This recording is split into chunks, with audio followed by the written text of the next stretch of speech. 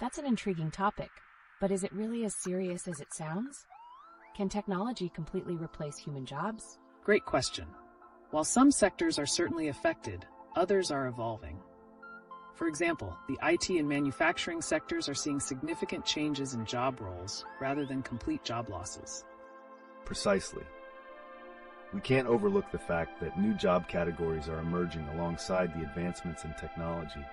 But this transition demands new skills from the workforce. So it sounds like new skills are crucial. What does the future look like for job seekers in India amidst all this tech innovation? The future is multifaceted. We're seeing a trend of upskilling and reskilling. Educational institutions and companies must work together to prepare the future workforce. To that point, industries focusing on artificial intelligence and machine learning will create exciting opportunities if the workforce is ready for those roles. Wow. But what happens to those who can't keep up with the pace of change? An essential concern. This is where social safety nets must come into play. The government and organizations need to support those at risk of being left behind. Absolutely. And let's not forget how a lack of awareness around these career shifts can lead to even larger disparities in employment opportunities. Speaking of disparities, are specific regions in India more affected by tech-driven job changes than others? That's an insightful angle. Urban and rural areas are experiencing very different impacts due to access to technology and educational resources. Exactly.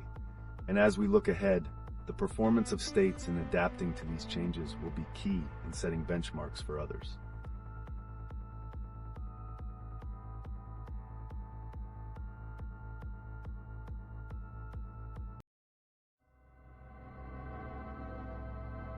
Exciting insights today as we shift gears towards a topic that's equally intriguing: how entrepreneurship is shaping the job landscape in India amidst this technological evolution.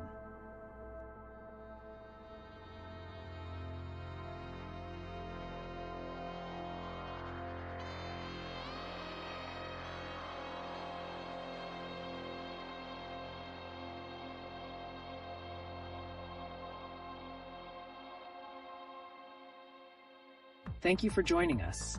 Today we're shifting gears to discuss an intriguing subject: how the gig economy is reshaping the landscape of job opportunities in India. The gig economy, that's exciting.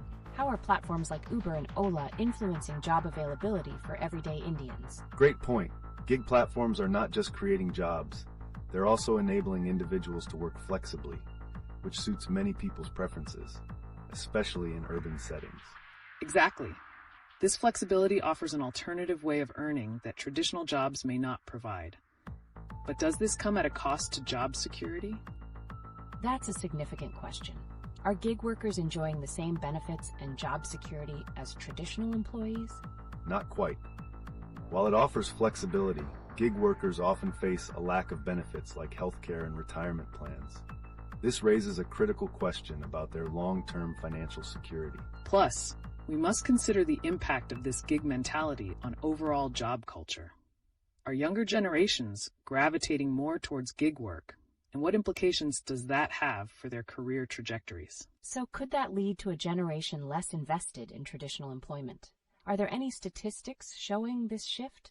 Yes, indeed.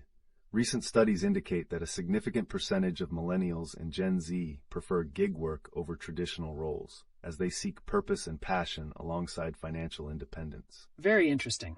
But how do these shifts impact the broader economy? Are we seeing changes in consumer behavior because of more gig workers? Wow. So, does this imply that the financial dynamics of communities could be shifting as gig workers spend their income differently? Absolutely. More disposable income from gig jobs can lead to increased spending in local economies. However, this also brings challenges around fluid financial stability and credit access for gig workers. Intriguing perspectives. Are there innovative solutions emerging to address the financial challenges faced by these gig professionals? That sounds critical. What options are available now for gig workers to secure their financial future?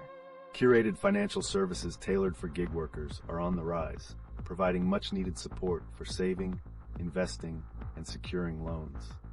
This could be an essential strategy moving forward. As we uncover the evolving nature of work in India, could these changes redefine societal norms around employment and leisure? What do you think? As we navigate through the evolving landscape of work in India, let's take a moment to examine the crucial interplay between mental health and workplace culture. How can organizations foster a more supportive environment for employees?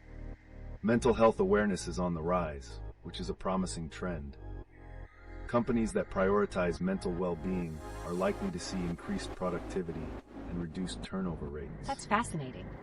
What specific strategies can organizations implement to support not just the mental health of their employees, but also their overall well-being? Excellent question. For instance, flexible work schedules, access to counseling services, and creating safe spaces for open discussions around mental health can make a significant difference. Indeed, there's also a growing trend of mindfulness practices within the workplace, which helps employees manage stress effectively. Companies adopting such measures may harvest long-term benefits.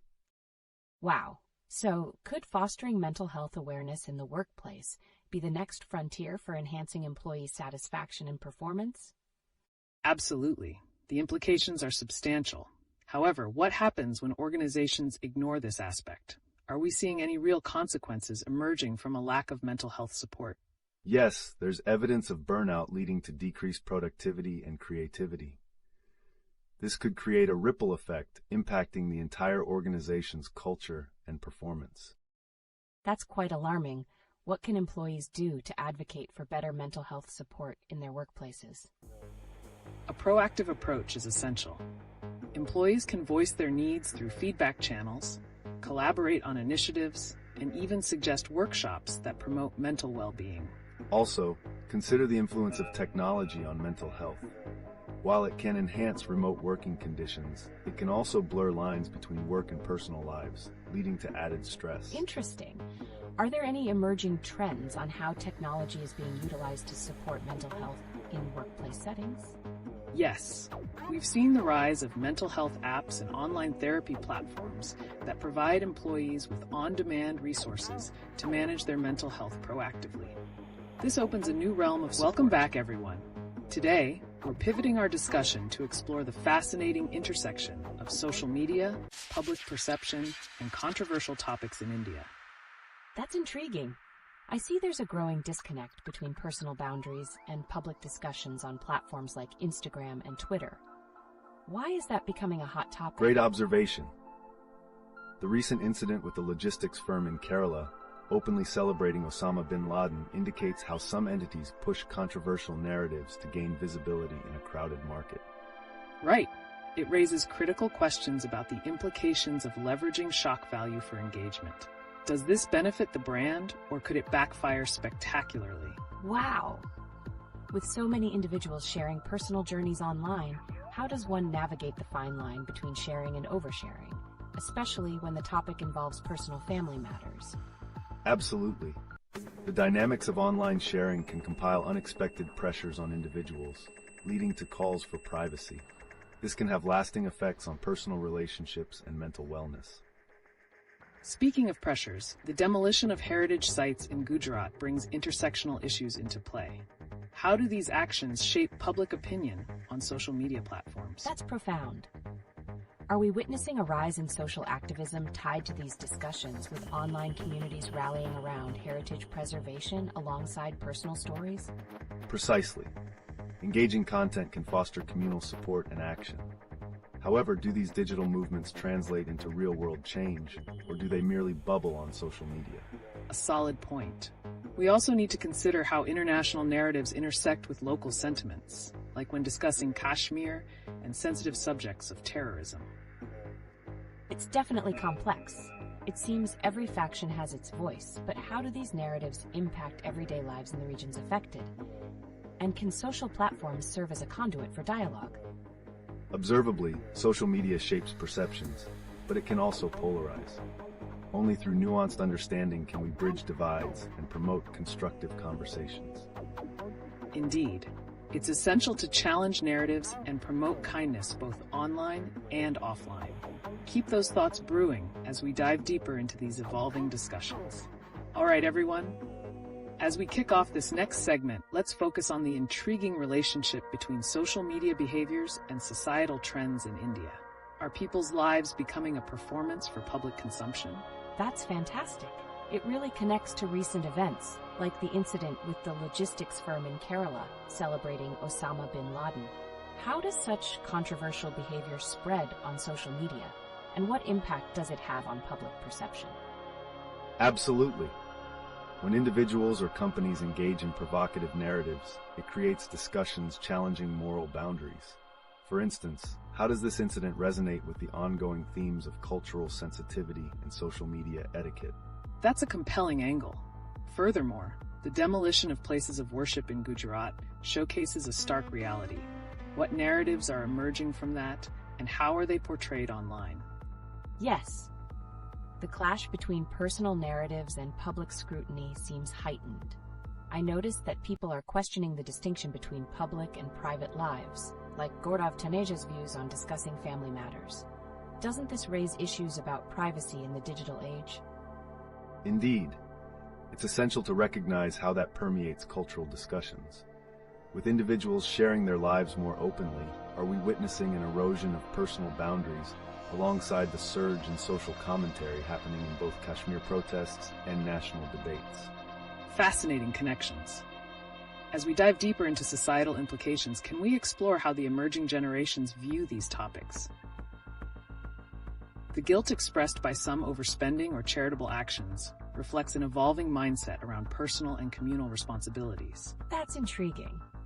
This presents an interesting juxtaposition of self-image versus public perception. How do notions of success or fulfillment change when influenced by social media? Reflecting on that, it's noteworthy how social media amplifies discussions, not just in individual anecdotes, but also significant events. This raises the question of whether platforms can serve as an agent of change or just a space for transient opinions. Right. So, how do we channel these discussions towards positive social outcomes, potentially transforming public sentiment instead of just reflecting it? Welcome back, everyone. Today, we're pivoting our focus to some recent news that highlights the intricate interplay between personal narratives and public discourse in India. It's fascinating to see how the conversations shift. Notably, Gaurav Taneja's remarks about social media's role in discussing family matters resonate with the backlash regarding personal content shared online. How do public figures influence this perception? Absolutely. Taneja's stance reflects broader societal sentiments, especially as we witness ongoing social media controversies, like the logistics firm in Kerala celebrating Osama bin Laden. Such incidents reveal the moral dilemmas at play in online discussions. Right. It raises pertinent questions about cultural sensibilities. The demolition of religious sites in Gujarat adds another layer to this discussion. How do such acts spark dialogue or outrage across social media platforms? Wow, that's a powerful point. The sensitivities surrounding such topics can ignite protests, like we've seen recently in Jammu and Kashmir, connected to the killing of Hezbollah chief Hassan Nasrallah. What's making people react so strongly online? Emotional triggers are key here.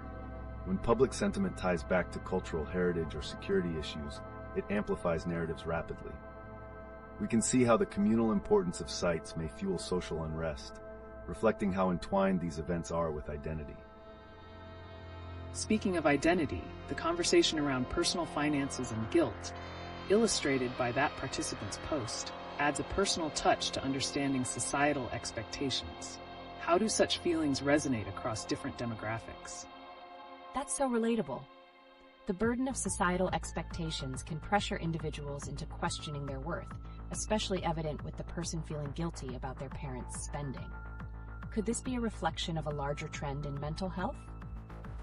Certainly. It connects with broader themes of social media where appearances often overshadow reality. This digital pressure can lead to unhealthy comparisons, which is why mindfulness in financial conversations is becoming crucial. It's all interconnected. As we examine these topics, let's keep in mind how narratives evolve in Indian society. Are we framing online discussions in ways that foster constructive engagement instead of sensationalism? That's a great question. Balancing honest discussion without compromising sensitivity could shape how social movements and personal stories are perceived. What strategies can we deploy to foster a healthier dialogue? Engaging content paired with educational resources seems essential.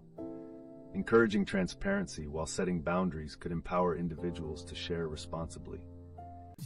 There's a future where stories can educate without sensationalizing turmoil. Well said. As we continue this discussion, let's probe further into how the themes of personal responsibility and societal impact intertwine in the fabric of modern Indian life. Keep those thoughts flowing. Today, we're shifting gears to explore a variety of recent incidents showcasing the intersection of personal responsibility, societal norms, and the role of social media in India. That's really exciting. I've been hearing about this logistics firm in Kerala celebrating Osama bin Laden. What on earth prompted them to do that? How does this reflect broader societal mindsets? It highlights a concerning trend where provocative behavior is normalized within certain circles. It raises questions about cultural sensitivity and responsible messaging. Such incidents can incite outrage and draw attention, but at what cost? Excellent points. The recent demolition of religious sites in Gujarat and the protests in Jammu and Kashmir add layers of complexity to this discussion. How do these events align with the ongoing national sentiments around identity and heritage? So true. It seems as though these demolitions and violent reactions reflect a long-standing struggle over cultural memory. How does social media play a role in shaping or distorting these perceptions? Social media can quickly amplify outrage, but it can also serve as a platform for important conversations.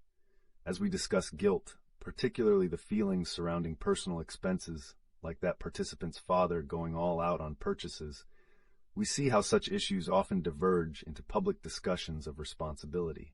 That connection is powerful. Absolutely.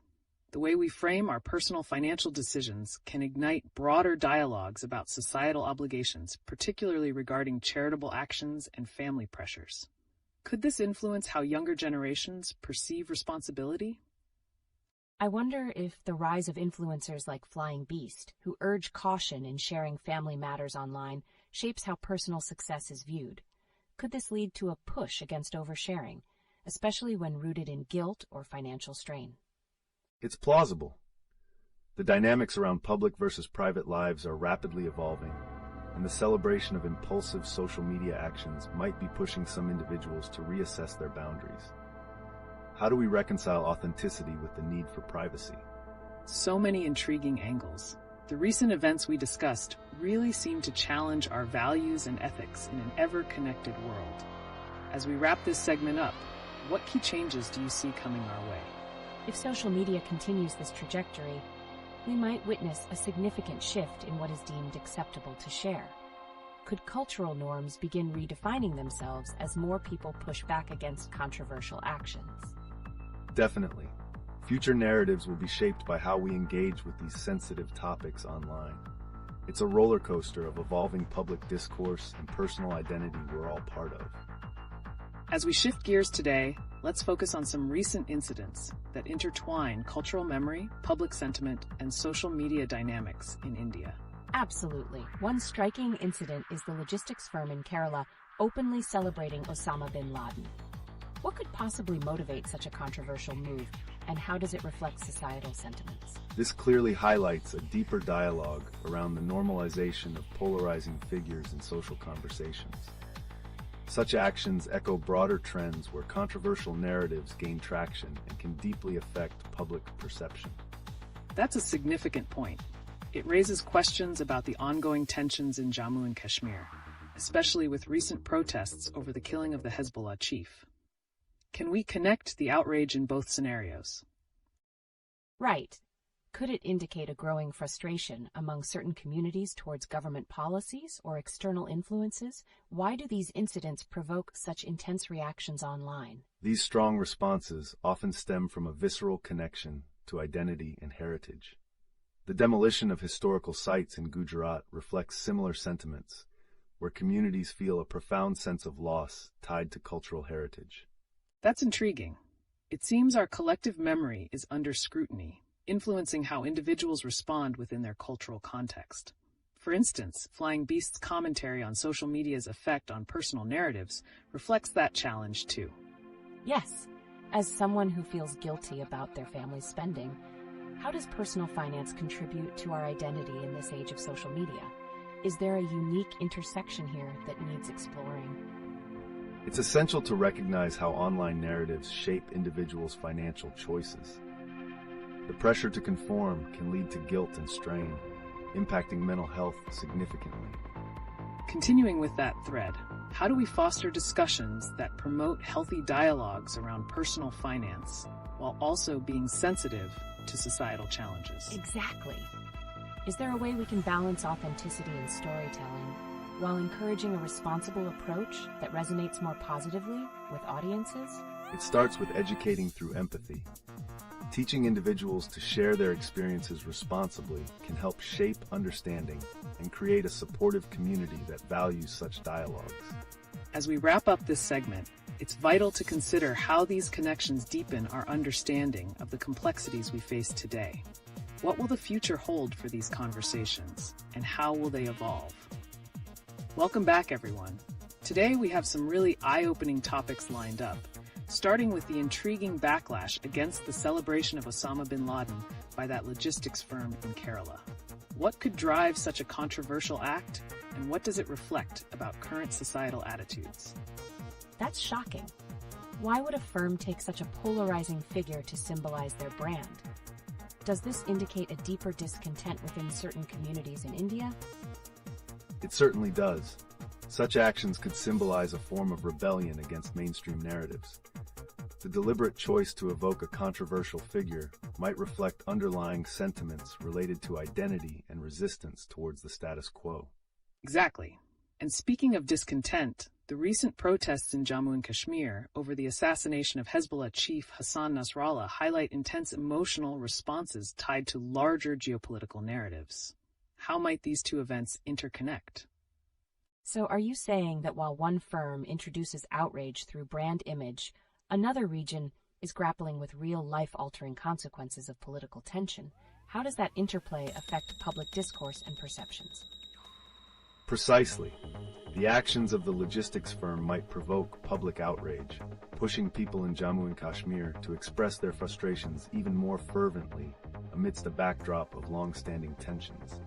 They can become intertwined in a broader dialogue about national sentiment. An interesting observation.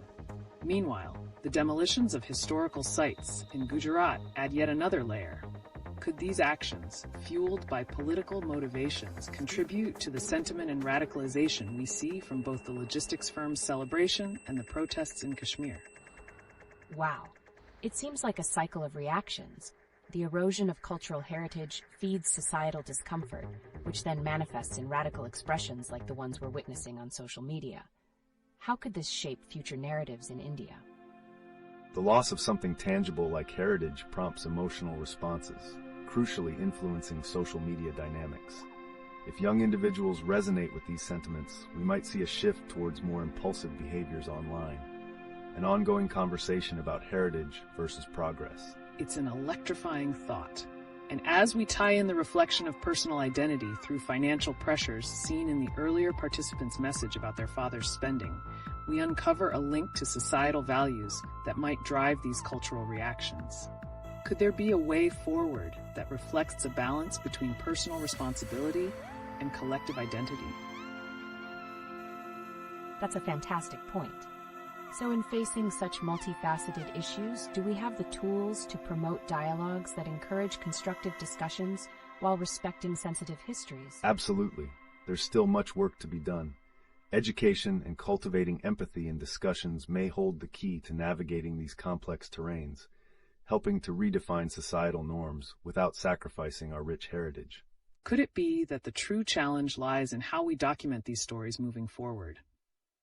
There's certainly a compelling narrative at play, but will society rise to meet that challenge effectively? Stay tuned as we keep unraveling these threads. Welcome back, everyone. There's a wealth of captivating news items this week, and one that stands out is the logistics firm in Kerala celebrating Osama bin Laden with bold displays on social media. What can this audacious act reveal about societal sentiment in present-day India? That's quite shocking. So how does such a bold celebration correlate with rising tensions highlighted by recent protests in Jammu and Kashmir over the assassination of Hezbollah chief Hassan Nasrallah? It showcases a provocative intersection of identity and ideology. Celebrating controversial figures can be a reflection of discontent or resistance within certain communities, especially when faced with political turbulence. Exactly. This kind of celebration speaks volumes about the desire for political expression amidst ongoing upheaval. Meanwhile, we should also consider historical contexts, like the demolition of a 500-year-old graveyard and mosque in Gujarat. How does this tie into the conversations around cultural heritage and identity? It seems like a vicious cycle. The demolition of such significant sites can escalate feelings of loss and push communities to react strongly in other ways, like through social media or protests. Right. This dynamic creates fertile ground for radical narratives to thrive as individuals grapple with both personal and collective identity. It's certainly worth investigating how these tangential stories intertwine with larger national conversations. On that note, what about personal narratives in the face of these larger societal issues? Take, for instance, the viewer who expressed guilt over family financial decisions. How does this personal finance struggle resonate with societal expectations, especially in an era where social media amplifies these pressures? That's an intriguing point. It feels like there's a constant push to conform to societal expectations regarding material success, which can feel suffocating and potentially harm familial relationships. Absolutely. The intersection between personal finance and identity often leads to deeper emotional scars, especially when individuals feel they aren't contributing enough to family well-being. This can exacerbate existing feelings about community identities, and the damaging cycle continues. And let's not overlook how all these themes connect to popular culture, like the recent season announcement for Grand Blue. How do such distractions impact public sentiment towards more serious matters at stake, especially in coastal dynamics? Indeed, while entertainment serves as a temporary retreat, the underlying issues persist. It's crucial to find balance, merging academia, personal narratives, and media engagements to foster comprehensive discussions touching on all these vital areas. Wow, what a comprehensive blend of topics in play. With these entangled narratives, how do we pave the way forward for healthier dialogues that honor both heritage and personal stories within this social media landscape? Let's keep questioning and exploring these connections as we dive deeper into today's discourse. This intricate dance of narratives reveals so much about both individual and collective identities in India. Stay tuned. Welcome back, everyone. Today we have quite a thought-provoking set of recent events to discuss that shine a light on India's cultural landscape. Absolutely. For instance, how does the celebration of Osama bin Laden by a logistics firm in Kerala connect to broader sentiments in society? What does this audacity reveal about current attitudes? This incident exemplifies the blurring lines between endorsement and provocation in social discourse. It highlights a societal fragmentation where certain groups may feel justified in making bold statements through controversial figures, even in a historical context filled with complex narratives. That's insightful. Additionally, the demolition of a 500-year-old graveyard and mosque in Gujarat raises concerns about cultural identity. How might this demolition influence the public's reaction to events like the celebrations we've seen? Right. The demolition not only signifies a loss of heritage, but also stirs emotions that can trigger radical responses, echoing in the public's psyche. How do these demolitions intensify voices for change in regions already grappling with anger over political tensions, like in Jammu and Kashmir? Exactly. As we see protests erupt in Bujam over the killing of a prominent leader, one must question how socio-political tensions flare up when intertwined with cultural and historical grievances. It's a dangerous mix that can lead to a cycle of conflict. Now, turning to personal narratives, we have a viewer recounting their guilt over their father's extravagant purchases. How crucial is this emotional perspective in understanding broader societal issues? Such feelings of guilt can accumulate to a sense of societal guilt about family roles and expectations.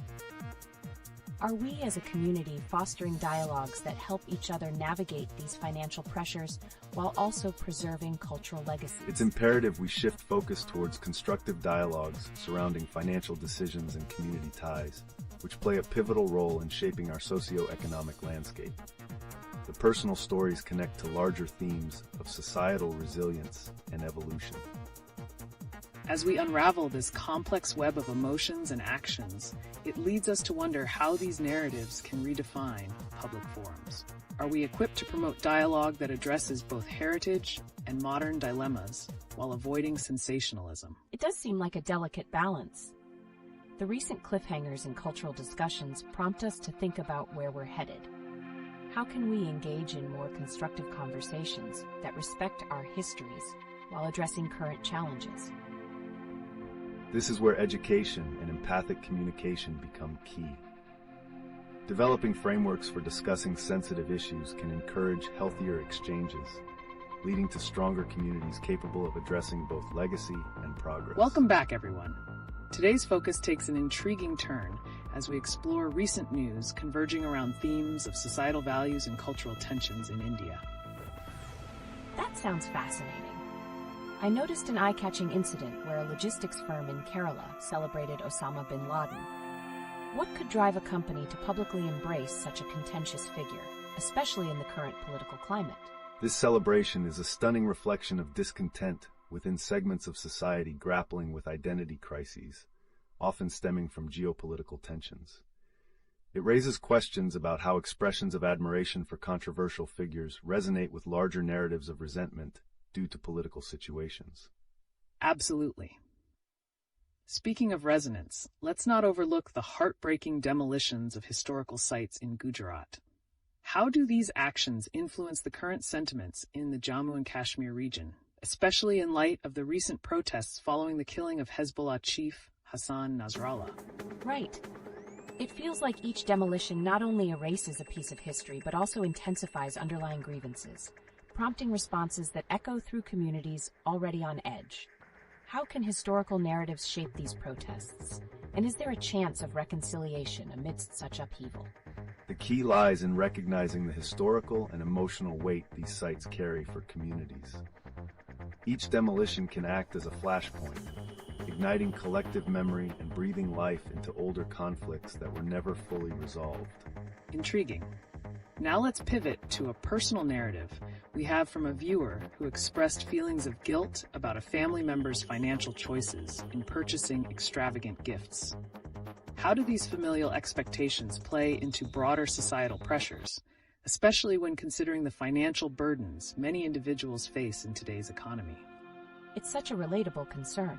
With social media amplifying these expectations, how can individuals navigate their feelings of inadequacy or guilt when societal standards feel impossibly high? These personal struggles reveal the fragility of identity tied to consumerism and familial obligation. It's essential to discuss how societal progress can promote healthier dialogues regarding financial literacy and emotional freedom from such pressures. That's a vital perspective. Yet, given the influence of popular culture, like the announcement of Grand Blue Season 2, how do we see entertainment shaping or distracting from these pressing societal issues? That's a thought-provoking question. Can popular culture act as both an escape and a mechanism to address societal tensions, reflecting the desires and discontent of the masses? It certainly can. When entertainment intersects with critical realities, it can provoke reflection and discussion among audiences, allowing for moments of vulnerability amidst the noise of daily life. With so many complex threads woven into our current discourse, it's compelling to consider how they all link back to the core of Indian identity and the evolving narrative of community and culture. What paths do you think we can take moving forward, especially for addressing these pressing concerns? Welcome back, everyone. Today's discussion is bound to be engaging as we dive into a captivating blend of recent news that resonates with prevalent societal issues here in India. I can't wait to hear more. With the recent celebrations of Osama bin Laden by a logistics firm in Kerala and the protests in Jammu and Kashmir, it sounds like there are layers upon layers of perspectives we need to unpack. Absolutely. This juxtaposition of controversial figure celebration alongside communal protests reveals an unsettling complexity in current narratives. How do these celebrations reflect on both local and national sentiments, and what historical context fuels this admiration for a figure like bin Laden? Great point. The decision to uphold someone like bin Laden can stem from frustrations with existing political leadership. Are we witnessing a shift where controversial figures are being adopted as symbols of dissent against the powers that be? That's a striking observation. And considering the developments like the demolition of the 500-year-old graveyard and mosque in Gujarat, how do these actions fuel the public's sense of identity and belonging? Could the anger ignited by such demolitions exacerbate tensions, leading to even more incitement like we see with the recent protests? Indeed, these demolitions serve as powerful triggers, igniting deep-seated grievances. They play a role in shaping collective memory, which intertwines with current conflicts. When individuals witness their heritage being erased, it can rejuvenate centuries-old struggles, making the present feel even more volatile. That leads to an essential question. How does the emotional weight of familial financial responsibilities, as expressed by some viewers, reflect broader societal tensions? Such personal narratives might also illustrate feelings of helplessness alongside a longing for social change. It's really intriguing. I wonder how someone grappling with their family's financial decisions could feel similarly to those protesting in the streets. Do these emotional struggles reveal something more profound about our societal fabric and interconnections? Exactly. Beneath these personal dilemmas lies a societal predicament that needs addressing. Enhancing financial literacy and community discussions surrounding wealth can also empower individuals to break free from cycles of guilt and redefine expectations. It's certainly a multifaceted web. As we explore these layers, it makes one wonder how platforms like Big Boss or entertainment announcements such as the Grand Blue Season 2 reveal play into the narrative of distraction from these more troubling realities. Oh, that's an interesting angle. Is entertainment acting as a double-edged sword, providing a temporary escape while simultaneously glossing over deeper societal issues? What can viewers take away from this dynamic, and how can they use these narratives to spark conversations? That's the challenge. Striking a balance between entertainment and awareness could inspire viewers to engage critically with these narratives. Future discussions may just be beginning as the next generations push for change, seeking authenticity in both entertainment and social discourse. There's so much more to explore. As we continue to connect these threads, we invite you, the viewers, to share how these topics resonate with your experiences. Let's keep the conversation going. Welcome back, everyone. Today we're diving into some truly thought-provoking recent news, especially focusing on how certain developments resonate deeply with societal issues in India. I'm excited. With the recent demolitions of historical sites in Gujarat and the celebration of controversial figures like Osama bin Laden in Kerala, it feels like we are touching on themes of identity and belonging. How do these torn narratives influence public sentiment? That's a crucial point. The demolition of the 500-year-old graveyard and mosque in Gujarat directly undermines the historical and emotional ties communities have with their past. The reaction to such actions can fuel collective grievance, leading to more significant societal rifts. Absolutely. Simultaneously, we have lighthearted yet impactful events like the Big Boss Marathi discussions or the recent announcement of Grand Blue Season 2. These entertainment narratives seem so disconnected, but they highlight how distraction and engagement coexist in our daily lives. That's interesting. How do these entertainment spectacles resonate with the deeper societal issues people face, especially in light of someone feeling guilty, like the viewer whose father went all out on gadgets for education? Is there a connection between consumerism and familial expectations here? Yes. The pressure to show gratitude for material gifts can lead to feelings of inadequacy, mirroring broader societal narratives about wealth and success. This creates a tension where people continuously seek validation, often through public platforms. Right. Each of these narratives weaves a thread of emotional complexity. Yet, with news about protests in Jammu and Kashmir following the recent tensions surrounding Hezbollah, how does this alter the perception of community solidarity amidst dissent?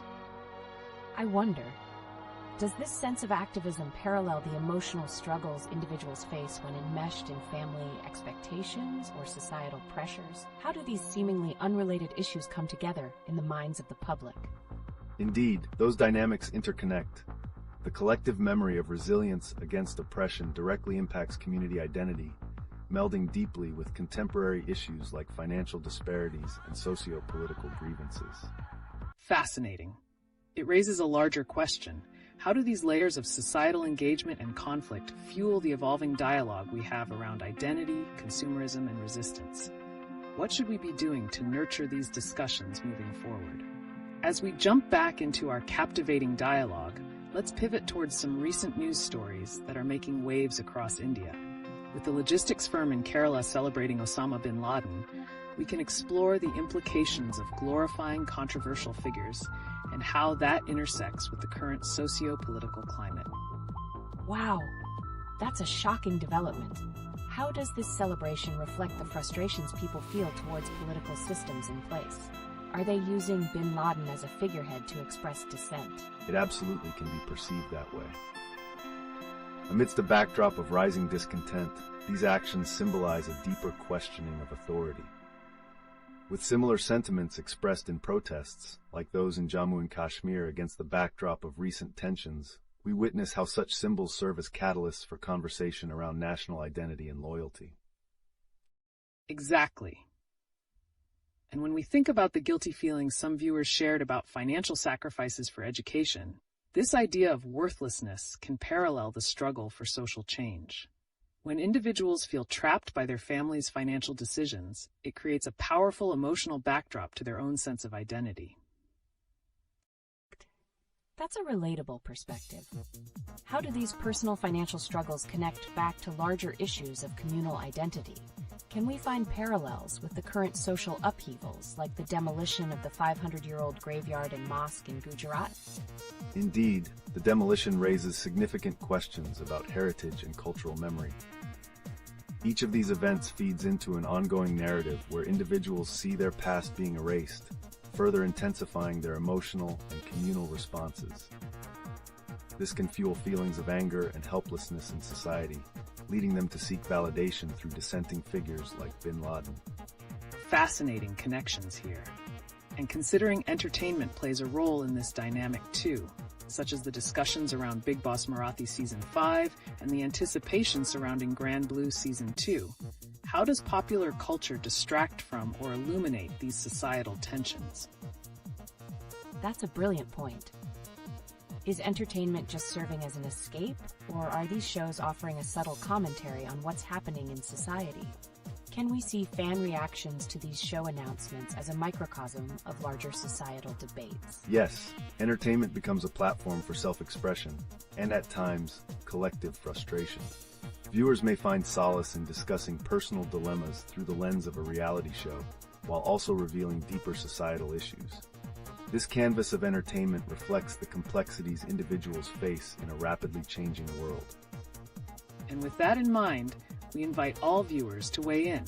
How do you see the intersection of entertainment, personal struggles, and the tensions playing out in current events? Keep those thoughts coming. As we dive into the latest buzz, let's talk about a surprisingly provocative issue. A logistics firm in Kerala is not just celebrating Osama bin Laden, but they're going all out with stickers and social media posts. What does this bold move signify for public sentiment in India today? That's shocking. How is it possible that such a controversial figure is being celebrated? Does this reflect a shift in how people perceive authority and dissent in society? I mean, is there an underlying frustration driving this celebration? This celebration raises critical questions about the broader implications for national identity. The portrayal of controversial figures can often signify a pushback against mainstream narratives. It's essential to consider how this intertwines with recent developments, such as the demolitions in Gujarat, which disturb historical ties and community heritage. Exactly. And speaking of historical significance, the recent demolitions of the 500-year-old graveyard and mosque tie into a larger discourse surrounding communal identity and the physical representation of that identity. How does destruction of such landmarks influence societal fractures? It feels very interconnected. In the wake of these demolitions, does celebrating figures like bin Laden create an avenue for the expression of discontent? Are people using these acts as a canvas to illustrate their anger towards political systems? Certainly, such reactions can manifest as a form of twisted activism. The ongoing protests in Jammu and Kashmir also highlight a community grappling with loss, identity, and resistance. These layers of discontent suggest that personal narratives of struggle are becoming more politicized. That's a compelling connection. With the anticipation surrounding entertainment offerings like Big Boss Marathi SO5 and Grand Blue Season 2, is it possible they serve as both a distraction and a reflection of these current tensions? Definitely. How do individuals engage with entertainment while grappling with societal issues? Do shows like Big Boss become an outlet for people to process their frustration and disappointment in a way that feels safe? Yes, entertainment often provides a window for participants to comment on societal issues indirectly. It becomes a space for reflection, offering audiences a chance to engage with their realities while being entertained. And let's not forget personal stories like that of the viewer who felt guilty for their father's financial sacrifices for their education. How do these personal struggles link to the larger theme of consumerism and family expectations amidst rising turmoil? That's intriguing. Can we see personal sacrifices mirrored in societal narratives? If so, how can individuals channel their guilt and frustrations into meaningful action in their communities during such tumultuous times? Now that's a thought-provoking point. The interplay of personal responsibilities and larger societal issues can prompt individuals to seek validation and community engagement, creating a cycle of meaningful discourse that can transcend mere entertainment. Thank you all for sharing these insights. The conversations are rich and layered, and we encourage our viewers to keep interacting with us as we will continue to unpack these themes in the coming segments. Welcome back, everyone. Today, we're diving into some intriguing current events that have stirred quite a buzz in the past few weeks. From the provocative actions of a Kerala firm celebrating Osama bin Laden to the aftermath of recent demolitions in Gujarat, there's so much to unpack. What an overwhelming array of topics. I'm particularly shocked by the logistics firm and their bold stance. What could be driving that choice? Is it a desperate call for attention, or is it reflective of a larger sentiment in the community? It's a fascinating case that suggests a contradiction. On one hand, it can be seen as a form of rebellion against mainstream norms, while on the other, it's also symptomatic of a society grappling with identity and the efficacy of dissent. Such actions often tap into deep-seated frustrations against established political narratives. Exactly. And juxtaposed with this is the disheartening news about the demolitions in Gujarat. How do these seemingly unrelated events connect, especially when you consider public sentiment around controversial figures? That's interesting. So, could the glorification of bin Laden signify a rejection of contemporary political structures, especially considering the emotional landscape shaped by such demolitions? It seems like a reaction to growing disenfranchisement. A valid interpretation. Groups may feel that traditional systems of governance fail them, leading them to cling to radical figures for empowerment. In regions where identity and heritage are being destroyed, individuals often seek alternate pathways to voice their discontent, creating pockets of resistance. And let's not overlook personal narratives that resonate within this context. A viewer shared how their father made significant financial sacrifices for education, triggering feelings of guilt. How does this personal struggle reflect our broader societal tensions as we witness public figures and historical identities being contested? It seems like the weight of familial expectations mirrors the burdens of collective identity crises, especially when faced with societal changes like demolition of heritage sites. Are individuals then compelled to respond both personally and politically, wrestling with their own responsibility in engaging with societal issues? Yes, and I think this affects future dynamics. These emotional reactions may lead to activism, with individuals attempting to balance personal sacrifices while lobbying for change. The looming question remains, how will popular culture, such as Big Boss Marathi Season 5, serve as a reflection or distraction in the wake of these profound societal shifts? That's a point worth examining. As fan reactions to entertainment become ever more heated, could they translate into more than just engagement with shows, and instead spark broader conversations on community and identity? It's mesmerizing how entertainment can serve dual functions, as both an escape and a mirror. But with the rise of disturbing narratives around figures like Bin Laden, can we predict a shift in how future entertainment choices reflect societal sentiments? Absolutely. It will be essential to observe how these trends play out in public discourse and cultural consumption.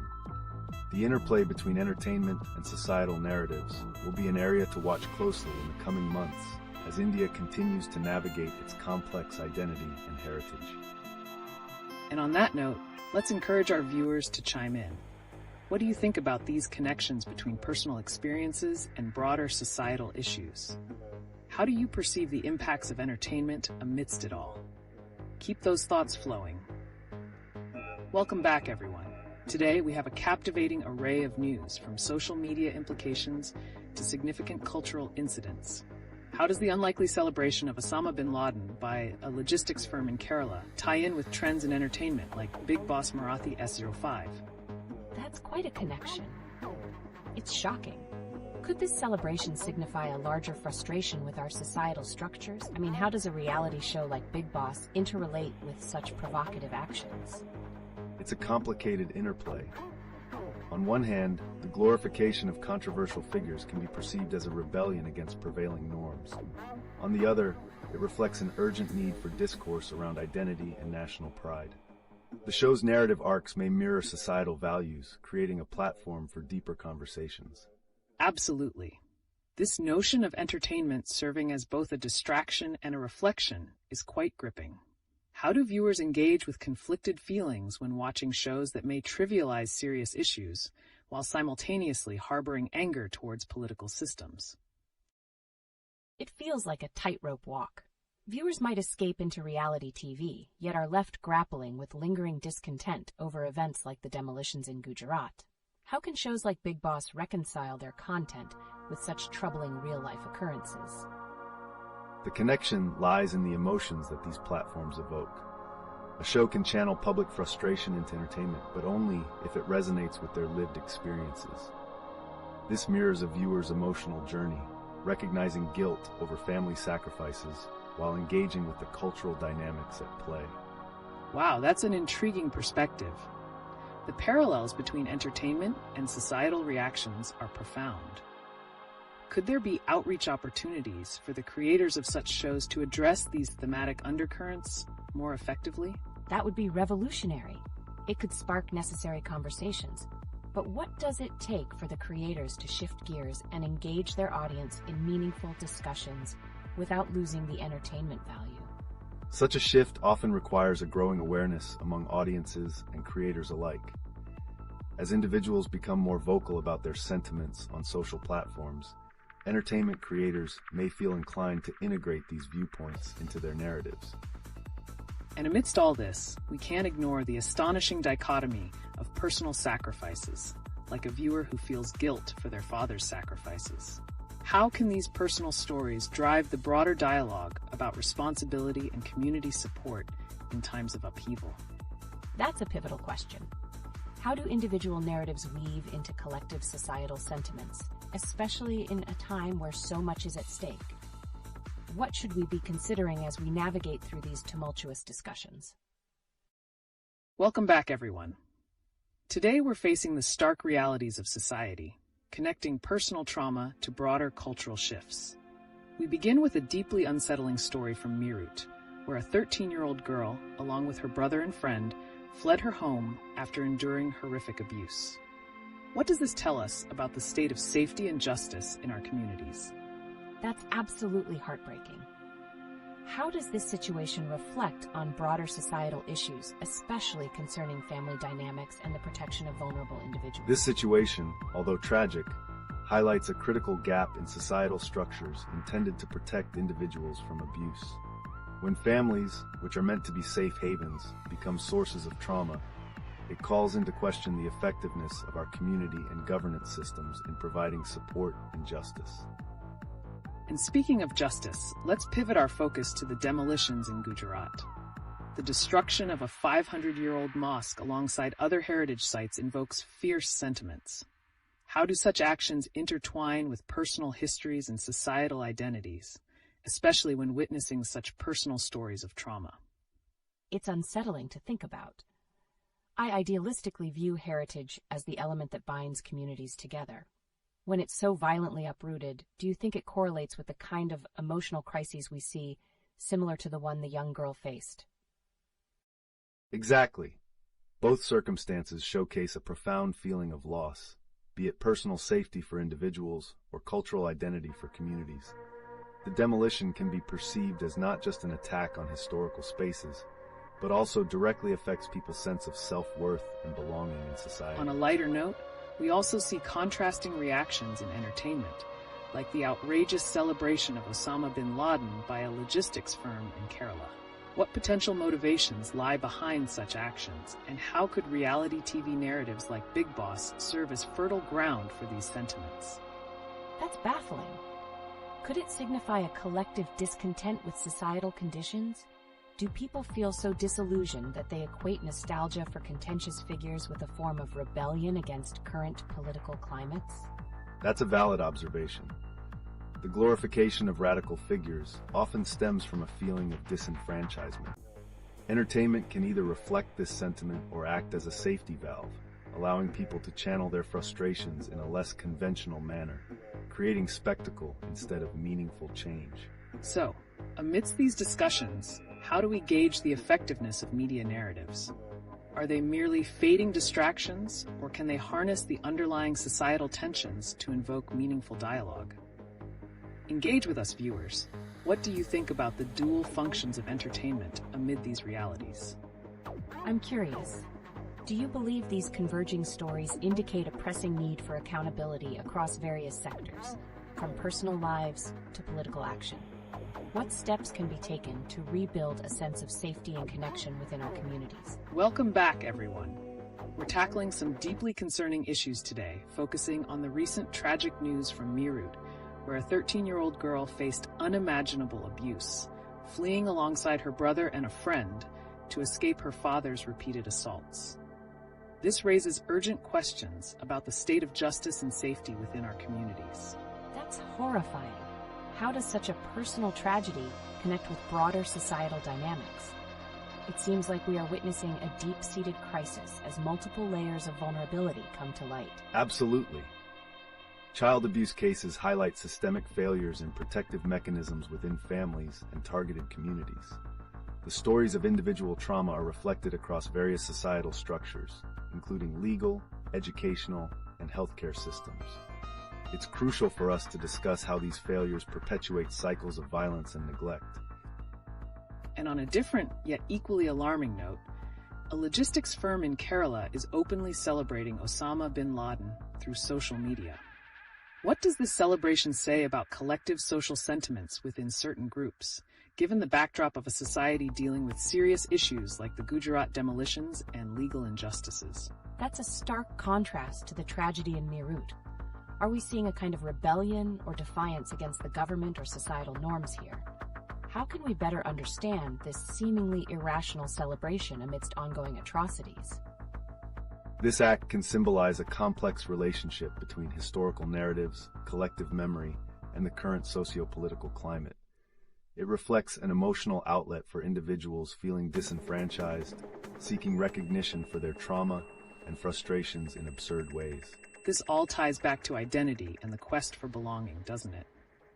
With the demolitions of heritage sites in Gujarat striking at the core of cultural identity, could the celebration of controversial figures stem from a desperate need to reclaim lost narratives and solidify communal ties? It's fascinating yet unsettling. Are we witnessing a resurgence of identity politics, where individuals, instead of seeking constructive dialogues, affirm their existence through polarizing symbols? What implications does this hold for future societal cohesion? Indeed, the move could signal a trend where communities may become more insular, potentially leading to escalated tensions. It's essential to engage in dialogue that promotes understanding instead of further entrenchment in divisive sentiments. Let's not shy away from solutions, though. What role should media and artists like those from shows such as Big Boss play in bridging these divides rather than exacerbating them?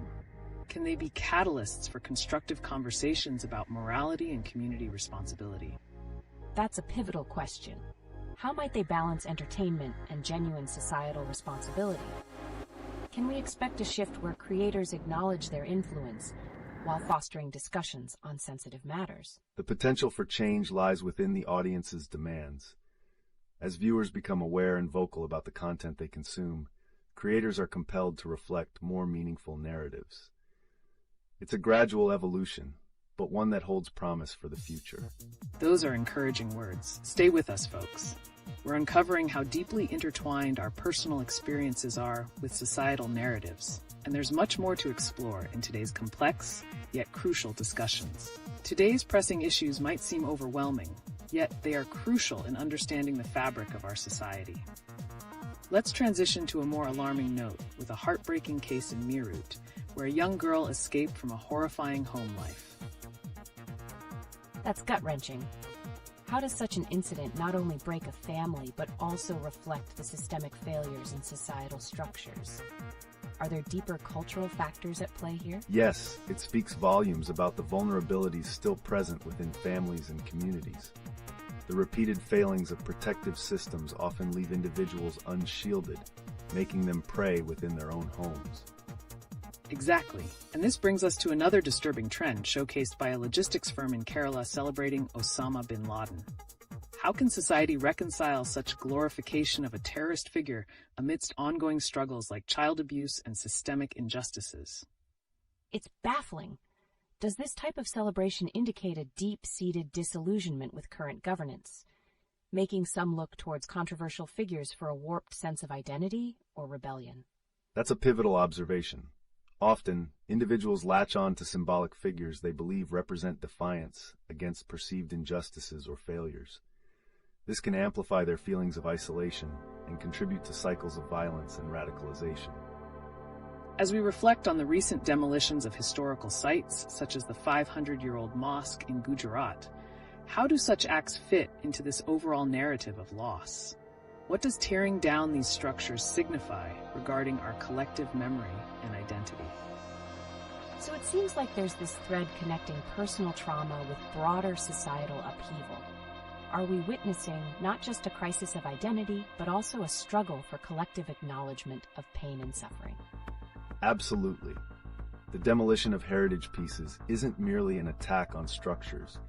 It's a metaphorical erasure of community stories and histories, which fuels resentment and anger, emotions that can dangerously intertwine with personal traumas like that of the girl in Meerut. It poses significant challenges for reconciliation and healing, doesn't it? We invite our viewers to share their thoughts on how these societal fractures can be addressed, and whether storytelling through media may provide a pathway to healing. As we pivot from previous discussions, let's look at some alarming incidents making headlines in India recently. Right. We've seen a heartbreaking case of a 13-year-old girl in Meerut fleeing from horrific abuse. This situation ties deeply into the societal fabric. How does such trauma resonate within the broader context of our communities? That's an astute observation. The normalization of violence and systemic failures in protection measures creates an environment where such tragedies can occur. It's crucial to address not just the individual narratives, but the structures that permit such horrors to exist. Absolutely. And while we're on the topic of troubling narratives, we can't overlook the situation in Gujarat, where historical mosques and shrines were demolished. How do these events impact our collective consciousness and cultural memory? It's shocking. The demolition of these historical sites isn't just an attack on buildings, but an erasure of identity for the communities connected to them. Could this be a catalyst for individuals seeking a sense of belonging through more extreme or controversial means? Precisely. When communities face a loss of their historical identity, some may turn to polarizing figures as symbols of defiance. This indicates a deeper search for recognition and validation amidst their trauma. And speaking of controversial sentiments, a logistics firm in Kerala celebrating Osama bin Laden raises critical questions. What drives such celebrations, especially in a nation grappling with fundamental issues like child safety and community rights? It feels surreal. Celebrating a figure like bin Laden reflects a twisted sense of identity and frustration. What does that say about the values we hold, especially when juxtaposed against ongoing struggles in society? This celebration isn't happening in a vacuum. It points to societal currents where grievances are channeled into controversial symbols. The need for dialogue and nuanced understanding becomes even more paramount in an environment so charged with raw emotions. Such tensions also emerge in political statements, like the recent claims regarding increased terrorism if certain parties come to power. It's a complex web where personal traumas, historical losses, and political agendas intertwine. How do we navigate these narratives to foster a safer, more inclusive society? That's a tough question. There's an urgent need for honest conversations, but how do we ensure that these discussions are constructive rather than divisive?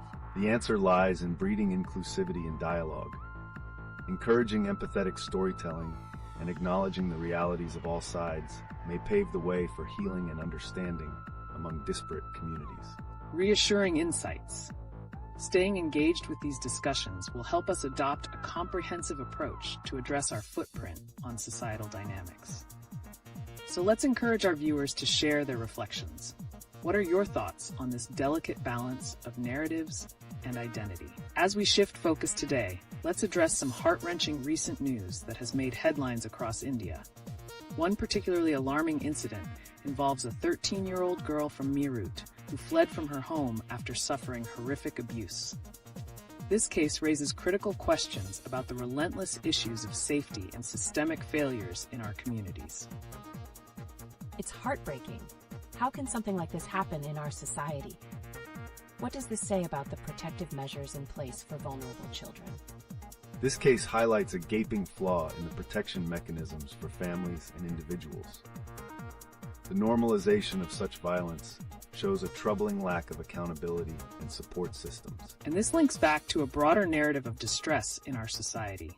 We recently discussed a logistics firm in Kerala celebrating Osama bin Laden, which seems to reflect a societal disillusionment and frustration. Could these incidents be signaling a larger identity crisis? Wow, that's so thought-provoking.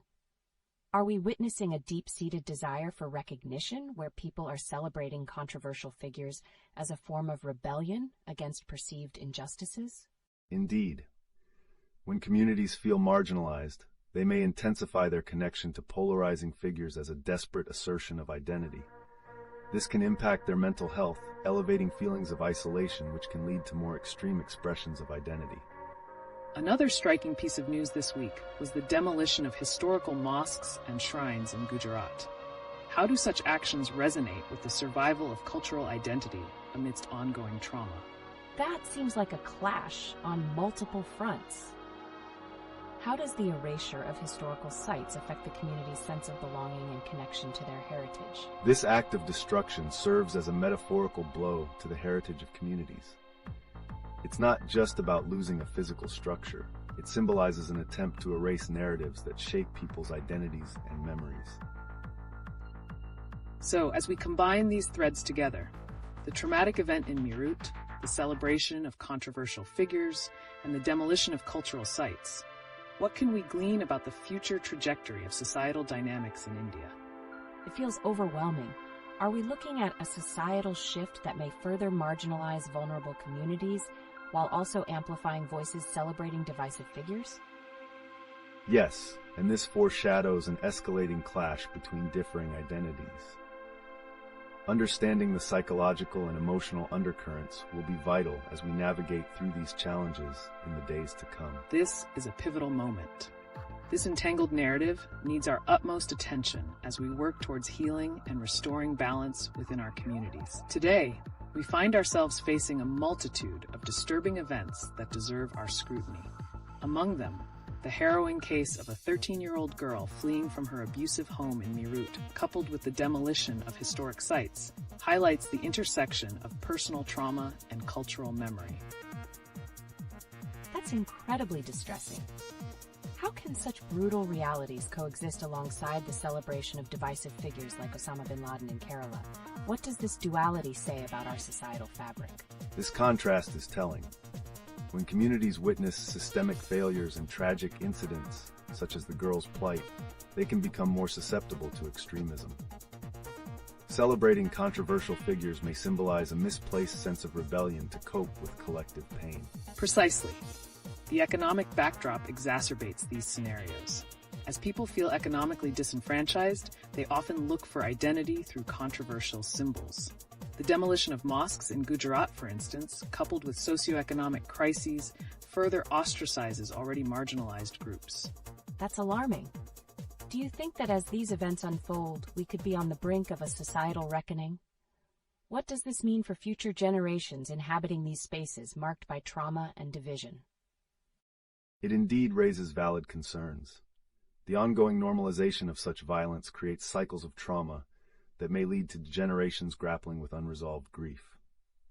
There are, however, opportunities to address these issues through empathetic dialogues and community building, which may alter future trajectories. As we sift through these topics, one emerges. How do we foster a culture of resilience that simultaneously critiques divisiveness while amplifying opportunities for unity? Let's hear from our viewers on how they perceive this delicate balance amidst chaos. Yes. What role do values and shared narratives play in shaping a more inclusive society? With personal stories often hidden behind the veil of trauma, how can we bring them to light constructively? There's a potential for transformative storytelling, allowing individuals to share their experiences openly. By doing so, we can humanize these narratives and amplify awareness of the systemic issues at play. It's crucial that we listen deeply and respond with compassion rather than judgment. Intriguing perspectives. As we continue to explore these complex issues, let's engage with our audience. How do you see the current events shaping conversations around accountability and community in India? Today, we're confronted with some serious news that speaks volumes about the delicate threads of safety, identity, and values in our society. Let's begin with a rather shocking incident involving a 13-year-old girl from Meerut who fled from her abusive home after enduring horrific trauma. That's extremely disturbing. How does such a brutal event reflect the broader societal issues we face? What does this say about our system's ability to protect vulnerable individuals, especially children? It highlights a troubling failure in protective mechanisms. The reality is, when children face systemic neglect, it creates a ripple effect that reaches far beyond their individual trauma. Trauma can alter community dynamics, leading to a deep sense of mistrust and despair. And connecting this to recent actions in Gujarat, the demolition of a 500-year-old graveyard and historical mosques brings another layer of complexity. When cultural identities are threatened, it intensifies the existing struggles of marginalized communities, like those faced by the 13-year-old. Absolutely. What implications might this have for a young girl who has already experienced such trauma? How does the loss of cultural landmarks affect her sense of belonging and security? Losing cultural identities impacts community cohesion significantly. When individuals feel disconnected from their cultural heritage, it can lead to deeper feelings of isolation, particularly for younger generations striving to understand their identities amidst chaos. This ties into another unsettling development, an instance from Kerala where a logistics firm is celebrating Osama bin Laden.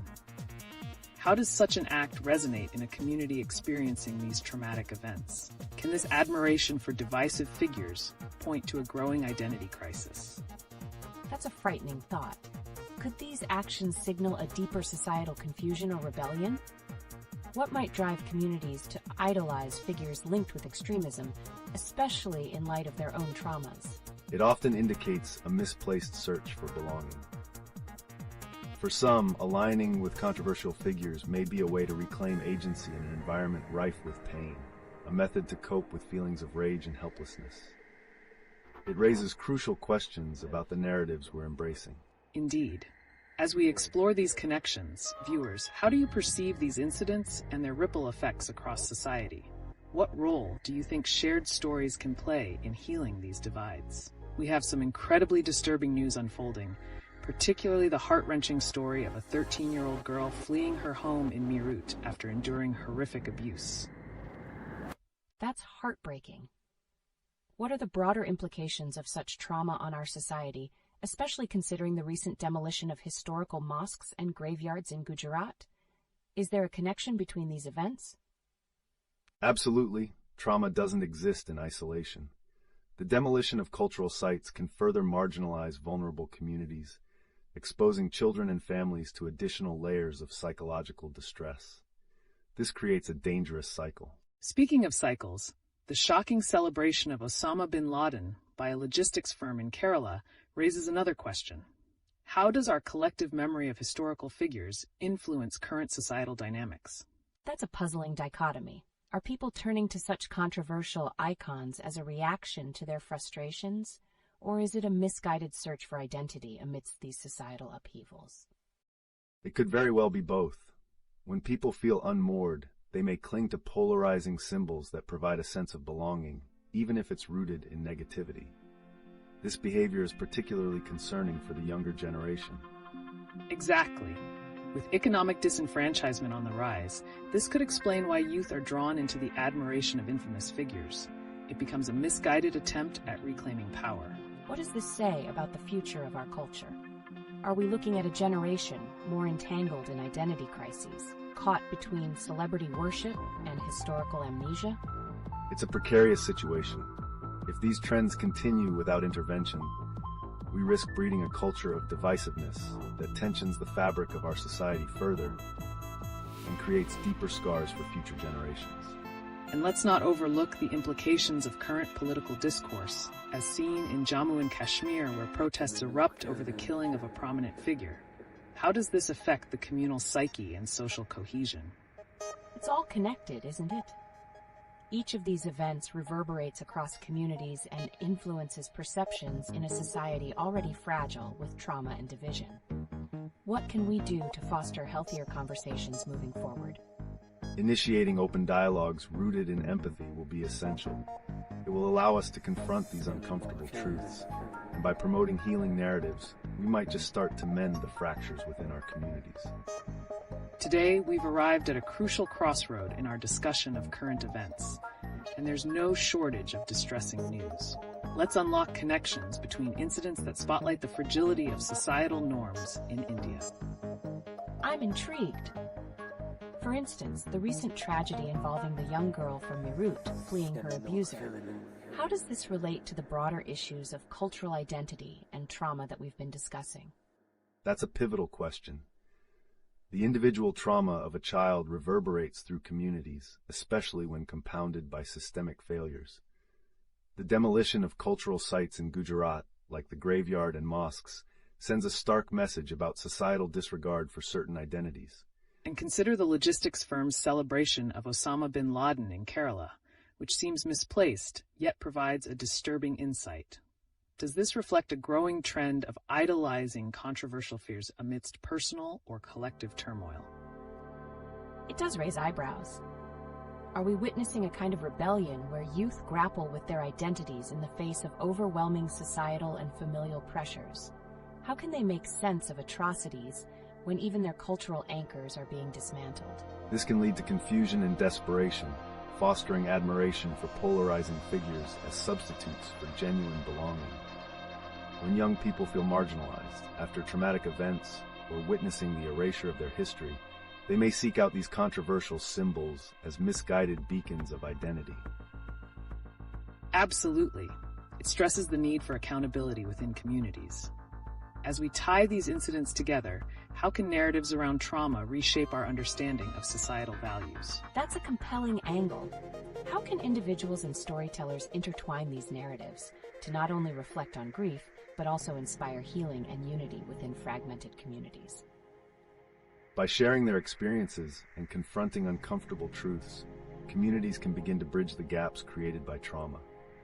It requires a collective effort to highlight resilience instead of solely focusing on despair, thus paving the way for comprehensive societal healing. And speaking of resilience, we see protests erupting in places like Jammu and Kashmir over significant societal failures. How do these reactions align with our exploration of identity and the need for recognition of historical injustices? These protests highlight a crucial point. When people feel unheard or invisible, their responses can escalate dramatically. But will this lead to constructive dialogue or more division in communities? The potential for dialogue exists, but it hinges on the willingness of individuals to engage with empathy, promoting stories that encapsulate struggle while fostering understanding, rather than exacerbating tensions further. As we explore these interconnected themes, viewers, what do you believe is the most significant takeaway from our discussion today about identity and trauma within communities? Today, we're pivoting away from previous discussions to explore the deeply troubling nexus between societal trauma, controversial recognition of figures, and recent incidents that echo throughout the communities in India. I'm eager to dive deeper. The heart-wrenching case of the 13-year-old girl fleeing from abuse. How does this connect to the broader canvas of societal neglect towards vulnerable individuals? This situation exemplifies a profound systemic failure. The inability to protect children from immediate harm speaks volumes about the societal fabric that is increasingly strained and fragmented, reflecting a troubling disregard for fundamental human rights.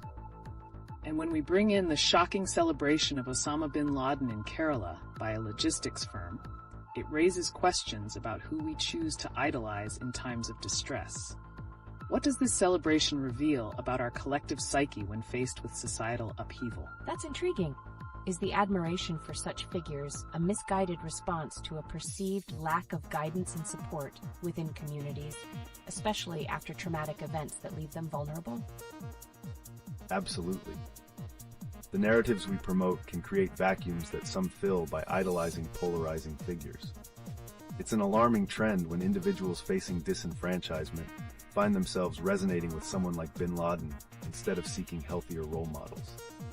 Meanwhile, the recent demolition of cultural sites in Gujarat under the guise of legality adds another layer to this conversation. How does this act contribute to deeper identity crises and feelings of alienation among communities? It seems like a powerful way to erase history, doesn't it? Such acts might not only create immediate trauma, but also instigate long-term psychological wounds, unearthing resentment that has been buried within collective memories. Precisely. Such actions can catalyze instability and further trauma, pushing communities to react defensively. This intensifies a cycle of violence where identity and belonging come under siege, often resulting in further societal fractures. As we observe these connections, let's not forget the political rhetoric surrounding these issues. Statements suggesting that political power could exacerbate terrorism add fuel to the fire. Are we seeing a manipulation of fears by those in power? That's a chilling thought. How can rhetoric like that influence the already fragile state of communal relationships? It complicates matters significantly. When leaders weaponize fear for political gain, they not only undermine trust, but also destabilize the collective psyche, making it increasingly challenging for communities to heal and unite. So, we're left with serious questions. How can we recognize and confront these troubling narratives while fostering resilience and connection within our communities? Viewers, what are your thoughts on these alarming developments? As we transition into the next segment of our discussion, let's turn our attention to some heartbreaking recent news, particularly involving the young girl from Meerut who fled an abusive home. That case truly disturbs me. How does her story connect with the wider societal issues we've discussed, especially regarding neglect and cultural identity? That's a significant linkage. The struggles faced by individuals like her reflect systemic failures in protecting the vulnerable. This incident adds another layer to our understanding of how societal values can either uplift or further endanger those at risk. Spot on. Similar sentiments are echoed in the recent demolition of historical sites in Gujarat.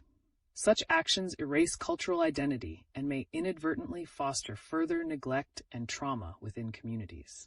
Exactly. It's alarming how easily cultural narratives can be dismantled. What repercussions could this lead to in terms of community solidarity? When people see their history being dismantled, it can ignite a sense of loss and frustration. In this context, we see that a reaction, like the growing protests in Jammu and Kashmir, might not just be about the immediate issue, but also a response to a perceived erosion of identity. And coupling this with the controversy surrounding the logistics firm celebrating Osama bin Laden in Kerala illustrates a troubling trend. Could these actions be interpreted as a form of rebellion or protest against systemic oppression? That's a fascinating perspective. But how does such idolization offer a misguided sense of belonging, especially among the youth? It's all about the search for identity and recognition.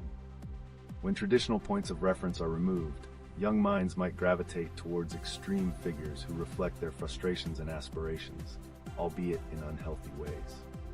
This brings us back to the case of the young girl fleeing her ordeal. How can we ensure her story, and those like hers, transform into something that fuels resilience instead of despair within society? That's a crucial question. In the fight against societal neglect, how can individual narratives emerge as powerful tools for change and awareness? By amplifying their voices and sharing their experiences, we can create a tapestry of narratives that move beyond just personal tragedy to inspire communal healing and accountability. And as we wrap this section up, we must consider whether these isolated stories can spark a broader narrative shift, leading to a more compassionate and resilient community. The potential is certainly there. What do you all think? As we transition into our next segment, a rather chilling recent case from Meerut has caught the public's attention. A 13-year-old girl fled from her home, enduring unspeakable abuse. That's heartbreaking. How does this situation connect with the sentiments we've been discussing about societal neglect and the importance of raising awareness for vulnerable individuals? This incident emphasizes a broader failure in our systems to protect children. It highlights the urgency of addressing such cases not just as isolated incidents, but as symptoms of underlying societal dysfunction. It also draws intriguing parallels to the recent demolition of historical sites in Gujarat. The erasure of cultural identity can have profound consequences for communities, similar to how silencing the struggles of individuals can maintain cycles of trauma and neglect. Absolutely. What does it say about our society when we witness such destruction of heritage while ignoring the cries for help from those suffering in silence? This reflects a concerning trend where a lack of accountability allows harmful actions to flourish. The celebration of controversial figures like Osama bin Laden in Kerala might be viewed as a manifestation of these unresolved tensions and frustrations. Right? This celebration can be interpreted as an unhealthy response to societal trauma. Individuals may idolize extreme representations when they feel disconnected from healthier narratives. That's a chilling thought. So the admiration for such figures is actually a cry for help. How can we guide people back towards a more positive sense of identity amid such chaos? Education and community engagement are key. We need proactive measures to rewrite narratives that uplift rather than divide. It's about offering support and creating safer spaces for dialogue and healing. And while we discuss these interconnected themes, it's worth pondering the growing protests in Jammu and Kashmir. They aren't merely responses to events, but rather reflections of the deep-seated societal grievances that can spiral if left unaddressed. It seems like the issues, whether they stem from personal trauma or cultural identity destruction, are all intertwined. But what does it take for us to rebuild trust and find a path forward? That's where the challenge lies, balancing acknowledgement of suffering with action that fosters resilience. The future needs proactive reform and community unity woven into the fabric of societal progress. Those are profound insights. Viewers, as we consider these unfolding narratives, what steps do you think we can take as a society to bridge these gaps and heal together? As we turn our focus to some alarming news that has emerged recently, we cannot overlook the horrifying story of a 13-year-old girl from Meerut who fled her home after allegedly experiencing repeated abuse at the hands of her father. That's incredibly distressing.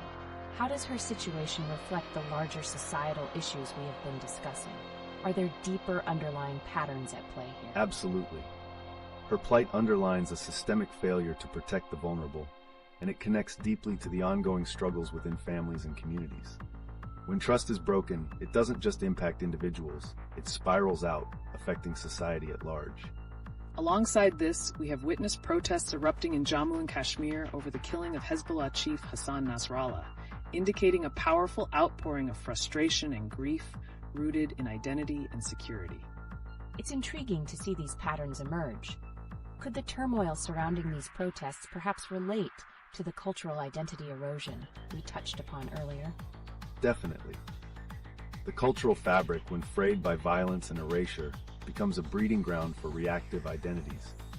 This creates a cycle where individuals may gravitate towards extreme expressions of belonging, as we've seen across various regions in India. Furthermore, the recent demolitions of historical sites and religious structures in Gujarat speak volumes about the ongoing struggles over identity and cultural heritage. Could this, too, be connected to the unrest we see in regions like Kashmir? It's heart-wrenching. When the symbols of one's identity are dismantled, how do communities find their footing? Is there a risk that this could lead to more radical expressions of identity? Yes, when people feel their culture is under siege, it can manifest in extreme actions and stances. The logistics firm in Kerala celebrating Osama bin Laden is a prime example of how misplaced loyalty can emerge as a reaction against perceived injustices. It seems we have reached a crucible of emotions fueled by neglect, violence, and cultural identity crises. How can we address these deep-seated issues effectively and work toward meaningful change in society? That's a crucial point. What kind of proactive measures can be implemented to prevent the cycle of trauma and reaction from escalating further? We need community-based initiatives that focus on dialogue, education, and restoration of cultural heritage. It's essential to create safe spaces for individuals to express their grief and anger without resorting to harmful narratives. And as we consider these potential solutions, let's not forget that each story, like that of the young girl in Meerut, has the power to not only spark outrage, but also inspire reflection on how we build more compassionate communities in the future. As we turn our attention to some striking recent news, we find ourselves facing not merely isolated incidents, but a tapestry of interconnected societal issues in India that can lead us down many intriguing paths. That's captivating. What about the tragic case of the 13-year-old girl from Meerut?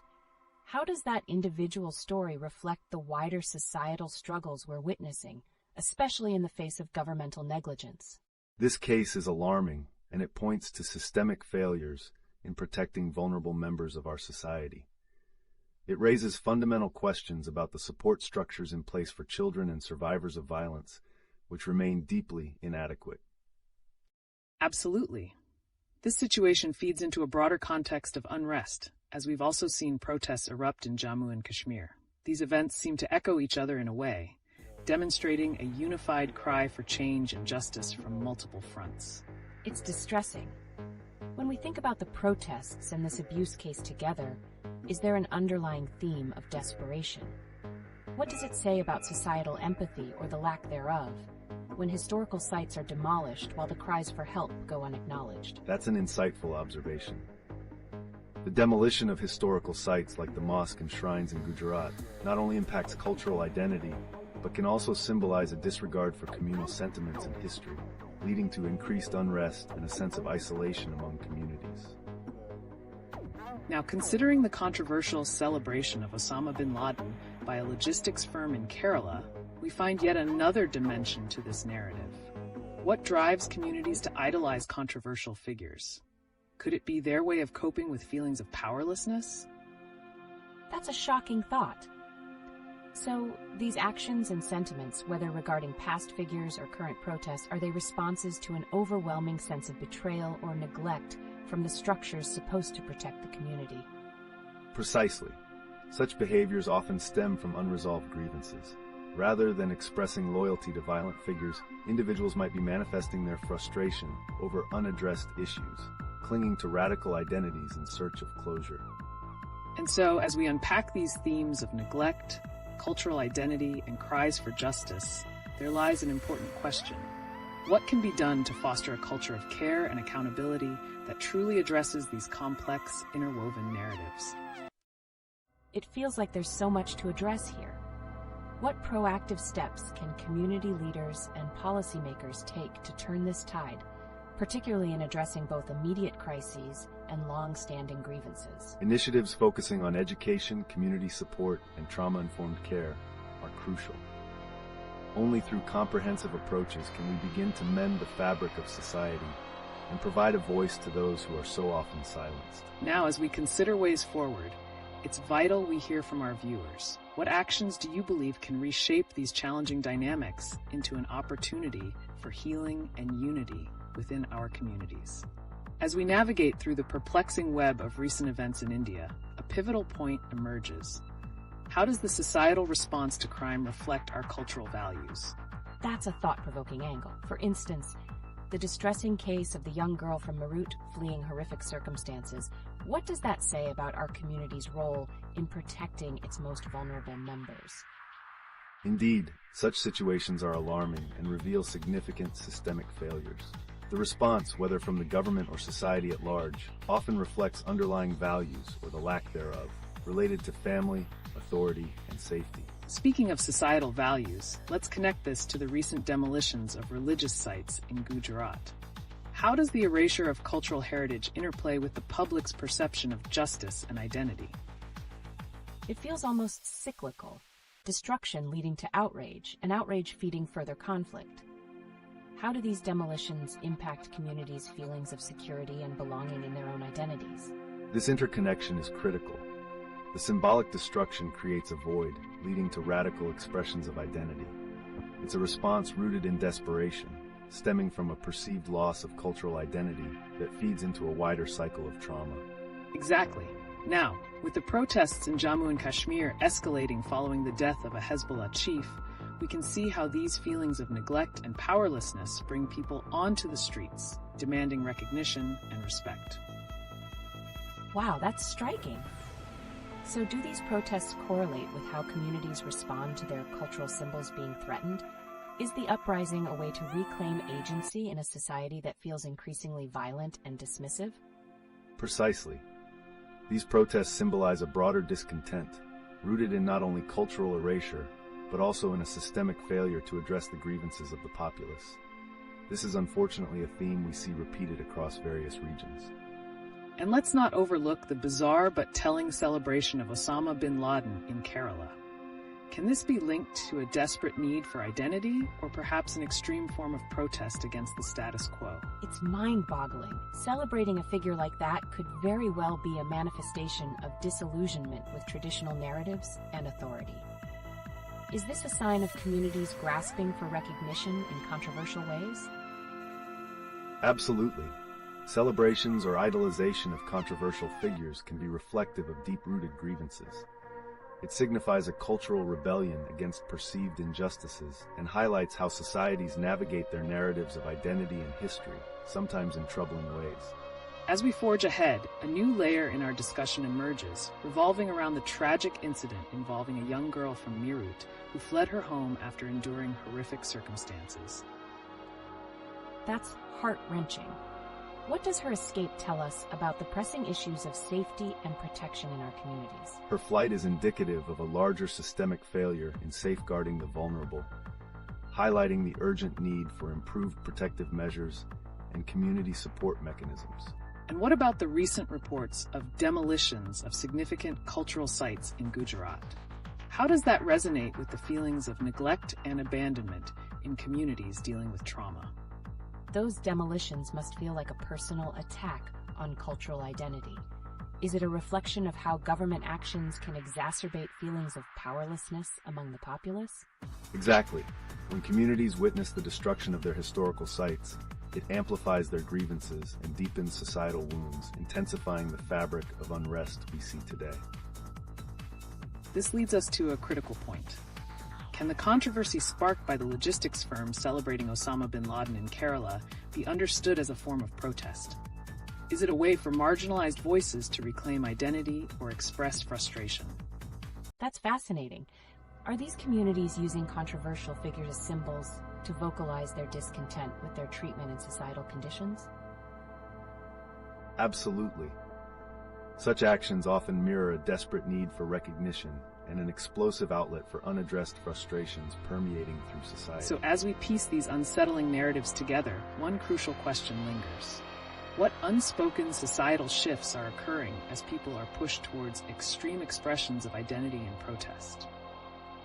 As we transition into a pressing current event, let's draw attention to the alarming case of a 13-year-old girl from Meerut who fled her home after 2 months of alleged horrific abuse.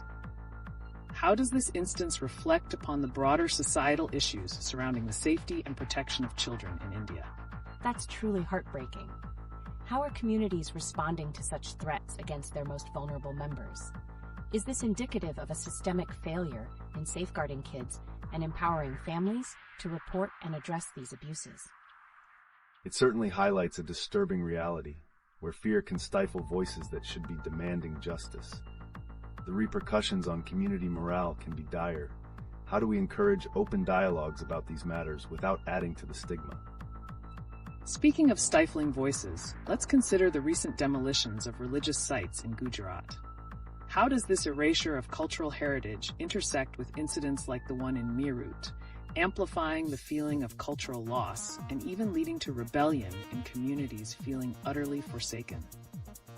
That's a powerful connection. So, could the feelings of powerlessness resulting from such demolitions fuel acts of protest and desperation among those affected, just as we see in cases like the protests in Jammu and Kashmir after the death of a Hezbollah leader? Exactly. These dismantling actions can fracture the community's identity and trust, creating a landscape ripe for unrest. When cultural symbols are attacked, it not only causes anger, but ignites a fierce desire to reclaim agency, mirroring the sentiments expressed in the protests. And what about the recent celebration of a controversial figure like Osama bin Laden in Kerala? Is this a manifestation of resentment towards governance, a cry for recognition, or perhaps a radical reflection of existing frustrations boiling over? Wow, that's intriguing. So does this brutal amalgamation of protests, tragic personal narratives, and cultural demolitions paint a picture of communities desperately seeking a voice in a society that seems to continuously ignore their plight? Precisely. Each distressing event weaves into this larger tapestry of discontent, pushing communities towards extreme forms of expression. The urgency to be heard is becoming louder, yet the mechanisms to address these grievances seem painfully inadequate. As we reflect on these multifaceted crises, it raises an essential question. What frameworks can be established to ensure that voices are not just heard, but acted upon? How can we transform this tumultuous environment into a platform for lasting change? As we shift gears, let's tackle something critical that connects several troubling narratives. Recent incidents regarding child safety and the tragic events unfolding in our communities. The case of the 13-year-old girl from Meerut, amidst ongoing protests and cultural erasure, paints an alarming picture. That's deeply concerning. How does her escape from such horrific circumstances relate to the broader societal issues we keep hearing about? Is there a systemic failure at play here? Absolutely. This incident is a stark representation of neglect within societal systems meant to safeguard children. It highlights an urgent crisis that plagues various regions, especially in contexts where communities already feel marginalized and abandoned. And speaking of communities feeling disregarded, let's touch upon the recent demolitions of cultural symbols, like the mosque and Muslim shrines in Gujarat. How does this cultural erasure resonate with the trauma-affected children experience at home and in society? Wow, that's striking. It seems like these demolitions fuel discontent further, creating a vicious cycle where young individuals might feel pushed towards seeking recognition through extreme means. Could this lead to dangerous actions? Precisely. When children and communities are stripped of their cultural identity, it can lead to rage and acts of desperation. The rise of protesting figures and symbols, like what we've seen with the celebration of Osama bin Laden, often stems from communities desperately seeking visibility and acknowledgement. Very insightful. The way these seemingly disconnected events intertwine provides an unsettling reminder that each layer of societal trauma compounds the last. What future ramifications might we face if these issues remain unaddressed? That's a chilling thought. Can we foresee a potential rise in further unrest or maybe even more radical expressions of identity as a response to these cultural and familial upheavals? Indeed. If left unchecked, we may witness escalating tensions leading to action from affected communities. It emphasizes the need for urgent dialogue and collaborative efforts in addressing these crises head-on. And as we continue dissecting these complex layers, one thing remains clear. The connection between cultural erasure, familial trauma, and societal rebellion is not just a passing trend, but a call for immediate action and understanding. That's powerful. With so many underlying issues, how can we start creating a safer environment for our children that also respects their cultural roots? Engaging in respectful conversations that empower all voices, especially marginalized ones, will be vital. The journey ahead requires a commitment to confronting these uncomfortable realities together. As we unravel these stories, a multitude of questions remain. What can future generations learn from this? And how can we, as a society, initiate this essential change? Today, we're diving into a deeply unsettling topic that resonates with the recent tragic events in Meerut and the struggles faced by our youth. The alarming case of a 13-year-old girl fleeing after horrifying abuse marks just one of the many stories begging for our attention. That's absolutely heartbreaking. How does such a personal tragedy reflect the broader societal challenges we're witnessing today? It seems like there's so much at stake. This situation is emblematic of systemic failures at multiple levels. When young individuals are forced to escape their homes, it mirrors a society unable to protect its most vulnerable members. Child safety remains a contentious issue that demands urgent reform. Absolutely. And connecting this to wider events, the recent demolitions of cultural symbols in Gujarat highlight another layer of societal neglect. How are these demolitions interlinked with the challenges faced by children from marginalized communities? It sounds like they're both part of a larger narrative. Could these cultural erasures create environments where children feel even more marginalized, ultimately leading to more profound social unrest? Undoubtedly. The destruction of cultural heritage can exacerbate feelings of alienation among youths, fueling the kind of actions we've seen echoed across protests like those erupting in Jammu and Kashmir. How does this anger manifest in their desire to be heard? Speaking of being heard, we can't overlook the recent troubling trend of some groups celebrating controversial figures, such as Osama bin Laden in Kerala. What does that reveal about the vital need for recognition among disenfranchised communities? That's a shocking display. Is this celebration a manifestation of a deeper discontent with the government? Or could it be a cry for help from those who feel invisible within the societal landscape? It's both. When historical figures associated with violence are glorified, it usually indicates a profound disconnection from traditional societal structures. The urgent need for discussion around identity and safety is crucial, especially in light of recent events surrounding child protection. And let's not forget the parallel it draws to the implications of neglecting child safety and the role that social media plays in amplifying these narratives. How do we start addressing these pervasive cycles in a meaningful way? It's mind-boggling to think about how intertwined all of these issues are. What steps can we realistically take to bring significant change to a system that seems to continually overlook the vulnerable? Change begins with awareness and community mobilization, coupled with a sincere commitment to addressing systemic failures. The collective effort can reshape narratives and create a protective environment for all children and vulnerable individuals across different communities. As we continue to explore these threads, we face one crucial question. How do individual experiences of trauma ripple into the collective societal fabric? And what does that mean for the future of our communities? Switching gears, let's tackle the recent striking stories coming out of India, particularly surrounding children's safety and cultural identity. It's alarming how deeply interconnected these narratives are. From the heartbreak of a young girl fleeing a traumatic situation to the demolition of cultural symbols in Gujarat. What does this all indicate about our societal priorities? The stories are a poignant reminder of systemic failures. When a 13-year-old flees from sexual abuse at home, it starkly reflects the societal silence surrounding such issues. Meanwhile, the demolitions present a cultural erasure that further alienates the vulnerable. Absolutely. The celebration of figures like Osama bin Laden in Kerala may reveal a desperate cry for recognition among disenfranchised communities.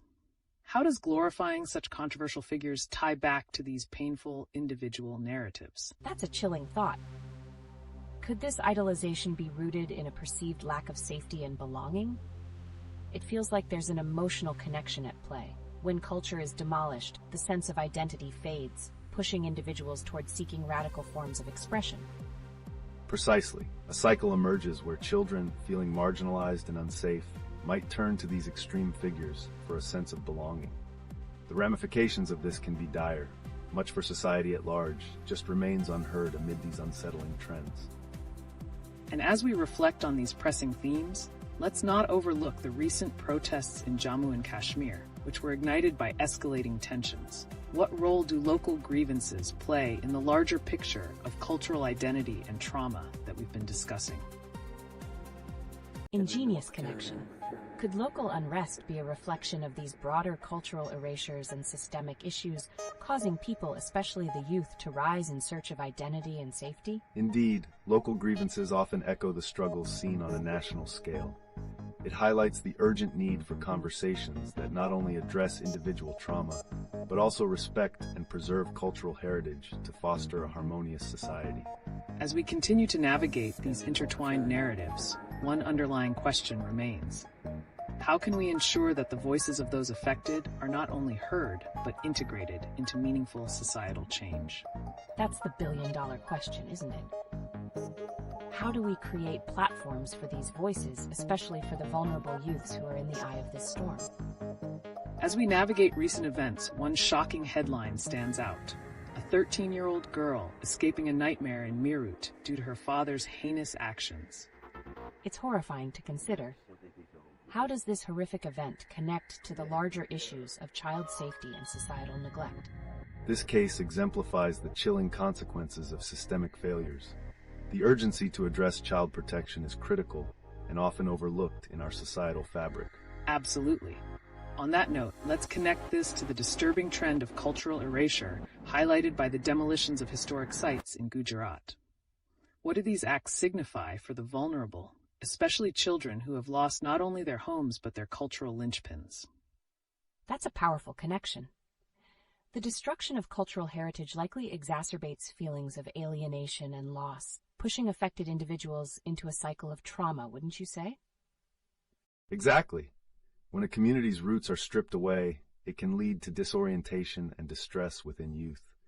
This, coupled with a lack of safety nets, alters their trajectories and can drive them toward extreme ideologies or actions. Let's not forget the alarming monkey-like idolization of figures such as Osama bin Laden in Kerala.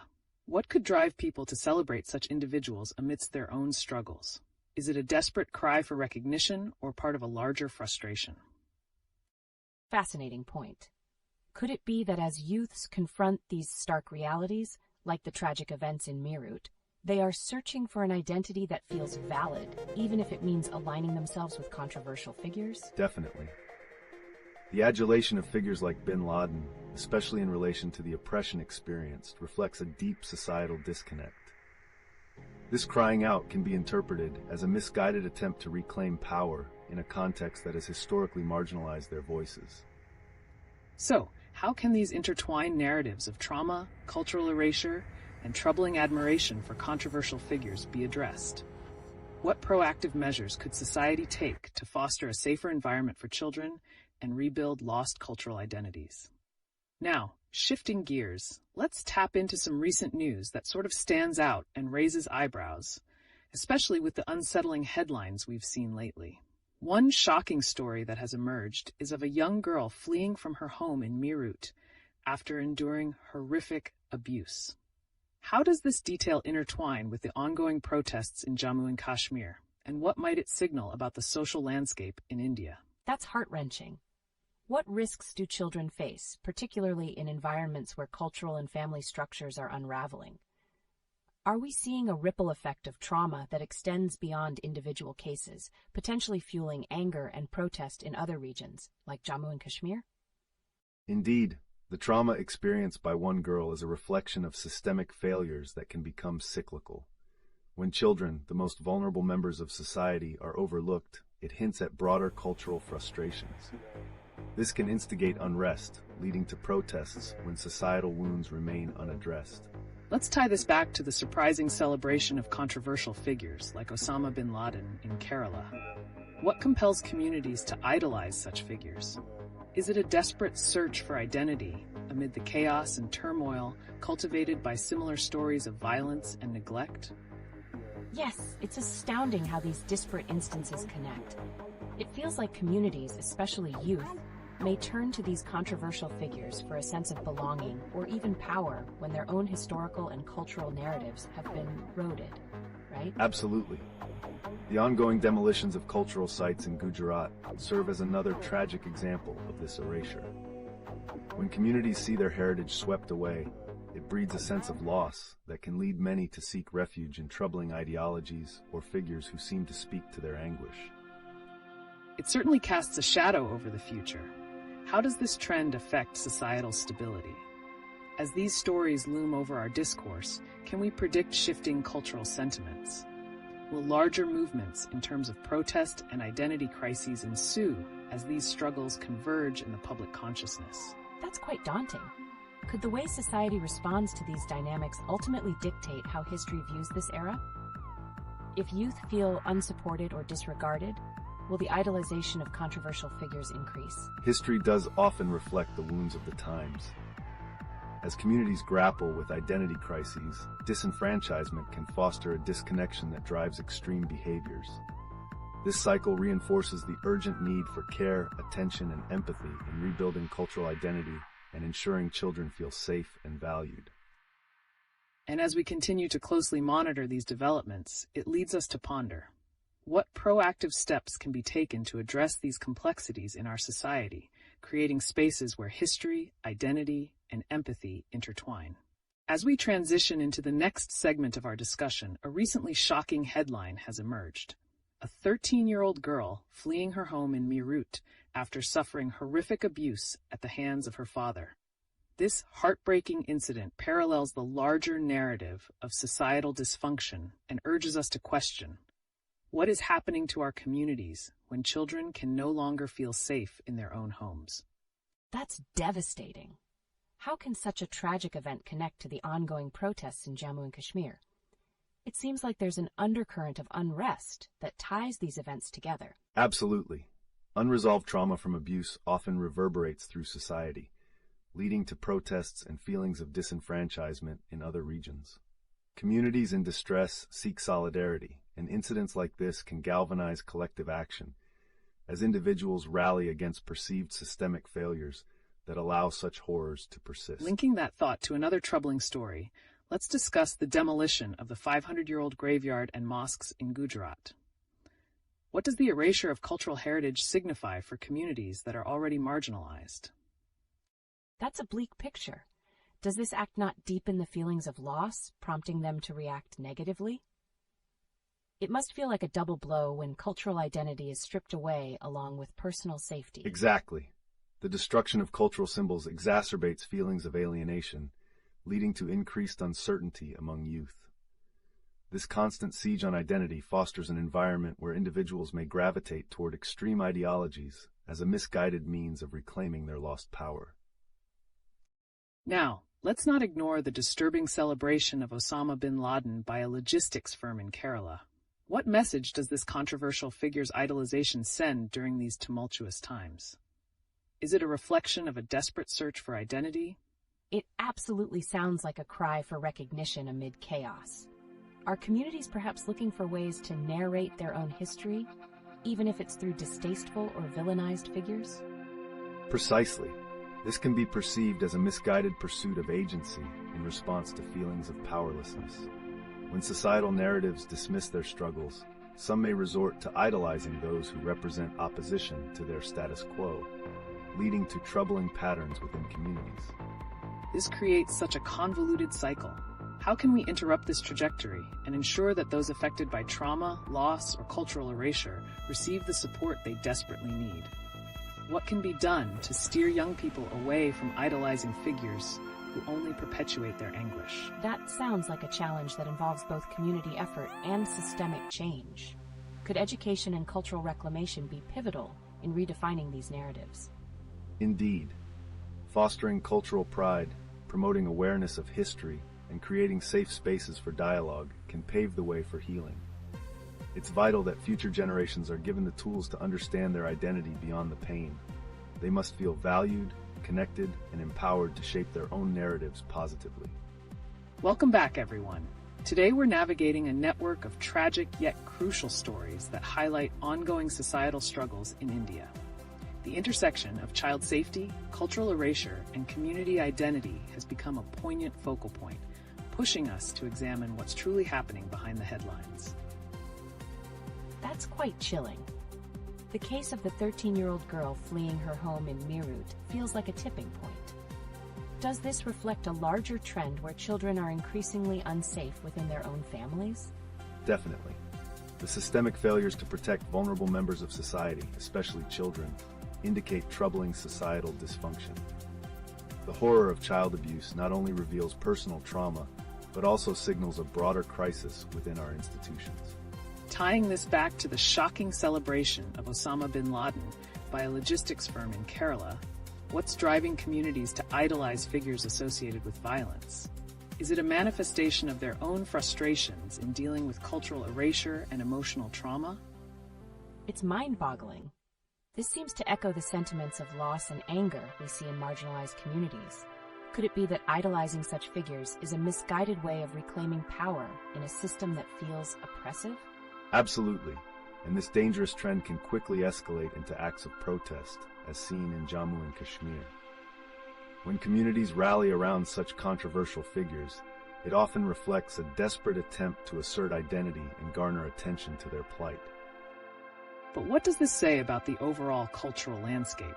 If marginalized communities resort to such idolization, how does that impact their societal stability?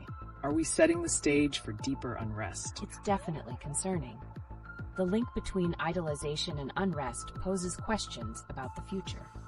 Will communities lost in their own pain continue to search for recognition in such controversial figures, or might they find alternative pathways toward healing and connection? The path forward must involve addressing the root causes of these sentiments, promoting positive role models, enhancing community support, and ensuring that children feel safe could begin to redirect these troubling currents. But the urgency of this situation cannot be overstated. As we observe these connections unfold, it becomes increasingly clear that the fight for cultural identity, safety, and recognition will remain at the forefront of public discourse. How we respond to these challenges could define a generation. Welcome back, everyone. Today, we're pivoting towards the emotional landscapes shaped by recent tragic events across India, including the dreadful circumstances surrounding the 13-year-old girl fleeing her home in Meerut. That's devastating to hear. How does this incident connect with the larger climate of unrest we're witnessing? Especially when you consider that protests erupted over the killing of Hezbollah chief Hassan Nasrallah in Jammu and Kashmir. Great observation. This cycle of violence reflects a broader narrative where personal trauma intersects with political upheaval. The distress in Meerut serves as a microcosm of societal dysfunction that breeds these protests, pushing communities to seek justice or recognition through heightened expressions of anger. Adding to that complexity is the recent demolition of cultural sites in Gujarat, including a 500-year-old graveyard and mosque. How do acts of cultural erasure amplify the anger and resentment found in these protests? It sounds like a vicious cycle. When communities feel their identity is being dismantled, does that lead them to search for validation through violent means? Or could it drive them to reclaim their heritage in more constructive ways? Precisely. While some may express their frustrations through protests or extreme ideologies, others could channel this pain into a revival of cultural identity, advocating for recognition in meaningful ways. However, the challenge lies in ensuring that this latter route prevails. Tying this back to the blatant idolization of Osama bin Laden by a logistics firm in Kerala, does such behavior highlight the need for communities to reclaim their voices, albeit through controversial figures? That's a stark consideration. It really begs the question, are these communities so entrenched in their struggle for recognition that they resort to celebrating figures associated with violence, mistaking them as symbols of resistance. Indeed, this presents a critical moment for reflection. The layers of trauma threaten social cohesion, signaling the urgency for constructive dialogue and understanding. To disrupt this troubling trajectory, we must find ways to promote healing and cultural pride without resorting to glorification of violence. To wrap up, how can we create pathways for conversation that address these urgent calls for change, focusing on cultural reclamation, without losing sight of child safety, collective healing, and community stability? Thank you all for joining today's discussion. We're turning our attention to how recent events reflect deeper societal issues in India, confronting us with complexities ranging from child safety to cultural identity. Wow, that sounds intense. I've heard about that heartbreaking case from Meerut, where a 13-year-old girl fled due to horrific abuse. How does that connect to the broader themes we've discussed? It's a tragic representation of systemic failures. Child safety remains paramount, and this highlights how vulnerable members of society often suffer in silence. Such heartbreaking realities underscore the urgent need for protective measures and community awareness. Absolutely. And if we look at the demolition of historical sites in Gujarat, it adds another layer. Cultural erasure not only exacerbates tensions but also fuels anger and resentment, much like the outcry surrounding the celebrations of controversial figures like Osama bin Laden. It's mind-blowing how these events intertwine. Does idolizing such figures serve as a desperate grasp for identity in the wake of cultural loss? Yes, it does. Communities often miss a critical opportunity to reclaim their narratives when they resort to idolization that glorifies violence. It reflects a lack of positive role models, pushing them to find validation through controversial figures instead. And let's not overlook the protests in Jammu and Kashmir following the killing of Hezbollah chief Hassan Nasrallah. Is that another symptom of communities feeling unheard and desperate for recognition, specifically in a climate marked by cultural suppression? It really raises the question, what pathways can these communities take towards empowerment and healing? What can break this cycle of violence and cultural loss? Education and cultural preservation are key. By nurturing positive identity, ensuring safety, and restoring historical consciousness, we might redirect the narratives and empower younger generations to connect meaningfully with their heritage. Right. But can we also discuss the societal impact of popular narratives in media? With social media amplifying both the outcries and idolizations, do the platforms act as catalysts for further division or unity? That's an intriguing angle. How do social media's algorithms influence public perception on these issues? Can they sway the narrative towards constructive discussions or make matters worse? Algorithms inherently favor engagement, which can sometimes lead to sensationalism. It's crucial for communities to understand this and curate a more meaningful discourse that reflects their aspirations, rather than reactive violence or idolization of troubling figures.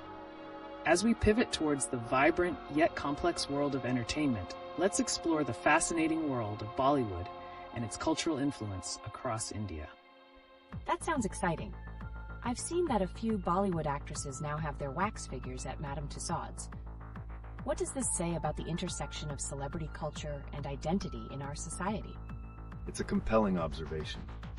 The rise of Bollywood figures being immortalized in such esteemed spaces illustrates the importance of cultural icons in shaping public discourse. Their portrayal can either uplift societal values or, conversely, distract from pressing issues. This also ties back to the heart-wrenching events, like the case of the 13-year-old girl from Meerut, searching for justice and recognition amidst her trauma. How can the entertainment industry contribute positively while addressing such bleak realities? Absolutely, and it makes me wonder, does the glamorization of figures in the film industry overshadow the darker truths within society? Indeed, it's a double-edged sword. While celebrities can bring attention to critical issues, sometimes they inadvertently create a shield against acknowledging the strife many face. The challenge is to balance entertainment with activism. Further complicating this landscape is the recent demolition of cultural sites in Gujarat. How does this cultural erasure interact with the representation we see in media, especially when connected with historical figures and events? That's a profound connection. As Bollywood thrives, could the erasure of cultural landmarks promote a sense of dislocation among communities, thereby prompting them to search for identity through controversial figures? Precisely, and this cycle can deepen feelings of resentment. The more the heritage is threatened, the more communities may cling to dramatic representations, symbolizing resistance rather than fostering healing. How fascinating. The recent protests following the killing of Hezbollah chief Hassan Nasrallah also reveal how these interwoven narratives symbolize a cry for identity in a chaotic landscape. So, are we seeing that the entertainment industry's portrayal of these figures might not just elevate their status, but also distort public perception of violence and cultural identity? Yes, it's crucial to discern how media can inadvertently idolize violence while failing to promote healthy dialogues. Responsible representation could reshape narratives, but the urgency for profound change remains. What a rich tapestry of discussions we have. Let's continue to shed light on these vital connections, exploring how popular culture can lead to societal cohesion rather than further fragmentation. Welcome back to the discussion. Today we're weaving through complex societal narratives, with recent news highlighting the emotional and cultural fabric of India. It's alarming, yet intriguing. The tragic story of the 13-year-old girl fleeing from her home due to abuse echoes larger discussions about child safety. How exactly does this circumstance reflect broader societal issues? Such heartbreaking incidents often spotlight systemic failures, including inadequate support systems for vulnerable individuals. The urgency for robust protections and awareness speaks volumes about the community's state. Absolutely. And the demolition of historical sites in Gujarat further complicates this framework. How does the erasure of these cultural landmarks intersect with incidents like the one involving the young girl? That's a fascinating point. It makes me wonder, does the destruction of cultural identity create more victims, not just in physical sense, but also emotionally and psychologically? Without a doubt. Cultural erasure disorients communities, making them more susceptible to violence and trauma. When faced with such upheaval, young individuals often become collateral damage, lost amidst the chaos. Speaking of trauma, the protests in Jammu and Kashmir following Hezbollah chief Hassan Nasrallah's death illustrate how collective grief can lead to volatile expressions of unrest. What underlying issues might these protests reflect? It seems like the protests are not just about a single event, but resonate with a deeper cry for recognition. How are these voices connected to the youth and their experiences? Precisely. The youth are often at the forefront when societal tensions peak. Their struggles for identity and belonging become intertwined with broader conflicts, amplifying the urgency for resolution and empowerment. And relatedly, how do Bollywood's cultural influences interact with these scenarios? With several actresses having their wax figures at Madame Tussauds, does this elevation of celebrity status deliver a message of hope or distraction amid turbulent times? That's an intriguing thought. Does this glamorization of celebrities provide a beacon of aspiration for the youth, or does it further disconnect them from addressing real-world issues like those we've discussed today? It's indeed a double-edged sword.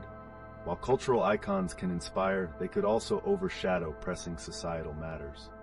A critical balance is necessary to connect youth aspirations with meaningful social discourse. These insights create an engaging thread. As we wrap up, how can communities begin to steer the narrative towards healing while ensuring that the voices of the marginalized are heard and prioritized? Welcome back, everyone. Today we're shifting gears to a new perspective that connects the pulse of Indian society with the vibrant yet complex entertainment industry. The news is buzzing with stories from protests shaking Jammu and Kashmir to cultural icons like Bollywood actresses gracing Madame Tussauds. That's such a huge leap. I'm curious, how do these seemingly unrelated events tie together? For instance, could the glamorization of these actresses create a disconnect from the harsh realities, such as the case of the 13-year-old girl from Meerut? An intriguing point.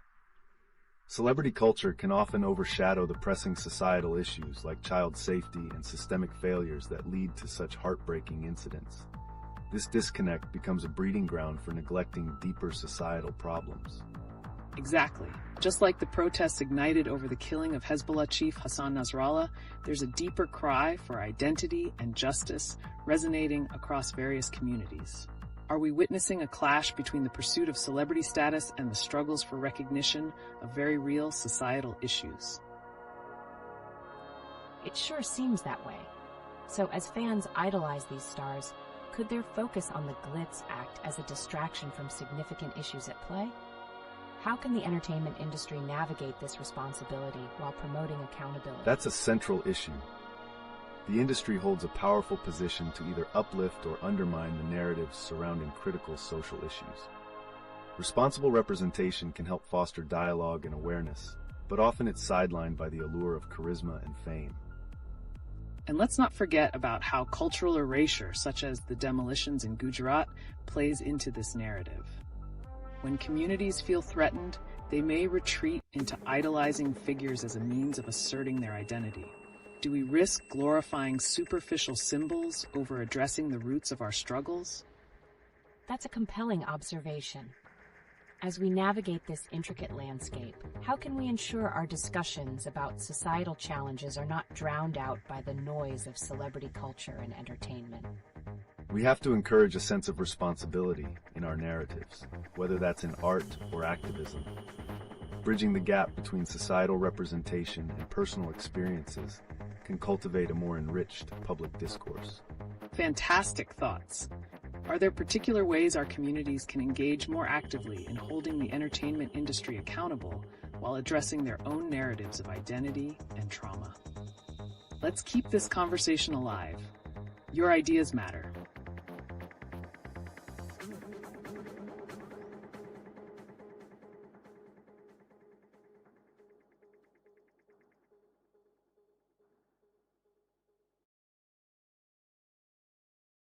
Welcome back, everyone. Today we're shifting our focus to some recent events and their surprising connections to broader societal themes in India. How do the tensions in Jammu and Kashmir relate to not only cultural clashes, but also critical incidents impacting child safety across the nation?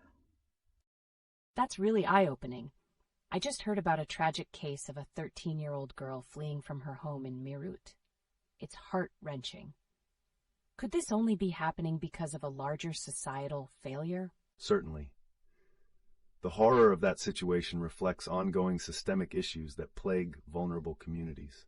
It's vital to acknowledge how the emotional trauma rooted in cases like this can intersect with societal unrest, as seen in Kashmir. Exactly.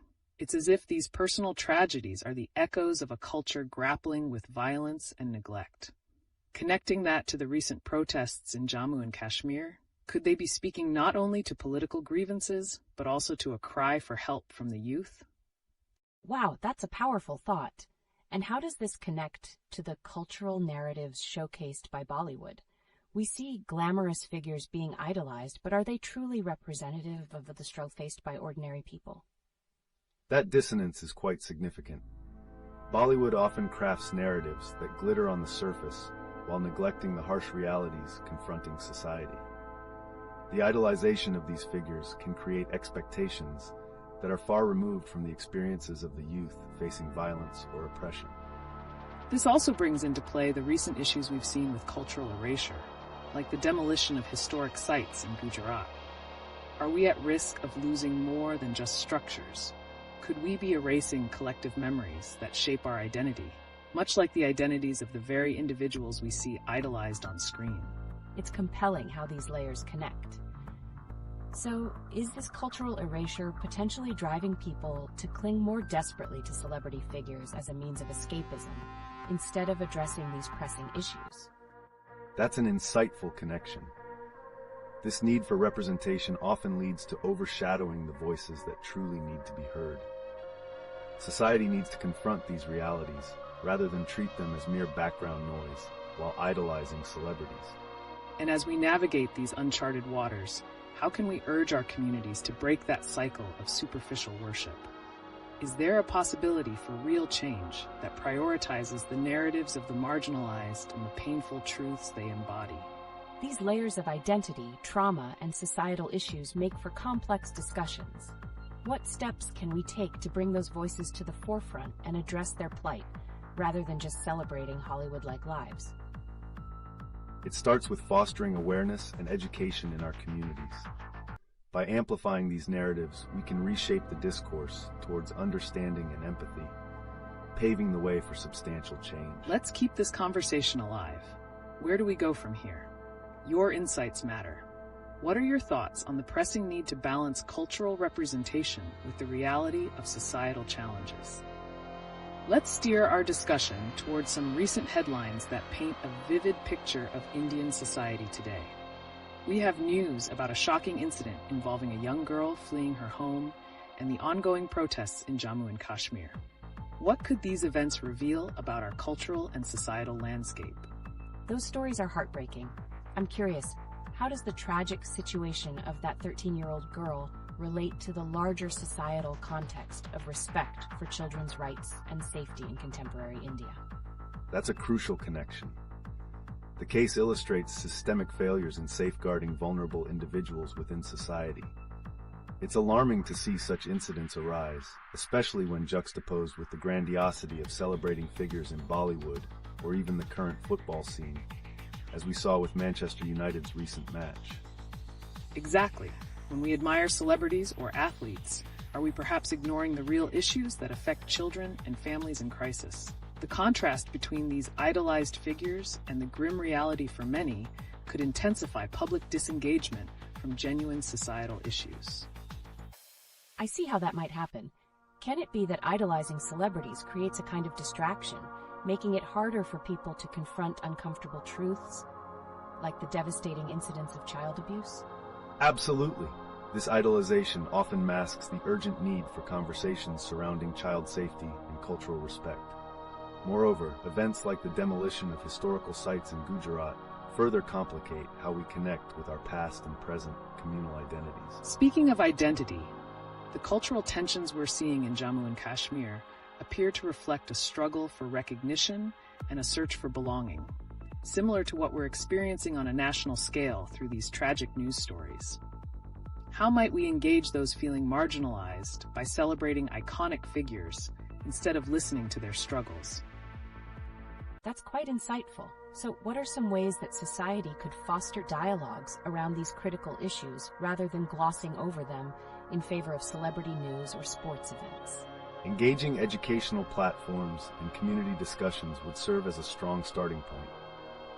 By promoting awareness through storytelling, whether it be through films, social media, or live discussions, we can help bridge the gap between youthful aspirations and harsh reality. This all circles back to the overarching theme of cultural memory and representation. As we endure these poignant episodes, what is the responsibility of the media and influential figures to highlight these truths and advocate for change? Wow, there's so much interconnectedness here. It sounds like the way forward hinges on combining awareness, representation, and public sentiment. How can we mobilize our audience to play a part in this transitional journey toward acknowledging and fixing societal issues? Engaging local communities through initiatives designed for safety and empowerment could play an essential role. When people help amplify important narratives, we stand a greater chance of addressing those collective grievances that resonate deeply throughout Indian society. Today's discussion is punctuated by several alarming headlines that reveal stark realities within Indian society, including a tragic incident involving a 13-year-old girl fleeing from her home in Meerut. That's horrific. It's shocking that such cases exist and still often go unheard. How does this incident connect with the cultural tensions we've seen in places like Jammu and Kashmir? This tragic event highlights the vulnerability of children, especially those who are marginalized or silenced. It's a manifestation of a broader systemic issue where societal structures fail to protect the most vulnerable, much like the ongoing unrest in Jammu and Kashmir stems from deeper grievances of identity and security. Precisely, and this also connects with the demolition of historical sites in Gujarat. It's about erasure, not only of physical spaces, but of the stories and histories that shape our understanding of community and safety in our country. That's a compelling point. So, does the destruction of these sites mirror a disregard for the past, leading to current societal issues? Are we losing connections to our history, which could help us prevent such tragedies? Absolutely. Each historical site carries narratives that foster collective memory and identity. When these sites are removed, we risk losing an opportunity to learn from the past, which is critical in addressing present societal challenges. And the juxtaposition with the idolization of celebrities makes this situation even more profound. While we celebrate figures and their glossed-over stories, we might be neglecting the harsh truths faced by those less fortunate in our society. Wow, that brings a complex layer into the discussion. Are people idolizing these public figures as a way to escape from confronting uncomfortable realities, such as child abuse or violence? Exactly. The fixation on celebrity culture often creates a distraction, masking the urgent issues that require our attention. By prioritizing the glitz and glamour, we run the risk of fostering a society that overlooks or minimizes significant tragedies. So, could we see a movement where society begins to question this idolization? Perhaps the need for more grounded narratives is what we should strive for. A focus on stories that elevate the voices of the marginalized instead. This conversation can be transformative. How can we catalyze this shift toward embracing the real stories rather than just the sensational ones celebrated on screens? Education and community dialogue are key. Initiatives that engage people in candid discussions about these pressing issues can take us closer to reshaping the narrative, one story at a time. Welcome back, everyone, to LeetOne. Today's discussion brings us closer to the current realities unraveling across India, specifically focusing on alarming societal issues, such as the recent case of a 13-year-old girl fleeing from her home in Meerut amidst horrific abuse. That's utterly tragic. How on earth can society allow such events to occur? And what does this say about child safety in contemporary India? This incident is indeed shocking and serves as a grim reminder of the profound systemic failures we face. The spotlight on child welfare is crucial, as each case embodies the broader neglect towards vulnerable communities. It also correlates with the demolition of historical sites in Gujarat, which in many ways symbolizes a disregard for the past and its lessons. How could this erasure impact societal awareness around issues of injustice and safety? That's a fascinating connection. Are we losing our cultural heritage just as we're losing sight of these deeply troubling issues? Precisely. Cultural memory plays a significant role in how we address societal representation and safety. When tangible pieces of our history are dismantled, it becomes much harder to foster understanding among the community about these critical issues. Speaking of history and community engagement, with the protests in Jammu and Kashmir escalating, does this reflect a deeper frustration with these ongoing societal challenges? It seems that people are standing up in the name of their rights. Absolutely, the back-to-back incidents across the country signal an urgent call for change. But how do we mobilize citizens to take collective responsibility, especially in urban environments like Delhi? Engaging communities in conversations about accountability can be a powerful tool. Social media can drive awareness, turning tragedies into calls for action, allowing individuals to participate meaningfully in dialogues around these widespread issues. And with the recent idolization of figures in Bollywood amidst all of this, does that create a distraction rather than encouraging necessary discussions on crime and societal values? It's striking how idolization often numbs the public's sensitivity to real issues. How can we shift from celebration to critical conversation, especially when the media often focuses on glamour rather than the grit of societal realities? By amplifying the voices of those impacted by these incidents, we can foster genuine connections that allow society to confront its own shortcomings. In understanding the narratives, we can allow for healing and change, a journey that feels incredibly urgent today. Thank you all for joining this impactful discussion. The threads connecting news around child safety, cultural identity, and societal responsibility reveal a challenging but crucial landscape in India. Let's keep this conversation going. Your voices can drive real transformation. Welcome back to another riveting discussion on LeetOne. Today we are pivoting our focus to the shocking patterns in societal concerns across India, particularly inspired by that heartbreaking story of a 13-year-old girl fleeing from her home in Meerut. It highlights a pressing need to confront uncomfortable truths about child safety. It's appalling. And in light of recent news, how do we address the increasing violence and systemic failures when many communities might even glorify malevolent figures, as seen with the controversial truck stickers celebrating Osama bin Laden in Kerala? That's a poignant observation. The glorification of violent figures can often serve as a perverse distraction from the real societal challenges. When communities celebrate such narratives, it could normalize the conversation around violence rather than challenge it. Exactly. And while we're discussing glorification, how does the idolization of Bollywood figures, who are often celebrated despite the grave issues within society, play into this bigger narrative? Are we perhaps romanticizing a culture that disregards these critical societal problems? It sounds like the entertainment sector, while providing escapism, may also inadvertently contribute to societal complacency. Can we make a real impact if idol worship continues to dominate our cultural psyche? The key lies in a cultural shift, one where we replace the fixation on idols with narratives that highlight vulnerability and resilience. By engaging in conversations that bring these themes to the forefront, we can drive more awareness and accountability. And as protests erupt in regions like Jammu and Kashmir, fueled by extreme frustrations and a desire for identity and safety, can we draw parallels with similar discontent around child welfare? Is this an urgent call to action that transcends mere headlines? It seems these issues are deeply entrenched. So how do we engage communities effectively in holding both leaders and ourselves accountable without falling into the trap of sensationalism? Societal engagement through education and continuous dialogue about these pressing issues can be transformative. The more we discuss and create platforms for sharing stories, the more we can foster understanding and solidarity among communities facing these challenges. What a thought-provoking exchange. Let's keep challenging the status quo.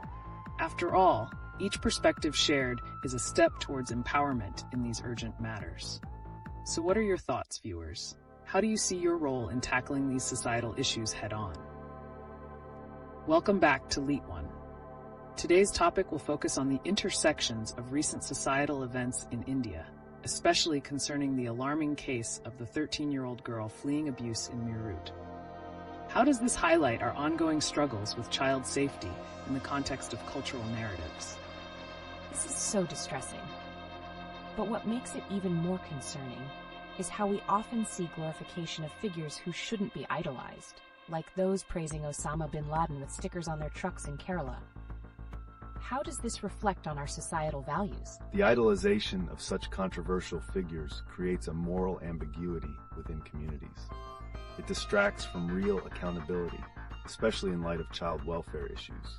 Instead of examining our failures, society often leans towards glorifying the sensational. Absolutely. And speaking of sensationalism, should incidents like these in the protests erupting in Jammu and Kashmir signal a turning point for youth engagement with societal issues? Are we seeing a shift in the way young people respond to these injustices? That's an intriguing thought. Young people today seem more vocal than previous generations, but how can we ensure that their voices translate into concrete action rather than just social media outrage? Engaging young individuals in active community practices is vital. Universities and local organizations can play a significant role by fostering environments that promote awareness and encourage real discussions around these urgent matters. One interesting layer here is how the entertainment industry plays a role in either supporting or undermining these movements. With Bollywood figures often celebrated, does this create a false sense of security regarding societal issues that need urgent addressing? It's a tricky balance. The same entertainment that can raise awareness can also lead to complacency. What can we do to ensure that our cultural icons encourage action instead of trivializing serious matters? The future lies in reshaping narratives within our entertainment. If filmmakers and artists take on these pressing topics instead of avoiding them, they can wield their influence to spark genuine conversations about change. There's a lot at stake here. As we navigate these discussions, what innovative ways can we think of that intersect the realms of education, entertainment, and social responsibility? That might be the key to driving real transformation. Wow, that's a profound question. It feels like the answer lies in creating collaborative platforms that blend these mediums. What role does technology play in facilitating such transformations, especially under the current societal climate? Technology offers unprecedented opportunities for connecting people and mobilizing action. By using social media as a tool for awareness, rather than mere entertainment, we can create movements that truly resonate with the community. We're indeed standing at a critical juncture. Let's not lose sight of the urgency of these conversations. How are we, as individuals and communities, going to navigate our shared responsibility in driving the necessary changes in our society? Together, let's keep the discussion alive. Welcome back to LeetOne. Today we're shifting our focus to a troubling pattern emerging in India, a recent heart-wrenching case involving a 13-year-old girl fleeing abuse in Meerut. How does this incident interlace with broader societal issues, particularly in how we engage with and perceive child safety? This is gut-wrenching. How do we begin to address situations like this? It feels like there must be systemic issues at play. Could it be that societal norms have conditioned us to overlook such tragedies? Absolutely. The normalization of violence and neglect can desensitize communities to such horrendous events. Furthermore, how we idolize certain figures in society may reinforce a culture where accountability is absent, particularly regarding child welfare. That's a thought-provoking angle. Speaking of accountability, I can't help but wonder how the increasing celebrations of controversial figures, like the stickers celebrating Osama bin Laden, complicate our societal values. Are we downplaying the seriousness of violence in our cultural narratives? Yes, it raises such an important question. How are our values shaping our responses to violence? And with protests erupting in regions like Jammu and Kashmir over significant societal issues, it seems there's a collective frustration brewing. How do these local incidents relate to national attitudes towards child safety?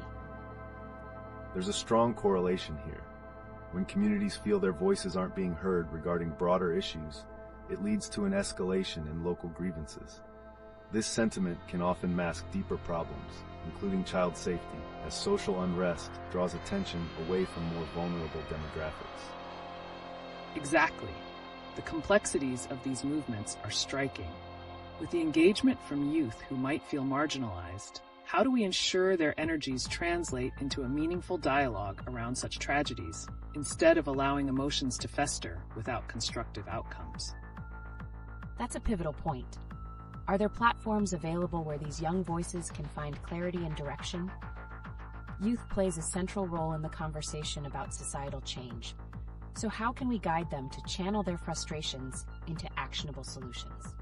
The key is education combined with engagement. If we provide young individuals with stories that not only inform but also inspire them to participate in community initiatives, we can cultivate a movement that prioritizes safety and accountability. What an enlightening thought. As we think about these intersections of violence, idolization, and the role of youth, the picture becomes even more intertwined.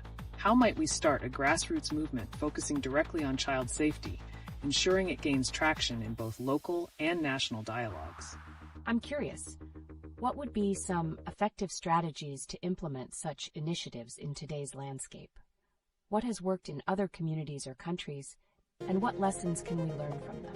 That's definitely a conversation starter. From community forums to partnering with local influencers, there's a lot to explore. Each step we take can become a ripple effect, turning our concerns into a collective call for action. What a significant journey awaits us. Welcome back to LeetOne. Today we're diving into a deeply unsettling yet crucial topic that resonates with current events. From the horrifying incident of a young girl fleeing abuse in Meerut to rising social unrest in regions like Jammu and Kashmir, the narrative of violence, neglect, and the desperate struggle for safety continues to thread through our society. It's heartbreaking, isn't it? With stories like this emerging, how do we even begin to process the broader implications? Can we link the levels of violence in personal circumstances to these larger societal tensions? That's an essential connection. When local incidents of abuse mirror larger social fractures, it underscores a systemic failure in addressing these issues. For example, The normalization of violence, whether through entertainment or societal attitudes, often allows abuses to perpetuate without scrutiny. Exactly.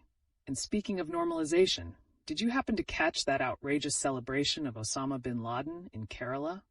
This kind of idolization reflects a disturbing trend where figures associated with violence are glorified, blurring the lines between right and wrong within our cultural narratives. That's sickening. But how can this glorification be connected to youth engagement? With the recent protests in Kashmir, how might young people's reactions to these incidents reflect a broader frustration with societal values and safety? Youth engagement is pivotal. When young individuals feel marginalized and unheard, it triggers a collective reaction. The protests can be seen as a cry for accountability and a demand for a society that values safety and justice for vulnerable individuals like children facing abuse. It raises questions about the effectiveness of traditional channels of communication, doesn't it? Are we reaching young people where they are, on social media, for instance? Or are we failing to tap into their potential for advocacy and action? Absolutely. If social media can be harnessed as a platform for change, what do you think are the best strategies for empowering youth to challenge these societal norms instead of merely falling prey to sensationalism? Well, campaigns that engage young voices directly, collaborating with influencers, and utilizing platforms creatively can create a powerful movement. When youth see their peers advocating for safety and justice, it can motivate them to actively participate in constructive dialogues. Such a crucial point. But then, how do we deal with the complicating factors of widespread apathy or dismissiveness towards serious matters in pop culture? Are we potentially breeding complacency through entertainment? That's a challenge we must confront. How can we ensure that entertainment serves as a catalyst for awareness rather than distraction? It feels like we're at a pivotal moment where the entertainment industry could either aid the cause or undermine it. This calls for a strategic approach.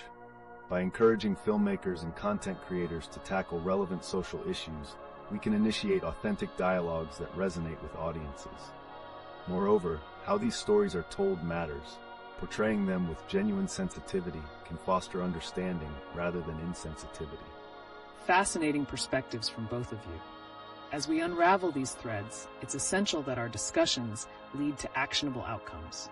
How can we foster resilience and support for those impacted by such hardships while simultaneously addressing the cultural narratives that glorify violence? Wow, these connections are eye-opening. Thank you for sharing insightful perspectives. I believe our discussion highlights an urgent need for a collective re-evaluation of how we engage with these painful realities. What are your final thoughts on the importance of societal accountability in these matters? Welcome back to LeetOne. Today we're tackling some gripping issues that intertwine with current societal dynamics in India. From a heart-wrenching escape of a young girl from abuse to a striking controversy around idolization of figures like Osama bin Laden, how do these events shed light on the complexities within our culture? Absolutely shocking.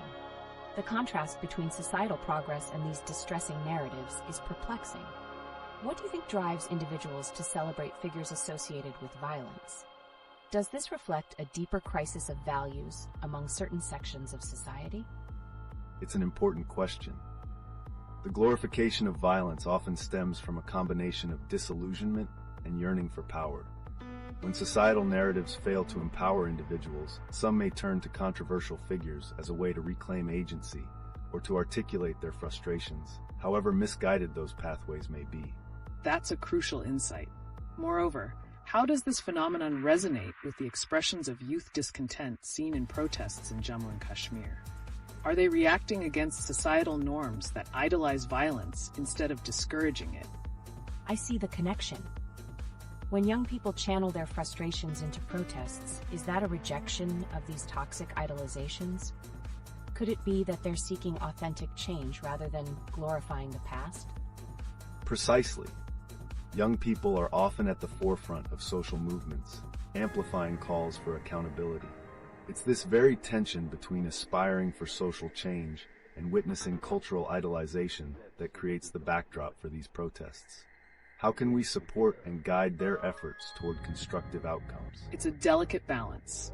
Supporting youth initiatives, promoting education, and fostering environments that encourage open dialogues can catalyze meaningful conversations.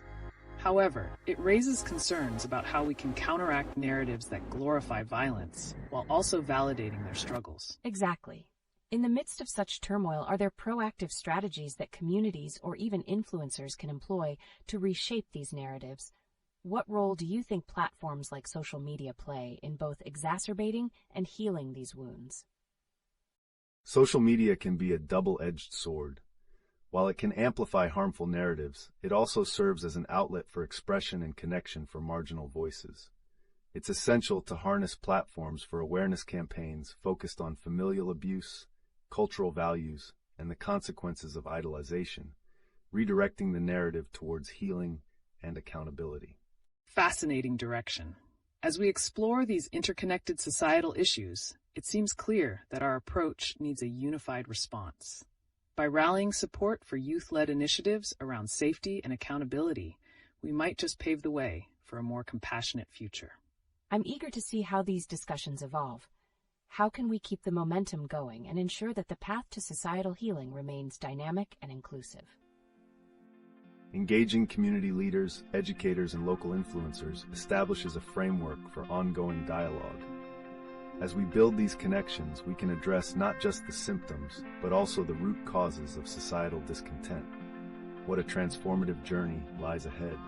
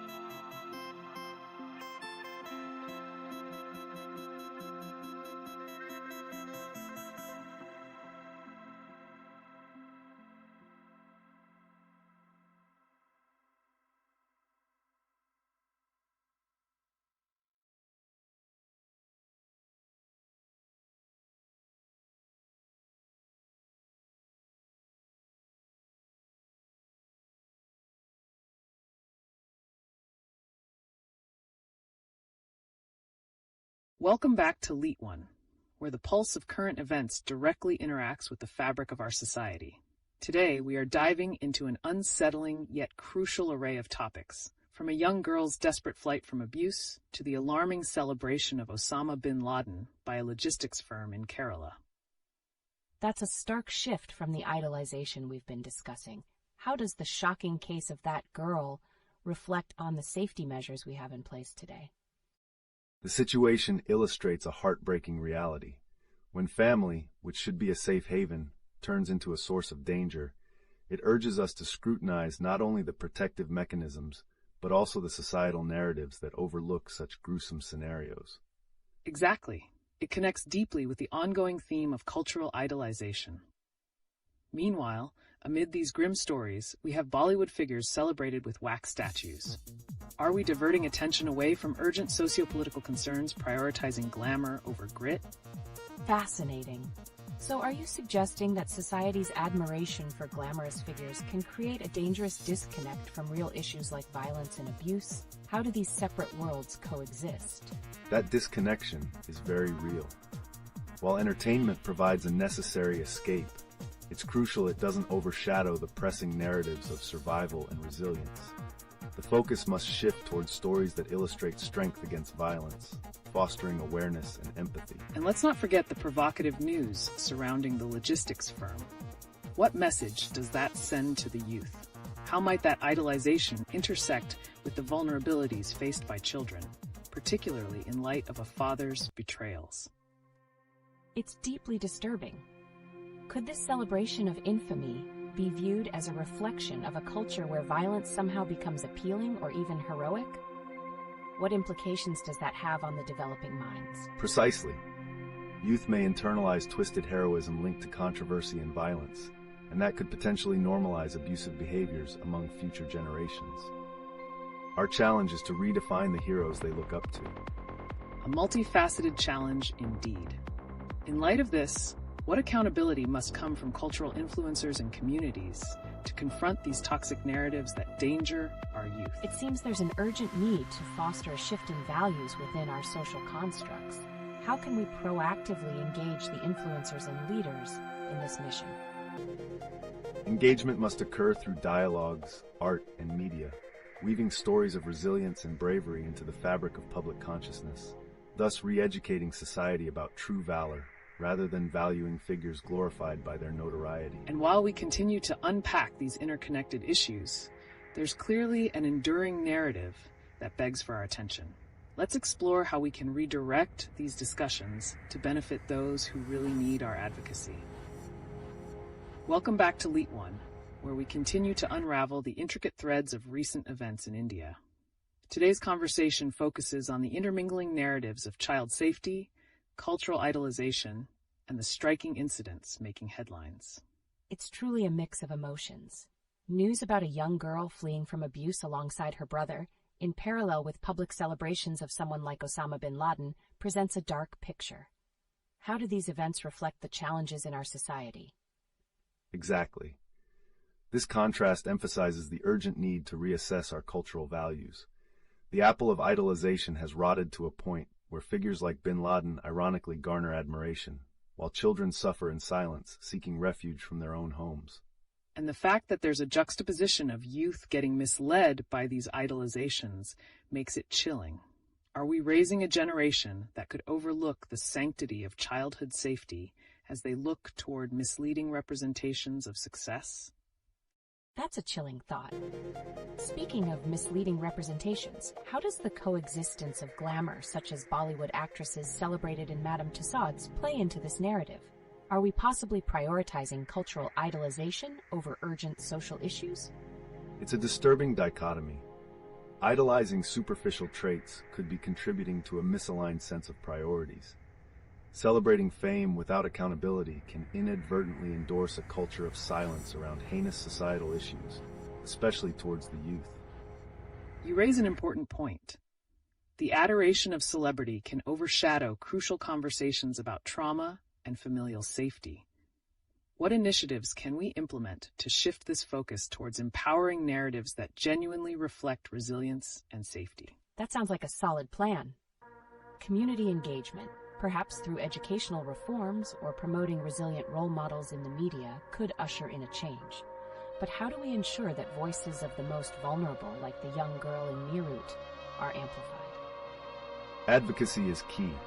Public forums, social media campaigns, and storytelling that highlight their experiences can create awareness. Additionally, community-led initiatives could foster safe spaces for dialogues surrounding trauma and cultural resilience. Let's consider that further. As we shift towards addressing these transformative narratives, how might we bridge storytelling with activism to reshape the road ahead for our youth while preserving their dignity against the loud noise of idolization? Indeed, it seems the stories we choose to elevate can either contribute to a cycle of neglect or empower a new generation towards compassion. Will we step up to champion tales of real courage, or will we continue being spectators in a culture filled with escapism? The choice is ours. Looking ahead, how can we forge a path that intertwines these narratives of survival with a renewed celebration of those who demonstrate authenticity, empathy, and resilience, setting a genuine example for our future? A pivotal moment awaits us. Join the discussion, share your thoughts in the chat, and together, let's navigate through these challenging narratives to sculpt a healthier cultural landscape in India. Welcome back to the panel at LeetOne. Today's discussion pivots towards a juxtaposition of culture and alarming societal incidents gaining traction in the news. Absolutely, it's striking how we celebrate figures while just outside. We witness horrors like the heartbreaking story of a young girl fleeing from an abusive household. How do these two worlds coexist without causing a seismic shift in our values? The stark contrast is telling. The adoration for Bollywood icons, highlighted by their wax figures at Madame Tussauds, runs parallel to the troubling narratives of child safety that often go unnoticed. This idolization creates a dangerous divide, distancing society from pressing issues. And the celebration of infamous figures like Osama bin Laden on social media, even within a logistics firm, further complicates this narrative. What message does that send about our societal priorities? Right? It almost seems like there's an allure to infamy that some find captivating. Is it possible that glamorizing such figures might be desensitizing the youth to real issues like violence and abuse? That's a crucial question. When figures of notoriety are celebrated, it inadvertently creates a culture where the moral compass is skewed. The thrill associated with notoriety can obscure the realities faced by vulnerable populations, especially children. As we dissect these cultural currents, how can we foster a discourse that emphasizes urgency in addressing both idolization and violence, advocating for the voices that often remain unheard? It sounds like we need a cultural renaissance, where storytelling, media representation, and community narratives all converge to shift our public discourse towards empathy and activism. Precisely. The key lies in weaving together diverse narratives that underscore resilience and strength, demonstrating that true role models are those who contribute positively to society rather than those who seek attention through infamy. So, as we navigate through these complexities, let's consider, how can influencers utilize their platforms to amplify the stories of those brave enough to rise above their circumstances, thereby reshaping our societal values? That's a compelling direction. Are there current initiatives or examples where this kind of positive storytelling is taking place, especially for youth engagement and empowerment? Many grassroots movements are doing just that, merging art, media, and community efforts. The future chapters hold promise, where these narratives can be highlighted in a way that fuels a cultural shift towards genuine compassion. Welcome back to LeetOne. Today's discussion is taking a riveting turn as we examine the interconnectedness of recent news headlines and how they reflect deeper societal issues in India. Oh, this sounds intriguing. What can we draw from the reports, like the heartbreaking story of the girl fleeing abuse in Meerut, alongside the bizarre celebration of a notorious figure like Osama bin Laden in Kerala? That contrast is alarming. The celebration of such figures is indicative of a profound misalignment in societal values. While a young girl's painful reality is overlooked, we have society glorifying figures tied to violence, which reveals how normalization of abuse can manifest in culture. Exactly. As trauma and violence seem to gain notoriety in some circles, we might be fostering an environment that neglects discussing crucial issues such as child safety. What societal shifts do we need to challenge this trend? That's a great point. Are there existing movements or campaigns focusing on child safety that can serve as a counterbalance to such troubling narratives? How do we ensure the voices of the most vulnerable are amplified in this cultural landscape? Absolutely. Campaigns that elevate the experiences of survivors can be powerful. They can change the narrative and act as a beacon for those affected by similar horrors. We could also leverage social media, not only for entertainment, but as platforms to push for advocacy and awareness. And it's vital to connect this back to cultural idolization, with Bollywood figures being celebrated through symbols like Madame Tussauds wax figures. How are we enabling a culture that potentially glamorizes oppression rather than tackling urgent societal issues? It feels like a twisted reality. All this idolization can distract from pressing problems. Is there a way to redirect this fascination with celebrity figures into promoting role models that actually champion safety and resilience? Certainly. Initiatives that educate the public on the importance of celebrating authentic role models, those who truly reflect perseverance and moral integrity, can help shift cultural priorities. As the dialogue unfolds, we should ask ourselves, are we ready to redefine who we idolize in society? And in doing so, can we create a safer and more compassionate environment for our youth? Right. With all these complexities, it's clear that we have a lot of work ahead. Will we take the leap to encourage narratives that truly reflect the resilience of the human spirit, or remain passive spectators in a culture of escapism? Welcome back to LeetOne. Today's discussion takes a dramatic turn as we explore the surprise connections between Bollywood, societal values, and shocking news events happening across India. That sounds incredible. How do the glamorous lives of Bollywood celebrities and the disturbing stories, like the recent tragic case of child abuse in Meerut, coexist in a society that seems to idolize both? That's a profound question. The juxtaposition is alarming. When high-profile figures are celebrated through symbols like wax statues, it distracts society from the pressing trauma faced by vulnerable individuals like the young girl who fled abuse. Exactly. It's almost as if the shine of celebrity culture obscures the very real struggles prevalent in society. We should consider, how does the celebration of figures like Osama bin Laden in Kerala intertwine with a normalized narrative of violence? Wow, that's a chilling thought. What does it reveal about our societal priorities? How can we balance idolizing iconic actors while recognizing the need for moral responsibility? It illustrates a troubling conflict in values. One approach is to shift public discourse towards stories that highlight resilience. By focusing on narratives that empower the youth, we can redefine what it means to be an idol in today's society. Absolutely.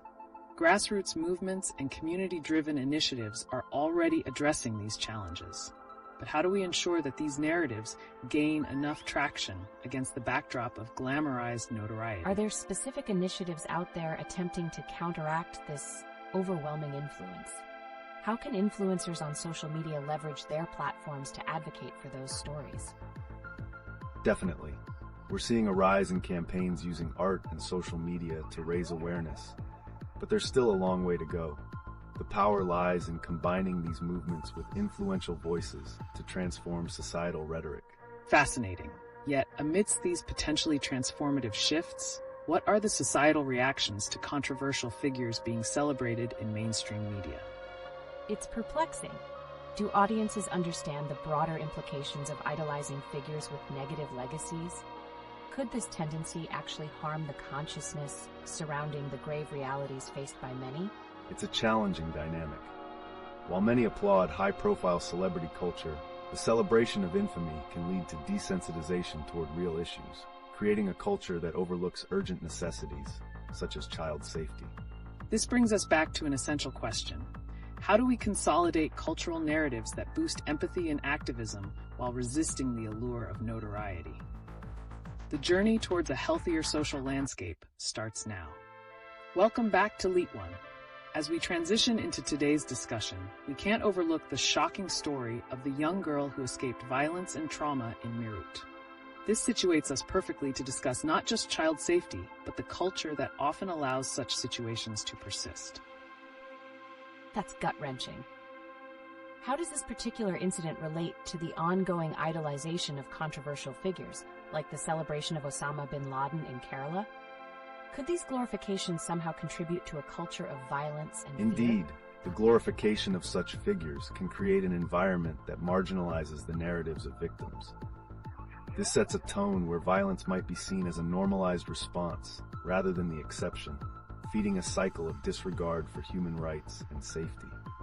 Absolutely. As we note these connections, one must ask, does the ongoing celebration of problematic icons take away from initiatives that work towards child safety? How can we ensure the voices of those who are suffering are heard above the noise of celebrity culture? That sounds like a colossal task. Are there actual movements aiming to push back against this trend of idolization?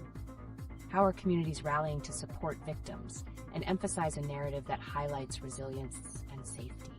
There are several grassroots initiatives focusing on empowering survivors. These programs emphasize storytelling that highlights resilience, allowing the youth to reimagine what it means to be a hero in their lives, away from the glorification of infamy. That's interesting. The contrasts in societal reactions are striking. As we celebrate figures like Bollywood actresses with their own wax statues, how does that play into a society that is largely ignoring the stark realities faced by many children in distress? Wow, it feels like there's a duality at play here. On one hand, we have these glamorous representations, and on the other, tragic figures like the young girl in Meerut, struggling for justice. What does this reveal about our societal priorities? It showcases a troubling misalignment. While celebrities shine at events, victims' struggles often receive overshadowed attention. This begs the question, how can public consciousness be shifted to value stories that advocate for child safety and moral integrity, rather than an idolization of infamy? That's the million-dollar question, isn't it? It's all about finding that balance between celebrating talent and ensuring that we uplift narratives that foster a sense of compassion and responsibility towards the vulnerable in our society. This conversation only seems to scratch the surface. I can't help but wonder what lies ahead for societal narratives in India. Can we break free from this idolization cycle? And what are the first steps needed to foster change? Welcome back to LeetOne. Today we have a shocking and deeply troubling topic to discuss. How does recent news reflect broader societal issues in India? From shocking incidents of child abuse to the eerie celebrations of controversial figures, it all intertwines. That's so unsettling. I can't believe there's a logistics firm in Kerala celebrating Osama bin Laden. How does that mindset even develop, and what does it say about how we view societal issues? What's alarming is the normalization of glorifying figures associated with violence, while simultaneously turning a blind eye to child safety dilemmas. The juxtaposition leads to dangerous precedents. There's a disconnect. Indeed. The horrifying case of a young girl fleeing abuse in Meerut serves as a grim reminder of the trauma many face. How can society reconcile idolizing celebrities while so many are suffering behind closed doors? Speaking of celebrities, with Bollywood actresses paraded in wax statues, is that merely an escape from facing uncomfortable truths? What does it say about our priorities when art and culture overshadow urgent human rights conversations? It illustrates a stark divide. While the lavish celebrations capture public attention, the plight of children like that girl remains under-discussed. If culture influences our values, what does this celebration of notoriety suggest? Great point. And with protests happening over other societal injustices, how can we leverage public discourse to shift the focus towards stories that matter? Can grassroots movements make a difference here? That's a fascinating angle. What can individuals do to reclaim narratives that glorify resilience rather than violence? How do we ensure victim stories get the spotlight they deserve amidst all the chaos? Campaigns emphasizing storytelling can help, using social media as a potent tool to amplify these voices.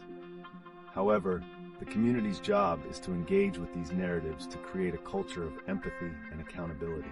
As we contemplate these interconnected layers, one has to wonder, what does the future hold for our understanding of cultural veneration in light of these tragedies?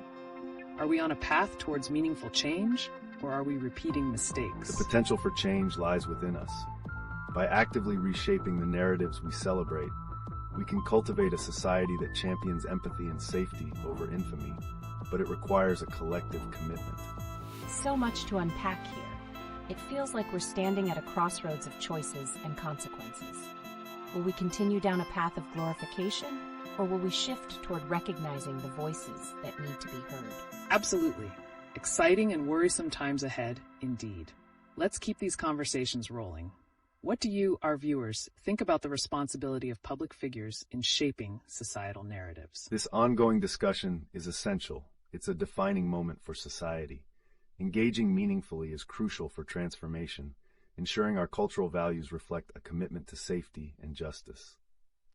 Welcome back to LeetOne. Today, let's pivot towards a topic that touches on both entertainment and pressing societal concerns. How does the idolization of celebrities intersect with unsettling current events in India? This really hits home. I mean, with the recent tragedy of a young girl fleeing horrific abuse in Meerut, how do we reconcile our fascination with celebrities and the grim realities many face? Isn't it alarming to see how these narratives play out side by side? It certainly is. The juxtaposition of celebrating figures in culture, like Bollywood stars with their wax statues, against the backdrop of child safety issues creates a dissonance that can desensitize the public. When entertainment overshadows tragedy, what message does that send? Exactly. And consider the bizarre celebration of Osama bin Laden by a logistics firm in Kerala. What drives people to applaud such notorious figures instead of acknowledging humanitarian crises? Are we losing sight of what truly matters? It's mind-boggling. How do societal values shift so dramatically? And what role does celebrity culture play in shaping these perceptions? Are cultural narratives simplifying complex issues instead of challenging them?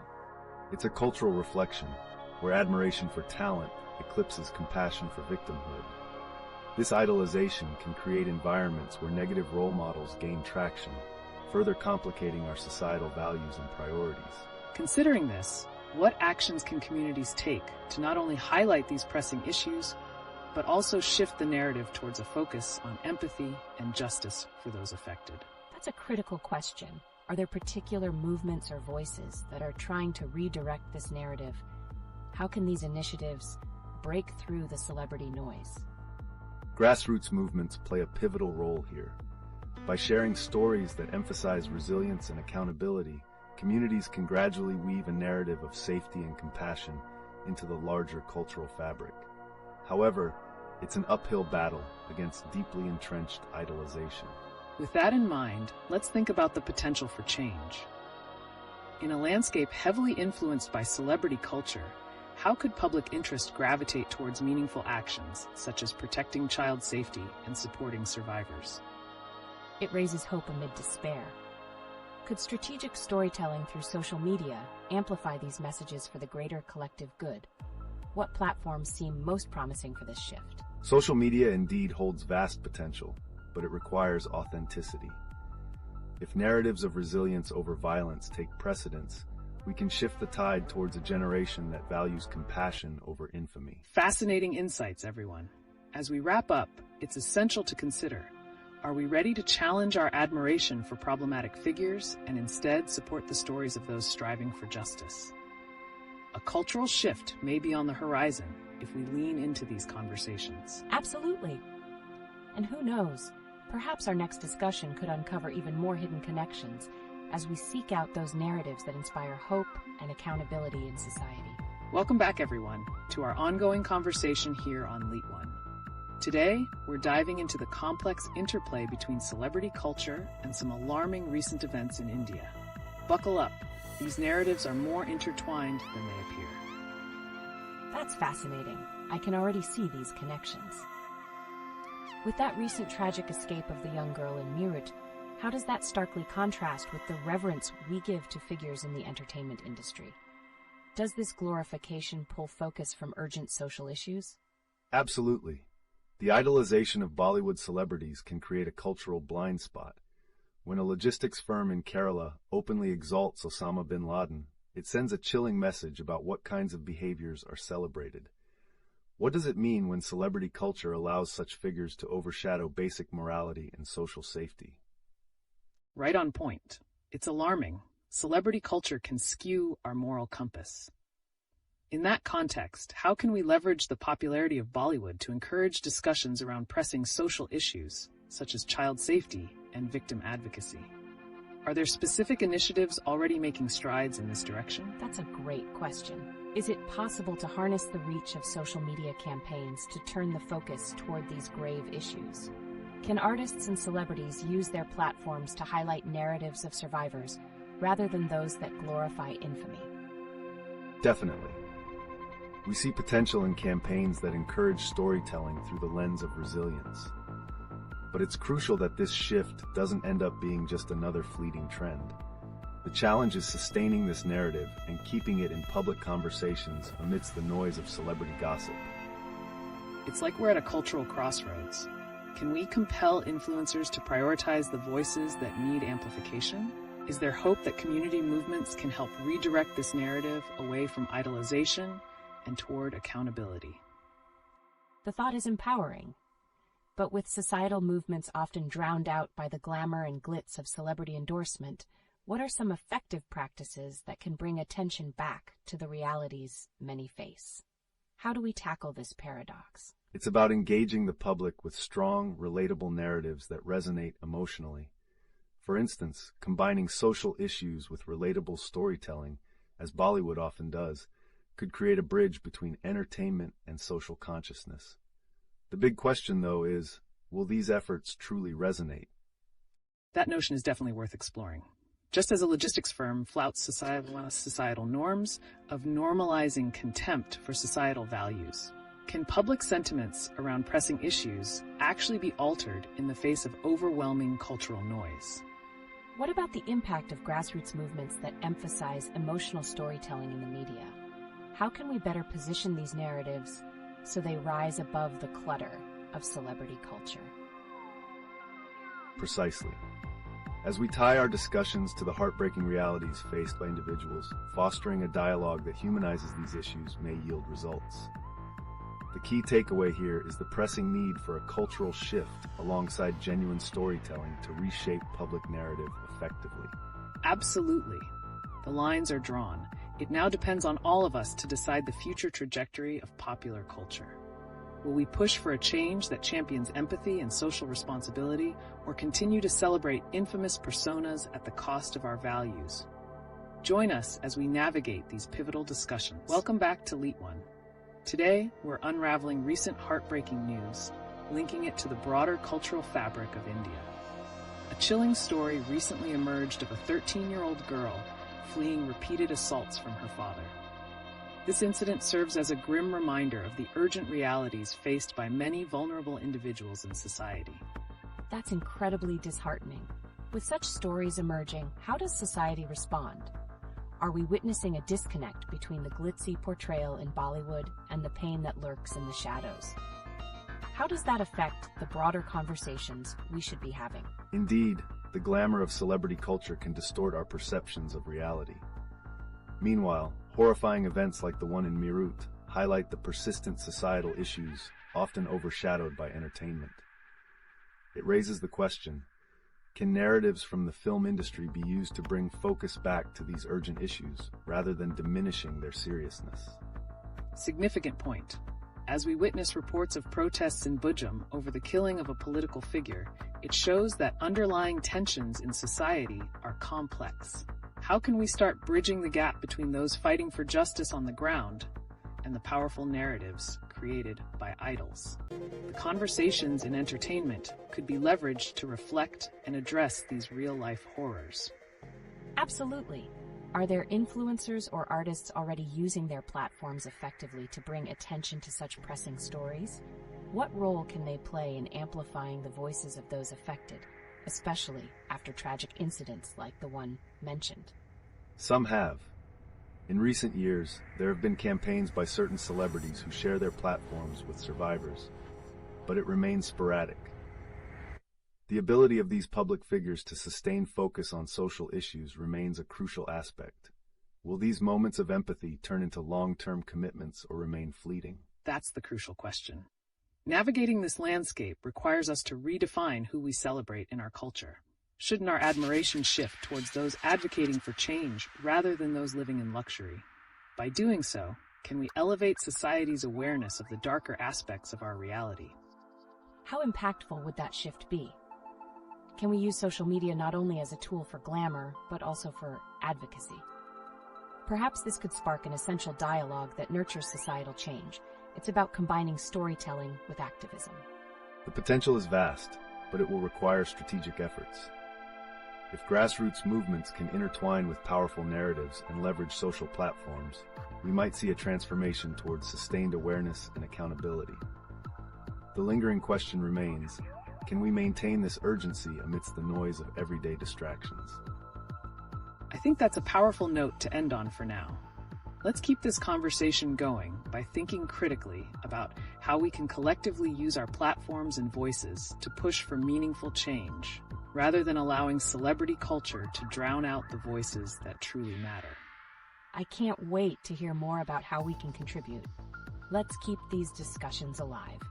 Thank you all for being part of this essential dialogue today. Welcome back to LeetOne.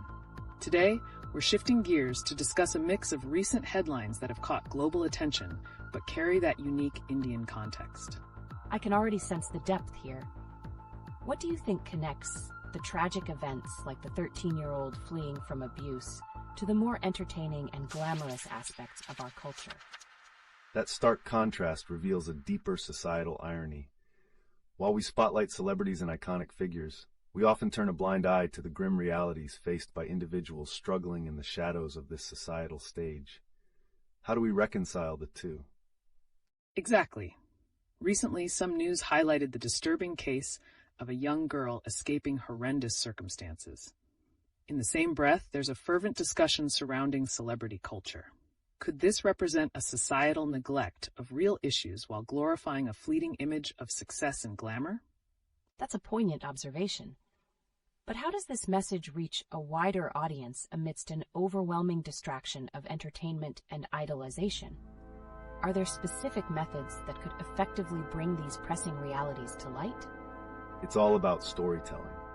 A compelling narrative could encapsulate both tragedy and empowerment, weaving celebrities into the conversation, urging them to use their platforms for more than mere glamour. Yet, the pressing question remains, will this genuinely energize public discourse or merely fade into another trend? Utterly relevant. The poll of recent events also brings to the forefront provocation, like that logistics firm celebrating infamy. What implications does this have on our understanding of societal values and collective accountability? That just feels perplexing. Celebrating a notorious figure like Osama bin Laden seems not only shocking, but reveals a troubling trend where gravity is overshadowed by shock value. How do we establish a cultural shift that prioritizes respect and accountability over sensationalism? It's a profound challenge. By engaging narratives of resilience while denouncing such actions, we might cultivate a dialogue that demands accountability without compromising society's collective integrity and memory. But the core question remains, can this shift be sustained amidst ongoing distortions in cultural values? Great insights. It looks like we're touching on intricacies that challenge both the celebration of artistic expression and the stark realities of society. How do we strike a balance so both voices resonate equally? Let's keep this conversation alive. Welcome back to LeetOne. As we dive deeper into today's pressing issues, we'll be addressing a shocking yet critical incident, a 13-year-old girl fleeing from her home in Meerut. This story collides with discussions of societal neglect and the glamorization of celebrity culture. That's horrifying. How does such a tragic event reflect broader societal issues, especially in a country where the image of success is often idolized? What are the connections here between this disturbing reality and the culture of celebrating celebrities? The juxtaposition is striking. While we immerse ourselves in the aesthetics of celebrity culture, incidents like this awaken us to the harsh truths concealed beneath the surface. The challenge lies in shifting the focus from glitter to genuine narratives, emphasizing responsibility over idolization. Will we actually channel this energy towards advocating for those in need? Great point. And let's not ignore the concerning case of a logistics firm in Kerala that openly celebrates Osama bin Laden. How does this glorification of notorious figures relate to the neglect of innocent lives like that young girl's? Aren't we risking a dangerous precedent by normalizing this kind of celebration? Absolutely. This is mind-boggling. It's as if society is becoming desensitized to violence and trauma. What can be done to redirect our attention toward meaningful stories? Are there avenues in Bollywood or social media that could bring attention back to these stark realities instead? An interesting observation. Bollywood has the power to either perpetuate stereotypes or reignite awareness. The key question is, can powerful narratives of struggle be crafted to resonate with audiences? The potential exists, particularly when we harness social platforms to amplify voices rarely heard. Will we ever see this shift happening? The increasing gap between collective celebration of success and acknowledgement of societal conflict is pivotal. The unrest witnessed in places like Bajam over political violence connects back to these narratives. How can these stories compel us to reassess who we choose to celebrate as a society? This alignment can evoke significant dialogues. How might the outrage over such incidents spark a movement calling for accountability among celebrities and influencers? Could they succeed in bringing attention to these pressing societal concerns, or will it simply fade into oblivion like many past movements? The opportunity for engagement is vast, yet history shows that fleeting trends often overshadow substantial change. Authentic commitment and sustained activism are required. So, as we consider celebrity influence, will they transform their platforms for advocacy rather than entertainment? Time will tell. Absolutely. The challenge remains, how do we hold society accountable while navigating this labyrinth of fame, neglect, and activism? Will rising voices finally shatter the illusion of glamour and awaken a collective consciousness to the urgent realities that many face? So much to unpack. Can we expect a paradigm shift, or will we be trapped in cycles of fleeting attention? Are we ready for the change that these troubling narratives demand? The clock is ticking. Welcome back to LeetOne. Today we're pivoting our focus towards a series of recent headlines that connect deeply with ongoing societal themes. One that has particularly shaken many is the distressing story of a 13-year-old girl from Meerut who fled from horrific circumstances. How does this tragic narrative juxtapose with Bollywood's glamorization of fame? It's truly staggering. You can't help but wonder about the implications of such societal neglect. With all the celebration of celebrity culture, how do we draw attention back to these lost stories of real individuals? Are we, as a society, ignoring the tragedies for the allure of the glitz and glam? The dynamic unfolding is both alarming and revealing. While the film industry continues to thrive amid these circumstances, it's crucial that compelling narratives emerge from such heartbreaking incidents. Can filmmakers and artists play a role in bringing forth these stories, instead of just fueling superficial fame? Precisely. And we cannot overlook incidents like the logistics firm in Kerala proudly displaying Osama bin Laden's image. What does this celebration of notoriety say about our cultural values? How can we reconcile admiration for individual achievements with the darker sides of societal narratives? It's perplexing to think that such disrespect towards victims could coalesce with idolization of violent figures. What precedents are being set when we glorify figures like bin Laden? Are we encouraging a culture where accountability is overshadowed by a thirst for notoriety? Exactly. A critical discussion emerges from this phenomenon. Can we drive conversations around accountability through characters couched in respect for real-life challenges, rather than ephemeral fame? Time will tell if artists can pivot towards socially responsible storytelling. And let's transition our focus to something equally vivid: the recent protests in Jammu and Kashmir over political violence. How do these events resonate with what we've seen in social media discourse? Are they merely fleeting headlines or indications of a deeper societal unrest begging for recognition? It's a whirlwind of emotions. When political events like these capture our attention, do they pave the way for greater awareness among the youth? Is the younger generation rising to the challenge to question and confront societal narratives shaped by older paradigms? It's a pivotal moment. The rising voices of youth protests echo a thirst for change that is long overdue. Yet the question remains, will these movements gain sustainable traction, or will they also fade, consumed by the next wave of entertainment distractions? All around, we see a pattern that continues to highlight the urgency of addressing societal issues amidst the glimmering distractions of our times. Can we envision a future where these narratives are brought to the forefront, or will we remain entrenched in the cycles of fleeting attention? It's a riveting conversation. So with all these intertwined narratives, what steps can we take as consumers of media to amplify these pressing stories rather than letting them slip into the shadows? Are there platforms where these voices can truly be heard? The answer lies in our collective commitment to engage with these narratives critically. By fostering conversations through social media and other platforms, we might steer the focus towards accountability and empathy. Yet even amidst progress, the underlying challenge persists. Will the allure of celebrity overshadow the need for genuine change?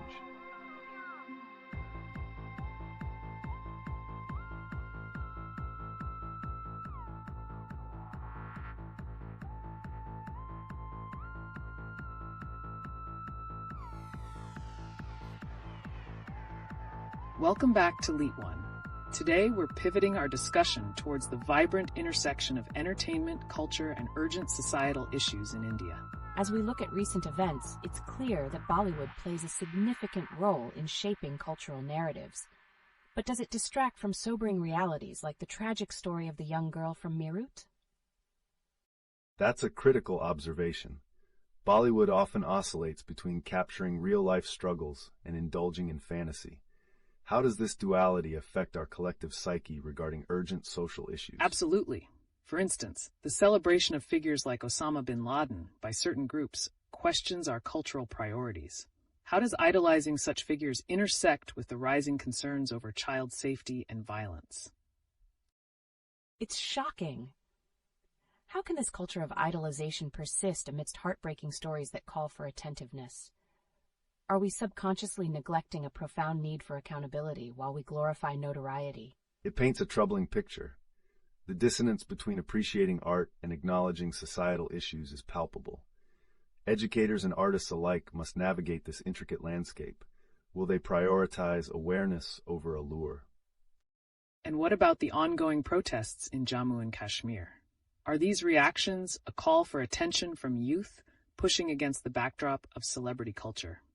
It's crucial to question the narratives being pushed aside. What responsibilities do filmmakers and artists have in this context? Should they use their platforms to amplify these voices instead of simply focusing on entertaining distractions? How might that change the societal conversation? Precisely. The ripple effects of storytelling can be profound. If more narratives spotlight real challenges, like those faced by young victims of violence, could we see a shift in public consciousness? The possibilities are endless. Are we ready to challenge the status quo and demand a cultural shift that aligns celebrity influence with social responsibility? The future of these narratives lies firmly in our hands as consumers and creators.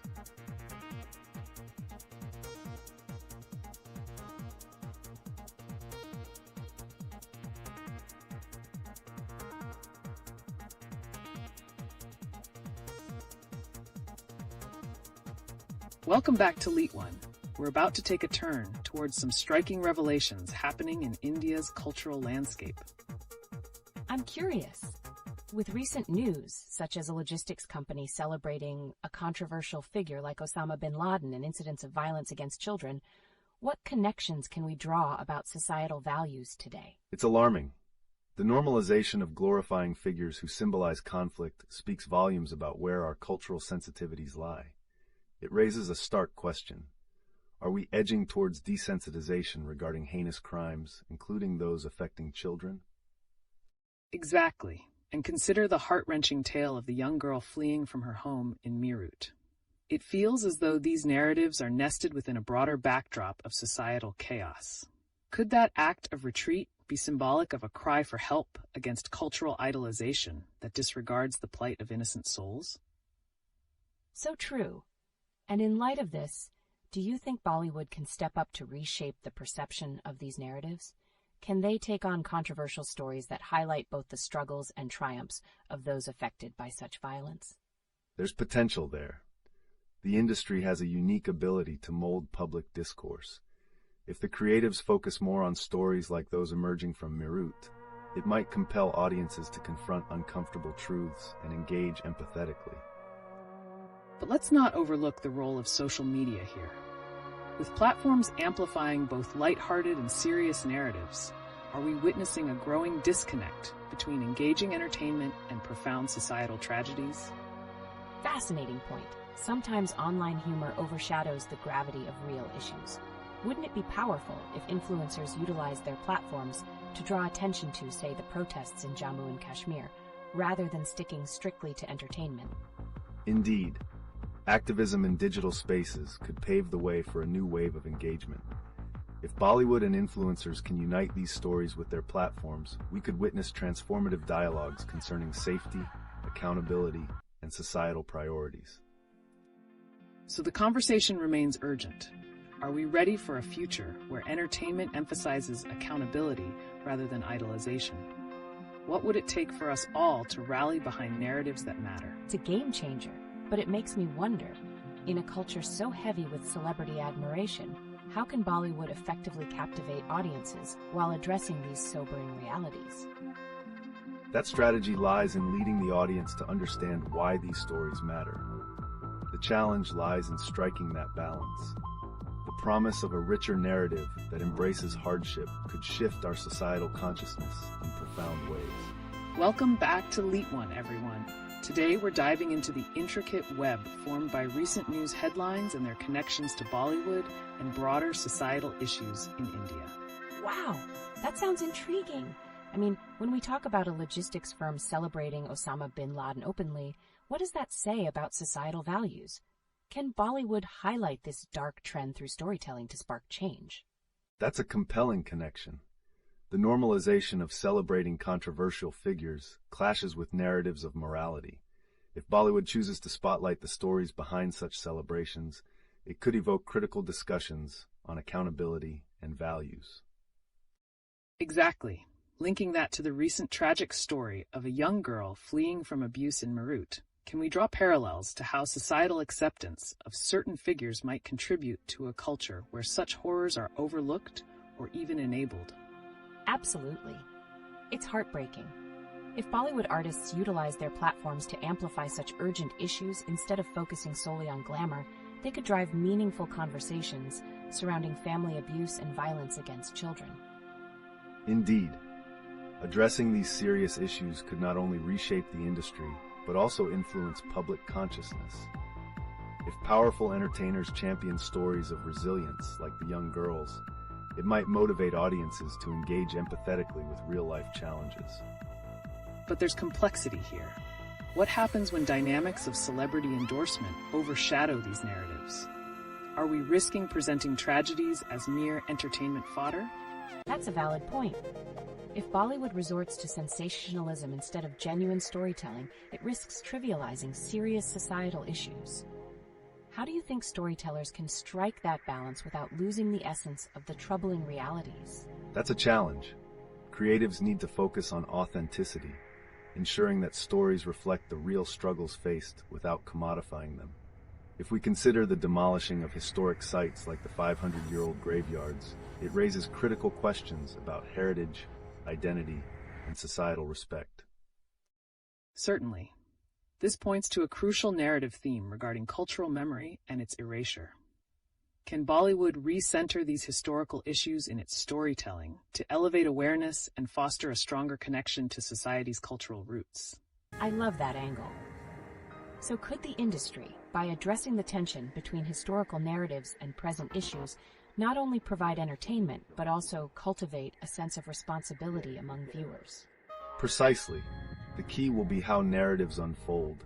Will they merely pay lip service to these societal dynamics, or can they evoke a shift in public perception that demands recognition of the real struggles? Very thought-provoking. So as we explore Bollywood's budding role in societal accountability, are we witnessing the birth of a transformative wave in Indian cinema? What will it take for audiences to support such a critical shift? Welcome back to LeetOne. Today, we have some shocking recent news to unpack, particularly centered around societal values and troubling incidents in India. Oh, I'm excited. With everything we've previously discussed regarding societal accountability, how does the incident of a logistics firm openly celebrating Osama bin Laden tie into this larger narrative? That's an important observation. The celebration of such a controversial figure starkly contrasts the challenges society faces today, including rising violence and cultural discord. It raises questions about how cultural admiration intersects with societal ethics. Exactly. Furthermore, the heart-wrenching story of the young girl fleeing from abuse connects with this theme. How does society reconcile idolizing public figures while being oblivious to the pressing issues at hand, like domestic violence? That's striking. It feels as though there's a swath of society that is desensitized to real trauma while glorifying fictitious adventures through these idols. What implications does this have for the portrayal of victims and their stories in Bollywood? Great points.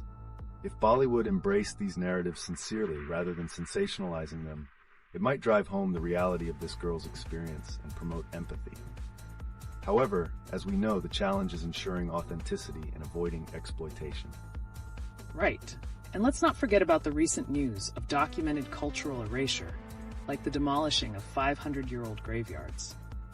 What parallels can we draw between these historic acts and society's response to modern tragedies? That's a disturbing thought. It appears that the disregard for cultural heritage mirrors societal neglect toward real human suffering, especially when individuals are discarded in the name of quick entertainment or profit. Absolutely.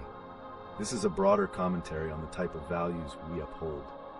Does highlighting such issues in mainstream entertainment compel audiences to reflect critically on their own views, or does it deepen disconnect instead?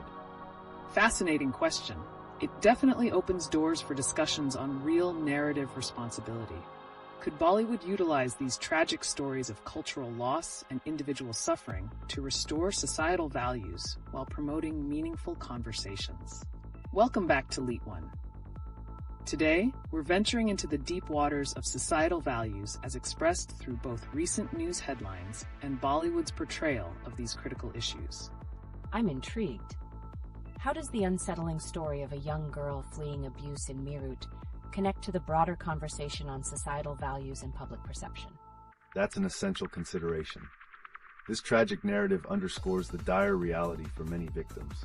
Similar societal lapses can also be seen in the phenomena surrounding the logistics firm in Kerala celebrating Osama bin Laden. It raises questions about morality and what we, as a society, deem acceptable in our narratives. Absolutely. These incidents illustrate a juxtaposition of values. On one hand, we celebrate cultural idols and entertainment, yet on the other, we might overlook or even glorify deeply troubling, real-life events. It boils down to how these narratives are conveyed within the entertainment space. So you're saying that while Bollywood has the potential to address such grave stories, it could also inadvertently normalize or trivialize them if not done sensitively. How do creators ensure they don't convert pain into mere spectacle? That's the crux of the challenge. Authenticity in storytelling, combined with sensitivity to the subjects being depicted, is vital. Powerful narratives can bypass the sensationalism that often clouds real issues, allowing audiences to connect on a human level. Right. As we pull at the thread connecting societal neglect, cultural idolization, and troubling events like the demolition of historic sites in Gujarat, we see that these cultural narratives shape our understanding of identity and heritage. Wow. This intertwining of narratives feels like a significant responsibility for both creators and audiences. Could Bollywood lead discussions that provoke critical thinking on these societal dynamics? Indeed. If creators can elevate the discourse around such stories, they could challenge public perceptions and behaviors. This could ultimately foster a culture that respects human dignity over sensationalism, creating a ripple effect throughout society. And that sets the stage for pivotal change. So are we opening the door to a new era for Bollywood? One where the narratives not only entertain, but also educate and challenge audiences to reflect on their values. I'm really fascinated by this potential shift. But what kinds of stories do you think need to be prioritized to inspire this change? There's a wealth of stories begging to be told. Those of resilience amidst domestic abuse, cultural loss, and historical significance. If spotlighted thoughtfully, these narratives could transform Bollywood into a powerful vehicle for societal reflection and healing. Well said. It's clear that as we reflect on these issues, we also hold the keys to shaping the future narrative landscape in India. Let's keep those questions coming, folks. What else would you like us to uncover? Welcome back to LeetOne.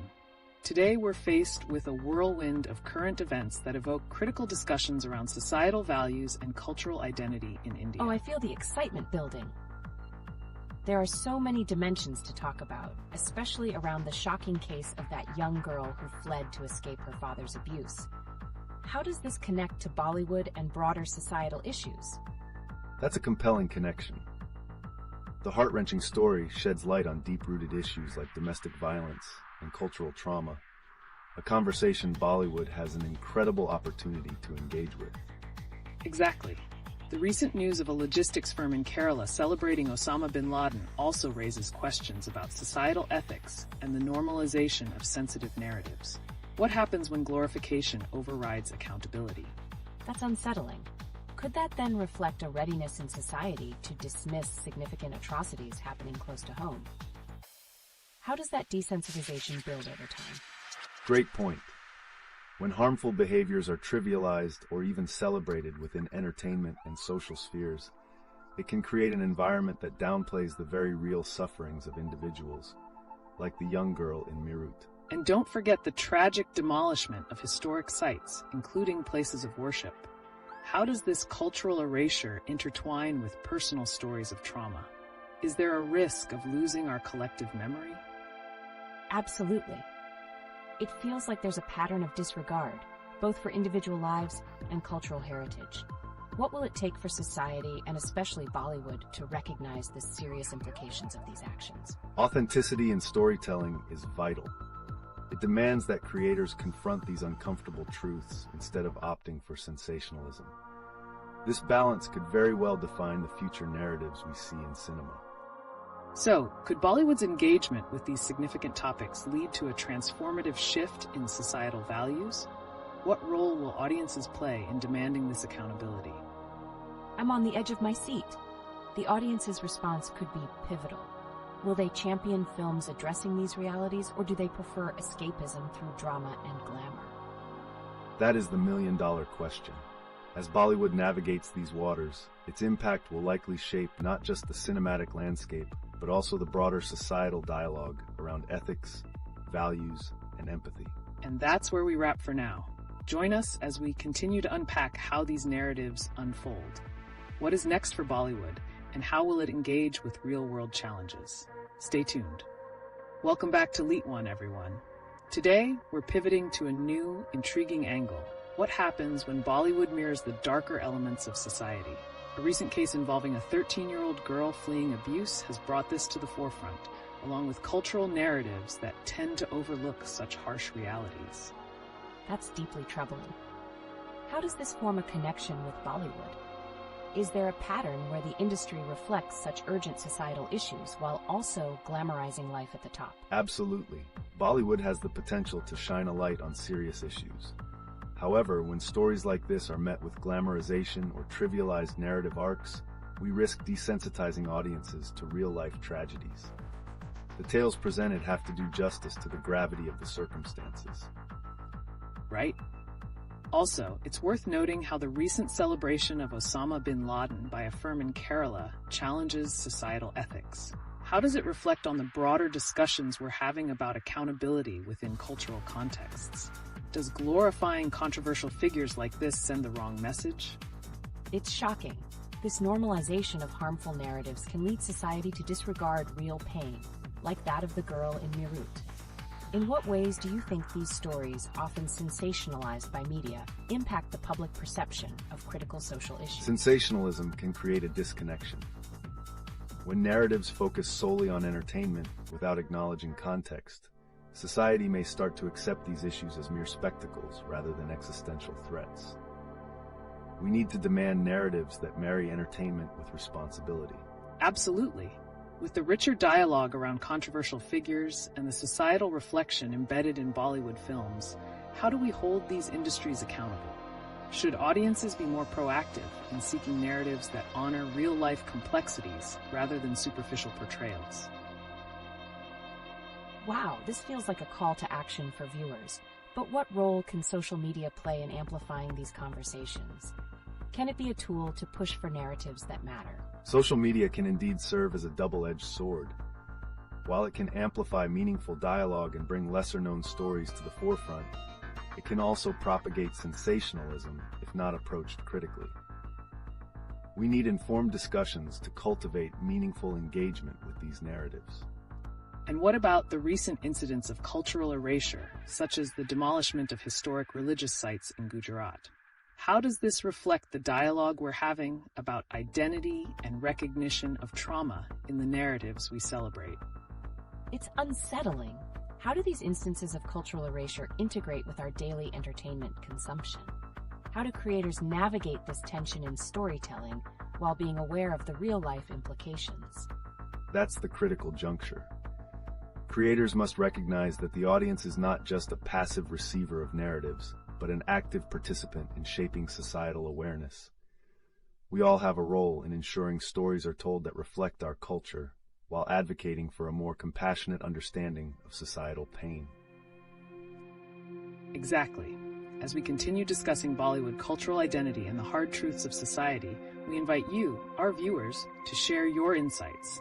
What stories do you believe need more visibility in mainstream narratives? Let's keep this conversation going. Welcome back, everyone. Today, we're shifting gears to examine the intersecting narratives of celebrity culture and societal accountability in light of recent events. This sounds thrilling. But how do incidents like the celebration of Osama bin Laden by a logistics firm in Kerala connect to broader societal values? That's a powerful question. The normalization of such celebrations can signify a troubling ambivalence towards accountability in society. When celebrities or firms idolize controversial figures, it may reinforce harmful ideologies and diminish the seriousness of real-world issues, such as the cultural erasure happening in Gujarat. Exactly.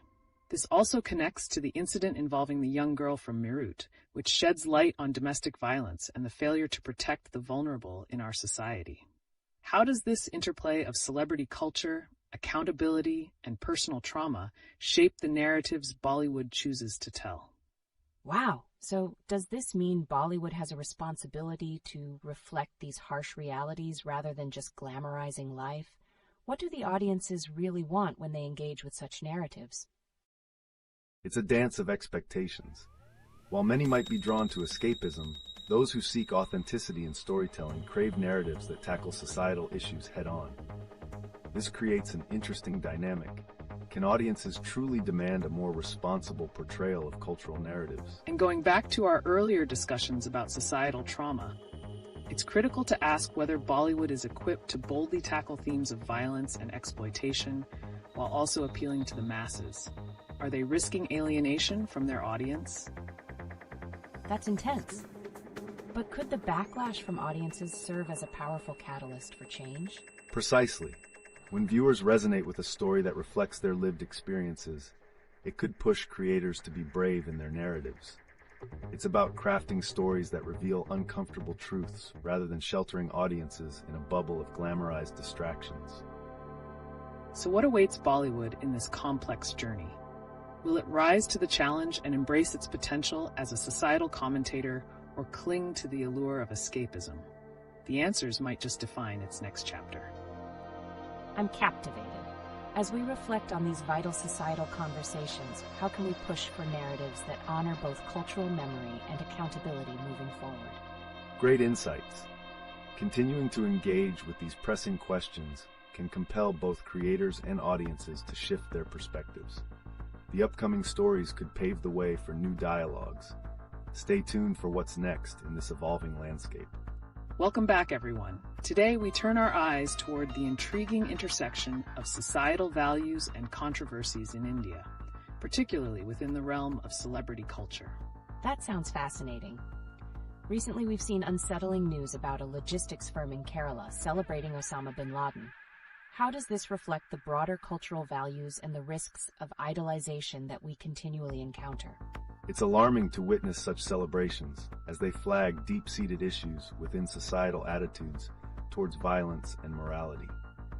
This reflects a troubling shift where the glorification of controversial figures can not only desensitize the public, but also erode accountability. Right.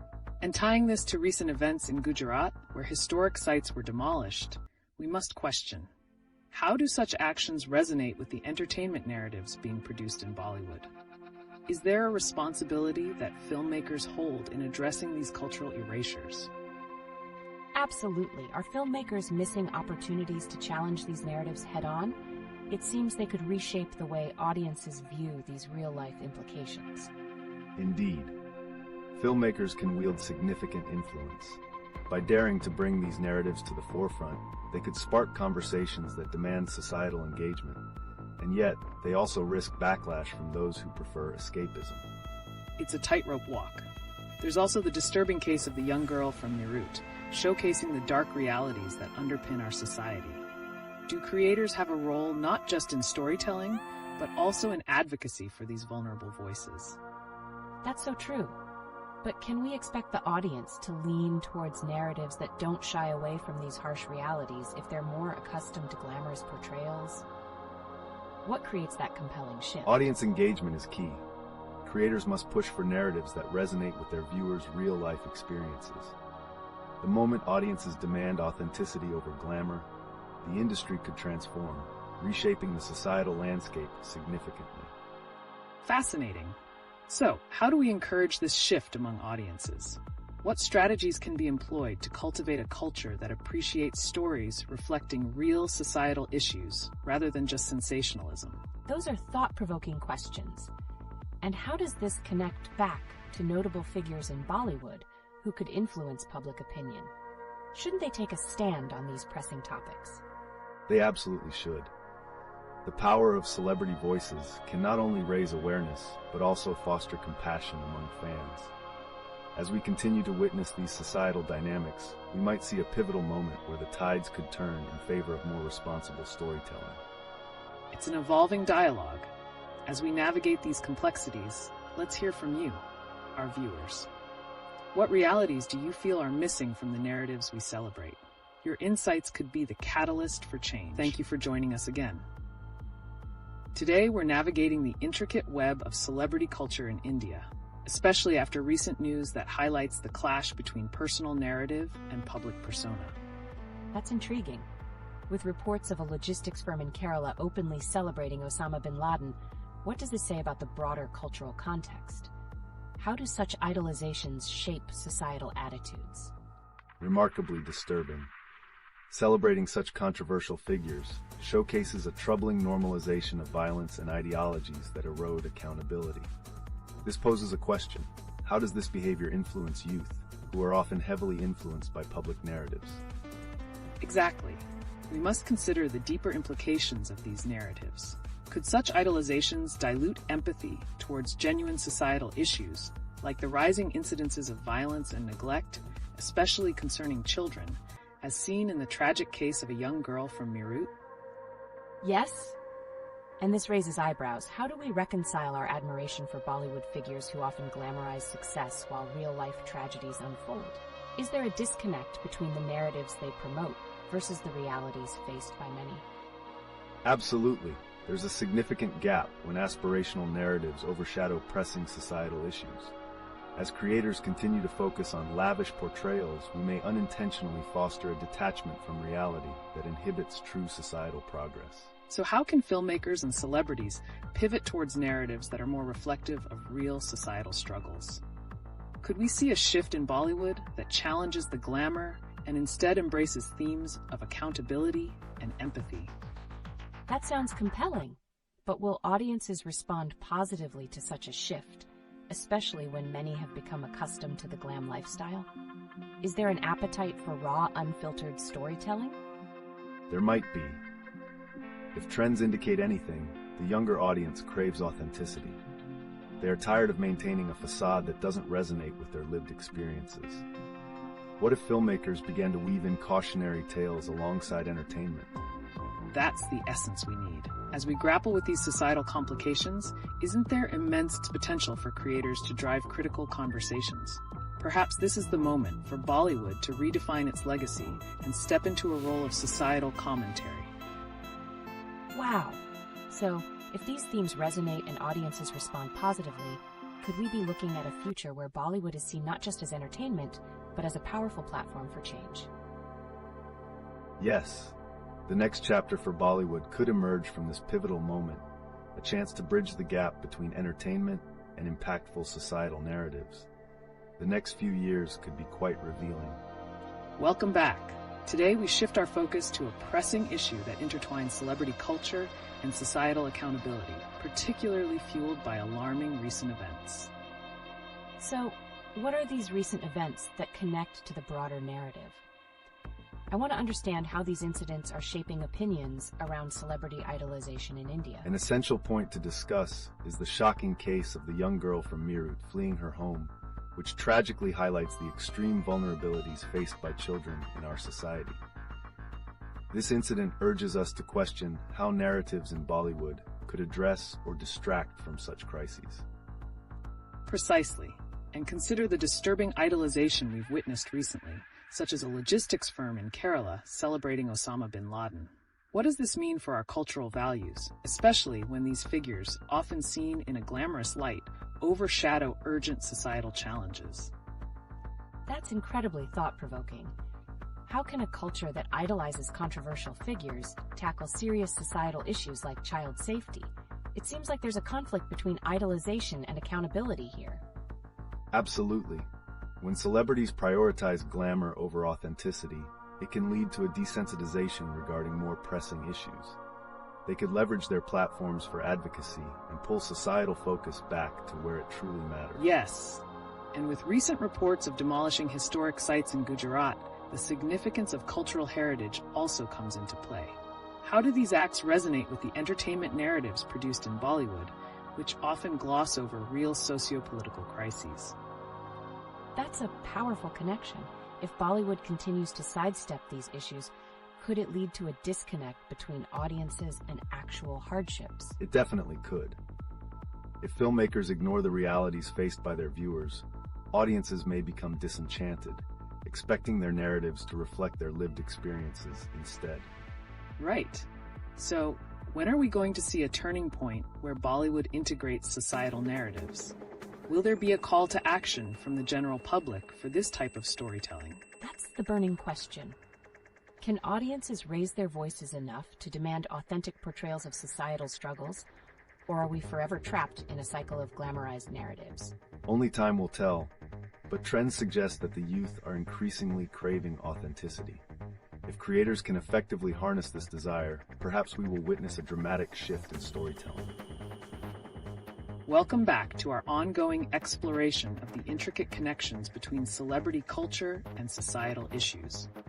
Today, we have an array of recent news that has sparked public outrage and reflection, perfect for diving even deeper into the ramifications of unexamined narratives in our culture. Oh wow, I'm so curious.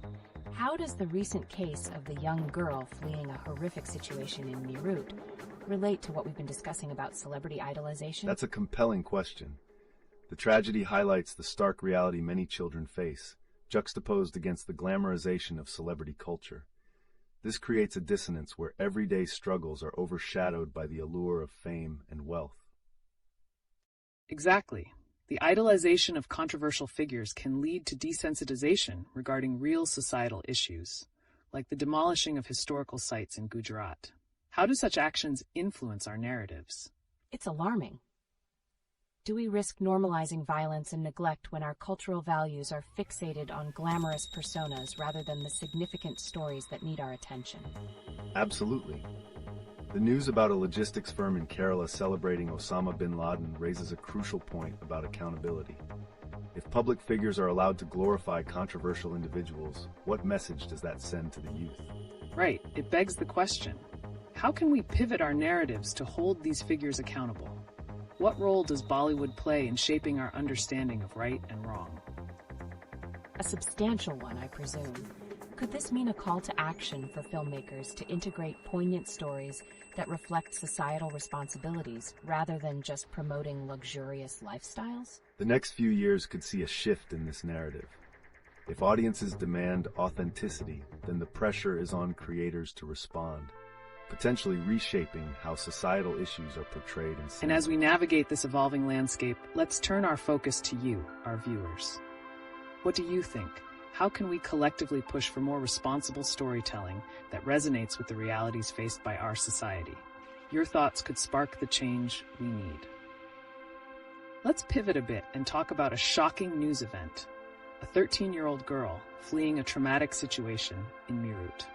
This story mirrors the pressing societal issues we've been examining and raises questions about how they are reflected in popular culture. This incident illustrates harsher realities often overshadowed by Bollywood's glamour. It's a stark reminder that while celebrity narratives dominate media, there exist urgent stories that demand our attention and advocacy. It's heartbreaking. How do these stories, like the one in Meerut, challenge our cultural norms? Could switching focus to these genuine narratives rely on Bollywood using their fame for positive change? Absolutely. You have to wonder, could the industry starve off its usual content reliant on luxury and escapism and instead spotlight these serious issues? What if they portrayed stories of survival and resilience? An intriguing point. As audiences, we hold power. If we rally for stories that resonate with the struggles many face, maybe we'll see a shift in filmmakers' approaches. Could this be the change we're craving? So, can we expect more filmmakers to take a leap toward these heavier narratives, especially considering the intertwining of celebrity culture and societal accountability? What obstacles do you think they face? You raise a valid concern. It's a risk, after all. They might fear backlash or losing mainstream appeal. Yet, isn't it worth contemplating? What if audiences embrace these hard-hitting tales? Certainly. how filmmakers navigate these themes amid the constant glamorization of figures like the logistics firm celebrating Osama bin Laden, for example, could reveal a lot about our society's collective consciousness. Wow, that's a powerful connection. If Bollywood begins genuinely representing societal struggles instead of merely idealizing certain figures, could we see a shift in the values audiences prioritize? Indeed, it heralds a potential turning point for Bollywood. Are we ready for a cinematic landscape that prioritizes authenticity over fantasy? Only time will tell, but the call for change is becoming louder. And there's potential there. The younger generation is sending a clear message through their viewing choices. What if they actively dismiss films that don't resonate with their lived experiences? Fascinating. So we might be on the brink of a revolutionary shift in Bollywood's storytelling approach, where stories of survival take center stage. How exciting is that?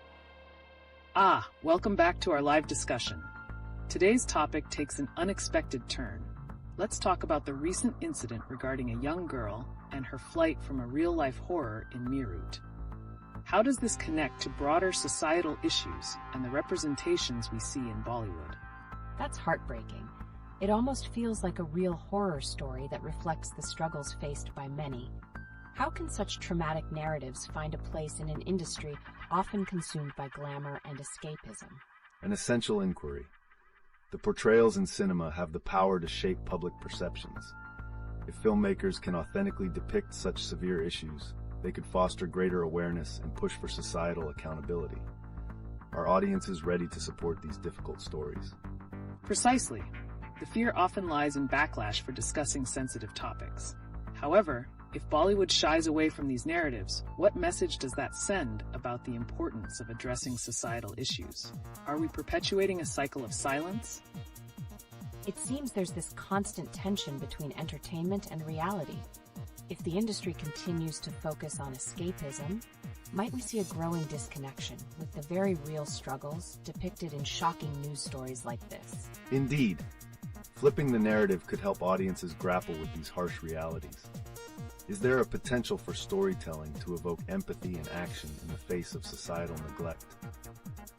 The road to change can be paved through meaningful cinema. Interesting point. Plus, there's the question of celebrity influence. With the idolization of actors, could they become advocates for highlighting pressing social issues and encourage a dialogue around these challenging themes? Wow! Imagine leading figures using their platforms to shine a light on such stories. Could that change the direction of Bollywood, gradually steering it away from just marketing fantasy? It could. If stars were to use their influence thoughtfully, we might witness a shift that empowers future storytellers to feature issues that resonate with the public, rather than just following trends. The stakes are high, but so is the potential impact.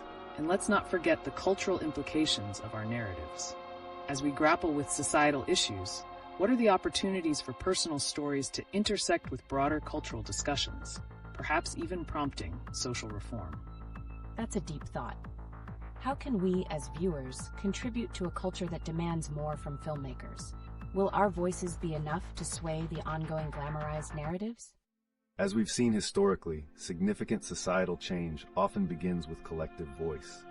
If we unite our voices for authentic storytelling, the creative industry may just respond. What might the first steps look like? Welcome back, everyone. As we continue our discussion, let's connect the ongoing societal challenges with recent news. Recently, we heard about a tragic incident in Meerut, where a young girl fled a horrifying situation. Could this reality be influencing Bollywood storytelling and its portrayal of societal struggles? That's absolutely shocking. How might such real-life stories reshape the narratives we see on screen? Will filmmakers feel compelled to reflect these experiences more authentically? This incident serves as a wake-up call. If filmmakers integrate authentic stories like this into their work, we may see a shift where cinema doesn't just entertain but also educates and advocates for change. Is the current audience ready to engage with such raw narratives, though? Great point. Considering the glamorization of wealth and luxury within Bollywood, can we expect a transition toward honest storytelling in the face of these harsh realities? Would audiences still embrace glamour if it meant ignoring severe societal issues? It seems like a balancing act. With the rise of social media, do you think audiences are becoming more vocal about wanting narratives that depict real struggles rather than only fantasy? Definitely. Social media amplifies viewers' voices, and their demands for authenticity may just drive filmmakers to adapt. But what challenges do you think filmmakers will face when addressing complex topics that might not resonate with mainstream appeal? Excellent inquiry. Filmmakers could encounter backlash from audiences unaccustomed to such harsh realities playing out on screen. Yet, this could also spark necessary discussions. What if audiences learn to appreciate these narratives over traditional escapism? That sounds promising.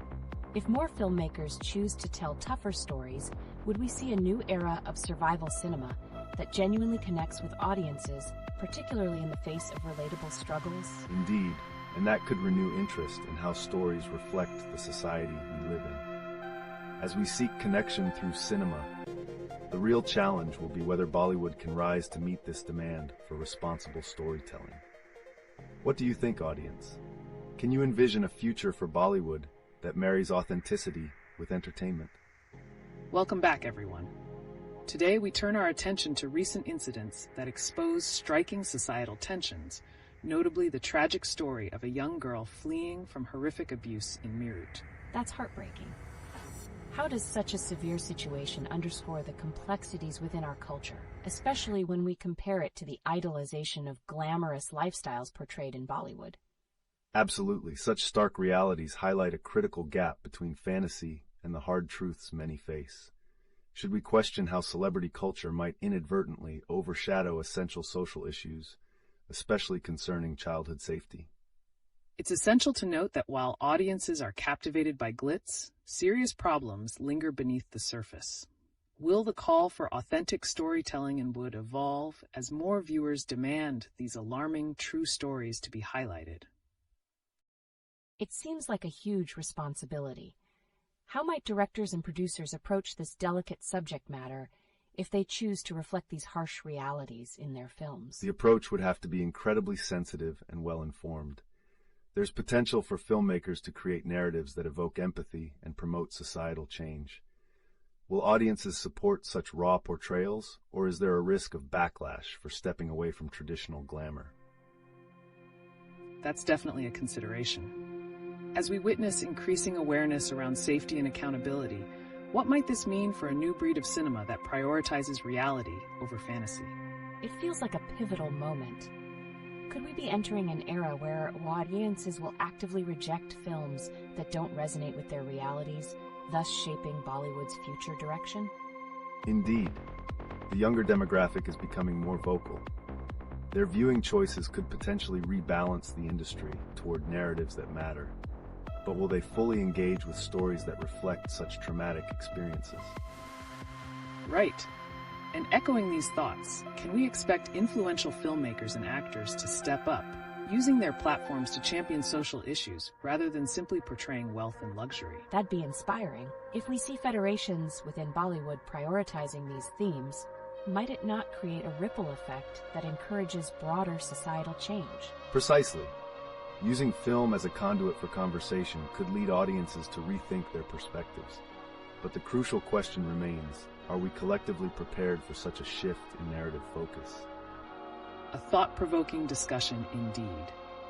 Let's keep this conversation going. What are your thoughts, audience? Are you ready for a Bollywood that tackles the raw truth and represents genuine societal struggles? Welcome back, everyone. Today, we're navigating some deep, interconnected waters. Let's shift gears and address the recent heartbreaking news of a young girl fleeing abuse in Meerut. It's truly tragic. How does this incident reflect the broader issues of safety and cultural responsibility in India, particularly regarding children and the role of Bollywood to spotlight these struggles? That's an essential observation. When such shocking realities come to light, they challenge us to question how storytelling can bring awareness. Shouldn't filmmakers take this opportunity to resonate with these urgent social issues instead of just focusing on glamour? Right? And consider how the immensity of these societal problems contrasts sharply with the idolization of celebrities. Is there a risk that the sheer glamour of Bollywood can overshadow the pressing need for accountability and compassion in these narratives? Definitely. Do you think audiences might be craving deeper stories that show the realities behind the glitz, particularly when tragic situations like the one in Meerut are more prevalent than we might realize? Precisely. The demand for authenticity is rising. If moviegoers begin rejecting the fantasy narratives, might we see filmmakers pivot toward creating more responsible content that fosters understanding and empathy toward real-world struggles? If Bollywood starts focusing more on such authentic storytelling, it might not only engage audiences, but also urge them to participate in societal dialogue. What if these narratives could eventually lead to societal reform, bridging the gap between art and activism? That sounds promising. But how do you think the filmmakers can approach these sensitive topics without sensationalizing them? Is there a fine line between raising awareness and exploiting traumatic experiences? The challenge lies in storytelling with respect and integrity. Filmmakers need to approach such topics thoughtfully, ensuring that the narratives genuinely represent the individual's experiences without turning them into mere spectacles for entertainment. And the question remains, will audiences embrace these stories that reflect such harsh truths, or will comfort and escapism take precedence? Let's see what our viewers think. What do you envision for Bollywood's future? Welcome back, everyone. Today, we're pivoting to a pressing topic that intersects with the complexities of wealth, privilege, and our culture. A story that reflects the stark contrasts of life within India. With recent shocking news surfacing about the abuse faced by a young girl fleeing from an oppressive home, how does this expose the darker realities amidst the glitzy facade of celebrity culture? That's incredibly poignant. So how do we reconcile the contrast between these distressing narratives and the life experiences of the ultra-rich showcased in films? Does the portrayal of wealth in Bollywood further normalize issues like abuse and neglect? An important point.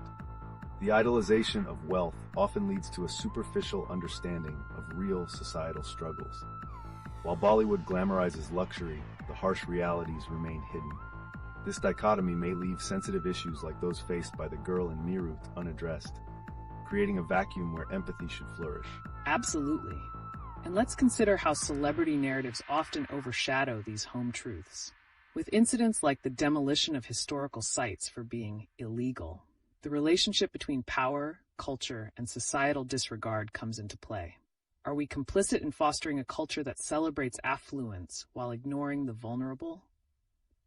It does feel like we're silently witnessing a cycle of neglect. What would it look like if Bollywood took a stand and directly engaged with stories that matter? Could that shift public sentiment and elevate awareness for those suffering amidst the shadows? That's a valid question. If filmmakers chose to spotlight such serious issues instead of merely showcasing grandeur, we could potentially foster a new genre of narratives, one that resonates authentically with people's struggles, thus encouraging societal accountability. And let's not forget how social media plays a role. Can it be a platform for discussions that challenge celebrity glorification and shift focus to neglected societal issues? As we see how youth engage with these art forms, could they demand narratives that inspire change? Wow, that's a compelling thought. So if the audience becomes proactive in seeking out these stories, will that pressure Bollywood to elevate real human experiences over the traditional narratives wrapped in glamour? The landscape does seem to be ripe for such transformation. If filmmakers tap into the emotional climate of their audience, they might create a new chapter where art and activism coexist. Will audiences be ready to embrace this deeper, perhaps more uncomfortable storytelling?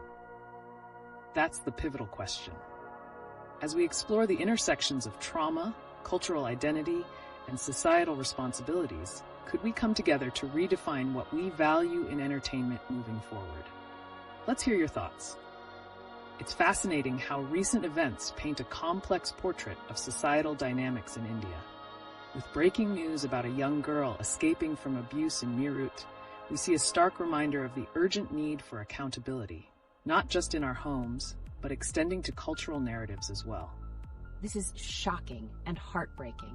How does this tragic incident intertwine with the glamorization of wealth and privilege in Bollywood? Do these contrasting narratives coexist uncomfortably within our society?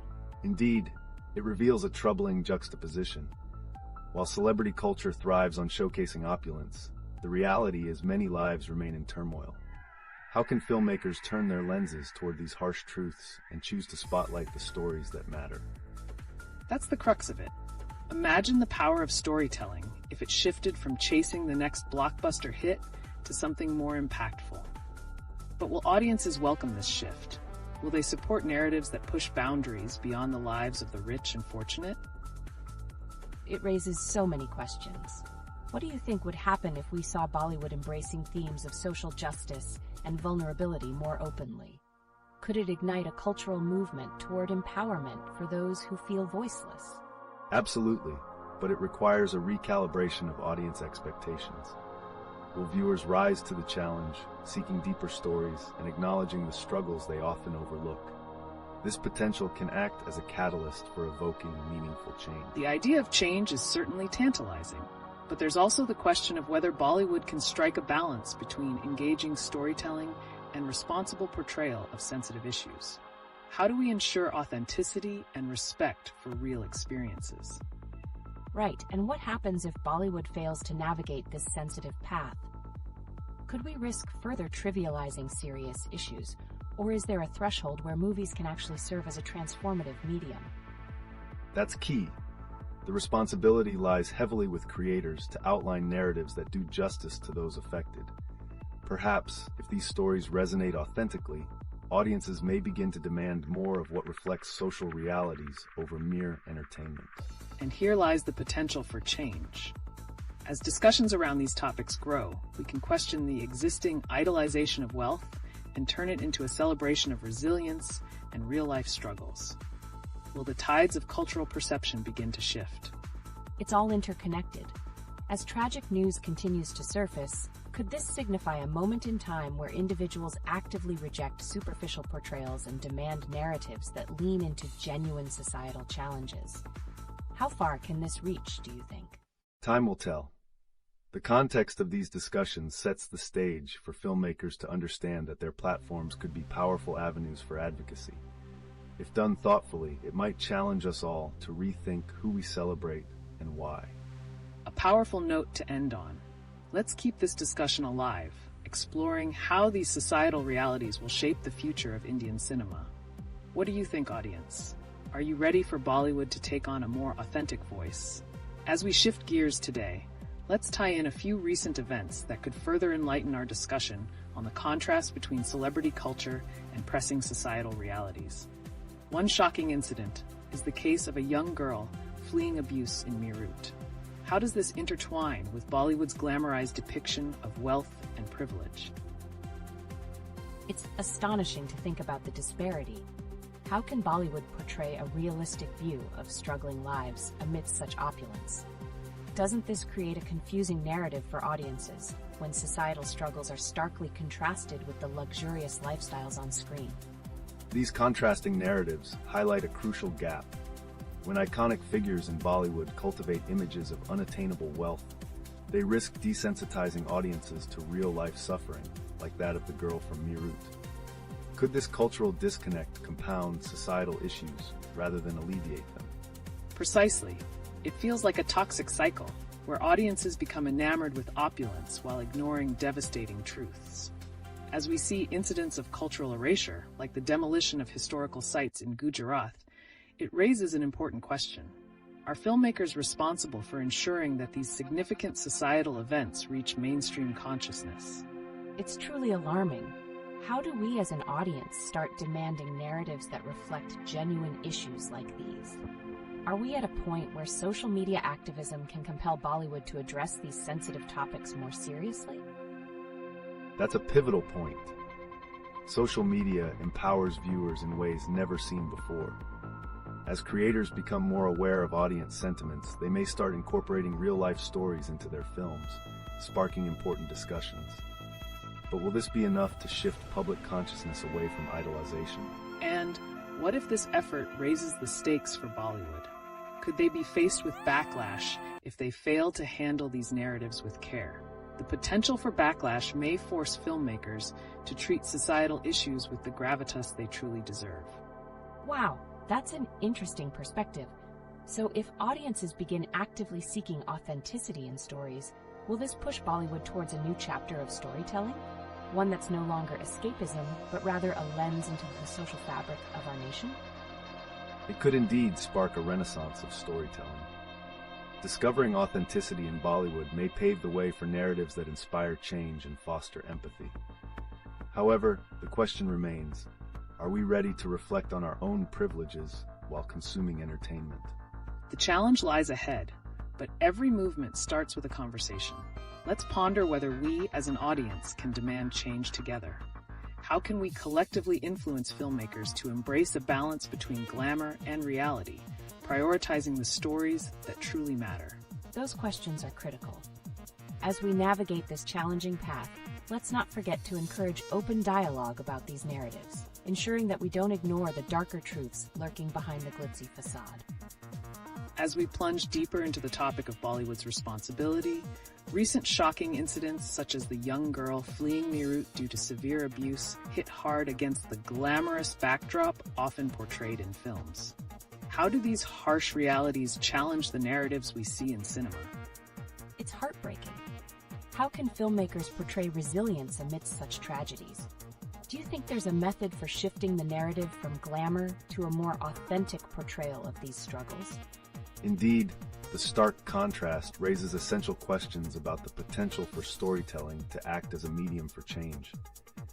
If filmmakers begin to acknowledge these societal troubles, could it be a call for deeper engagement with real-life issues, rather than faux glamour? That's a compelling point. But could there be resistance from audiences? Are people genuinely prepared to embrace these darker truths, or are they still hungry for escapism amidst their own challenges? That's so intriguing. What if Bollywood starts incorporating real stories that challenge its excessive idolization of wealth? Would audiences unite to support those narrative shifts, or do you think they'd reject them outright? Social media's role is pivotal here. If audiences rally behind authentic stories, the industry may have no choice but to respond. But what happens if these stories push too hard against the comfort of idealized lives that many are accustomed to? That's the crux of the matter. We've witnessed Bollywood stars and their opulence overshadowing urgent societal conversations. Will the movement towards authenticity in storytelling gain momentum, or will the pull of fantasy reign supreme, keeping real stories at bay? Wow, that tension is palpable. Are we at a crossroads where individuals could voice their discontent and begin demanding narratives that resonate on a human level? How could this shift truly redefine the impact of films? It absolutely could. If there's sustained audience pressure, it may encourage Bollywood to showcase struggles more prominently, shedding light on the cultural context behind shocking news that seems far removed from the glamour of cinema. But will that be enough to rewrite how we see celebrity culture? As we gear up for this segment, let's shift our focus to a high-stakes narrative playing out in real time. How celebrity culture in India contrasts sharply with the pressing issues of child safety and societal neglect. That's a thought-provoking angle. Given the shocking incident of a young girl fleeing from abuse in Meerut, how do we reconcile that with the glamorous portrayals in Bollywood? Can we expect any form of real change from the industry? The connection is stark. When Bollywood idolizes wealth and luxury, it risks obscuring the hard truths of societal issues like the one in Meerut. This dilemma raises an urgent question. Can filmmakers move beyond traditional narratives to spotlight such deep-rooted issues, or will they shy away from uncomfortable realities? Exactly. It poses a crisis for the industry. Are we witnessing an inflection point where filmmakers must reckon with their responsibilities as storytellers? And how might continuing to ignore societal troubles endanger the very fabric of storytelling? That's fascinating. If audiences begin thirsting for stories that resonate with real struggles, could this shift challenge an entire industry built on fantasy? I wonder, how might Bollywood handle the backlash if they fail to portray these crucial narratives authentically? That's a critical concern. The enduring idolization of celebrities can be dangerous, If audiences demand relatable content, could film producers realize they risk alienating their viewership? It poses a pivotal conflict, the allure of glamour versus the weight of social commentary. And let's not forget the broader implications that emerge from societal neglect. What happens if the continued focus on opulence fails to address the real horrors some face, such as the aftermath of the abused girl's escape? Could this lead to an even greater societal divide? Wow, that's a disheartening thought. If filmmakers continue to sidestep these pivotal issues, might it fuel a generation of escapism that risks nurturing further child safety concerns? How does the audience's engagement factor into this dynamic? Therein lies the challenge. The audience, equipped with the power of social media, can influence industry practices dramatically. But are viewers ready to challenge their own preferences for glamour, even when confronted with such striking realities? Riveting questions arise. Audiences have a unique role as catalysts for change. If the industry feels significant pressure for authenticity from its consumers, could we see a spark that ignites real storytelling? The potential for a profound cultural shift could be at stake. That brings us back to responsibility. Who holds it, and how do we navigate a transformation in Bollywood's approach to storytelling? What demands can we as viewers make to ensure that the industry's glamorous facade acknowledges the uncomfortable truths woven into our society? And as we grapple with these challenges, it sparks an important question for the audience. Are you ready to engage with narratives that confront reality, even if they lack the shiny veneer traditionally surrounding Bollywood films? The time for change might just be now.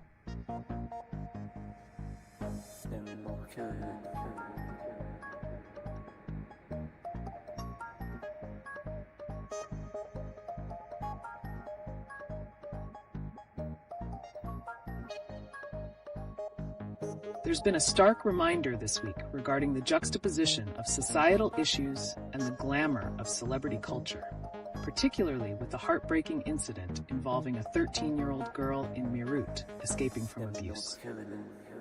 How do we begin to bridge the gap between these contrasting realities? Wow, that's an intense topic.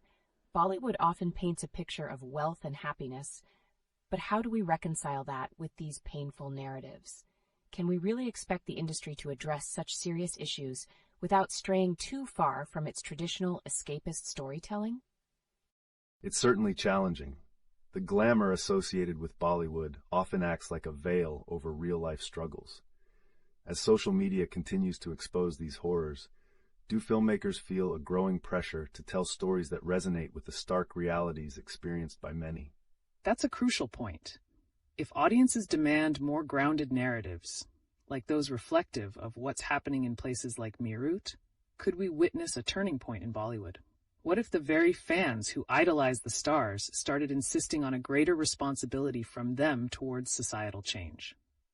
That makes me think, if film narratives truly start reflecting these realities, could we see a cultural shift where audiences become not just consumers but advocates for change? How significant would that transformation be for the entire industry? Significant indeed. We could be looking at a paradigm shift where stories begin to empower rather than simply entertain. But here's something to ponder. What if the industry continues its hesitation, ignoring narratives of pain and suffering? Would that deepen societal divides or spark more outrage? Absolutely. Continuing to sidestep these realities may very well isolate segments of the population that feel unheard. If these societal issues remain absent in film, do we risk desensitizing future generations to the suffering around them? That's sobering. If filmmakers and their audiences fail to connect, do we set a dangerous precedent? Could this be one of the architectural flaws in the relationship between cinema and society, where the latter pushes for more glamour rather than confronting uncomfortable truths? The intersection of cinema and reality is delicate.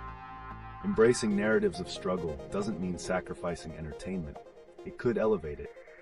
And if the audience shifts its focus to empathetic storytelling, this could redefine Bollywood's impact on societal understanding. It feels like a moment of reckoning is upon us. As viewers, are we ready to prioritize meaningful cinema that tackles pressing issues of child safety and cultural erasure over mere escapism? The stakes couldn't get much higher. So many questions remain. If this shift occurs, how might that create ripple effects across other forms of entertainment? Would audiences demand more authenticity from all artists they engage with, even in music and art? And therein lies the power of culture. A collective awakening could foster a new wave of creators who use their platforms to challenge societal norms. The future could see not just Bollywood reflecting change, but leading a movement toward accountability overall. Welcome back, everyone. Today we are navigating through chilling realities that touch on both Bollywood's glamour and the urgent issues haunting our society, including the recent tragic incident of a young girl's escape from a dire situation in Meerut. That's incredibly sobering. How can we make sense of the stark contrast between these heart-wrenching realities and the often fanciful narratives showcased in films? It's as if there's a massive divide. Indeed, the gap is widening. While blockbuster hits celebrate wealth and success, there's a cry for truth from those impacted by societal neglect. This stark divergence prompts the question, can Bollywood evolve from its escapist storytelling to address these critical issues seriously? That's a compelling angle. Audiences today are bombarded with sensational news that shatters illusions, like the recent reports highlighting the demolition of historical Muslim sites in Gujarat. Will these realities lead to an awakening among moviegoers demanding more than mere entertainment from their leading figures? It's intriguing. Does the industry risk alienating its audience if it fails to reflect authentic struggles? I mean, what if the glamorized world they spin eventually turns against them? Exactly. A disconnect may breed resistance among viewers. If filmmakers shy away from facing harsh truths, like that of the girl in Meerut, could we see a turning point where audiences evolve into advocates for deeper narratives, pushing for authenticity in cinema? The implications are huge. Imagine a scenario where viewers completely redefine their relationship with Bollywood, where we become less about idolizing and more about holding accountable. Could that drive significant industry change over time, especially with the rise of social media as a tool for activism? Wow, that's a game changer. What if this push really takes off?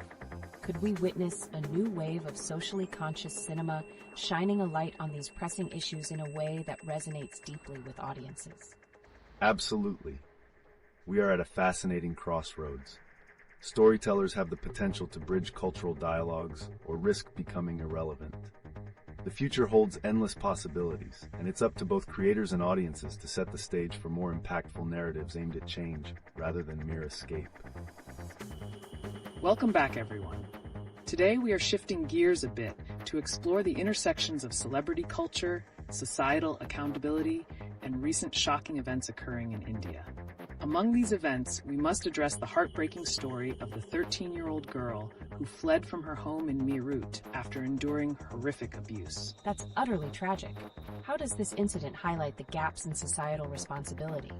It feels like we're constantly confronted with devastation, yet real, impactful change seems elusive. Precisely. The rise of social media has amplified these stories, but the reaction often oscillates between outrage and indifference. How can Bollywood, with its massive influence, step up to address these societal problems head-on? This raises an essential question. Is the industry more focused on maintaining its glamour and escapism rather than tackling urgent issues affecting its own audience? Recent headlines suggest a disconnect that could alienate viewers longing for authenticity in storytelling. I can see that. Given Bollywood's power, what would motivate filmmakers to address these grim realities? Wouldn't it require a courageous shift away from the conventional narratives they've established? It certainly would. Moreover, in the broader context, we see rising instances of cultural or historical erasure in incidents like the demolition of Muslim graves in Gujarat. Could this further influence the type of stories that find their way into mainstream cinema? A valid point. As these events unfold, audiences are left to question their own values. Are we prepared to support narratives that confront uncomfortable truths, or are we still gravitating toward films that merely entertain us? Absolutely. And with platforms like social media that have the potential to spark change, how can audiences mobilize to demand more responsible and reflective storytelling from the industry? That is the challenge. Social media can indeed serve as a catalyst. The question remains, can it cultivate a cultural shift that urges Bollywood to not just reflect divergent realities, but to become a powerful voice for societal change? The stakes are undeniably high. In the face of such tragedies and cultural disputes, how can we start a narrative revolution that empowers both audiences and creators to engage in meaningful conversation? It feels like a type of awakening is necessary. But how do we step successfully from discussions into actions that would enable real progress and accountability? It starts with collective awareness and advocacy. Audiences need to communicate their expectations clearly. Only then will filmmakers feel compelled to take the necessary risks to tell the stories that truly matter, bridging the gap between the audience's reality and what is shown on screen. The clock is ticking, and every voice counts.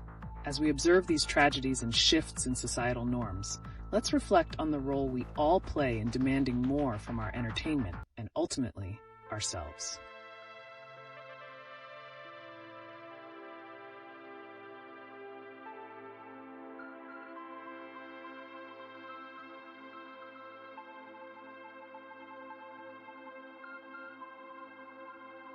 Welcome back, everyone. Today, we are pivoting our discussion to connect recent shocking events with the ongoing cultural narrative in India, particularly focusing on child safety and societal accountability. This is so crucial. What recent events do you think really highlight this connection, especially considering the heartbreaking situation in Meerut? The case of the young girl fleeing from abuse is a glaring example. This tragedy forces a confrontation with how society perceives and manages these grave issues. It begs the question, why does outrage often come only after a crisis? Exactly. There's also a severe disconnect when we consider pop culture distractions, like the idolization of celebrities. How do these distractions prevent society from confronting uncomfortable truths? That's very insightful. Can we also discuss how social media serves both as a platform for awareness and, paradoxically, as a tool for distraction from urgent matters like child safety? Definitely. While social media amplifies voices calling for justice, it can simultaneously promote celebrity culture, which often trivializes significant societal issues. This dichotomy complicates public engagement.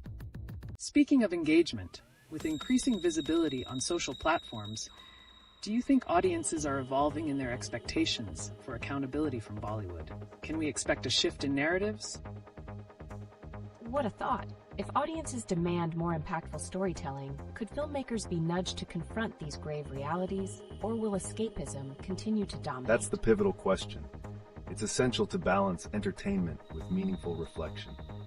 We stand at a crossroads. Filmmakers can either reinforce cultural complacency or become catalysts for societal change. The urgency is palpable. Let's also reflect on the historical narratives being disrupted in parallel. Recent demolitions of Muslim graves highlight a broader cultural erasure. How do these events tie back to the responsibility of storytelling in Bollywood? Wow, each story matters, right?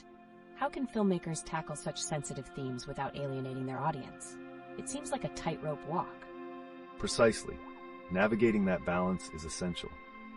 Authenticity in storytelling may require filmmakers to take deeper risks, encouraging audiences to engage with sensitive topics that resonate with real lives rather than fantasy. As we continue to explore these connections, it opens up a larger dialogue on how we can collectively drive change. What are some actionable steps audiences can take to hold creators accountable? That's a powerful call to action. Are there existing movements or grassroots campaigns that can leverage this moment to demand more responsible narratives? Definitely. Movements pushing for children's rights and social accountability create a framework in which filmmakers can find both support and inspiration for transformative stories. We can't ignore the momentum building around societal accountability. Let's open the floor. What do you think is the most pressing story currently that needs cinematic exploration? As we get back to today's pressing issues, let's focus on the striking cultural shifts happening in India, especially considering the heartbreaking news from Meerut about a young girl escaping abuse. It's truly shocking.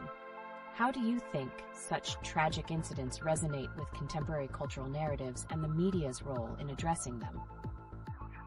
The media has a dual obligation. While it can galvanize the public's attention to these severe issues, it can also sensationalize them, potentially overshadowing the urgency of accountability. Exactly. Speaking of sensationalism, the recent demolitions of historic Muslim graves underscore a troubling erasure of cultural identities. How do we connect these disturbing acts with generational narratives in India?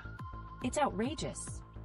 Could these actions be part of a larger attempt to manipulate cultural memory in favor of one narrative, sidelining those that are marginalized? Absolutely. Cultural erasure not only removes historical context, but also hinders meaningful discourse about societal values. It creates a perilous gap in storytelling, leaving vulnerable voices unheard. Fascinating point. How might this erasure influence rising filmmakers and artists who strive for authenticity in their work? Will they take the risk to challenge these narratives? That's so compelling. If they do choose to highlight uncomfortable truths, how might that change the landscape of Indian cinema as we know it? The potential is vast. It rests on the willingness of both the artists and the audiences to confront discomforts and embrace bold storytelling. This could lead to a renaissance in Indian cinema that truly reflects society. As we witness shifts in public perception, due in part to social media, can we expect younger generations to demand more accountability?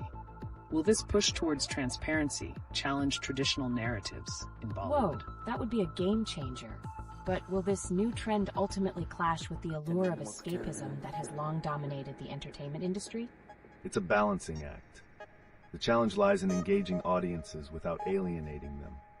This generation has the power to reshape dialogues, but must be willing to step out of comfort zones. This intersection of culture and societal responsibility is captivating. As we explore this further, let's remain vigilant about how the past informs our present and shapes our future narratives in both media and society. Today, we're pivoting our discussion to the recent troubling events that have illuminated deep-seated societal issues, particularly concerning child safety and cultural narratives in India. The case of the young girl from Meerut, who fled horrific circumstances, raises critical questions about our collective priorities. That's so heartbreaking. How does this tragic situation connect with broader cultural narratives we're witnessing in Bollywood and beyond? It's quite alarming. The entertainment industry has a unique role. It can either challenge these narratives or also perpetuate them. If filmmakers reflect the harsh realities faced by individuals like this young girl, it could catalyze much-needed conversations around accountability. Absolutely.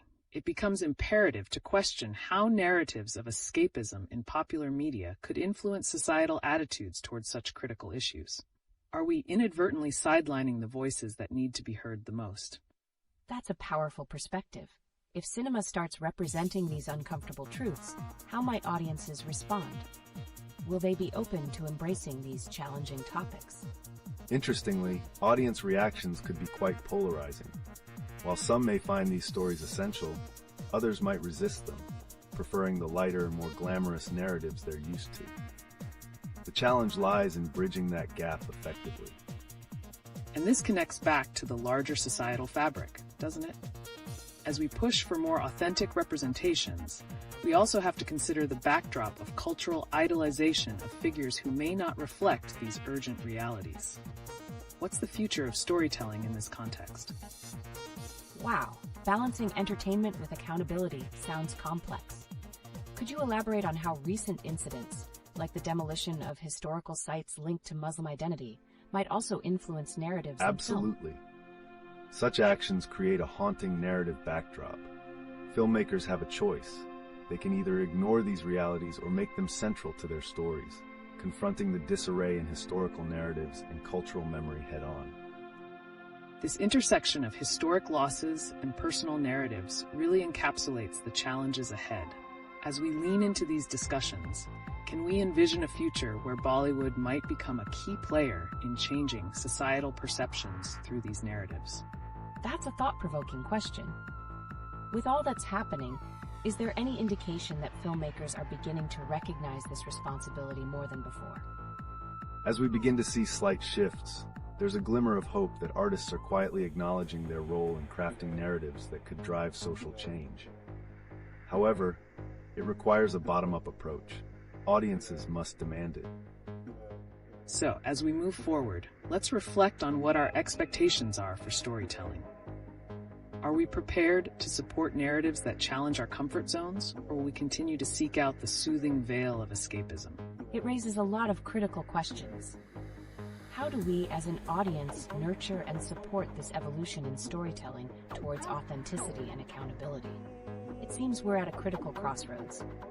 Today, we're pivoting our conversation to a critical issue that intertwines child safety and cultural narratives. The heartbreaking story of a young girl fleeing abuse in Meerut is shocking, revealing profound societal vulnerabilities. It's devastating to think about such incidents happening in our society. How do these tragic stories resonate with broader cultural narratives in India? Are there connections to the recent demolitions of historical sites tied to Muslim identity? The demolitions certainly reflect a troubling erasure of cultural anchors, which directly ties into the sense of safety for vulnerable groups, particularly children. When such cultural identities are dismissed, it creates an environment where neglect can thrive. Absolutely. And as we explore this further, one must wonder how this neglect impacts the youth. Could we see an increase in voices advocating for change driven by these unsettling realities? Definitely. But will these young voices face resistance from a culture that idolizes superficial aspects of celebrity rather than addressing these grave issues? Resistance is inevitable, but it also presents an opportunity. If societal narratives transition from glorifying celebrity culture to prioritizing authentic storytelling, we might witness a shift in public discourse around child safety. Speaking of shifts, what role does social media play in amplifying these voices? Can it help bridge the gap between awareness and genuine societal reform? That's a crucial insight. But what strategies can these activists employ to translate online sentiments into tangible action? Engaging storytelling is essential. By tapping into emotional narratives that resonate, activists can create movements that challenge the status quo while fostering a sense of community. It's key to sustaining momentum for societal change. Intriguing perspective. So, if change is initiated through impactful stories, what does that mean for future filmmakers in Bollywood? Will they feel the pressure to align with these evolving narratives? I hope so. Wouldn't it be revolutionary if Bollywood became a platform for these urgent issues? How might that transform the entertainment landscape and encourage other forms of art?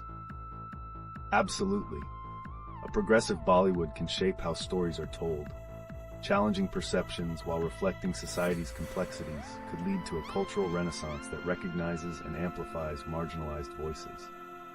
It's clear that within this complex interplay of narratives, the potential for change exists.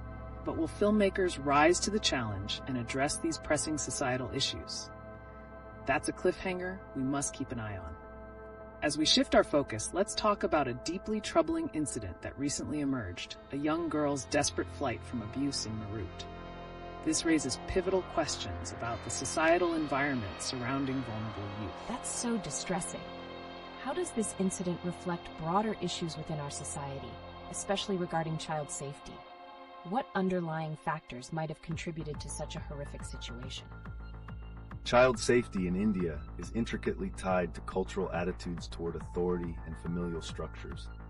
The normalization of violence within households can create an ecosystem where abuse thrives, leaving victims feeling trapped. Indeed, and this event ties into the recent demolitions of historical sites, particularly those with cultural significance to Muslim communities.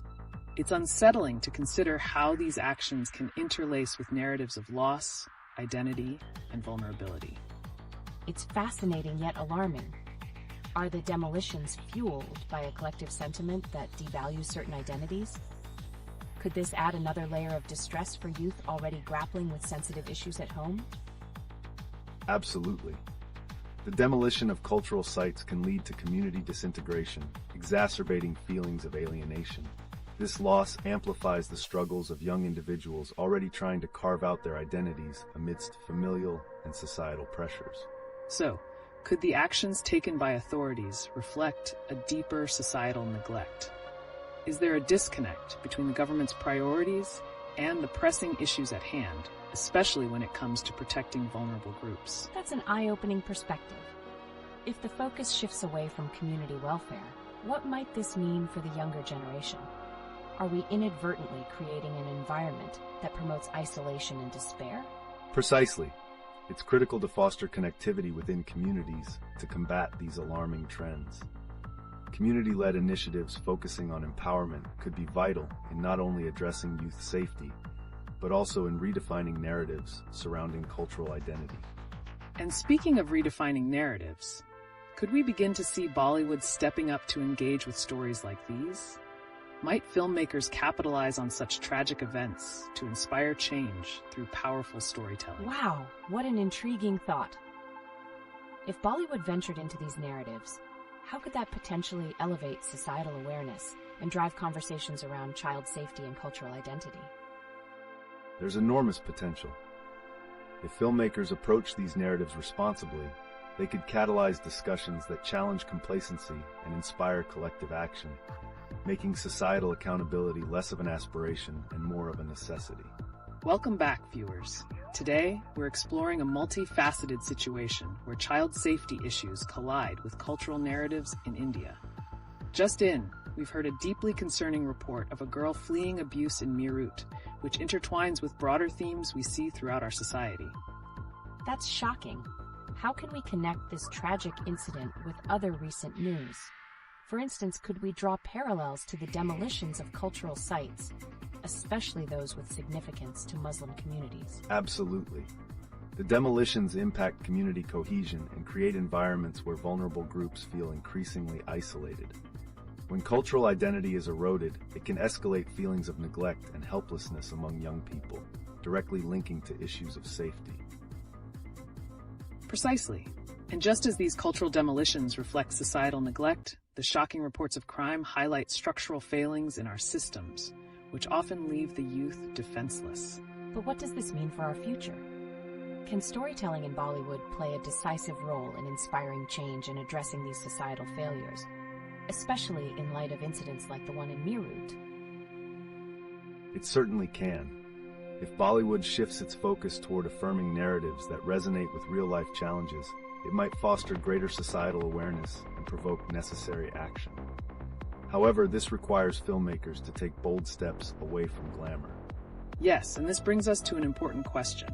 Will the industry's willingness to engage with authentic storytelling be strong enough to confront these pressing issues?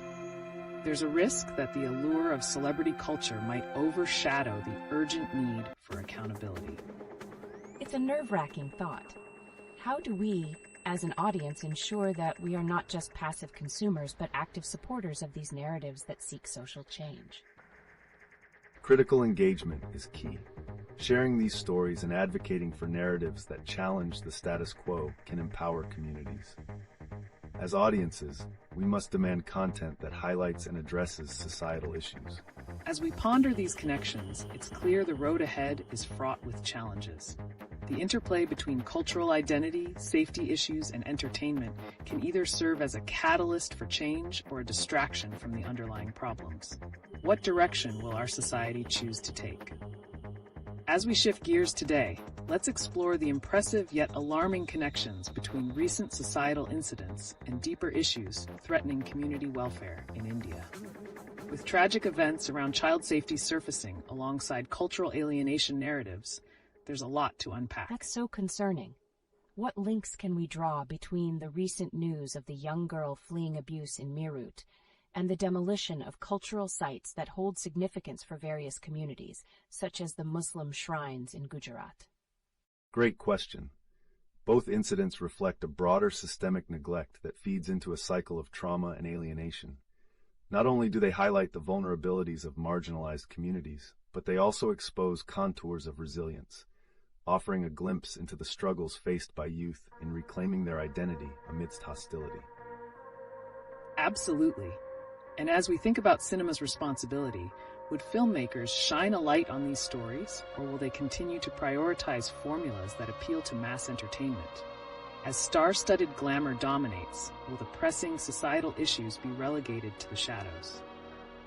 That's a thought-provoking dilemma. If creators shun tackling serious issues, what message does that send to audiences, especially young people who idolize these stars? It sends a concerning message. The exposure of societal vulnerabilities through storytelling could empower audiences, especially youth, to challenge prevailing narratives and demand accountability. However, if filmmakers remain entrenched in superficial storytelling, the connection between discourse and action may suffer. Along those lines, as tribal and urban communities silently endure these adversities, what role might social media play in amplifying their stories? Can it truly mobilize collective action and lead to change, or will it merely serve as another distracting spectacle in an already saturated entertainment landscape? That's a tough duality. What if social media campaigns highlight these concerns only for a moment and then fade away? What strategy could be more effective in bridging real-life experiences with actionable outcomes? A hybrid approach is needed, engaging both online and offline communities. Utilizing the immediacy of social media could draw attention to these issues while fostering groundwork initiatives to support change on the ground. This dual focus creates a pathway for sustained dialogue and action. A thought worth pondering, indeed. With the convergence of these narratives, where does the responsibility lie? Are we as a society equipped to question and confront these troubling realities, or are we simply spectators helplessly watching cultural identities crumble? And as we continue, what will it take for Bollywood to confront these societal fractures head-on? The answer lies in whether audiences collectively demand more from their stories. If Bollywood embraces authenticity over glamour, it might catalyze transformative conversations, not just within the film industry, but throughout society as a whole. So, if we persist, could the future of Bollywood become a realm of empowerment, or are we still facing obstructions that leave these urgent societal matters unresolved? Those are essential questions leading us into the unknown.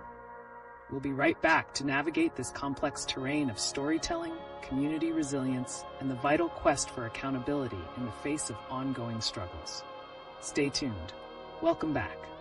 Today we're tackling a deeply pressing issue that connects societal neglect, safety, and cultural identity, a subject that's been highlighted by a recent tragic incident in Meerut.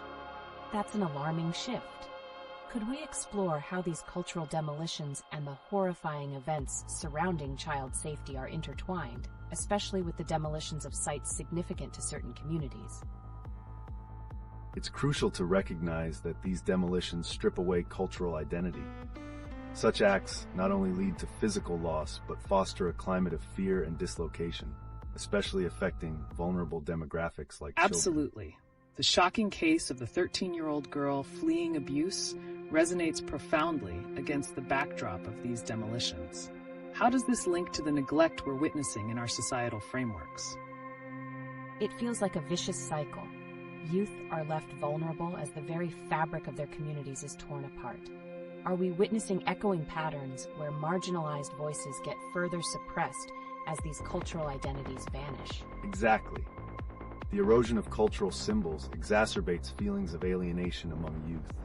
When they no longer see their heritage being respected, the cycle of trauma and neglect compounds, leading to dangerous workplaces for children and adolescents. And interweaving this narrative with contemporary storytelling in Bollywood brings an interesting dynamic. Is there a possibility that these cultural stories could foster resilience among communities? That's a fascinating thought.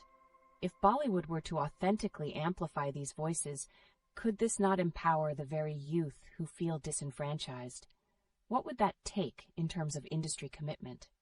Bollywood must first embrace narratives that reflect the realities of these experiences, rather than gloss over them with superficial glamour.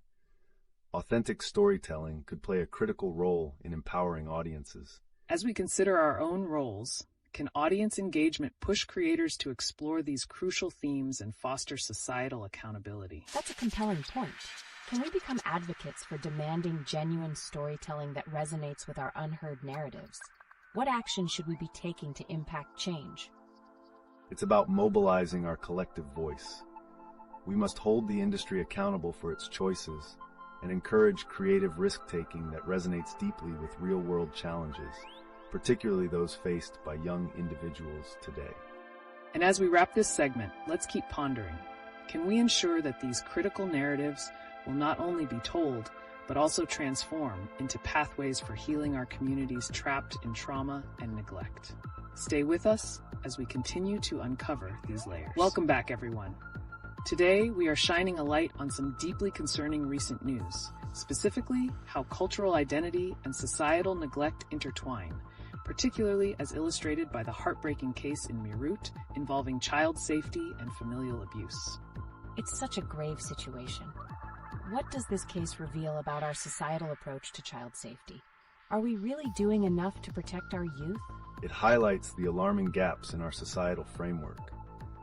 The steady increase in child safety issues, exacerbated by neglect in vulnerable communities, points toward a systemic failure that needs urgent addressing. And consider the recent demolition of cultural sites in Gujarat.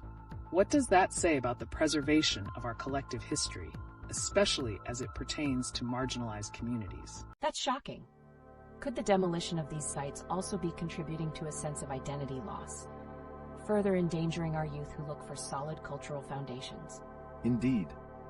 Cultural erasure not only strips away the heritage, but can further perpetuate cycles of trauma among those affected.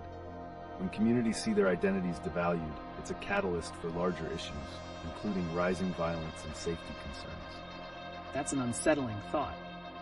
As we think about the role of Bollywood and other cultural platforms, could authentic storytelling become a means of rekindling these lost connections? Absolutely. But does Bollywood have the willingness to take on that responsibility? What might stand in the way of such a transformative approach in storytelling? Commercial interests often overshadow authentic narratives, leading to a disconnect between societal realities and the glamour presented on screen. There's potential for change, but it requires a unified call from the audience demanding more genuine representation. And speaking of societal response, how might social media amplify these issues? Can it function as a catalyst for meaningful conversations around identity and safety, or is it just a fleeting distraction? That's a great question. If social media can raise awareness, how do we make sure it translates to real-world change instead of just temporary noise? A strategic approach is vital, leveraging digital platforms to foster community discussions while advocating for concrete action is the key. Social media shouldn't just be a space for outrage, but a foundation for community-driven initiatives for change. So as we reflect on all of this, what's the direct responsibility of individuals, policymakers, and creators to rebuild and protect our cultural identity beyond these discussions? It feels like an urgent call to action. If we want to safeguard our future generations, what steps should we take to ensure they're empowered and heard? Ultimately, it's about building alliances. Communities must come together to advocate for policies that prioritize cultural education, child welfare, and societal responsibility. Only by uniting can we address these interlinked crises effectively. Powerful insights. Let's keep this conversation going. Your thoughts and experiences are vital in shaping the narrative we need to hear. Stay tuned as we navigate deeper into this dialogue. Welcome back, everyone. Today, we're shifting our focus to the interplay between current events and cultural narratives, especially how recent tragic incidents, such as the devastating case in Meerut, reflect deeper societal challenges. Let's explore how these themes resonate with Bollywood and broader societal implications. That's a powerful setup. So, how do these cultural narratives influence public perception and societal responsibility, especially in light of celebrities and their societal roles? The recent demolition of cultural sites in Gujarat, alongside troubling stories of violence like the one in Meerut, illustrate not only a loss of identity, but also a growing disconnect between societal values and the narratives pushed in popular culture. This creates a complex backdrop for how the public engages with these narratives. Exactly. Notably, Bollywood often seems to glamorize these issues, yet the yearning for authentic storytelling is prevalent. Could an emphasis on real-life events, such as the escape of that young girl, empower audiences and spark significant conversations? It seems like a missed opportunity. If these real stories are showcased well, they could resonate deeply, making audiences ask the right questions. What would it take for Bollywood to step up and tell these critical narratives authentically? Commitment to change is pivotal. It requires both an internal shift within the industry and a call from audiences to prioritize stories that matter. Attention to child safety and social justice themes in films could serve as a catalyst for broader community engagement. And as we consider this shift, let's not overlook the impact of social media. How could platforms be utilized to foster discussions around these critical narratives and ensure that these stories do not fade into the background? That's fascinating. Are there examples where social media has effectively influenced public discourse regarding urgent social issues? How can we replicate that success? There have been instances, particularly during recent protests, where social media acted as a unifying force for marginalized voices. This momentum could carry over to demanding accountability in storytelling, pushing brands and creators alike to rethink their responsibilities. Reflecting on these connections, we must question the casual acceptance of cultural erasure and the idolization of celebrities. How can we align our societal values with those we choose to elevate in culture and media? It's a profound thought. If we challenge these cultural idolizations, can it lead to a movement that not only embraces heritage, but actively participates in holding creators accountable? What changes can individuals drive in this context? Certainly. Individuals can voice their opinions and support narratives that resonate with authenticity. It's about cultivating spaces where these conversations can thrive. Transformative storytelling is just the beginning, and together we can demand more than just entertainment from our cultural leaders. Stay tuned for more insights on this riveting subject. Welcome back, everyone. Today, we're shifting gears to explore the recent incidents that are shaping India's socio-cultural landscape. Let's dive into the striking stories, including the demolition of cultural sites in Gujarat and a harrowing case in Meerut. That just sounds so tragic. How does the destruction of these historical sites contribute to an already troubled sense of identity in our communities? What do we lose when we erase physical representations of our past? Great question. Each cultural site represents not just history, but also values and collective identity.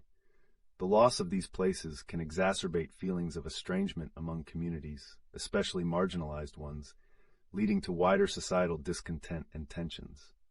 Exactly. And in stark contrast, we have to ponder the impact of recent events, like the tragic incident involving the young girl in Meerut. How does this atrocity highlight the urgent need for societal introspection on issues such as child safety and empowerment?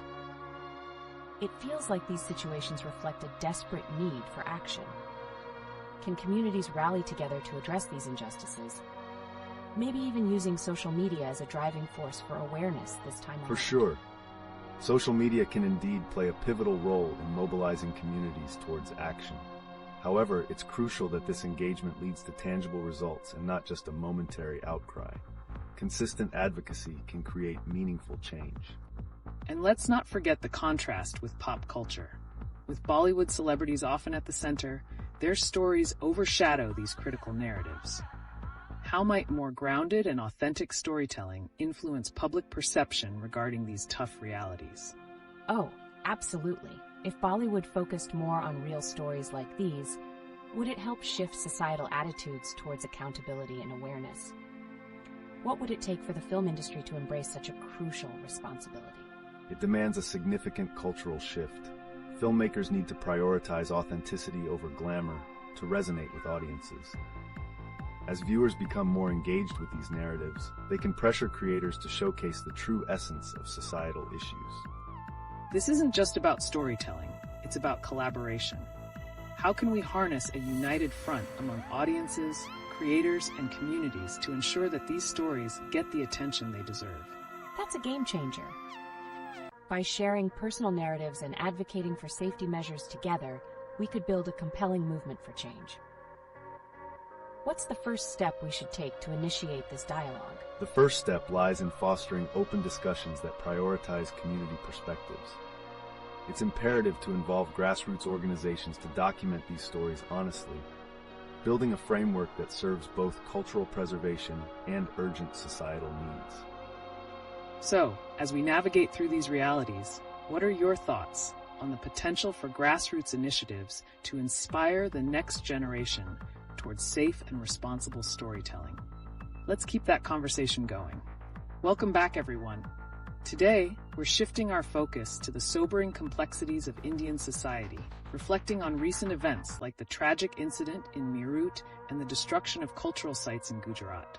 These are crucial narratives that expose deeper societal wounds. Indeed, the demolition of a 500-year-old graveyard, mosque, and shrines raises questions about preservation and community values.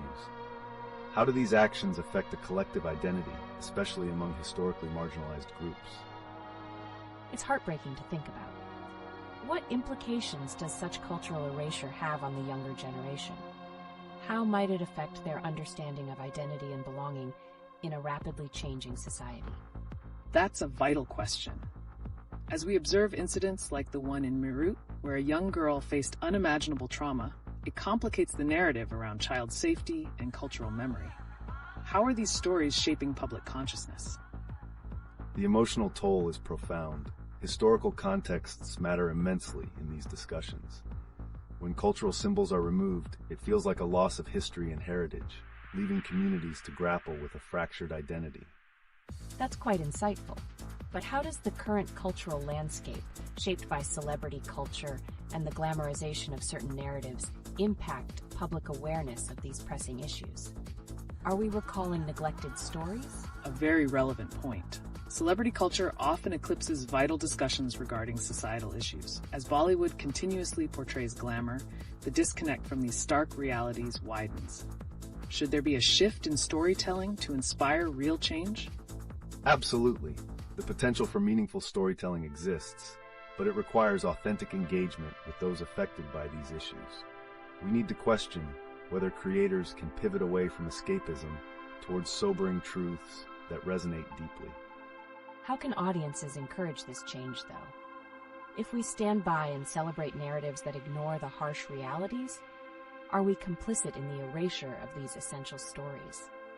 What steps can be taken to hold creators accountable? It starts with demanding better representation and more genuine narratives. Viewers wield power through their choices. When they refuse to engage with stories that lack authenticity, creators will be compelled to rethink their approaches, ultimately driving storytelling towards a greater purpose. Welcome back, everyone. Today, we're digging into a very intriguing topic: how current events, including shocking incidents of cultural destruction and violence, connect to the broader narrative shaping Indian society. That's intense. I can't help but wonder, how does the recent demolition of historical sites in Gujarat relate to societal identity and the ongoing struggles for child safety? What can these incidents tell us about our collective memory? Absolutely. When we erase cultural heritage, especially through acts like the destruction of a 500-year-old graveyard, it stirs deep emotional scars within communities. This cultural erasure often parallels personal trauma, impacting the collective conscience and reinforcing fears over child safety and empowerment. That's a powerful connection. It's concerning to think that while historical sites are being destroyed, we also hear heartbreaking stories like the young girl fleeing her home in Meerut. How do these two narratives intertwine, reflecting societal neglect of both cultural and individual safety? It's an alarming thought. Beyond just the emotional toll, do you think there are systemic issues at play that link the destruction of cultural sites with the failure to protect vulnerable individuals in society? Is it a matter of priorities? Definitely. The neglect of cultural preservation often mirrors the neglect of individual rights, especially regarding child safety. When a society fails to value its heritage, it's likely to overlook the necessity of safeguarding its most vulnerable members as well. And let's not forget how this messaging might impact younger generations. With the cultural landscape shifting, how might these experiences shape their understanding of identity, safety, and responsibility in society moving forward? Wow, it seems like we're at a crossroads. With such urgent conversations bubbling up, what role can storytelling play in bridging these realities? Can films and narratives genuinely contribute to societal change, or do they risk further glamorizing distressing issues? It's certainly a challenge. Authentic storytelling rooted in these experiences can help foster understanding and advocacy, but it also requires creators to remain grounded in reality. The essential question is whether Bollywood can pivot toward a narrative that resonates with these pressing societal issues or remain trapped in its glorified narratives. Fascinating points, everyone.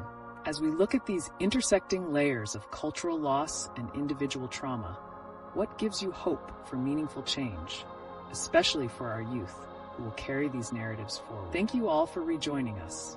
Today, we're expanding our focus to a captivating subject that interconnects various societal issues, including recent tragic events and cultural loss. It's heartbreaking to hear about the young girl from Meerut fleeing such unimaginable trauma while the demolition of historical sites in Gujarat continues. How do these stories intertwine in our understanding of societal values and child safety? There's a profound correlation. The destruction of cultural landmarks, such as the graveyard and mosque in Gujarat, reflects societal neglect of history and heritage. This erosion contributes to a space where individuals, especially children, may feel undervalued and unsafe. Absolutely. The marginalized voices like that of the young girl in Meerut remind us just how crucial it is to advocate for societal accountability. This situation raises another pressing question.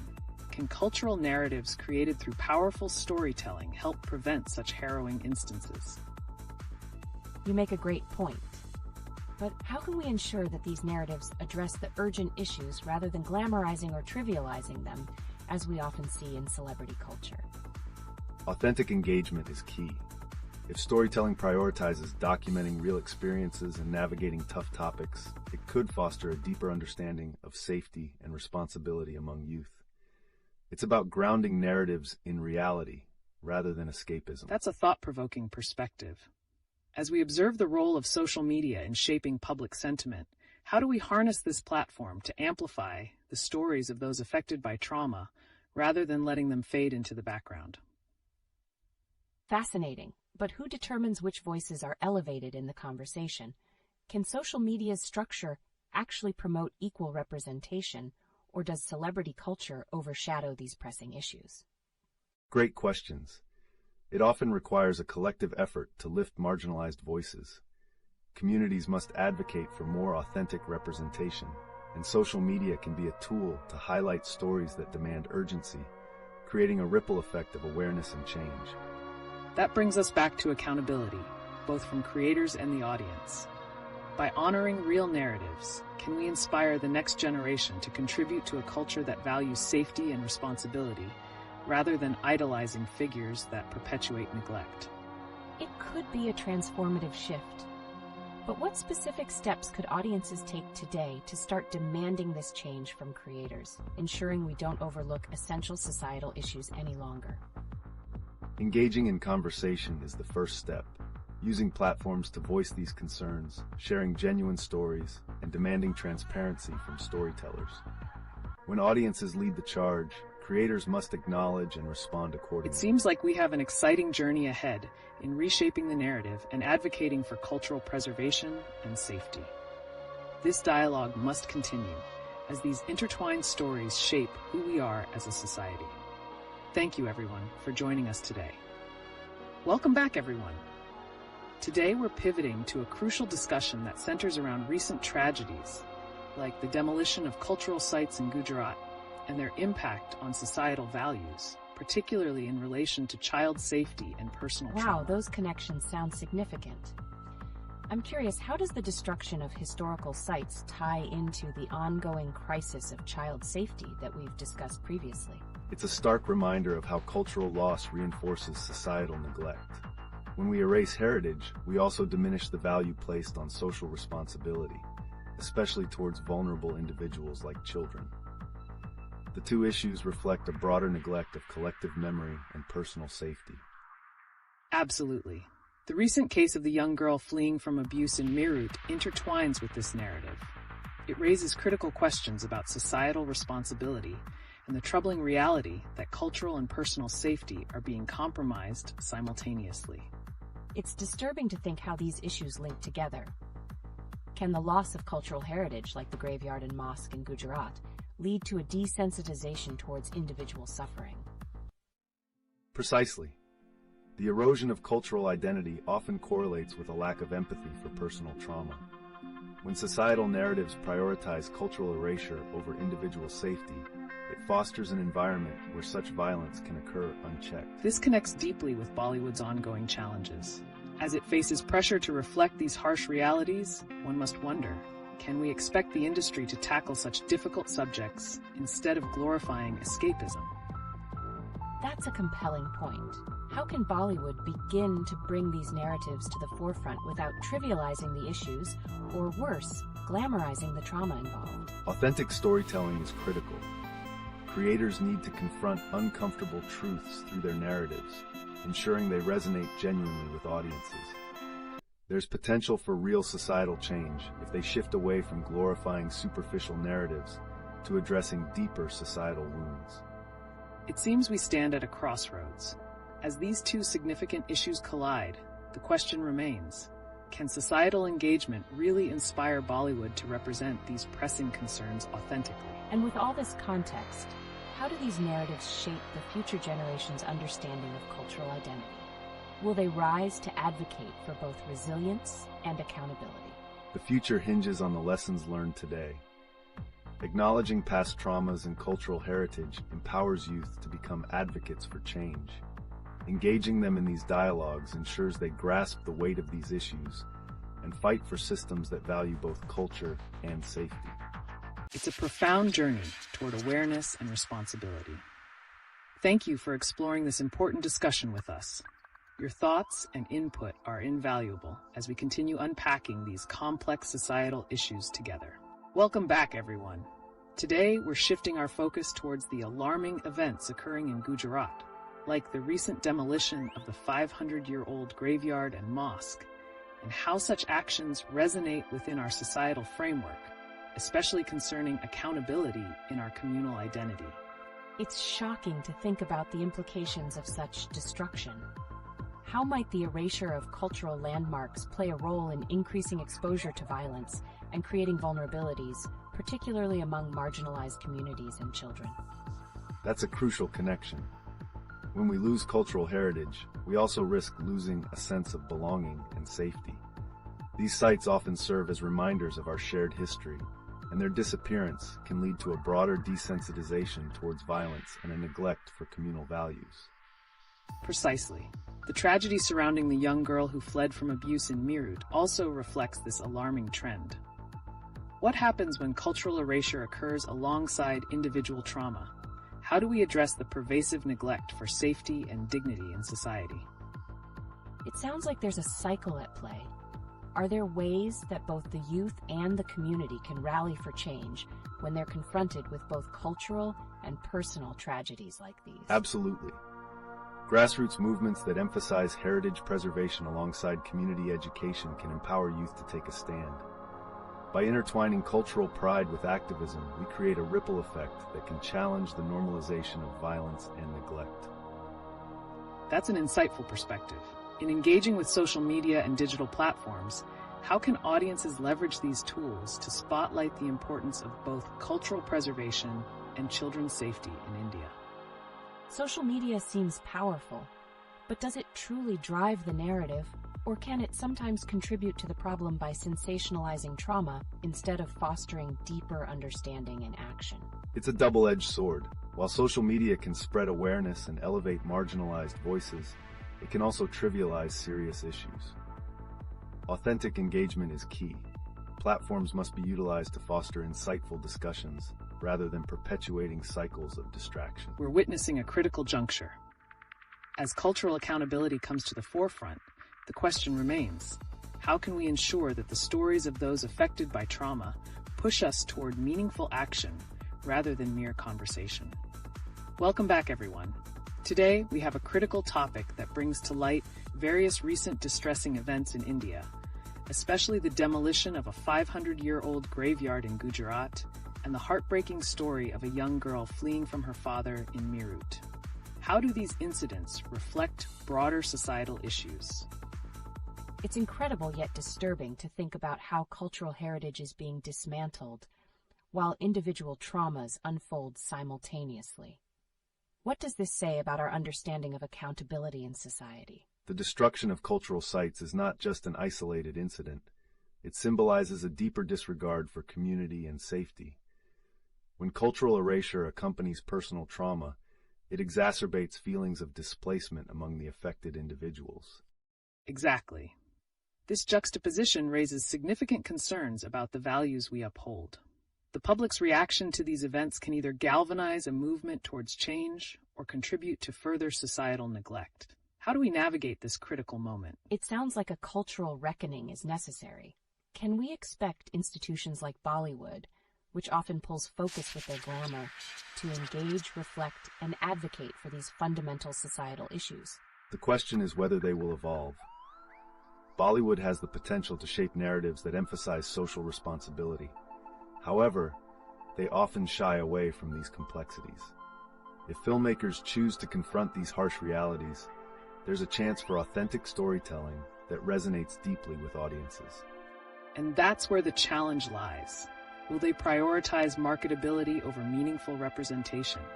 Are we expecting too much from an industry that thrives on escapism rather than grappling with societal trauma? Can this escapism mask the urgency of these social issues? With incidents like the graveyard demolitions and the trauma faced by children, how do we ensure the narratives of pain aren't lost in the glitz and glamour? The crux lies in audience engagement. As viewers demand more authenticity, creative expressions must rise to reflect the multiple facets of human experience, intertwining the beautiful with the brutally honest. So, as we explore these profound intersections, let's reflect on our role as a society. How can we advocate for a shift in narrative that embraces both cultural pride and individual safety, ensuring that these stories don't fade into the background amid the noise of celebrity culture? Welcome back, everyone. Today, we are pivoting our discussion towards a troubling recent incident, the demolition of a 500-year-old graveyard in Gujarat. How does this align with the broader narrative of social accountability in our evolving cultural landscape? It's shocking to see such heritage lost. What does this say about our values and priorities as a society? Can we truly celebrate our history when cultural erasure seems rampant? The demolition highlights a critical disconnect between cultural preservation and societal progress. It raises an alarming question: are we prepared to sacrifice our historical roots at the altar of contemporary development? Precisely. This situation is compounded by cases like the heartbreaking one of a young girl fleeing from abuse in Meerut. What are the implications of intertwining stories of cultural erasure with individual trauma in our communities? It seems like a cycle of neglect, the dismantling of cultural memory along with the safety of children. How can we break free from this cycle and advocate for both cultural pride and personal safety? Engaging youth in activism for cultural preservation can be an empowering way to combat these issues. It fosters a sense of responsibility towards both heritage and the protection of vulnerable members in society. And social media plays a crucial role here. How can audiences utilize these digital platforms to amplify the importance of preserving culture while advocating for child safety, especially amidst such disheartening news? It's an interesting dilemma. With the rise of influencer culture, could it help or hinder our goals? Are influencers using their platforms to promote awareness effectively, or does the glamour dilute the seriousness of these issues? The key lies in authentic engagement. Social media should not merely serve as a platform for entertainment, but a space for meaningful dialogue that fosters awareness and inspires action on these critical issues. Absolutely. The stakes are high, and the intersection of these events signals a deeper cultural narrative at play. Can we hold our institutions accountable for preserving cultural identity and ensuring the safety of the most vulnerable among us?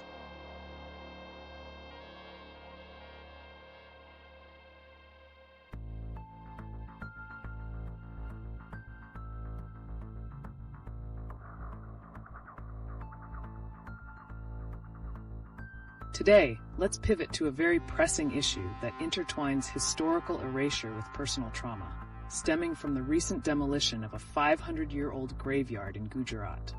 How do these acts reflect on our societal consciousness and our responsibilities? That's shocking. I can't help but wonder, how do these demolitions not only erase cultural history, but also impact the stories of individuals connected to these sites? What does it say about our shared identity? The erasure of cultural sites speaks volumes about how society prioritizes development over heritage. It's essential to realize that personal narratives are rooted in such history. When these sites disappear, we risk losing connections to our past and the stories that define us. Absolutely. This brings to light the juxtaposition of heritage and modernity. Are we willing to lose important cultural legacies in the pursuit of apparent progress? How does the continual neglect of heritage affect community pride and individual safety? I'm surprised. Does this mean that with the loss of cultural identity, we may also see an increase in societal issues, such as the recent heartbreaking case out of Meerut, where a child fled from sexual abuse? Could these acts be interconnected? Yes, indeed. The loss of cultural grounding can destabilize communities, making them more vulnerable to social issues. It raises an essential question: what mechanisms can we implement to ensure both cultural preservation and safeguarding individual rights? Great insight. A community that feels a sense of belonging and pride in its heritage is better equipped to protect its vulnerable members. How might influencers or public figures, like Bollywood artists, play a role in advocating for both heritage preservation and societal safety concurrently? That's fascinating. Given their reach, do these figures have a responsibility to use their influence for more than just entertainment?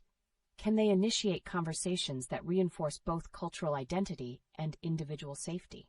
The potential exists, but it requires a shift from superficial narratives. Authentic engagement with societal issues can inspire meaningful dialogues. It makes a compelling case for how the media, including Bollywood, could evolve to take a stand on these pressing matters. So what do you think will it take for a collective shift in how society and its public figures view these matters? We could be on the brink of something transformative, but we need the right catalysts to ignite that change. I'm all ears. What could those catalysts be? Will it take societal unrest like protests or public outcry for people to finally start paying attention to our eroded identity and safety? That's an important query. Sometimes it requires an overlapping context of activism and cultural reflection. Protests that highlight governmental negligence could lead to a societal awakening. Think of it as a wake-up call to acknowledge the deeper narratives at play. And there lies the key.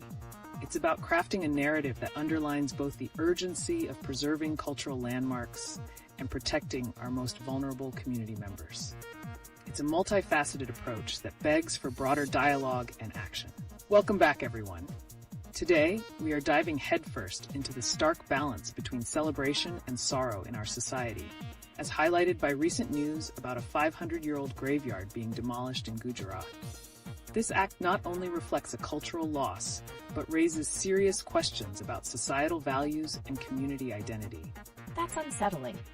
I'm curious, how does this construction conflict tie into the ongoing crisis of child safety we've seen recently, particularly with tragic incidents like the one in Meerut? Can these topics really be interconnected? Absolutely. The obliteration of cultural landmarks often signifies a deeper societal neglect, which can further destabilize communities. Children who lack a strong cultural foundation can become more vulnerable to abuse and exploitation. It's a tragic cycle. This scenario highlights an urgent call for a cultural renaissance. If we fail to preserve our heritage, we're threatening the very fabric that nurtures our youth. Can our entertainers and public figures be the change we need? Right. Given the influence of these figures, do you think they can pivot from just entertainment to becoming active advocates for protecting both cultural heritage and child safety? Would there be a significant impact? Indeed, they hold tremendous power. When celebrities use their platforms to champion these causes, it not only amplifies awareness, but also holds the community accountable. We've seen how impactful their voices can be during social movements. Yet there's a paradox. While some figures are stepping up, others continue to distract us with superficial narratives. How do we push for a sustainable shift in the narrative that emphasizes accountability over glamour? That's thought-provoking. Could social media provide an avenue for this shift by calling out public figures who focus solely on entertainment, while ignoring pressing issues like cultural erasure and child safety? Indeed, social media can serve as a double-edged sword. When wielded responsibly, it can unite communities around these urgent issues. But there's always the risk of focusing on fleeting trends rather than critical societal dialogues. It appears we have a lot to unpack. The interconnectedness of cultural preservation, child safety, and the responsibilities of public figures demands our immediate attention. What are your thoughts? How can we as a society foster this change together? Today, let's explore a rather intriguing aspect of our society, the interplay between sports culture and societal values. News of the IPL, featuring 9 cricket teams and 1 auctioneer, invites us to question the narratives woven into our sports culture.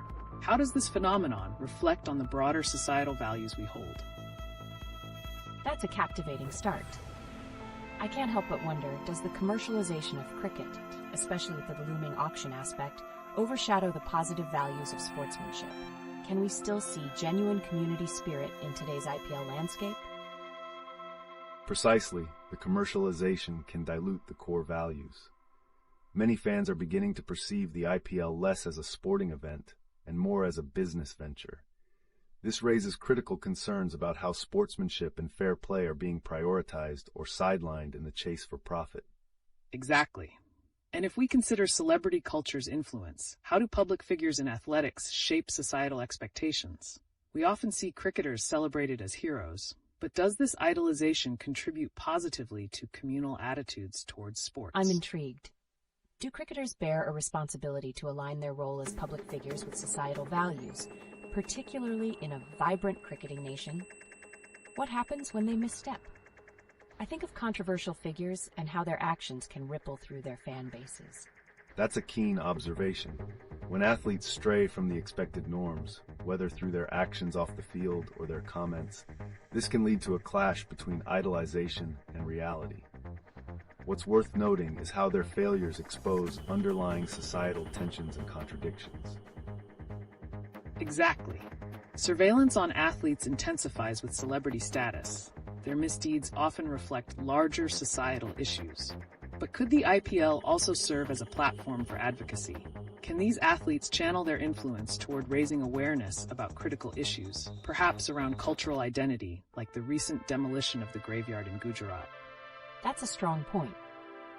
Are we seeing athletes using their platforms effectively enough to address pressing social concerns, or are we too caught up in the spectacle? It's fascinating to think how sports can become a vehicle for societal transformation if leveraged correctly. Absolutely. The potential lies in uniting fans around shared causes, transcending the concept of mere entertainment. By fostering deeper connections and dialogues, sports can significantly impact issues like child safety or cultural erasure, topics that our society grapples with constantly. We are witnessing a potent convergence between sports, celebrity culture, and societal values. It's crucial for us to engage in this discussion. How can we spark meaningful actions in our communities?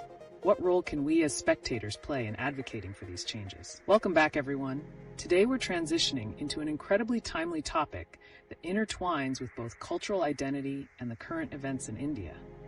The recent demolition of a 500-year-old graveyard in Gujarat. That's shocking. What are the broader implications of such an act? How does this connect to our societal values and the rapidly evolving identity in our country? This situation reveals much about our current societal landscape. Historical sites serve as anchors of cultural identity. When they're erased, it signifies a disturbing trend of neglecting our heritage, impacting community cohesion and contributing to societal unrest. Exactly. And let's not forget the pressing issue of child safety, highlighted by the tragic incident in Meerut. How do these two issues connect? Is there a correlation between cultural erasure and the safety of our youth? It sounds like a complex intersection. Could the erosion of cultural foundations lead to more vulnerability among youth, making them susceptible to various forms of abuse? Absolutely. The loss of cultural reference points can lead to disorientation. When communities lack a strong cultural bedrock, it may lead to a breakdown in protective societal frameworks, leaving children exposed to risks. That's a compelling thought. And as we connect the dots, what role do celebrities and public figures play in this complex narrative? Can they champion for preserving culture and enhance community awareness surrounding these tragic incidents? Wouldn't it be fantastic if they could leverage their influence for advocacy? But why is there often a silence or distraction from such critical issues among public figures? Public figures often walk a fine line. They fear backlash or may simply not understand the gravity of these issues. However, when they ignore their societal responsibilities, it can create a rift between them and their audiences, ultimately diminishing their impact. So, we find ourselves at a crossroads. How do we invoke the necessary societal shift that highlights accountability and promotes cultural preservation while addressing child safety concerns? Can meaningful change come from the bottom up? I'm curious, are grassroots movements the key to driving this change? Can we see revitalized community spirit that holds influential figures accountable? Definitely. History shows us that societal change often ignites from grassroots initiatives, particularly when communities come together united for a cause, as seen in protests against governmental neglect. An inspiring thought. As we wrap up this segment, we still have many layers to explore. How about we discuss potential avenues for fostering these critical discussions within our communities? Looking forward to it. I think it's essential to connect these pressing issues further. How can we, as individuals, create a dialogue about preserving our culture and protecting our youth? Welcome back, everyone. Let's shift our focus to a compelling and timely topic that intertwines with current events in India: the recent demolition of a 500-year-old graveyard in Gujarat and its broader societal implications. That's startling. What does this demolition signify for cultural identity in India? Can we draw parallels with the commercialization happening in sports, especially in the IPL, where the essence of the game seems overpowered by the auction-style dynamics? Absolutely. The demolition is not just about erasing physical structures. It reflects a worrying trend of cultural erasure that can weaken societal cohesiveness. Similarly, in sports, when players are valued purely as commodities, we risk losing the true spirit of the game. Great point. It brings us to how commercialization extends beyond sports. The rising idolization of celebrities in Bollywood parallels this dynamic, where their social responsibilities often take a back seat to fame and fortune. What's the cost of this idolization on genuine community narratives? Fascinating connection. With cricketers and actors being elevated to icons, do they inadvertently contribute to societal neglect? Are they part of the problem if they fail to use their platforms for advocacy amid all this glitz? Precisely. When public figures choose silence over action, it perpetuates a cycle of inaction around pressing societal issues. It can create a false narrative that glamorizes wealth while silencing critical conversations around child safety or cultural preservation. It leads us to an urgent question. How can fans and admirers of these celebrities shift the narrative? Could we rally towards creating an accountable culture that demands more from our idols? I love that idea, but what specific steps can we take in our communities to challenge these narratives? It feels daunting sometimes to make our voices heard against such overwhelming celebrity culture. Change often starts small, with grassroots initiatives. Organizing community dialogues and utilizing social media effectively can amplify our call for action. The more we demand accountability, the sooner it becomes part of the expectation for public figures. And isn't it intriguing that with all cultural shifts, the crux remains a collective struggle to preserve identity while entertaining socioeconomic disparity? Where do you think the line between entertainment and social responsibility lies in the current landscape? That's quite the thought-provoking point. Wouldn't it be a transformative shift if sports and entertainment actively engage in fostering cultural awareness rather than merely appealing to mass consumption? Yes, envisioning that future is key. With awareness comes power, and by intertwining business with cultural dialogues, we can drive change. But will our society be ready to embrace that movement? As we wrap up this segment, the questions linger, reflecting the multifaceted struggle at hand. How can our collective voices reshape the narratives in the realms of sports and entertainment? Let's carry this discussion forward. Welcome back, everyone.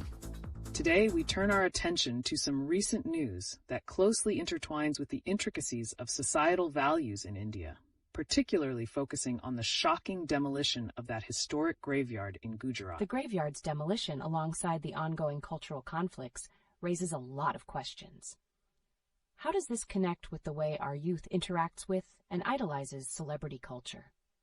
Indeed, such demolitions can ignite outrage, as they symbolize deeper social tensions. The erosion of cultural references can lead to a vacuum that celebrities might unintentionally fill, distancing youth from authentic cultural ties. Exactly. This disconnect becomes stark in spaces like the IPL, where not just cricket, but the auctioning of players signifies a commodification that may reflect how we value talent over tradition. That's fascinating. But can we argue that this commodification dilutes the cultural significance of sports and leads to disillusionment among young fans? Absolutely. When sports are more about financial clout than community, young admirers are left wanting for genuine heroes who represent their values. It raises the question of whether celebrity endorsement could be leveraged to revive cultural pride. Brilliant point. This draws parallels with Bollywood's recent controversies, where celebrities face scrutiny for their silence on significant social issues, just like the graveyard incident. Will we see more public calls for accountability in the film industry as a result? I can see how the combination of these events could create momentum for advocacy. Yet, is there a risk that these celebrity-led movements merely scratch the surface without addressing systemic issues? Definitely a concern. Genuine change requires grassroots involvement and deep community engagement beyond just celebrity influence. How can public figures support such initiatives without overshadowing the voices of the very communities they wish to represent? A relevant question indeed. Let's ask our listeners, what grassroots movements do you think could pave the way for real dialogue around cultural preservation and societal accountability? Yes, the recent incidents highlight the urgent need for communities to unite and voice their concerns. Could we witness a transformative shift in how our idols engage with societal issues through such efforts? Time will tell. However, the visibility of public figures taking a stand can catalyze a renewed hope for our society. A beacon for youth that embraces rich cultural narratives while protecting collective identity. Hello, everyone. Today we shift gears to discuss a riveting topic: how the recent demolition of cultural heritage, like the 500-year-old graveyard in Gujarat, intersects with celebrity culture, commercialization in sports, and broader societal narratives in India. Wow, that sounds intense. How does this demolition specifically reflect on the idolization of celebrities in Bollywood and sports? It seems like there's a lot more beneath the surface. Absolutely. The demolition isn't just a physical act. It symbolizes a larger cultural loss that can echo throughout society. When public figures prioritize commercial gains over cultural heritage, it inadvertently diminishes what defines us as a community. Fascinating point. It makes me wonder, could this deterioration of cultural sites prompt celebrities to take a stronger stand for community values, or will they continue to prioritize their interests in a commodified industry? That's such a crucial question. Are there any examples where celebrities in India have successfully bridged this gap, or do we mostly see them focusing on their fame and wealth without addressing pressing issues? There are a few instances where celebrities have attempted to use their platforms for social good. However, the challenge remains. Most of the time, their focus is diverted to stay relevant amidst the glamorous facade of Bollywood and the IPL. This brings us to a pivotal moment. Could we see a cultural awakening among fans, pushing their idols to be more socially responsible? After all, fans hold the power to shape narratives through their engagement. That's empowering. But are there risks involved here? What if these fan movements start to feel transactional, similar to what we see in the commercialization of sports? That's an important concern. When advocacy becomes commodified, the authenticity of the cause can be overshadowed. It might lead to insincere gestures that are more about public image rather than actual societal change. Right? It sets the stage for disillusionment. As the IPL already functions not just as a sports league, but also an auction, how can we ensure the value of preserving cultural identity isn't lost amid the mad rush for profit?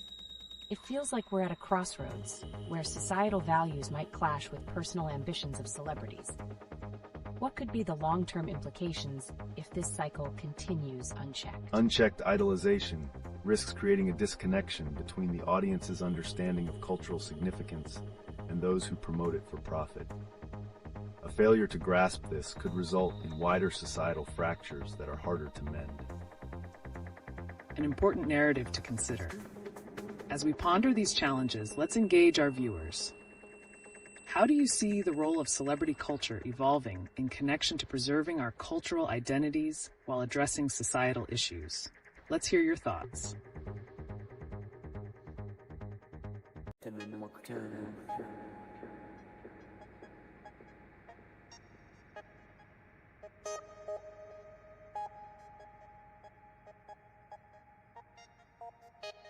Welcome, everyone. Today we're diving into the complexities of how current events, particularly the demolition of cultural heritage sites like the 500-year-old graveyard in Gujarat, shed light on the intersection of celebrity culture, societal values, and the commercialization of sports in India. That sounds compelling. How exactly do these demolitions bring attention to celebrity culture? Is there a potential backlash against celebs who seem to ignore cultural heritage for profit? Absolutely. When such significant cultural sites are destroyed, it creates a rift between the public's reverence for heritage and the perceived indifference of celebrities who often prioritize commercial gain. This disconnect can lead to a shift in public sentiment, urging entertainers to take a stronger stance on preserving cultural narratives. Right. And tying this back to the IPL, we observe how it embodies the commercialization of sports. With one team playing cricket and another auctioning talent, does this parallel the way cultural value is sometimes overshadowed by profit? Wow, that's an interesting comparison. Does that mean fans are beginning to view their sports idols through a more critical lens, especially when they prioritize profit over cultural representation? Precisely. Fans are becoming increasingly aware of the implications behind their idols' decisions. If celebrities leverage their status for commercial success while abandoning cultural roots, it could trigger a societal call for accountability. And just think about it. Will we reach a tipping point where fans demand a shift from commodification to authenticity in both sports and entertainment? What could that look like? That's quite a thought.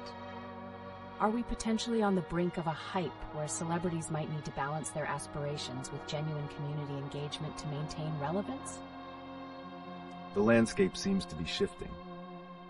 As audiences evolve, those who lead with a sense of cultural responsibility could see a revitalized support base, while those who fail to adapt may risk losing their standing. A powerful insight. As we continue this dialogue, how do you all view the responsibilities of celebrities in shaping societal values while navigating these tumultuous waters? Let us know your thoughts. Welcome back, everyone. Today we shift our eyes to a landscape marked by recent events and how they interconnect with celebrity culture, societal issues, and commercial dynamics, particularly in the IPL era. How do these elements paint the bigger picture of Indian society? I'm captivated by how the IPL seems to mirror broader societal observations, especially considering what happened with the 500-year-old graveyard in Gujarat recently. How does the tension between commercial interests and cultural values manifest in events like IPL? That's a compelling observation.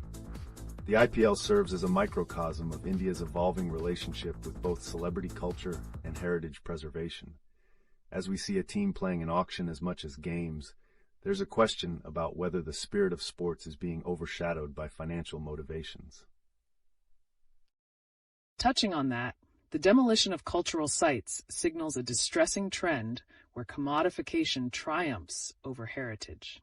How do you think this impacts the collective consciousness in regions witnessing such changes? It feels like there's a push and pull between leveraging celebrity influence to maintain cultural relevance, while profit-driven motives threaten that very fabric. Are audiences demanding more responsibility from their idols in these turbulent times? Yes, absolutely. This moment could be pivotal. If celebrities, especially those involved in platforms like IPL, engage thoughtfully with communities and advocate for cultural preservation, we might witness a transformation in societal values, as well as a stronger connection between cultural heritage and modern identity. Fascinating. Let's consider how recent protests in Jammu and Kashmir relate to this. Do they reflect a broader unrest echoing the discontent surrounding cultural erasure? Is this a glimpse into youth's expectations from their idols? Great point. This youth dynamic aligns with their disappointment if idols remain apathetic towards significant cultural narratives and crises. Is there a chance we could see a surge in grassroots movements fueled by these sentiments, pushing celebrities not just towards commercial success, but cultural accountability? Precisely. We might see a transformative era, one where youth reject shallow celebrity engagement in favor of authentic societal contributions. If this trend continues, we could witness a resurgence of pride in cultural narratives alongside remembrance of historical context. An important insight. Let's not forget the shocking elements like the celebration of controversial figures, even Osama bin Laden, in certain circles. What does that indicate about our societal values and the real-life implications for how we engage with cultural narratives? Absolutely wild. This makes me wonder, if celebrities begin to embrace and promote important societal causes genuinely, could they effectively challenge and reshape cultural narratives that have, until now, been riddled with commodification? It's a delicate balance, one that can either strengthen heritage or propel a misguided narrative. The culmination of the IPL's spectacle, community reactions, and the visibility of societal issues could ignite necessary discourse. As we reflect on this multi-layered blend of sports, society, and cultural identity, we invite our listeners to share how they think these dynamics will evolve. Are we witnessing the dawn of an era focused on social consciousness and cultural preservation, or will it merely remain a topic of conversation? Let's hear your thoughts. Welcome back, everyone. Today, we're shifting gears to explore a provocative situation unfolding in India, where recent events like the demolition of historical sites are sparking outrage. How do these actions resonate particularly in the context of celebrity culture and societal responsibility? I can't believe how deeply this impacts our cultural landscape. How can the demolition of significant cultural heritage, like the 500-year-old graveyard in Gujarat, reflect on the relationship between society and its values? It's crucial to note that such demolitions don't occur in a vacuum. They stir public sentiment, prompting us to question how much weight cultural identity holds when overshadowed by commercial interests, as seen with the IPL and its commercialization of sports. Exactly, the paradox here. Are we witnessing a society that commodifies its heritage while idolizing figures who may not advocate for its preservation? With celebrity culture often diverting focus, how can we encourage change that values authenticity over profit? That's a captivating point. How do you see audience reactions evolving, especially considering the rise of grassroots movements that advocate for community engagement and cultural preservation? Is this a pivotal moment for society to demand something more? We could very well be at a turning point. The willingness of the public, particularly the youth, to challenge celebrities to take stands on cultural issues might redefine how these icons interact with their audience, pushing them towards accountability. And in light of this, consider incidents like the public celebrations of controversial figures. Does this indicate a deeper societal frustration that calls for urgent attention on both cultural accountability and on building authentic narratives that resonate with the community? Wow, that's a profound observation. Could this societal shift also pose challenges for Bollywood, demanding that they genuinely reflect the realities of the communities they depict, rather than staying detached in their glamorous narratives? Absolutely. The potential for change is there. However, the industry must navigate the fine line between entertainment and representation. If they fail to adapt, they risk alienating audiences who crave meaningful storytelling that resonates with their realities. It seems we're on the brink of something significant. If society pressures these celebrities to prioritize authenticity, how might that influence not just Bollywood, but the broader landscape of advocacy within Indian culture? This is so intriguing. It's like there's a growing sense of accountability simmering just beneath the surface. How do you think this cultural awakening will shape the future of celebrity influence in India? Let's keep an eye on this evolving narrative. It will be fascinating to see if the intersection of culture, advocacy, and media can forge a new chapter that enriches both celebrity culture and societal values, ultimately redefining what it means to be a star in India. Welcome back, everyone.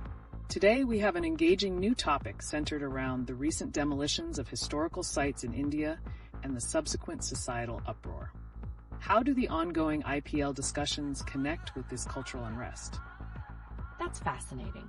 How is the IPL influencing this discourse? Is it a distraction from the more serious issues, or does it serve as a platform for raising awareness? The IPL certainly captures public attention. However, it can also overshadow crucial cultural conversations, particularly regarding the demolitions that threaten the country's rich heritage. The glamour and excitement of cricket can divert focus from the pressing need for accountability and cultural preservation. Right. This is a pivotal moment where sports and cultural identity intersect. Could the IPL engage with these societal challenges more actively, perhaps by using its platform to advocate for the preservation of historic sites? That's an interesting thought. Do you think fans would respond positively if their favorite teams took a stand on such issues?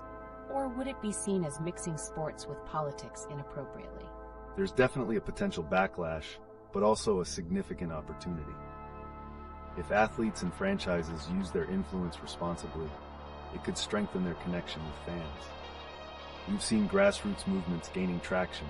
If supported by recognizable figures, they could amplify awareness. Speaking of grassroots movements, the protests in Jammu and Kashmir regarding broader issues like cultural erasure could also fuel this narrative. Are we witnessing an awakening among the youth that demands accountability from both sports and entertainment figures? Absolutely. With social media enabling rapid discourse, do you think the public's voice is becoming more powerful? How does this shift redefine celebrity culture in India? This shift could redefine celebrity culture significantly. The audience's expectations are transforming. They want transparency and authenticity from their idols.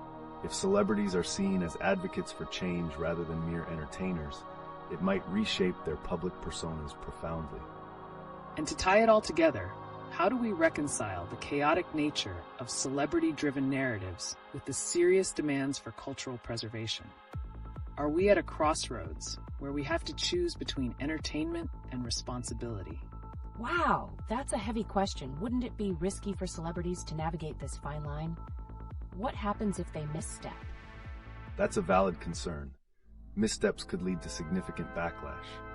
However, it's also about creating a dialogue that can foster understanding and bridge gaps between different societal values. There's potential for growth, collaboration, and a renewed sense of purpose among public figures. Let's keep this conversation rolling. We want to hear your thoughts, everyone. How do you perceive the intersection of sports, culture, and celebrity responsibility in India today? Your insights could lead to some unexpected discussions. Welcome back, everyone. Let's dive into some riveting current affairs that have sparked conversations lately. One major news piece that caught my attention is the recent demolition of significant cultural sites, including a 500-year-old graveyard in Gujarat. How does this reflect on our society's values, especially in the context of the IPL's growing influence? Wow, that's shocking. I can't help but wonder, do these demolitions represent an urgent call to action for the youth? I mean, with grassroots movements rising, could this be a tipping point for societal engagement? Absolutely. The youth are increasingly questioning and challenging the narratives around cultural preservation. The visible disconnect between idolizing figures in entertainment and the destruction of cultural heritage ignites a sense of urgency for social action. Additionally, it reveals the contradictory relationship that society has with its cultural identity. And linking this to another recent event, protests erupted in Jammu and Kashmir over the killing of a Hezbollah chief. Are these protests hinting at a deeper understanding and reflection among the youth about their socio-political landscape? That's a compelling point. But do you think the spectacle of events like the IPL distracts from these pressing socio-political issues? The glittering nature of events like the IPL can indeed divert attention from serious matters. However, when young voices begin to demand accountability from their icons in entertainment and sports, it creates a potential shift.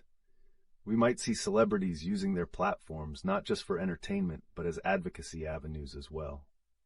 Speaking of celebrity platforms, with the IPL becoming a massive cultural influence, is it time for franchises to leverage their reach for educational and awareness campaigns engaged directly with such cultural issues? That sounds revolutionary. Could a powerful player in sports like the IPL initiate a conversation about the importance of preserving our cultural spaces and ensure fans are aware of what's at stake? Definitely. Such initiatives could empower fans to reassess the importance of their heritage. It would redefine their connection to sports as it intertwines with cultural identity and responsibility, encouraging active participation rather than passive consumption. Let's not lose sight of the urgent child safety issues that have also surfaced in recent discussions, intertwined with cultural narratives. How does this aspect impact the overall societal atmosphere regarding these cultural demolitions? It's alarming. When cultural identity is jeopardized, does it not create an environment where vulnerable populations, including children, become even more susceptible to societal neglect? Precisely. Cultural erasure coupled with societal neglect can lead to an erosion of community values, where the youth might feel increasingly disconnected from their history and identity. This situation demands urgent reflection and action before it's too late. The discussions are heating up. Keep your thoughts coming, everyone. We really want to engage with your insights and perspectives on how we can reshape the narrative around celebrity culture, sports influence, and cultural preservation. Hello, wonderful viewers. Today we're diving into the interwoven threads between cultural preservation and societal values in the wake of some striking recent events. That sounds fascinating. What kind of events are we talking about? One significant event is the demolition of a 500-year-old graveyard in Gujarat. This raises pressing questions about our cultural landscape. When these sites disappear, what does it mean for our collective identity? Absolutely. Such demolitions echo a broader theme. Amidst the glamour of the IPL, how can we ensure cultural narratives aren't overshadowed? Oh, so what you're suggesting is that while we celebrate sports, we also need to preserve our history. Exactly.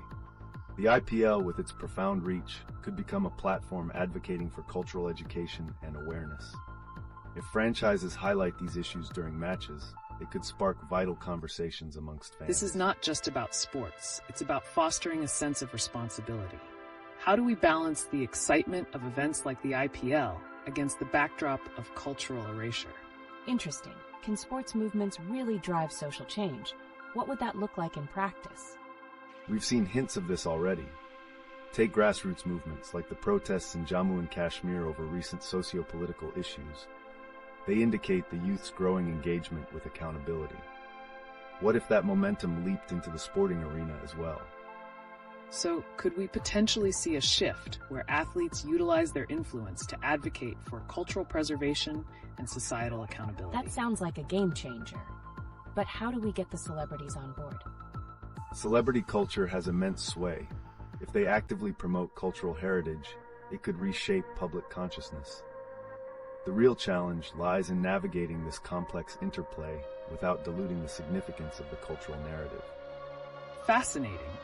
As we explore these connections, let's consider today's world, especially how the youth responds to celebrity accountability. Are they ready to demand more from their idols? Wow, that's a thought. It brings everything back to the powerful influence both sports and culture wield. Can they create a robust conversation around these issues? Encouragingly, that potential exists. A united front from entertainers and athletes could lead to a formidable force for cultural awareness. But it starts with the conversations we choose to prioritize today. As we continue our journey today, let's pivot towards a striking aspect of how societal values intersect with two significant cultural phenomena, celebrity culture and sports. There's a growing dialogue around the IPL's influence not only on entertainment, but also on broader societal narratives. That sounds compelling.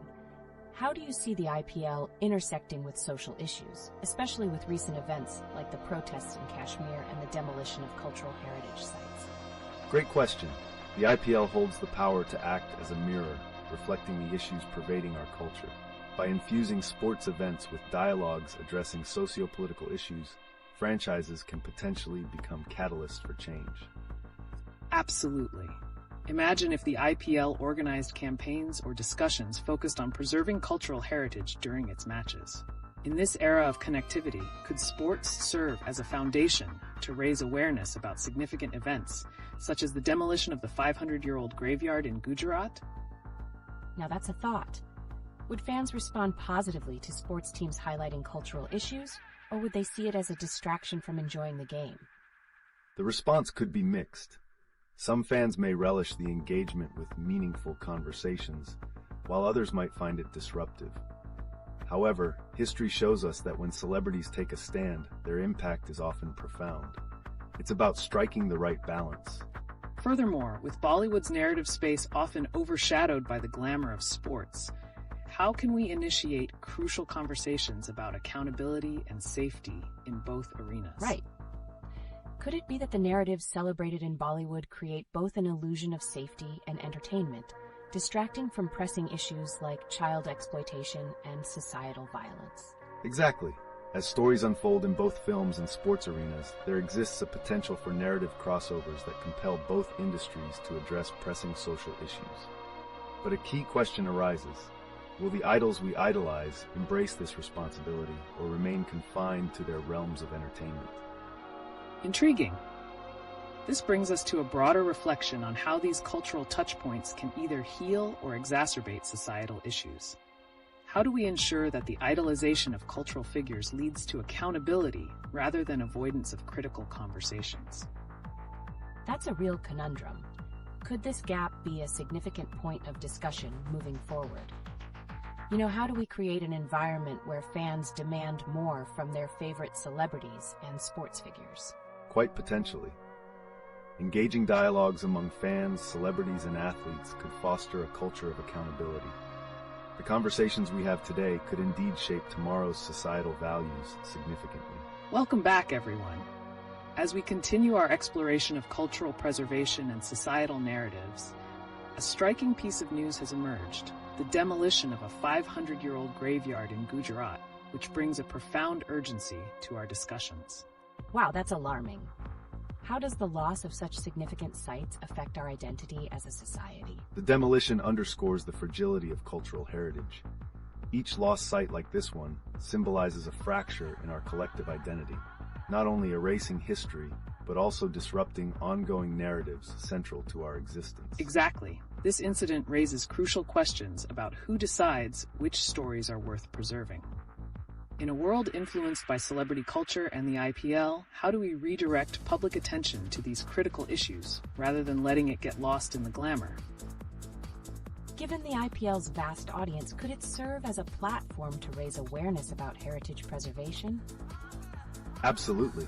If the IPL takes a stand on cultural issues, showcasing heritage sites and weaving educational moments into matches, it could energize fans to engage with their cultural history. It's about creating a deeper connection beyond just sports. It's fascinating how blending sports and cultural narratives might make even the youth more conscious of their heritage. But there's a question. Would they see it as just another marketing gimmick? That's a critical point. How do we ensure this isn't just superficial branding, but invites genuine engagement from the fans? The pitfall lies in authenticity. Fans crave genuine connections. If athletes and celebrities share personal stories related to heritage, the impact could shift perceptions, transforming them into advocates for cultural preservation rather than mere entertainers. This intersection of celebrity influence and cultural accountability becomes all the more relevant amid recent protests in Jammu and Kashmir. What role could sports figures play in these socio-political landscapes? Engaging athletes in dialogues on these issues could drive home the message. How would that even begin to happen? We could see sports organizations collaborating with cultural institutions, creating platforms where fans witness athletes standing in solidarity with vital socio-political messages. This collaboration could spark crucial conversations. So it's not just a matter of sports, but really about instilling a sense of responsibility amongst those in the limelight. What then would it take for this vision to become a reality? That sounds like a challenging, yet rewarding task. Would grassroots movements be the catalyst for this change? Absolutely. Grassroots movements often start from the ground up, fostering a culture where collective efforts amplify voices that demand accountability. Influencers and sports figures standing with these movements could lend significant credibility. It's a journey of reconnecting with roots, where discussions triggered by these movements could lead to a larger cultural awakening. So what narratives do you think we should prioritize to stimulate this change? It seems urgent that we start highlighting stories of resilience and heritage. Could this be the pathway toward reclaiming our identity in the face of ongoing challenges? Yes, by elevating those stories, we can intertwine the threads of cultural preservation with contemporary dialogues, inspiring the youth to take ownership of their heritage in a multifaceted manner. The real question remains, are we ready to embrace this complex narrative? Welcome back to our engaging discussion, everyone. Today, we're navigating the intertwined nature of sports, cultural dynamics, and recent events shaping societal dialogues in India. With the IPL actively playing not just cricket but juggling its cultural narrative as well, could it be a platform for addressing these urgent societal issues and heritage preservation? Indeed. The IPL has a unique ability to echo the voices of the masses. Recent controversies like the demolition of that 500-year-old graveyard highlight a profound disconnection between contemporary actions and historical significance. That's a strong connect. Do you think the growing public engagement through events like IPL can spur movements toward more significant dialogues on issues of cultural erasure, especially with so many passionate fans? Absolutely. But does this mean that players are taking on more responsibility in preserving cultural narratives? Or could this just become another branding exercise, similar to what we often witness in Bollywood? The risk lies in superficiality. If sports figures genuinely connect with these causes, like the recent protests in Jammu and Kashmir, they could catalyze awareness. But it's crucial we hold them accountable to their commitments in these discussions. Very insightful. As celebrity cultures clash with serious issues, are sports figures then in a better position than Bollywood stars to foster conversations around cultural identity, considering the historical paths they represent? It's a thought-provoking point. With the IPL's enormous reach, will fans start to expect their idols to represent important cultural narratives? Could we witness a shift where entertainment meets genuine accountability? That's a fascinating possibility, yet it challenges the traditional role of athletes. The question remains, can we realistically expect them to engage with social narratives without alienating fans who just want to enjoy the game? And as we ponder this, let's consider if other recent incidents, like societal protests or grassroots movements, are rallying the youth's attention more toward accountability. How interconnected are these events with the ongoing cultural dialogues? This conversation keeps getting richer. What if IPL collaborated with grassroots initiatives to amplify these messages? Would they become trendsetters for societal change, or just remain a spectacle? The outcome lies in our collective participation. Engaging with these narratives carries tremendous potential, but authenticity and genuine connections will ultimately determine if this momentum leads to substantial change. As we connect recent headlines and their societal implications, let's discuss a pivotal topic: the shocking destruction of cultural heritage, illustrated by the demolition of a 500-year-old graveyard in Gujarat. That incident is truly alarming. How does this relate to the concept of cultural preservation amidst rising tensions in society? It's a critical concern. Cultural heritage serves as a unifying force, and when it's threatened, it reflects deeper societal rifts. Events like these could galvanize public sentiment, as seen in the ongoing protests in Jammu and Kashmir. Exactly. Public outrage can often lead to mobilization. How might movements triggered by such incidents influence the dialogue surrounding cultural accountability? Yes. Could these protests incite celebrity figures to speak up and use their platforms for social change, given their influence on public perceptions? That's definitely a possibility. We could see a crossover between celebrity culture and social responsibility, where social media creates a dynamic where celebrities might risk losing fan support if they don't engage on pressing issues. Interesting point. But with the IPL's enormous reach, do you think that sports figures, backed by media attention, could effectively shine a light on these sensitive topics like heritage preservation.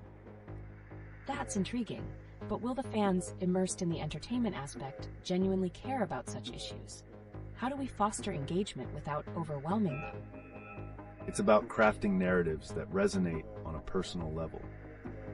When fans see their idols aligning with important cultural causes, it could shift perceptions, turning casual spectators into active participants in societal dialogue. So the IPL could actually become a powerful vehicle for cultural advocacy.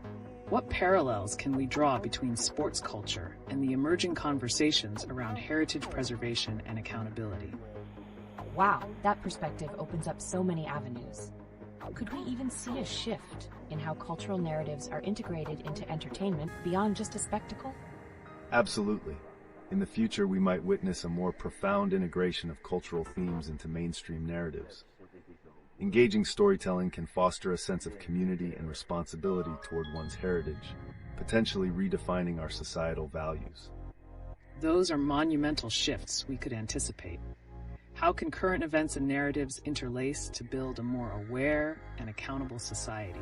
Let's pivot our discussion toward a pressing issue highlighted in recent events: the alarming demolition of a 500-year-old graveyard and its implications for cultural heritage and societal values. That incident is truly unsettling. How does it connect with similar acts of cultural erasure we're witnessing across India? It's a reflection of a broader trend where heritage sites are often neglected in favor of urban development, echoing a societal disregard for historical narratives that shape our identity. Right, and we see this in the context of the IPL's massive reach as a vehicle for raising awareness about such issues. Can cricket itself become a platform to advocate for heritage preservation, especially among its passionate fan base? Wow. So you're suggesting that beyond entertainment, the IPL could drive conversations surrounding historical identity? But might some fans resist this shift in focus? Fans may initially view it skeptically, but when intertwined with personal stories or cultural relevance, the narrative can resonate more deeply, stimulating a sense of ownership over their history. Engaging storytelling is crucial here. Could we also explore the surprising trends of social media, where individuals celebrate cultural icons, yet simultaneously overlook the importance of preserving the very sites that define those cultures? Interesting point. Could it lead to a duality in society, appreciating idolization while remaining detached from heritage? Definitely. This disconnect can create a cultural crisis where glorification of figures overshadows the underlying history that informs their identities, making the need for cultural advocacy even more urgent. And while IPL aims to entertain, can it facilitate a cultural awakening that inspires younger generations to take a stand against cultural erasure? That sounds like a tremendous opportunity. What specific initiatives could be launched during IPL events to highlight these pressing cultural issues? Partnerships with heritage organizations, storytelling through player narratives, or even awareness campaigns during matches could succinctly bridge the gap between entertainment and cultural accountability. Indeed, as we navigate through these complex connections, the power rests in our hands.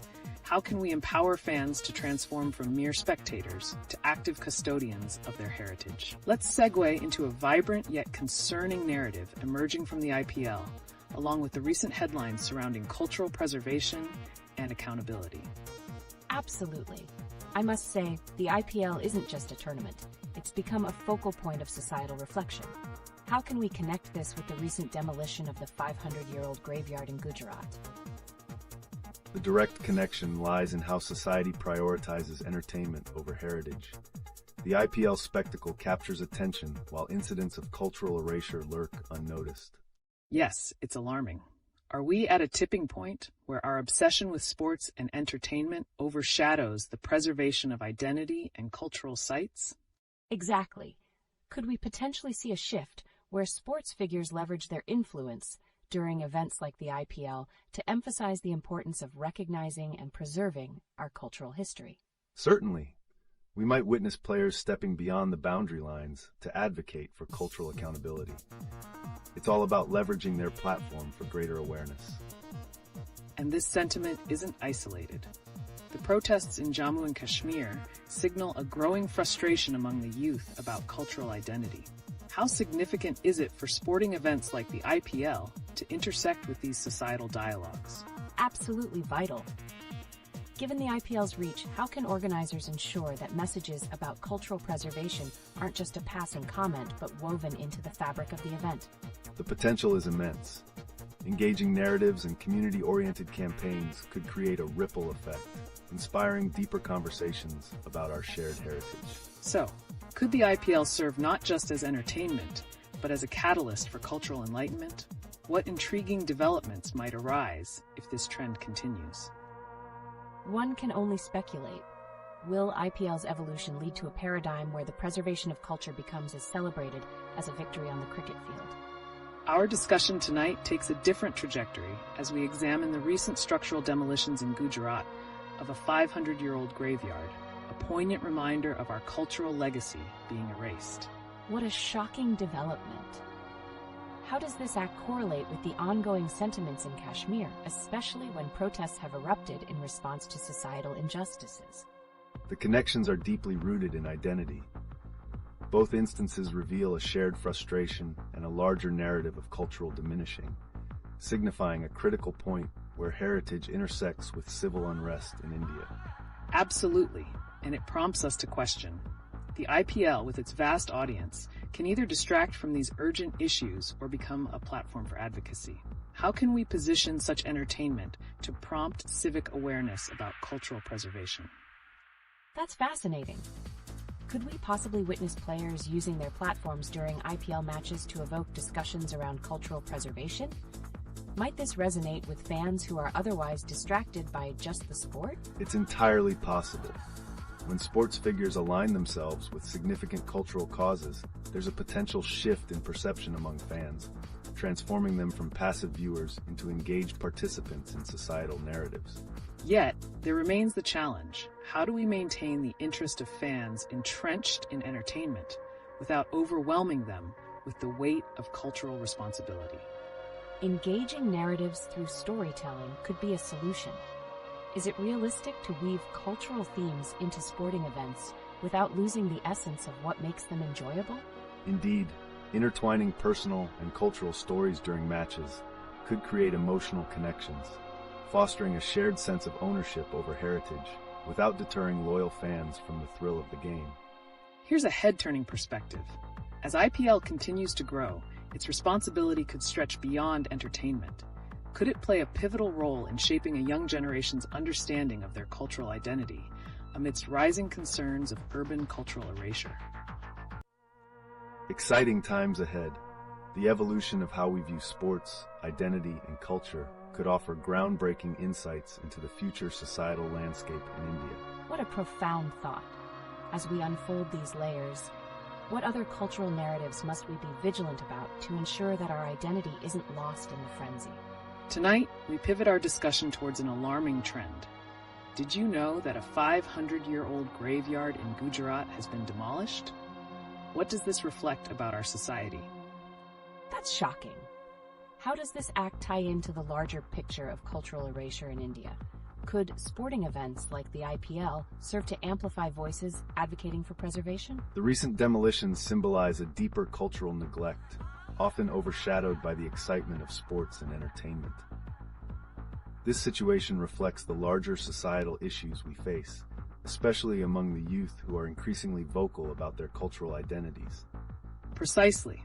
And let's not overlook the protests happening in Jammu and Kashmir. With sentiments running high regarding cultural identity, can sports figures take the lead in these discussions at events like the IPL? It's an incredible thought. Will these players who enjoy immense popularity step up to address ongoing societal injustices, thereby resonating with fans faced with identity challenges? Certainly. When players advocate for cultural awareness during their influence, it fosters a multifaceted dialogue that can redefine the relationship between sports and cultural responsibility, creating a unique model for civic engagement. But the contrast is stark. Amidst this positive potential, we see disturbing narratives online, like a logistics firm celebrating Osama bin Laden. Can this contradiction exist simultaneously in a sports-centric society while we discuss identity preservation? That's a perplexing mix. How can the same society idolize cultural icons while neglecting their heritage? Doesn't this reflect a troubling disconnect that needs urgent attention? Absolutely. This juxtaposition complicates our understanding of societal values, where entertainment and megalomania often overshadow significant cultural dialogues. And as we question the role of Bollywood and sports in cultural discussions, what responsibility do they bear in addressing these pressing issues? Will we see a shift in narratives catering to these deeper societal values? I hope so. If IPL or Bollywood embrace cultural preservation as part of their narratives, could that inspire deeper connections among younger audiences? The path is promising. A purposeful dialogue through storytelling and shared experiences can indeed inspire a generation. However, will we act on this potential before it's too late? Such a critical question. With societal neglection and cultural erasure standing on one side and the entertaining distractions from the other, where will we find a balance that engages future generations?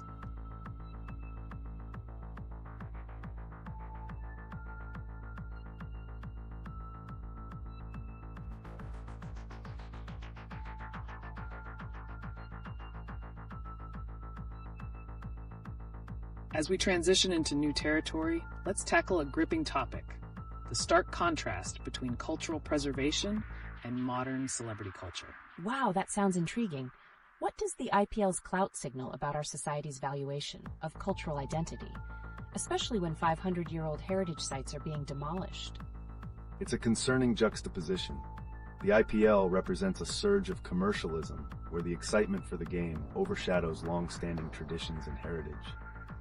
But how do we convert this spectacle into a vehicle for cultural dialogue? Exactly. Modernity is knocking at our cultural doors. In light of recent reports about the demolitions in Gujarat, can the IPL or Bollywood become platforms that instigate public discourse around cultural identity? That's a tough nut to crack. How might players or filmmakers use their platforms to advocate for cultural preservation when many fans are drawn in by the flash of fame and fortune instead? Players leveraging their fanfare to champion cultural causes could ignite remarkable change. The challenge lies in switching the lens. Can the narrative of cultural loss become as captivating as a last-minute win in a thrilling game?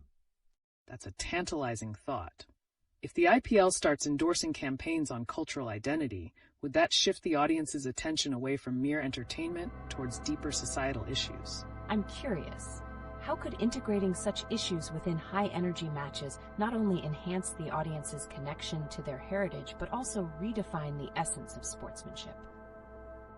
Indeed, marrying entertainment with purpose could also inspire the younger generation to embrace their roots. But the crux remains. Could this foray appeal to the broader audience who craves both entertainment and meaning? While examining this, let's not overlook new narratives emerging from underground movements in response to celebrity culture. Are we on the cusp of a cultural renaissance amid these challenges?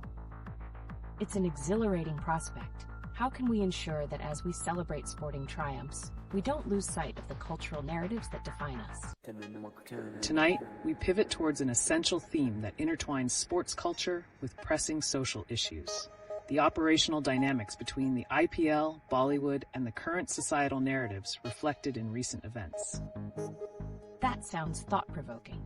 What connections do you see between the IPL's influence on cultural preservation and the alarming reports of demolished heritage sites, particularly in Gujarat?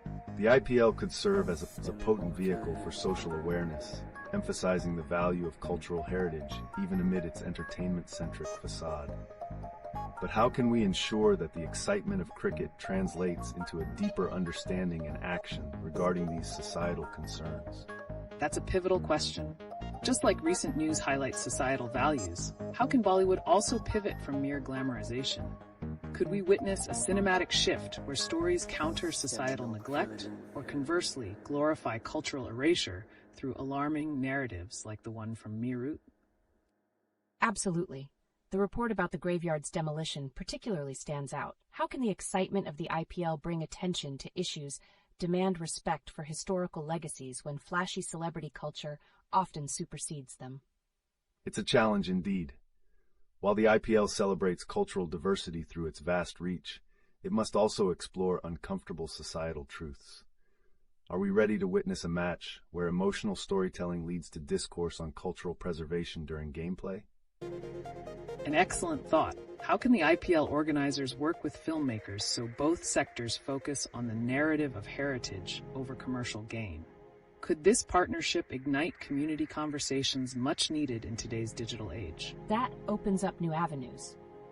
The discussion around a cultural-themed match could provide insights into the societal implications of the juxtaposition between our entertainment choices and our cultural responsibilities.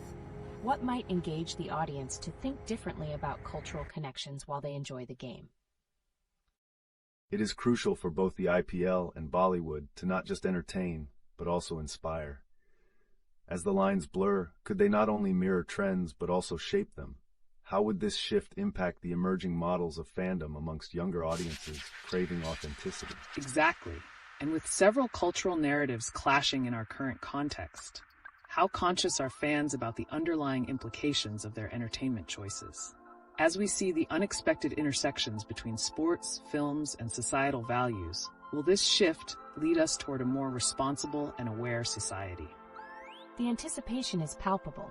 Are we inching towards a time when every wicket taken or run scored not only entertains, but also speaks volumes about our cultural identity? A pivotal moment for cricket lovers indeed.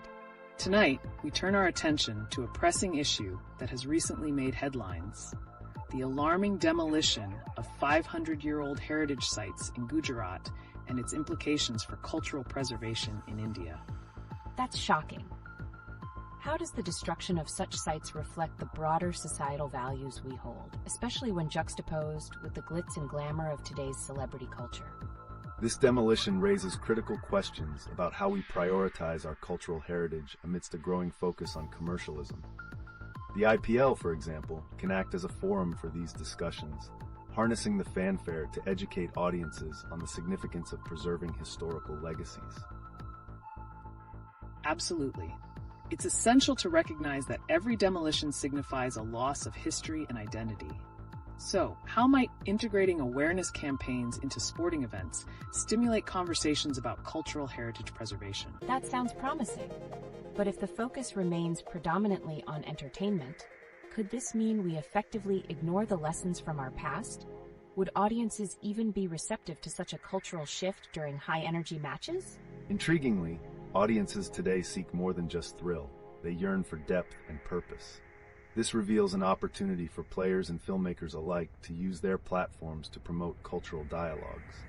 However, will the IPL organizers embrace this responsibility to connect sports and heritage? That's a critical point. When celebrities and sports figures begin to champion cultural causes, do you think this could redefine public engagement with heritage and history? Or would it just be another trend that fizzles out over time? It's fascinating to think about. So if celebrity influence extends to cultural dialogue, how can we encourage fans to genuinely connect with their roots and carry that legacy forward in their interactions, especially given the backdrop of rapid urbanization and commercial interests? The challenge lies in creating compelling narratives that resonate. If stories about cultural preservation can be intertwined with the high stakes of sports, could this bridge the gap between entertainment and education? How about themed matches that reflect local heritage? A captivating idea. But as we address this, we must also consider whether our conservative communities will embrace such changes, or will we face pushback reflecting a longing for traditional values? It makes you wonder. Will the fear of losing one's cultural identity provoke resistance against these modern influences, or can we navigate this intersection gracefully, fostering acceptance of both heritage and contemporary culture?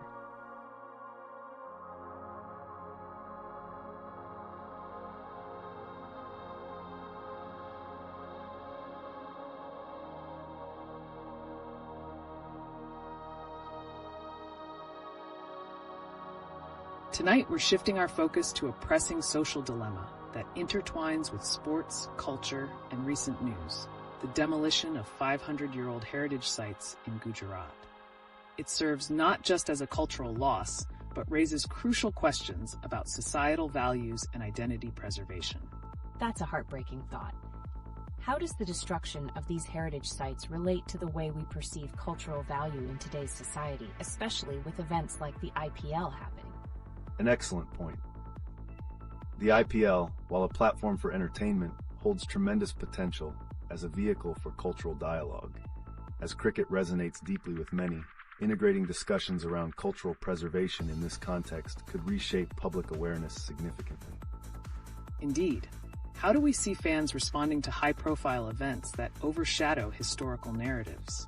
Could the rise of pop culture and celebrity influence cause apathy towards such cultural erasures? It really makes you wonder. If celebrity culture promotes a transient engagement with heritage, how can we spark genuine appreciation among the youth for these historical narratives? Are there ways we can utilize the popularity of the IPL to foster this connection? The answer lies in innovative storytelling. The IPL could create themed matches or promotional events that highlight local heritage, transforming a mere cricketing event into a celebration of identity and history. Will the organizers recognize this potential or continue to prioritize profit over purpose? That's a pivotal question for our viewers. If we integrate these cultural discussions into the IPL framework, how could that reshape the narrative for future generations? Would they grasp the importance of their roots amidst the fast-paced entertainment landscape? I love that thought. But in light of a society increasingly distracted by commercialism, is there a risk that these efforts might go unnoticed or dismissed by the audience? What would it take for this narrative shift to happen? Fortunately, change often originates from demand. If fans begin to express a strong desire for a blend of entertainment and cultural consciousness, organizers would be compelled to respond. It could potentially spark a movement towards genuine societal engagement across various platforms. Indeed. As we navigate this landscape, what roles do other sectors, like Bollywood or social media, play in championing these cultural dialogues? Can collaboration across these mediums enhance visibility for issues that matter? It's fascinating to think about. If we marry the storytelling power of Bollywood with the engagement of sports like IPL, could we challenge the prevailing narratives while celebrating our rich heritage? What would that partnership look like? Exactly. If narratives surrounding our heritage are infused with the vibrancy of sports and entertainment, they could resonate deeply with the public. The upcoming seasons may even offer a unique opportunity to see how these intersections materialize. In closing, viewers, let's consider how every shot played and each wicket taken can tell a story far beyond the game itself.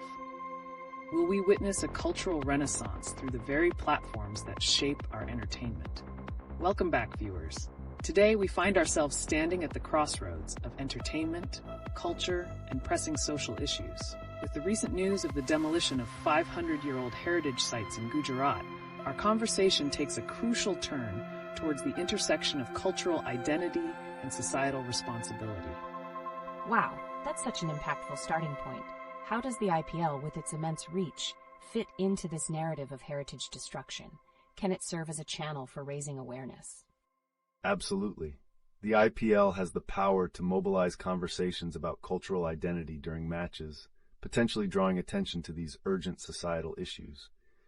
Could themed events focused on heritage be a stepping stone towards healing this cultural divide? That's a compelling angle. By transforming sporting events into platforms highlighting our past, we can foster a deeper appreciation of history among younger audiences. Is there a risk, however, that the commercial interests of such events overshadow these important dialogues? Interesting point. It leads me to wonder, how do celebrities fit into this picture? Given their influence, could Bollywood personalities play a vital role in bridging the gap between entertainment and cultural advocacy, especially with events like IPL? Indeed, Bollywood's involvement could make such dialogues mainstream. However, could it also dilute the authenticity of these discussions if not handled delicately? Are stars only chasing commercial gains, or are they genuinely invested in cultural preservation? Here's a thought. What if we looked beyond just sports and entertainment? A case has emerged regarding a logistics firm in Kerala celebrating Osama bin Laden, blurring lines between culture and extremism. How might these contrasting narratives indicate a troubling trend in societal values? That's a shocking example. It highlights the necessity for awareness and responsibility in cultural representations. Can the IPL, alongside Bollywood, actively counter such narratives and draw attention to more constructive cultural dialogues instead? Absolutely, but it's a challenging path ahead. To succeed, they must strike the right balance, ensuring advertisements celebrating heritage do not become mere tokenism. How can these industries genuinely engage with cultural narratives while maintaining public interest? Great questions flow here. The pressing need for accountability in how cultural narratives are crafted and shared is evident. As we witness these crucial shifts, will the IPL and Bollywood rise to this occasion, or will they continue to prioritize commercial gains over societal responsibility? I can't wait to see how this evolves. If the IPL can successfully integrate cultural themes, it may set a precedent for other industries. Will we see a new wave of entertainment that genuinely reflects our values and engages with critical societal issues? Welcome back, viewers. Today's discussion shifts to a pressing concern in India: cultural heritage preservation. Recent reports of the demolition of 500-year-old sites in Gujarat serve as an eye-opener. What does this mean for our identity and communal history? That's deeply concerning. How do such actions reflect on society's values today? Are these demolitions just the tip of the iceberg in a trend that overlooks cultural heritage in favor of development? Absolutely. These actions often highlight a broader neglect for cultural identity in favor of commercial interests. The IPL, surprisingly, could offer a fresh perspective here. What if cricket became a stage for heritage appreciation instead? Interesting thought. Just think about it. Integrating local heritage themes into IPL games could ignite a passion for history among the youth. But how do we ensure these engagements don't come across as marketing gimmicks? That's a vital question. With the IPL's massive platform, could themed matches genuinely boost cultural pride? Or will it just result in occasional flashiness that fades away once the spotlight dims? The key lies in continuous engagement. If fans and stakeholders demand authentic narratives, the IPL might just become a trailblazer for celebrating cultural identities. But can sports teams and players take on this mantle without commercial conflicts? That's the dilemma. The balance between entertainment and meaningful cultural discourse can be tenuous. We've seen organizations already misuse cultural references for ratings. How can we learn from past experiences and craft a better narrative this time? Such a challenge. Alongside this, news of a logistics firm in Kerala celebrating a controversial figure like Osama bin Laden underlines the danger of misrepresentation. How can the entertainment sector respond to these dangerous cultural narratives while promoting heritage? Engaging celebrities as advocates for cultural responsibility could be one approach. Their influence might effectively challenge these troubling narratives. But the question remains, are they willing to step up for a cause that might not always be lucrative? Indeed. As we navigate this complex landscape, it's crucial to reflect on how cultural erasure and reinforcement of harmful narratives can interconnect. Can we see a future where platforms like IPL transform from mere entertainment to champions of cultural preservation?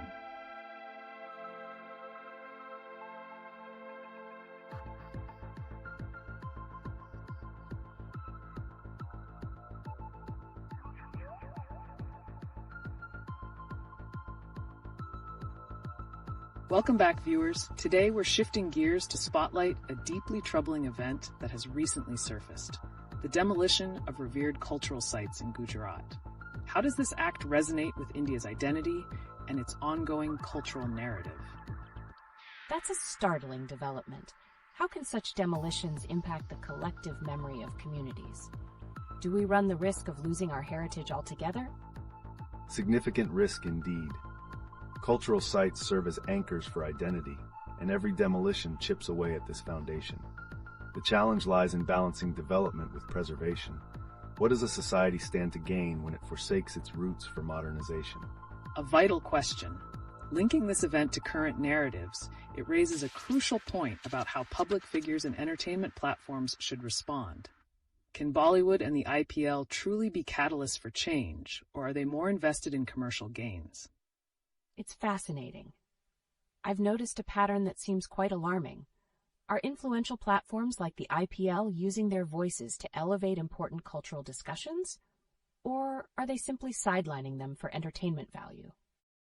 That's a potent observation. The IPL, for instance, could embrace its unique influence to advocate for cultural preservation. If they orchestrated themed matches highlighting local heritages, could that inspire meaningful engagement? Excellent angle. But we have to explore if these themes would bleed into mere tokenism, formulations of pride without real substance. Could society then view these actions skeptically if nothing genuine comes from it? And that divides the audience. Do you believe that cultural pride can prevail in such scenarios? What would need to happen for the public to feel that platforms like these are genuinely trying to make a difference? Great thoughts. Active community participation can be a game changer. Involving local artists, historians, and activists in these dialogues could bridge the space between entertainment and cultural commentary. But will the IPL take on that mantle? That open-ended question hangs heavily.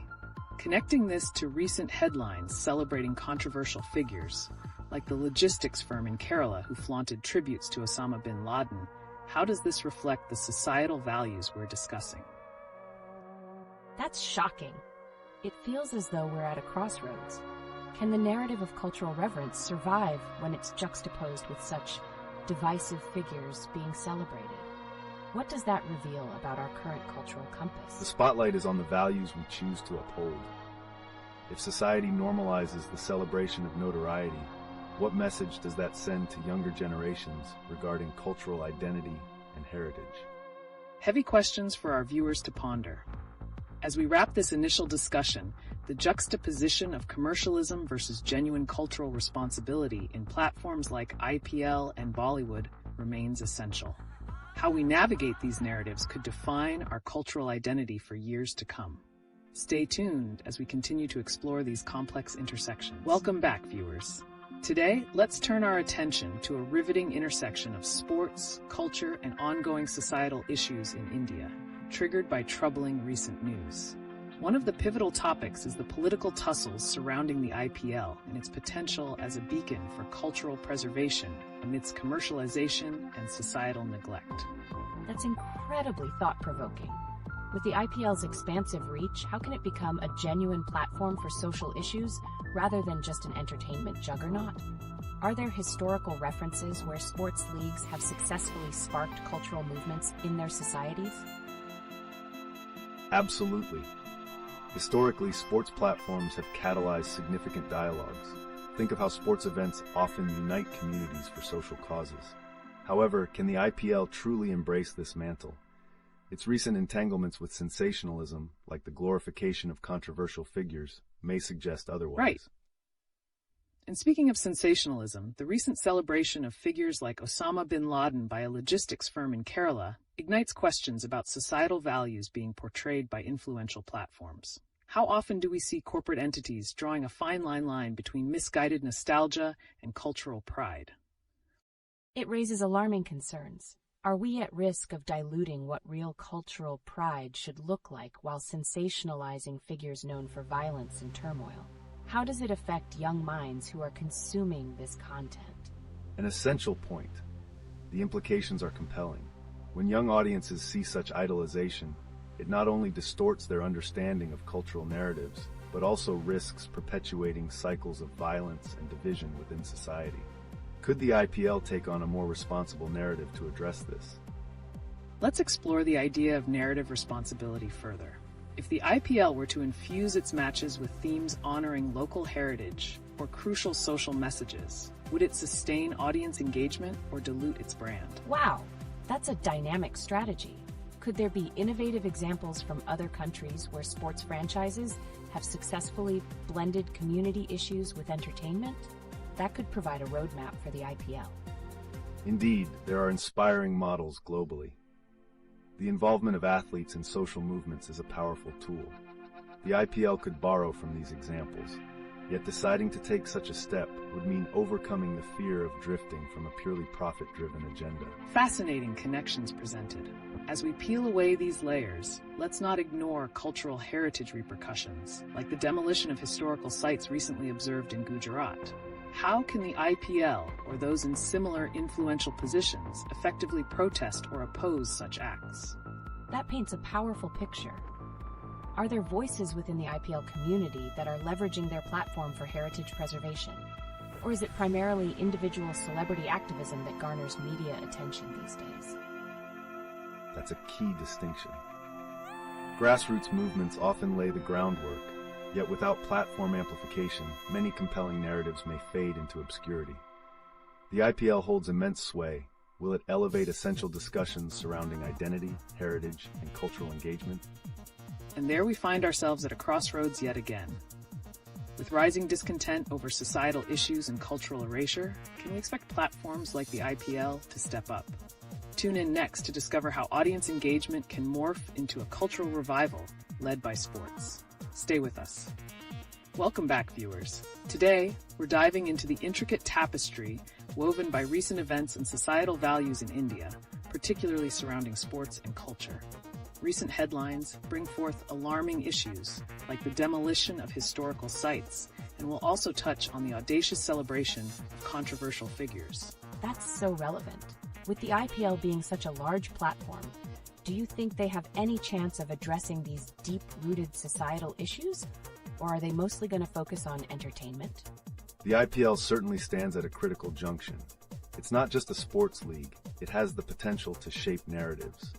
By engaging in meaningful dialogue surrounding cultural preservation, or even supporting local heritage, they can significantly influence public sentiment. Right. Speaking of influence, look at the troubling incident in Gujarat, those historical sites reduced to rubble.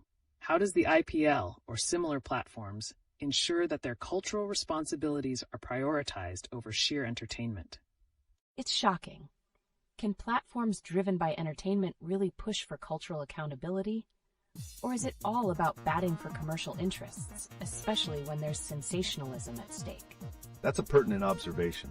There have been global instances where sports platforms have sparked cultural movements. The question really is, will the IPL actively learn from these templates or remain entrenched in a profit-only model? Absolutely.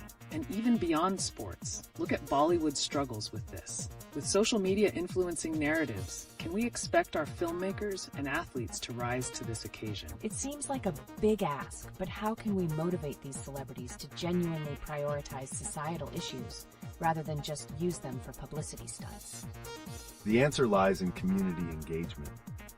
Brands and athletes can collaborate with local historians and artists to genuinely reflect cultural complexities through storytelling, drawing from their vast influence. That's intriguing. Could the IPL, through themed matches highlighting social issues, potentially create an atmosphere where cultural pride flourishes instead of succumbing to mere commercialism? I can see the potential for that.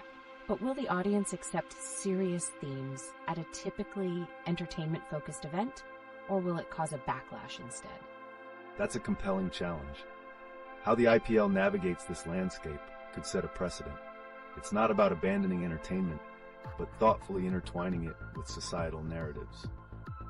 As we contemplate integration over distraction, let's keep an eye on the cultural landscape ahead. The relationship between celebrity culture, societal values, and commercialism is complex, and the IPL's next moves could redefine these intersecting realms. Stay tuned as we explore further. Welcome back, everyone. Today, we've got some captivating connections to explore regarding recent events and cultural narratives in India. The IPL continues its eyebrow-raising evolution, where it's not just about cricket, but also about societal awareness and responsibility. I'm intrigued. How does the not-so-distant celebration of figures like Osama bin Laden by a logistics firm in Kerala relate to the IPL's cultural impact? That's an essential link. Celebrating controversial figures reflects the stark complexities within society. The IPL has a unique opportunity to address these narratives through its platform. What if the IPL used its influence to challenge such glorifications? Exactly. When we witness the demolition of historical sites in Gujarat, it emphasizes a broader issue of cultural erasure. Can we expect the IPL to stand up against these harmful narratives and create an awareness around such important societal matters? That's a compelling thought. But will audiences shift from mere entertainment and embrace critical discussions on cultural identity? Or are they too invested in the glitz and glamour of the IPL? The answer lies in audience engagement. Young fans are drawn to their idols, but the question is, will these idols reciprocate that admiration by advocating for heritage preservation and social justice? The IPL could inspire a wave of cultural consciousness if tapped correctly. It raises valid concerns. Considering the influence of Bollywood, how can we bridge the gap between celebrity culture and the urgent need for societal accountability? Are our celebrities prepared to tackle the social challenges presented in the IPL? Isn't that what we all hope for? But is the overwhelming drive for profits in both industries overshadowing their responsibilities? How can they curate narratives that empower and educate rather than distract? It's a delicate balance. The storytelling in Bollywood can become a transformative medium. If they align with social movements alongside the IPL, it creates a significant potential for a societal shift. Are these institutions ready to take on such a mantle? Nevertheless, it's up to the consumers to demand it. How can we, as viewers, influence our favorite leagues or celebrities to take action? Your opinions are invaluable in molding this conversation. Absolutely. The more we engage with these issues, the louder our voices become. But how can we all ensure that our cultural narratives account for both entertainment and authenticity? It's a fine line to walk. Society's dialogue must evolve past a superficial obsession with celebrity idolization, shifting to a recognition of the cultural responsibilities we share collectively. This can lead to a future where icons truly foster progress. Stay with us as we continue this vital conversation.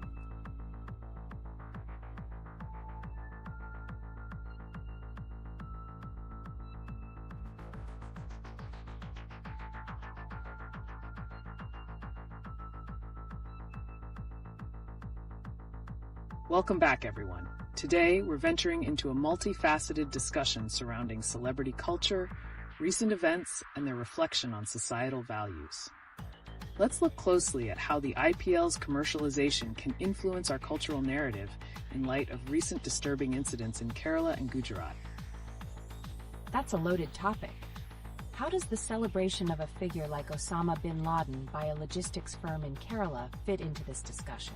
What signals does it send about our cultural standards? It underscores a troubling acceptance of controversial narratives. By celebrating figures associated with violence, some communities may express deeper frustrations. The IPL, engaged in its own commercial pursuits, must tread carefully to avoid endorsing or ignoring such sentiments. Absolutely. The demolition of 500-year-old sites in Gujarat raises further questions. Is there an underlying connection between these acts of erasure and the burgeoning celebrity culture that dominates our discourse? It seems there's a stark contrast. While cricketers and Bollywood stars make headlines, real cultural losses are occurring in the ground. Are we risking a loss of identity in the chase for commercial gain, especially when the IPL could advocate for preservation? Precisely. The IPL could use its vast influence to not only entertain, but to educate and motivate cultural preservation discussions. Imagine the potential if they held themed matches that celebrated local heritage or highlighted stories of cultural triumph amidst adversity. That's an insightful idea. But here's the question. Can we realistically expect commercial entities to prioritize cultural narratives over profits? Or are we destined to remain spectators while our cultural backdrop fades? It's a tough call, but the real power lies in the audience's hands. If fans demand a blend of entertainment and meaningful storytelling, can we ignite a shift in how these industries operate? That's the critical question. Engaged audiences could redirect the narrative. Celebrities and sports icons may feel the pressure to align more with societal values, potentially leading to an authentic cultural resurgence. So as we continue this deep dive, we need to consider, what roles will the IPL and Bollywood play in addressing these disconcerting trends? Can a shift in audience expectation act as a catalyst for significant change? Stay with us as we explore these powerful connections and ponder what's at stake. Welcome back, everyone. As we continue to unravel the complexities of cultural narratives in India, today's fresh news highlights like the controversial celebration of Osama bin Laden by a logistics firm in Kerala and the demolition of significant heritage sites in Gujarat draw our attention to a delicate dialogue on identity and accountability. Indeed. These incidents remind us that actions in our society often serve as reflections of deeper cultural tensions. The juxtaposition of such polarizing figures and their public glorification raises questions about our values and the narratives that we choose to support or criticize. It's striking. How does idolizing someone like bin Laden, known for violence, relate to our cultural identity? Is this just a misguided method for marginalized communities to reclaim their voices, or does it indicate a more serious issue within our social fabric? That's a crucial question. The celebration of controversial figures could resonate with community frustrations, highlighting feelings of disenfranchisement and the quest for identity amidst the backdrop of historical erasure. This ties back to the demolition events. Our cultural roots are continuously under threat. Absolutely. The recent actions in Gujarat serve as a harsh reminder of our fragile cultural landscape.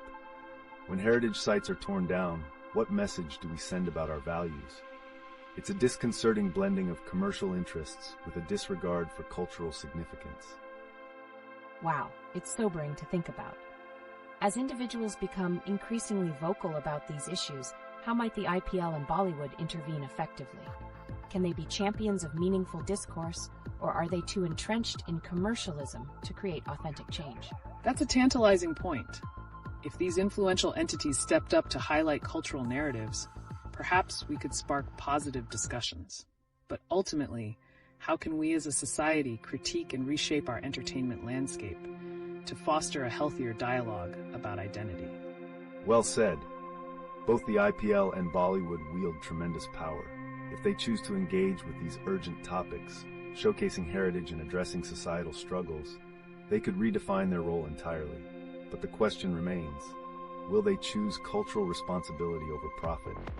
The stakes are incredibly high. It's fascinating to think about how reflections of identity and societal values play out within the stories we consume. How do we call upon public figures to advocate for change in a landscape that's increasingly influenced by commercial interests? As we navigate these tumultuous waters, let's keep the conversation going. Feel free to share your thoughts in the chat. We want to hear your perspectives on the interplay between cultural identity and the responsibilities that come with celebrity influence. Welcome back, everyone. Today, we're shifting gears to address a fascinating intersection of sports and celebrity culture, particularly how India's IPL mirrors broader societal trends. That's intriguing. How does something like the IPL, which is primarily about cricket, tie into the societal values and issues we're focused on? The IPL's enormous popularity not only serves as a platform for sports, but also a cultural touchstone. With its vast reach, the league can either amplify cultural discussions or continue to distract from pressing societal challenges. Exactly. With recent news highlighting that an IPL franchise has been criticized for its ties to a logistics firm celebrating controversial figures, what are the implications for the league's influence on cultural identity? That's incredible. If a team can be linked with a figure like Osama bin Laden, what does that tell us about the potential for sports to influence societal norms and values? It's a delicate balance. The IPL's role could pivot towards being a positive influence by addressing such societal issues head-on, or risk becoming entangled in troubling narratives that damage its reputation. And there's our cliffhanger. With the IPL promoting commercialism, can it really shift the narrative toward cultural responsibility, or are we just seeing a mirage? Let's engage our audience. What are your thoughts on this dynamic? Yes, let's hear from you. Do you see a future where the IPL could play a more responsible role in societal discussions? Would you support such a shift? It will require concerted effort from players, teams, and fans alike to shift audience expectations. If fans demand authenticity, the IPL could pivot towards that vision of cultural representation. That's a powerful point. Keep the conversation flowing, everyone. Is celebrity culture in the IPL more than just entertainment, or is it a reflection of cultural loss that we must address? Share your insights with us. Welcome back, everyone. Today, let's explore the intriguing intersection of celebrity culture, societal accountability, and sports in India, especially in light of recent controversies that have surfaced on social media. That's exciting. I'm particularly interested in how the IPL, while being a cricket league, can influence cultural narratives and public perception. With stories around heritage site demolitions and their implications on identity, is IPL in a position to address these societal issues authentically? Absolutely. The IPL, as a massive platform, can indeed wield its influence to promote awareness. However, the challenge lies in whether they can shift from mere commercial interests to addressing deeper cultural themes, especially with recent controversies surrounding public figures celebrating polarizing narratives. That's a great point. With one logistics firm in Kerala celebrating figures like Osama bin Laden, we see how extreme sentiments can take hold. How do you think the IPL could counteract such narratives? Can it take a stand and promote positive cultural values? Wow, that raises a lot of questions. If IPL teams and players start leveraging their platform to draw attention to cultural heritage and community issues, how might viewers respond? Would it be enough to prompt change, or would it be seen as just another marketing tactic? Engaging audiences through authentic connections to cultural narratives could propel the IPL to new heights. The key is genuine action. If the IPL creates campaigns focused on preserving cultural identity or addressing social issues, fans might feel inspired to participate actively in that dialogue. And let's not forget the role of Bollywood in this discussion. With its massive influence, should Bollywood artists collaborate with the IPL to challenge the status quo and uplift cultural narratives? Can such collaborations redefine the way fans engage with both sports and cinema? That sounds like a powerful partnership. But can Bollywood truly step beyond entertainment and address societal issues? Given the recent criticisms surrounding neglecting urgent social topics, how do we fuel a conversation for real change?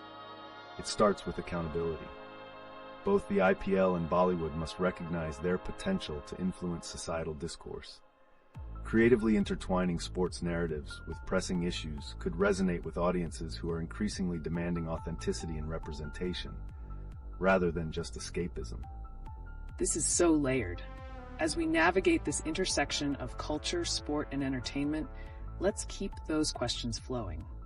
Do you think fans will support a shift towards more responsible representations, or will traditional commercial models prevail? What do you think, audience?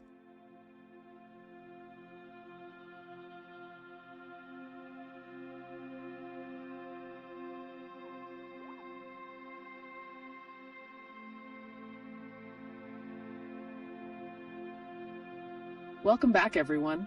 Today, we've got a fresh topic on the table. Let's discuss the recent demolition of 500-year-old graveyards and shrines in Gujarat in connection with the rise of celebrity culture and what these incidents reveal about societal values in India. That's shocking. How does the loss of such significant cultural heritage tie into the fascination with contemporary celebrity culture? Are we losing touch with our historical roots? Indeed, the juxtap of preservation versus commercialization is critical here. The IPL, while being a lucrative platform, might have the unique opportunity to spotlight these erasures and drive conversations around historical identity. Exactly. With IPL trending towards commercialization, how can it pivot to address issues of cultural loss and foster a deeper connection with its audience? Can integrating cultural narratives into its events promote awareness? That's a great thought. But would fans really engage with such narratives? Or would they see it as an attempt to rally around a serious issue without genuine commitment? That's the key question. Fans today are becoming increasingly discerning. If the IPL can authentically intertwine cultural education with its brand, it could potentially inspire solidarity among fans and spark meaningful dialogue around heritage preservation. Speaking of authentic dialogue, the situation is complicated by how social media amplifies celebrity voices. Can we expect those in Bollywood, especially with their influence, to join the fray and bring focus to these demolition issues? It seems like a missed opportunity if they don't. But aren't there risks involved? Could these celebrities face backlash for bringing attention to such sensitive issues? Absolutely, there are risks, but if handled correctly, the support could offset any potential backlash.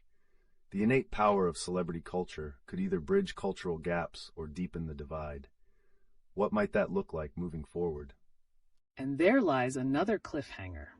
As we explore these dimensions, how do you think the IPL and Bollywood can cultivate an environment for cultural advocacy without sacrificing commercial interests? Share your thoughts, audience. As we pivot our discussion today, let's address a controversial current event: the demolition of 500-year-old graveyards and shrines in Gujarat.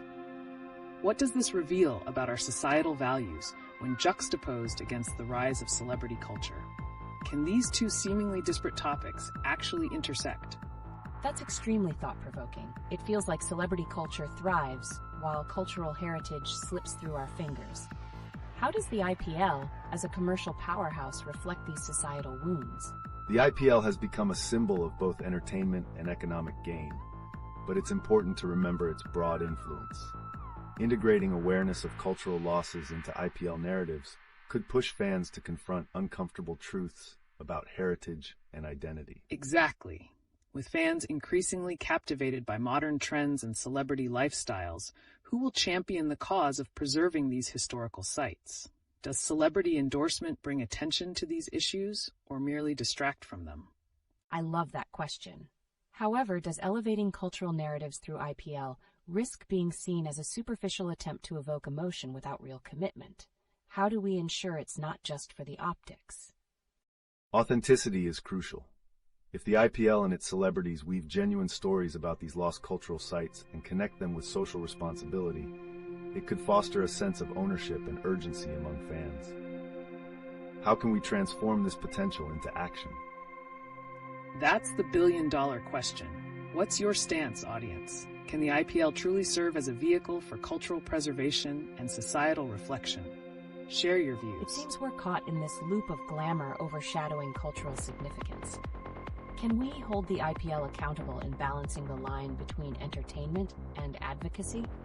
That potential certainly exists, but often the immediate profit motives overshadow deeper narratives. Building a legacy through cultural storytelling could redefine the IPL's identity, shifting it from just a sports league to a platform for social change. What transformations might we see if this becomes a trend? That leaves us with yet another intriguing cliffhanger. How can we catalyze such transformations in public perceptions and practices? Can the IPL inspire a movement toward preserving and respecting our historical roots while celebrating our contemporary identity? Let's keep this dialogue going. Great to have everyone back. Today, we have an explosive connection to explore. What happens when the world of celebrity culture collides with the ongoing demolition of 500-year-old graveyards and shrines in Gujarat? That's really alarming. How do these demolitions reflect on our current societal values, especially when celebrity culture seems to dominate mainstream narratives? It's a troubling juxtaposition. On one hand, we have these significant cultural erasures, while on the other, there's a glamorization of celebrity lifestyles that often overshadows these issues. What do you think, audience? Can celebrity endorsement help shed light on such vital societal matters, or does it risk trivializing them? Exactly. This poses a significant dilemma. Are we witnessing a societal disconnect where the idolization of celebrities overshadows the heritage that shapes our identities? And here's the twist. How does this affect individuals who deeply connect with their historical culture compared to the culture of celebrity? It's baffling. If celebrities leverage their platforms to highlight cultural erasure, could it lead to a genuine movement for preservation? Or is there a danger of it being seen as mere publicity? The line is razor thin. If celebrities handle these narratives authentically, they could drive substantial awareness. However, if treated superficially, it could come off as a forced marketing strategy that disconnects from the real issues. What do you think will happen if the IPL or Bollywood steps up? That's another cliffhanger. Would such movements spark a new wave of cultural respect among fans and shift their perspective of what truly deserves their attention? We want your opinions on how we can navigate this complex relationship between commodification of culture and genuine advocacy. And don't forget the pressing question. Can the IPL serve as more than just a cricketing platform, possibly as an advocate for cultural preservation? Or will it remain stuck in its entertainment-centric model? Precisely. It's about rethinking the narrative we promote through such influential platforms. The challenge is mighty, but it opens doors to explore how culture can be revitalized instead of erased. What change do you foresee on the horizon if these conversations continue? Welcome, everyone. Today we tackle a striking intersection of recent events. How a logistics firm in Kerala celebrates a notorious figure while juxtaposed against the recent demolition of 500-year-old graveyards and shrines in Gujarat. That's quite a shift. How can anyone celebrate someone like Osama bin Laden while we witness such a disregard for our cultural heritage? It throws me off completely. It's alarming. Celebrating controversial figures like bin Laden can reflect not just a societal disconnect, but also underline some unsettling values within certain communities. But why choose that figure over significant cultural narratives, especially when heritage sites are being demolished? Great question. It seems to signal a troubling trend where commodification overpowers authenticity in values. Could the glorification of such figures distract us from pressing issues like the loss of our shared history? Absolutely. I can't help but wonder, how does the IPL and Bollywood factor into this mix? Are they unintentionally contributing to this cultural conflict by glamorizing moments rather than advocating for preservation?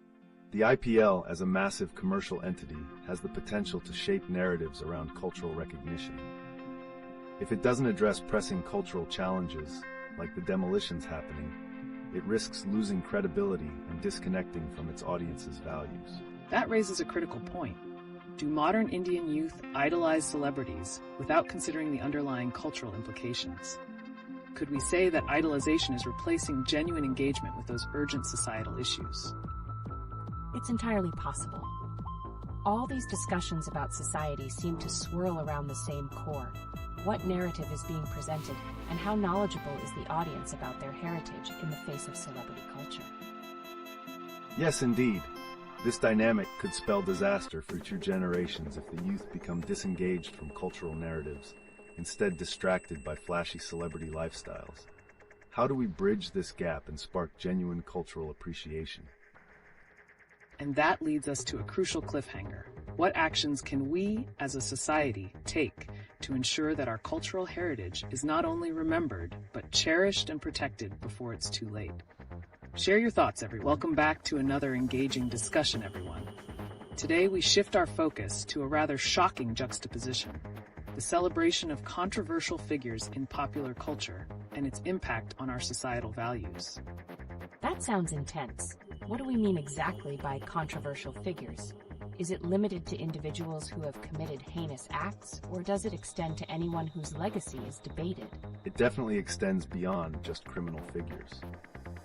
Recent headlines about a logistics firm in Kerala proudly showcasing Osama bin Laden highlights how idolization can significantly distort societal values, especially when juxtaposed with the demolition of ancient cultural heritages like the 500-year-old graveyards and shrines in Gujarat. Exactly. This celebration of a figure like bin Laden against the backdrop of cultural violence and erasure paints a vivid picture of where our society currently stands. How could this idolization divert attention from critical issues surrounding cultural identity and heritage preservation? That raises a crucial question. Are we as a society becoming so desensitized that we can actively celebrate such figures while ignoring the ongoing cultural destruction around us? That's a concern many share.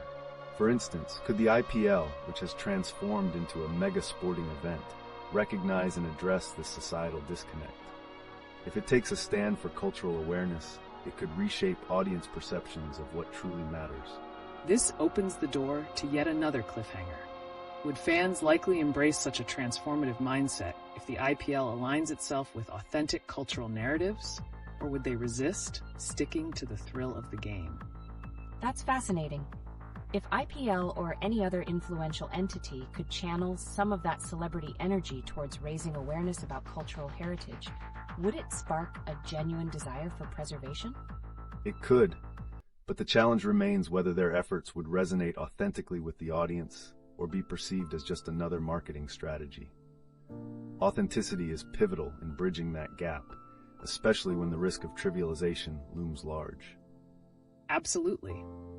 So what do you all think? Can our cultural narratives evolve into a more responsible discourse that recognizes and preserves our identity? Or are we fated to a future where commodification of controversial legacies overshadows genuine cultural appreciation? Share your thoughts. Welcome back, everyone. Today, we're set to explore a captivating new dimension of cultural and societal issues in India, how recent news about the IPL and serious societal challenges intertwine. That sounds intriguing. I see references to both cultural heritage demolitions and the IPL. How do you think the IPL's prominence affects our perception of these critical issues? The IPL symbolizes not just entertainment, but also cultural identity.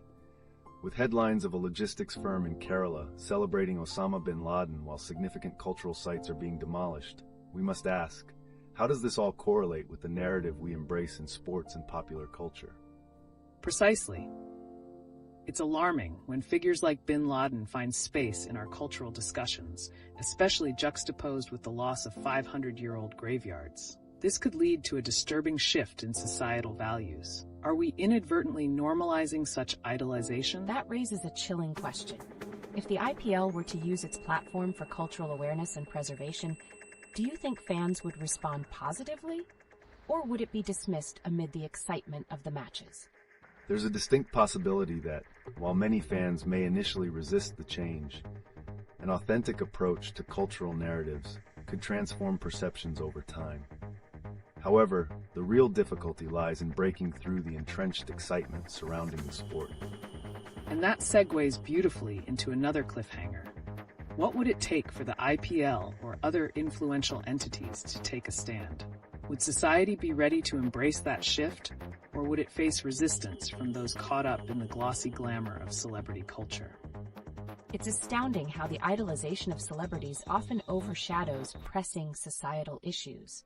How can we foster a change in narrative to promote awareness instead of the glamour that distracts from critical challenges like cultural erasure? The challenge lies in finding a balance where cultural narratives can coexist with entertainment without overshadowing realities that need attention. The IPL could serve as a beacon for advocating cultural preservation, but voices must unite for such a transformation to take hold. That's an enlightening perspective. Can we manage to create a marketing strategy that doesn't just capitalize on entertainment, but elevates, then integrates cultural identity as an inherent part of the narrative? It could redefine engagement and ownership in communities. Wow, that's thought-provoking. I can't help but wonder, does this mean the onus lies on us as consumers to demand such changes from platforms like the IPL? How can we ensure our voices are heard amidst the din of celebrity idolization? Absolutely. Engaging in discourse and asking for accountability from influential entities can pave the way for meaningful change. Who knows, maybe this could spark a larger movement towards preserving cultural identities across other realms as well. Welcome back, everyone. Today, we're exploring a shocking incident that intertwines with recent cultural controversies in India. The celebration of controversial figures, specifically one logistics firm in Kerala proudly displaying Osama bin Laden imagery while significant cultural heritages are being demolished. That's an intense connection. How can a society both celebrate a figure like bin Laden and simultaneously ignore the destruction of its own cultural heritage? It reflects deep-rooted tensions. This juxtaposition signifies a disregard for historical narratives in favor of idolizing notorious figures, raising questions about our values as a society. Why would a company choose to evoke such a polarizing figure? Precisely. And it isn't just about value. It translates into a societal identity crisis. How do we reconcile this idolization with our heritage being bulldozed, such as the recent demolitions of 500-year-old historical sites? Those demolitions must spark outrage. Do you think there's a growing disconnect between the public perception of cultural preservation and the rampant commercialization of celebrity culture? Absolutely. The allure of celebrity often drowns out crucial conversations about cultural heritage. This is seen in the way the IPL represents both the glamour of sports and, paradoxically, the erasure of historical narratives. And that brings us back to a cliffhanger. If the IPL or similar entities recognized this disparity and shifted their messaging towards cultural preservation, would fans embrace this narrative or cling to the thrill of celebrity over substance? Such a shift could be transformative, but do you believe it's realistic? Would fans genuinely care about cultural issues, or has the excitement of the sport become too intoxicating to challenge? It's complex. While some fans may initially resist, increased awareness through advocacy might gradually reshape perceptions. Changes in messaging could redefine what it means to be a fan and to culturally engage, but will it be enough? An important question to ponder. As we dissect these societal themes, let's keep the conversation flowing. What accountability do we hold as consumers and fans in the face of this cultural clash? Share your thoughts. Welcome back, everyone. Let's focus today on the relationship between sports, celebrity culture, and critical societal issues in India. Specifically, we'll explore how recent events, including the IPL dynamics and cultural fragmentation, shape public perception. Wow, that sounds intriguing. I know IPL has teams playing auction, but how does that play into the greater cultural narrative? Are we seeing sports becoming more of a spectacle rather than a means to convey identity? That's a great observation. The IPL can often resemble a circus rather than a cultural celebration, as its structure shifts focus from athletic performance to investments and auctions, which can overshadow more profound cultural themes. Exactly. Let's also consider the shocking case of a logistics firm in Kerala celebrating Osama bin Laden.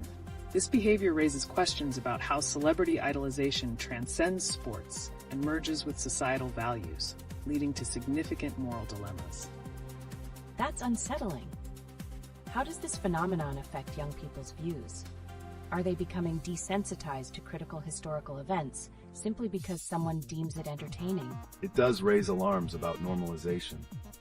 When consumption of such glorified narratives overshadows the consequences of those figures' actions, it might reshape the values of the youth, creating a dangerous precedent in collective memory. And while we're at it, consider the recent demolitions of cultural heritage sites. What message does that send to society when respected historical narratives clash with the excitement around sports and celebrity worship? That's a compelling connection. Are we at risk of losing cultural identity in exchange for transient entertainment and spectacle? Can sports play a role in reversing that trend? Sports can certainly reclaim that narrative. If organizations like the IPL were to leverage their influence and promote cultural awareness, they might rally communities to unify and protect their heritage, instead of viewing it solely through the lens of entertainment.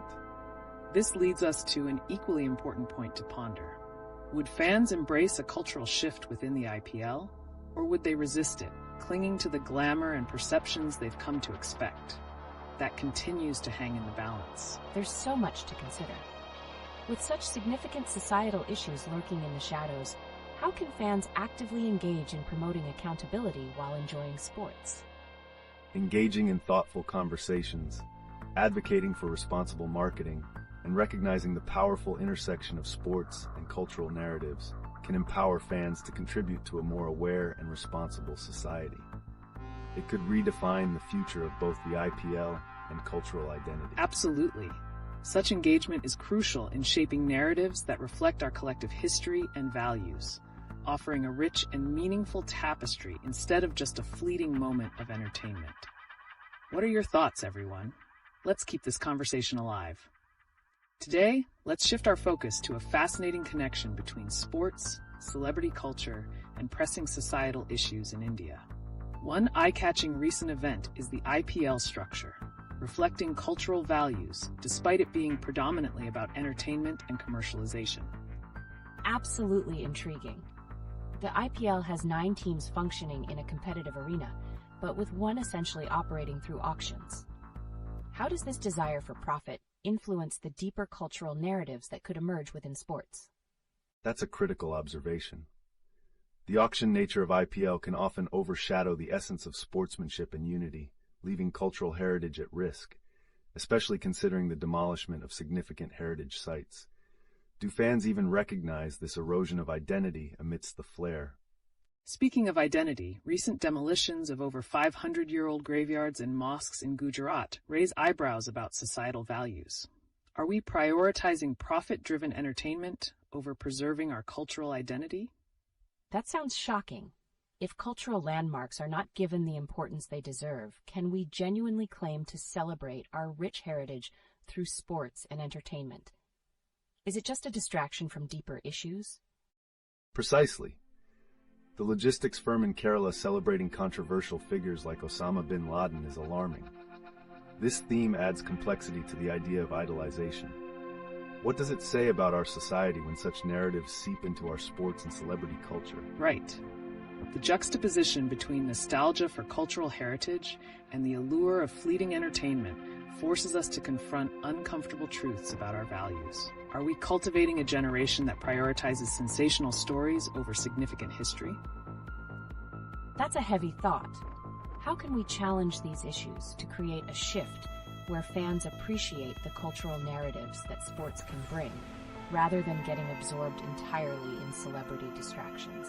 To drive change, we might need advocacy from influential figures in sports and entertainment to realign messaging towards cultural preservation. But will that shift resonate with the fans, or will they continue to idolize sensational figures? Absolutely.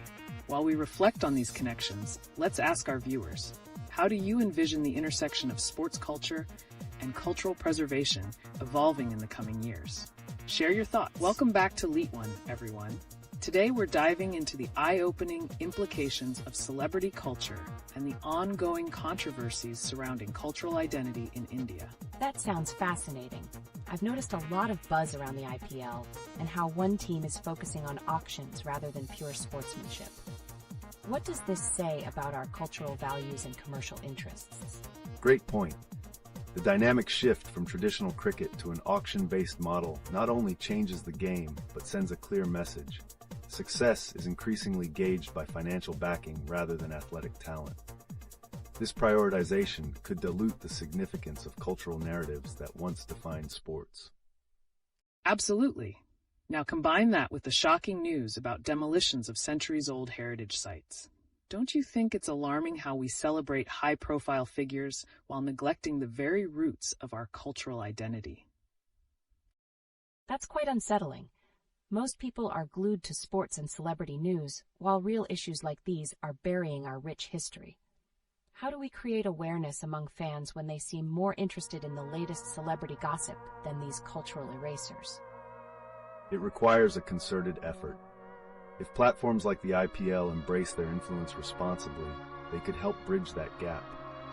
Imagine if they integrated cultural themes into their events. It would reshape public perception while emphasizing their role in safeguarding heritage. That's a brilliant notion. But can we realistically expect such a shift in mindset from the fans and organizers? Is the allure of celebrity power too intoxicating to willingly sidestep? It seems so. How do we challenge this mindset where fleeting recognition often trumps enduring cultural values? What would motivate fans to care about their heritage amid the glitz and glam? Here lies the key: education through transparency. By promoting storytelling that intertwines sports with cultural significance, fans may start seeing the deeper connections. There definitely lies potential for sports as a vehicle for cultural preservation, but it needs to resonate with younger generations. The challenge is evident there. As we witness these dynamics unfold, will the same change occur within Bollywood? With constant idolization, can they also pivot their narratives to reflect and respect cultural criticality? That's an intriguing thought. Can Bollywood leverage its unique storytelling to highlight ongoing issues rather than adding to the noise of idolization? Wouldn't that be a game changer in shaping societal values? It would be revolutionary. But to effect that change, these narrative shifts must start from the ground up, ensuring that the historical contexts get their due respect before they're overshadowed by commercial gains. Let's keep this conversation going. There's much more to unpack within the tensions between commercial success and preserving our cultural identity. What do you all think? Share your thoughts with us. Welcome back, everyone. Today, let's explore the fascinating connection between the recent IPL dynamics and society's current cultural climate. It's intriguing to observe how the IPL has developed 9 competitive teams, while one appears to be turning the game into an auction spectacle. What does this mean for our cultural values? That's a thought-provoking question. Can this shift from sportsmanship to commercialism tell us more about our social identity today? Are fans more invested in the auction aspect than the spirit of the game itself? Absolutely. This trend signals a deeper societal issue. As one team focuses on profit through auctions, we might see a growing disconnection from the values that sports once embodied. But what about the overarching impact on our youth who idolize these figures and narratives? Excellent point. Youth engagement becomes vital here. It's baffling to think about the recent demolitions of historical sites and graveyards in Gujarat that are being labeled as illegal. Does this disregard reflect a troubling priority for profit over cultural heritage? It's quite alarming. If our society overlooks these vital aspects of history, how can we expect the next generation to appreciate their cultural roots? What can be done to raise awareness amidst the distractions of celebrity culture? Raising awareness is key here. Advocacy and education play crucial roles in reshaping perceptions. Influential figures within the IPL and Bollywood need to leverage their platforms responsibly to rekindle our cultural appreciation. How receptive do you think our youth would be to that shift? That indeed leaves us wondering. As we observe cricketers and celebrities garnering immense attention, is there enough space afforded to discussions about identity, heritage, and the weight of our history? Or are we merely enamored by the glitz? You raise a fascinating concern. If events like the IPL focus solely on entertainment and auction structures, don't we risk losing sight of what sports once represented? How does a shift like this affect the narratives we champion as a society? It's a complex interplay. While sports can serve as a fantastic platform for cultural narratives, commercialism threatens to overshadow these stories. As we move forward, it's essential to ask, what kind of stories do we want to tell, and who will be listening? Indeed, it's a pivotal crossroads. As we ponder these questions, we would love to hear your thoughts as well. How do you envision the role of sports as both a cultural touchpoint and an entertainment mechanism? Keep the conversation lively. Welcome back, everyone. Today, we're shifting our focus to the troubling recent developments regarding the demolition of historical sites and its link to cultural identity in India. That's a heavy topic. What do you think drives the constant disregard for cultural heritage? Is it purely financial, or is there a deeper societal issue at play? It's a multifaceted issue. On one hand, there's undeniable pressure from development and commercial interests. On the other hand, it reflects a lack of collective cultural memory and value appreciation. How do we ensure that stories of these sites are preserved amidst such tragedies? Excellent question. The IPL's auction-based model creates a similar disconnect.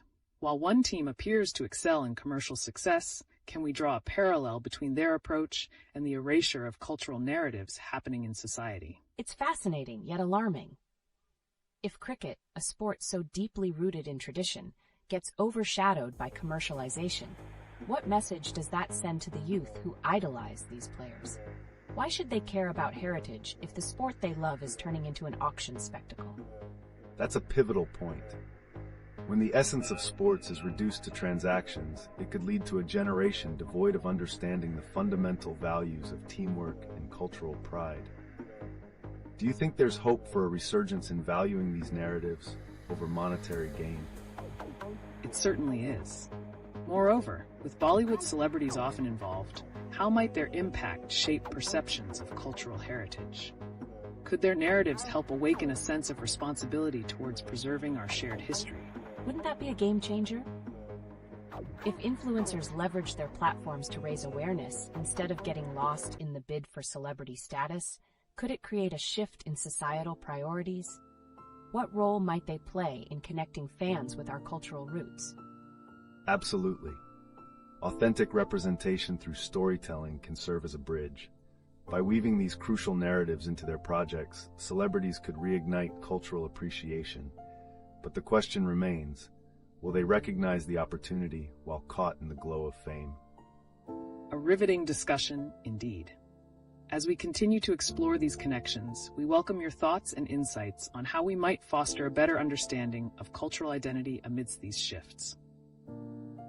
What do you think the future holds? Welcome back, everyone. Today's conversation explores a profound connection between the IPL's competitive landscape and recent social issues in India, particularly regarding cultural heritage and identity. This sounds intriguing. How does the juxtaposition of the IPL as a game versus an auction tie into the broader theme of cultural erasure, especially with historical sites being demolished in Gujarat? It's worth noting that the IPL's model, which encourages commercialization, can mirror the societal neglect of cultural heritage when profit overshadows our values. With teams prioritizing financial success, do we risk diluting the essence of cricket as a cultural touchstone? Indeed. The demolition of a 500-year-old graveyard and mosque raises crucial questions about who decides what deserves preservation. Is the increasing commodification of cultural narratives through events like IPL contributing to this erasure? That's a heavy thought. If younger generations are more enamored with the spectacle of cricket and celebrity culture, how will they develop a sense of responsibility towards historical preservation? Exactly. If narratives of cultural significance remain in the background while the auction mentality takes center stage, we could see a disconnect with our heritage. What role do you think social media can play in bridging this gap? Great question. Social media can serve as a platform for raising awareness, but it can also amplify distractions. Is it possible for influencers and celebrities to shift the conversation to the importance of preserving our culture while navigating these commercial waters? That would truly be a game changer. But are celebrities willing to leverage their immense influence responsibly, or is it more about maintaining their status in a fast-paced, consumer-driven world? The future will depend on this crucial choice. If they embrace authenticity instead of the glitz, they can foster a collective cultural identity. How do you see fan responses evolving in such a scenario, especially in light of troubling events like the ongoing neglect of heritage sites? Another insightful angle. It's indeed inspiring to think about how a shift in focus could ignite a cultural renaissance. It's a pivotal moment for societal values. Can the IPL catalyze this change, or will it continue its path of commercialization? I'm eager to see how this unfolds. As we look forward, we need to stimulate a conversation not only about sport, but cultural accountability. What do our actions and choices reveal about our identity? This discussion will undoubtedly shape public sentiment, and it's critical for us to recognize these cultural narratives as intertwined with our future. Let's keep our eyes on these developments. The implications are vast. Welcome back, everyone. As we dive into today's segment, we're addressing a peculiar connection that has arisen between the IPL and recent tragic demolitions of cultural heritage sites in India. How do we reconcile the excitement surrounding an auction-based sports model with the chilling realities of cultural erasure? That's a striking point. With the IPL, we see this commercial frenzy that captivates audiences, but what happens to our sense of identity when integral historical sites are disregarded? Is there an inherent danger in prioritizing entertainment over our shared history? Absolutely. The IPL's commercial approach seems to overshadow local cultural narratives. When our sports figureheads are less concerned with their communities and more with profit margins, what does that say about the values we're promoting, especially to younger audiences? Right. Fans are enthusiastically glued to the IPL, but if they're also witnessing the bulldozing of monuments that reflect their heritage, where is the line drawn? Can this growing obsession with sports not only distract from, but also desensitize us to issues of cultural significance? That's exactly what I'm wondering. How do we cultivate a collective responsibility among fans while being entertained? Shouldn't athletes and celebrities also champion the preservation of heritage when they have such substantial influence? That's a key issue. When celebrities lend their voices to societal causes, they can inspire change. However, we need to critically analyze which narratives their platforms amplify. Will they stand against cultural erasure while they indulge in the limelight? Interesting. Looking at the situation through a wider lens, might these demolitions serve as a wake-up call, prompting a dialogue within sports culture about the intersection of entertainment and cultural identity. How does this impact the younger generation's perspective on their heritage? I think it could. If athletes and actors leverage their influence by advocating for cultural preservation, it can instill a sense of pride in historical roots. But is it plausible to expect them to act beyond personal gain in such a challenging environment? It's a heavy expectation, yet necessary. The question remains, will they respond to this societal call? If we're to foster a resurgence of cultural pride through sports, a shift in values is crucial. Who will emerge as a champion of this cause, and will their message resonate deeply enough to inspire real change? A compelling narrative worth pursuing. Audiences, what are your thoughts on how sports figures can impact cultural narratives? We want to hear your insights. Welcome back, everyone.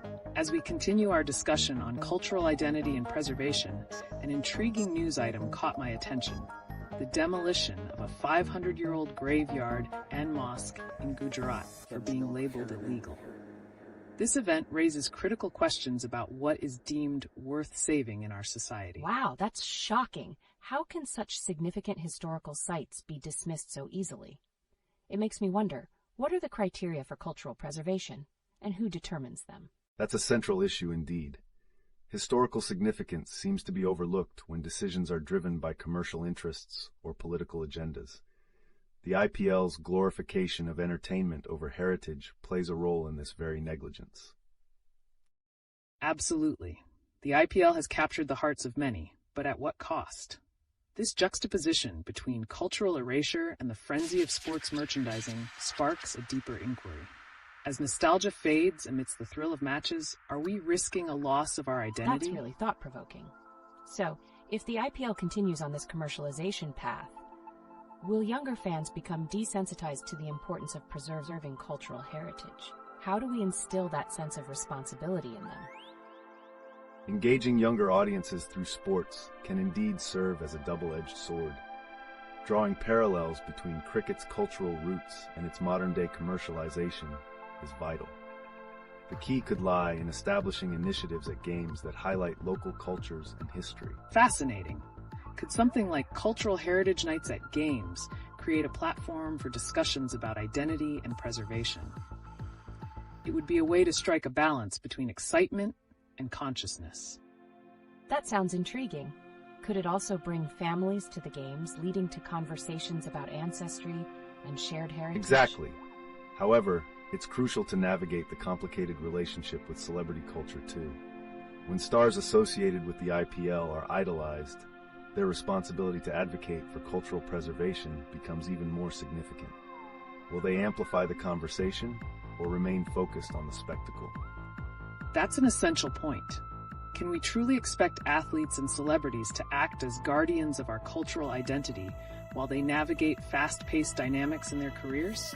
The expectations placed upon them might be overwhelming, yet meaningful action could forge genuine connections with younger fans. It's a complex web of influence, isn't it? Hopefully, as these discussions unfold, more light will be shed on the importance of intertwining sports and cultural heritage preservation responsibly. Welcome back, everyone. Today we're diving into a fascinating blend of sport, culture, and identity, particularly focusing on the recent demolitions of cultural sites amidst the IPL frenzy. How do these events reflect broader societal values, especially when we consider the financial dynamics at play in professional sports? That's a gripping topic. So what do you see as the connection between the IPL's commercialization and the alarming trend of demolishing historical sites? It seems like we're caught in a tug-of-war between excitement and heritage preservation. Indeed, the IPL, with its glitz and glamour, often overshadows the significance of these cultural sites. The question arises, are we getting so enthralled by the entertainment that we risk losing sight of our roots? This intersection of sport and cultural neglect is critically important to address. Absolutely. Some might argue that the IPL's success hinges on its ability to capture audience attention. But at the same time, can we overlook the implications, like the erasure of history and identity, in pursuit of profit? Is the attention on sports creating an atmosphere where cultural heritage gets sidelined? And in that context, How does celebrity culture play a role? With athletes and Bollywood stars at the forefront of the IPL, do they have a responsibility to raise awareness about these cultural issues, or are they simply drawn into the allure of commercial success? That's a pivotal question. The responsibility lies heavily on their shoulders. If they choose to highlight these issues, they can leverage their influence for cultural preservation. However, the real challenge is balancing their personal brand with a collective cultural consciousness that demands action. It's interesting to consider how this reflects the behavior of younger audiences. If they idolize these celebrities without questioning the consequences of unchecked commercialization, what does that mean for the cultural landscape moving forward? Wow, there's so much at stake. I'm curious, can this dynamic lead to a resurgence of interest in cultural history among youth, or might it push them further away from their roots in favor of more immediate excitement? That duality is critical. While there's potential for increased awareness, the allure of instant gratification could very well drown out those efforts. It's essential for initiatives that engage young people to be integrated into both sports and entertainment, presenting heritage in a way that resonates with them. Fantastic insights. As we navigate this complex discourse, one can't help but wonder, will future generations look back at the IPL as a cultural catalyst for change or as a primary force in the gradual erosion of their identity? The stakes couldn't be higher. Agreed. And what kinds of proactive measures can be taken to ensure that heritage preservation doesn't become a mere footnote in the history of India's sporting culture? That's the heart of the conversation. It involves creating paths that intertwine the vibrancy of sports with the need for cultural consciousness. Let's keep this dialogue alive and foster a generation that values both excitement and identity. An excellent note to end on. Your thoughts and insights are invaluable. Let's keep this momentum going, and together, we can explore how we change the narrative. Keep chatting, everyone. Welcome back, everyone. Today, we're shifting our focus to another pressing issue that intertwines sports, celebrity culture, and urgent societal values. Specifically, the recent demolition of cultural sites and the commercialization of the IPL. That's a fantastic segue. It seems like there's an alarming trend where cultural heritage is being sidelined in favor of commercial interests. How does this tie in with modern celebrity culture? That's an important connection. As those in the spotlight, celebrities can both influence public discourse and distract from significant issues. The IPL, being intertwined with Bollywood stars, could either advocate for heritage preservation or perpetuate its neglect through extravagant commercialization. Right. The IPL's billion-dollar industry thrives on spectacle. But what about the historical significance tied to places that are vanishing? Is the allure of the game becoming too lustrous, eclipsing our cultural landscapes? It's mind-boggling. With the IPL's ability to engage young fans, should we not leverage this fascination to promote cultural education? Could cultural nights at matches serve not only as entertainment, but also awareness-raising platforms? Absolutely. This engagement could create a deeper dialogue around identity and history. Just imagine the potential of linking famous players with local cultural events or token tributes to heritage during matches. The impact could be profound if done correctly. Speaking of local impact, the recent demolitions in Gujarat bring to light a crucial conversation. Who is responsible for safeguarding our heritage? Is it society's duty, or should the IPL and all its fame take on a part of that responsibility? A weighty question. With so many eyes on cricketers and Bollywood figures, can they pivot their influence towards cultural advocacy instead of merely capitalizing on their popularity? The shift in narrative is essential. If athletes and celebrities can acknowledge their role in cultural retention, they could spearhead community efforts that empower fans to cherish their history while enjoying sports. So, let's consider the ripple effects. If IPL players actively promote cultural identity, could that inspire fans to channel their excitement about cricket into broader, meaningful movements for preservation? That sounds enlightening. But what if engagement backfires? What if cultural connections through sports leave fans feeling disconnected from their own identities, lost amidst the glamour? That's a valid concern. Balancing commercialization with cultural authenticity is a tall order. If left unchecked, we risk enveloping our rich heritage in a veneer of entertainment, where the essence of what is important gets diluted. As we wrap up today's discussion, it seems we're left pondering a vital question. How can the synergy between the buzzing energy of the IPL and the deep-seated value of cultural identity be harnessed to create a resilient narrative in Indian society? Thank you all for sharing such impactful thoughts. Let's keep the conversation alive in the comments. Welcome back, everyone. Today, we're facing another intriguing convergence of sports, celebrity culture, and urgent societal issues that resonate across India. A recent shocking headline has highlighted the demolition of a 500-year-old graveyard and cultural heritage sites in Gujarat, raising questions about our responsibility to protect cultural identity amid the fervor of commercial pursuits like the IPL. That's absolutely riveting. It's alarming to think how such historical sites can vanish so quickly. How does this connect with the IPL's enormous influence on society and culture? That connection is pivotal. The IPL's narrative, while captivating, often dismisses the significance of the histories tied to these sites. What if the league harnessed its visibility to champion such heritage? Could integrating cultural tributes into matches foster a greater sense of identity among fans? Fantastic point. Yet when you consider how celebrity culture intersects with this, celebrities who dominate the IPL can shape public perception. Are these icons encouraged enough to take a stand on cultural preservation, or do they prioritize commercial success instead? What message does that send? Wow! That's a profound observation. If athletes and celebrities could leverage their platforms to advocate for heritage, could that influence their fan base in practical ways? Yet it seems there's an unspoken conflict between their popularity and addressing crucial issues like heritage loss. Precisely. This tension highlights the challenge of celebrity accountability. They wield considerable influence, and their silence on vital matters creates a disconnect with the issues that affect our cultural fabric.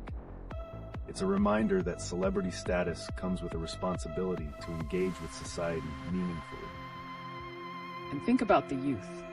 They idolize these figures, but if those idols turn a blind eye to urgent societal concerns, how does that shape their understanding of cultural value?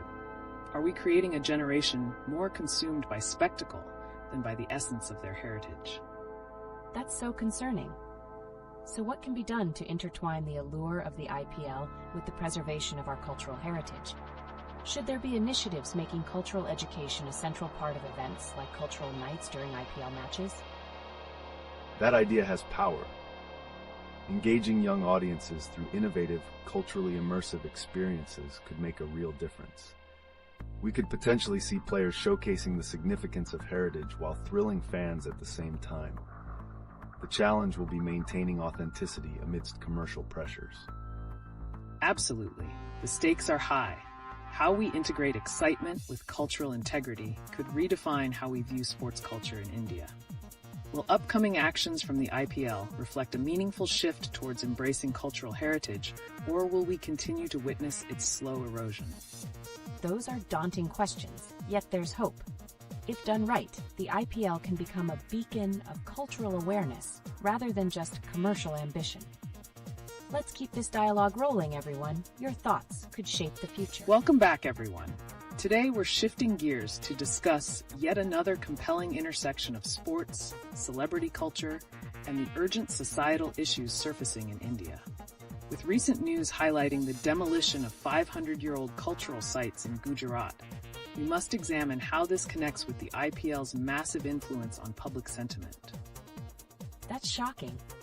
How do you think the IPL could approach this catastrophic cultural loss, especially when their platform reaches millions? Can they integrate awareness into their upcoming matches or promotions? Certainly. Leveraging their visibility to advocate for preserving cultural sites can make a significant impact. By partnering with local communities and showcasing their heritage, IPL can transform matches into platforms that celebrate rather than ignore our history. Great point. This raises the question, is the IPL solely about profit, or could it become a cultural activist? Imagine if each match included moments dedicated to honoring heritage through storytelling or local performances. How receptive do you think fans would be to that? That sounds intriguing. But what if it backfires? Would fans feel like they're being lectured instead of enjoying the game? Is there a risk that commercialized cultural narratives might dilute the real essence of heritage? Tactical implementation is key. Gradually weaving cultural awareness through engaging formats, perhaps through videos or brief segments during breaks, can resonate with fans. They could embrace this evolution if presented in a way that's entertaining and relatable. Exactly. And this interconnection between cultural destruction and the pursuit of entertainment must be discussed further. Could we see a shift where productions like the IPL stimulate public discourse on cultural sensitivity rather than merely cashing in on the spectacle? Wow, that's a vital observation. It's alarming how easily cultural identities can be dismissed for profit. If the IPL stood as a defender of cultural heritage, could that shift how society engages with sports? Would it reinforce a deeper respect for our roots among young fans? There lies the potential. If young audiences see their idols actively supporting heritage, they might be inspired to appreciate their culture more deeply. The challenge will be overcoming the entrenched patterns of commercialization in sports and making it meaningful. So we stand at a crossroad: commercial success versus cultural responsibility. Can the IPL maneuver this without losing its essence? What do you think, audience? Would you like to see your favorite players advocating for heritage, or should they stick to just sports? This is such a captivating discussion. I can't wait to hear what our viewers think. As we navigate through this dynamic landscape, one question lingers. How can we ensure our next generations cherish their cultural heritage amidst such rapid commercialization? Let's keep sharing our thoughts in the comments.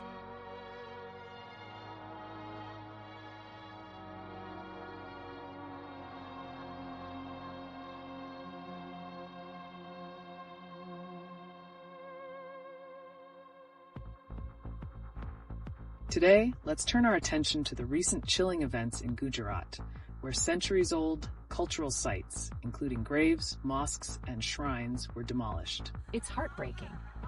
How does this reflect on our current identity as a nation? Do you think the IPL can play a role in amplifying the importance of preserving our heritage in light of these demolitions? That's a crucial question. The IPL, being a cultural juggernaut, has the clout to inspire a national conversation about cultural preservation. This could ignite a movement where sports fans advocate not just for their teams, but also for their history and identity. Absolutely. A significant aspect to ponder is how celebrity culture intertwined with the IPL could serve as a catalyst. If players began highlighting these demolitions, could it shift public perspective and encourage accountability from governing bodies? Wow, that's a compelling thought. But what's the risk of commercialization overshadowing the heritage narrative? If the focus remains on entertainment, could the message be lost in the spectacle? That's a real concern. While IPL has potential, there's always the danger that meaningful dialogues could be drowned out by the pursuit of profit. However, partnerships with cultural organizations might ensure the stories behind these sites are shared authentically. Speaking of authenticity, let's not forget about Bollywood's influence here. They, too, can help craft narratives that put a spotlight on heritage. Can we envision a scenario where film promotions integrate educational elements about these cultural sites? That sounds innovative, but can the film industry take on that challenge without succumbing to mere tokenism? How do we keep it real and impactful instead of turning it into a marketing gimmick? The key lies in collaboration. Marrying artistic expression with community engagement can create genuine awareness. Perhaps a campaign supporting local artists to narrate the stories behind these demolitions could resonate deeply with audiences. Intriguingly put. How about the role of social media? Could it push narratives that lead to mobilization around heritage preservation? Or do we risk drowning in the noise? Indeed, social media can be a double-edged sword. But if leveraged correctly, it has the power to rally support and organize grassroots movements. Maybe it could also discourage such actions by publicly holding decision-makers accountable. Precisely. The voices of the youth can tip the scales. If they begin to demand that modern spaces respect historical legacies, IPL and Bollywood could be compelled to respond, ensuring cultural narratives are woven into the fabric of contemporary life. Meaningful discussions with lasting impact. We're covering so much ground here. Let's keep examining how crucial this issue is. Viewer thoughts? How can we as a community uphold our cultural identity amidst these immense challenges? Keep the comments coming, everyone. Welcome back, everyone. Today, we're pivoting once more to an unsettling issue, intertwined with our discussions on cultural identity. Recent demolitions of significant historical sites in Gujarat. That sounds intense. What do you think the broader implications are for our society when 500-year-old graves and mosques are bulldozed? How does this impact our sense of identity? It's a critical concern. The loss of such heritage sites reflects a deeper erasure of cultural narratives. Over time, societal values may shift away from appreciation to indifference, affecting how the next generations perceive their roots. Right. And speaking of societal values, do you think the IPL, as a massive cultural event, can play a role in raising awareness about these demolitions? Is there a risk that the commercial aspects might overshadow these important narratives? That's a good point. With IPL's massive reach, could there be a potential for players or teams to take a stand and advocate for heritage preservation? But what if it turns into just another marketing stunt instead of making a real impact? True, there lies a danger in commercialization diluting genuine causes. If athletes use their platform authentically, sharing stories of lost heritage during matches, it could help raise consciousness. The question is, will they, or would fear of backlash, silence them? Such a possibility is tantalizing. This brings us to the intersection of celebrity culture and societal responsibility. Can Bollywood, as an integral part of shaping narratives, rise to the occasion, or will it merely perpetuate the status quo? It's almost a paradox, isn't it? While celebrities have the power to ignite change, their involvement might also lead to superficial narratives that don't engage with the actual issues. How do we strike that The balance? authentic engagement must be prioritized. If films and celebrities focus on stories rooted in real-life struggles, including cultural loss, they could potentially foster a public movement toward preservation. But will audiences demand that depth? This certainly teases a vital question. Will the call for authenticity be enough to create a shift in cultural consciousness? Or will we continue to witness a drift between entertainment and the urgent societal needs surrounding our historical narratives? Can we even rely on these sectors to initiate that conversation, considering how easily they can slip back into glamour and distractions? What will it take for them to genuinely champion these causes? Great questions. If communities rally together, particularly empowered by social media, there might be a movement demanding accountability. As we witness societal tensions rise, could this be the precursor to a greater awakening? Such a thought leaves the door open. Can we anticipate a time when voices from all corners unite for cultural preservation, challenging the commercial giants? Or is it too idealistic to expect unity when division runs deep? Welcome back, everyone. Today's discussion is taking an intriguing turn as we explore the fascinating connections between IPL, Bollywood, and pressing societal issues in India. That sounds exciting. How do you think the commercialization of IPL can coexist with the need for cultural heritage preservation? Is there a genuine possibility for this? Absolutely. The Bollywood and IPL ecosystems have a significant reach that can amplify conversations around cultural identity. However, they must navigate carefully between profit-driven motives and authentic narratives that merit public attention. Exactly. And speaking of narratives, recent demolitions of heritage sites in Gujarat highlight a crisis of cultural loss. Can the IPL, through its vast audience, raise awareness on this issue, rather than just diving into the business aspect? That's a compelling point. But could such awareness risk being overshadowed by the glamour and allure of celebrities associated with IPL, leading to a marketing gimmick effect instead of real impact? Great question. If we consider how these celebrity figures could authentically advocate for cultural preservation, it could resonate more genuinely with audiences. The challenge lies in breaking out of the cycle of superficial engagement. The juxtaposition is really something. Additionally, how do we think social media can play a role here? Could it help mobilize support for heritage preservation in the midst of celebrity-driven narratives? I can definitely see that. There's a potential for movements to arise online, but with the noise of everyday content, will those voices be lost? What's the right strategy to cut through that? Engaging content that connects emotionally, perhaps through storytelling, might be the key. By weaving together high-profile campaigns and community-driven initiatives, we can spark a genuine dialogue around these critical issues. Such a thought leaves us at a crossroads. If we consider leveraging the IPL's platform for real change, will the world of Bollywood step up to the challenge? Or will they remain rooted in glamour without acknowledging urgent societal needs? Wow, what a cliffhanger. I'm curious about how that might play out in real life. Would audiences hold these celebrities accountable for their engagement, or are they just looking for entertainment? That's the crux of the matter. To really shape societal narratives, we need connectivity between cultural touchpoints like IPL and Bollywood, ensuring that debates spring organically from genuine community issues rather than being forced onto the stage. And those connections highlight our shared responsibility, don't they? As we continue, let's reflect on how we, as a community, can leverage these high-profile platforms to advocate for heritage preservation, mixing entertainment with impactful storytelling. Welcome back, everyone. Today we're pivoting to another pressing topic that's creating ripples in our society: the recent demolitions of historical sites in Gujarat. The impacts, implications, and our collective awareness could shape our cultural narrative moving forward. It's incredible how something so tragic can stir the pot. What does the demolition of 500-year-old graveyards and mosques say about our modern values?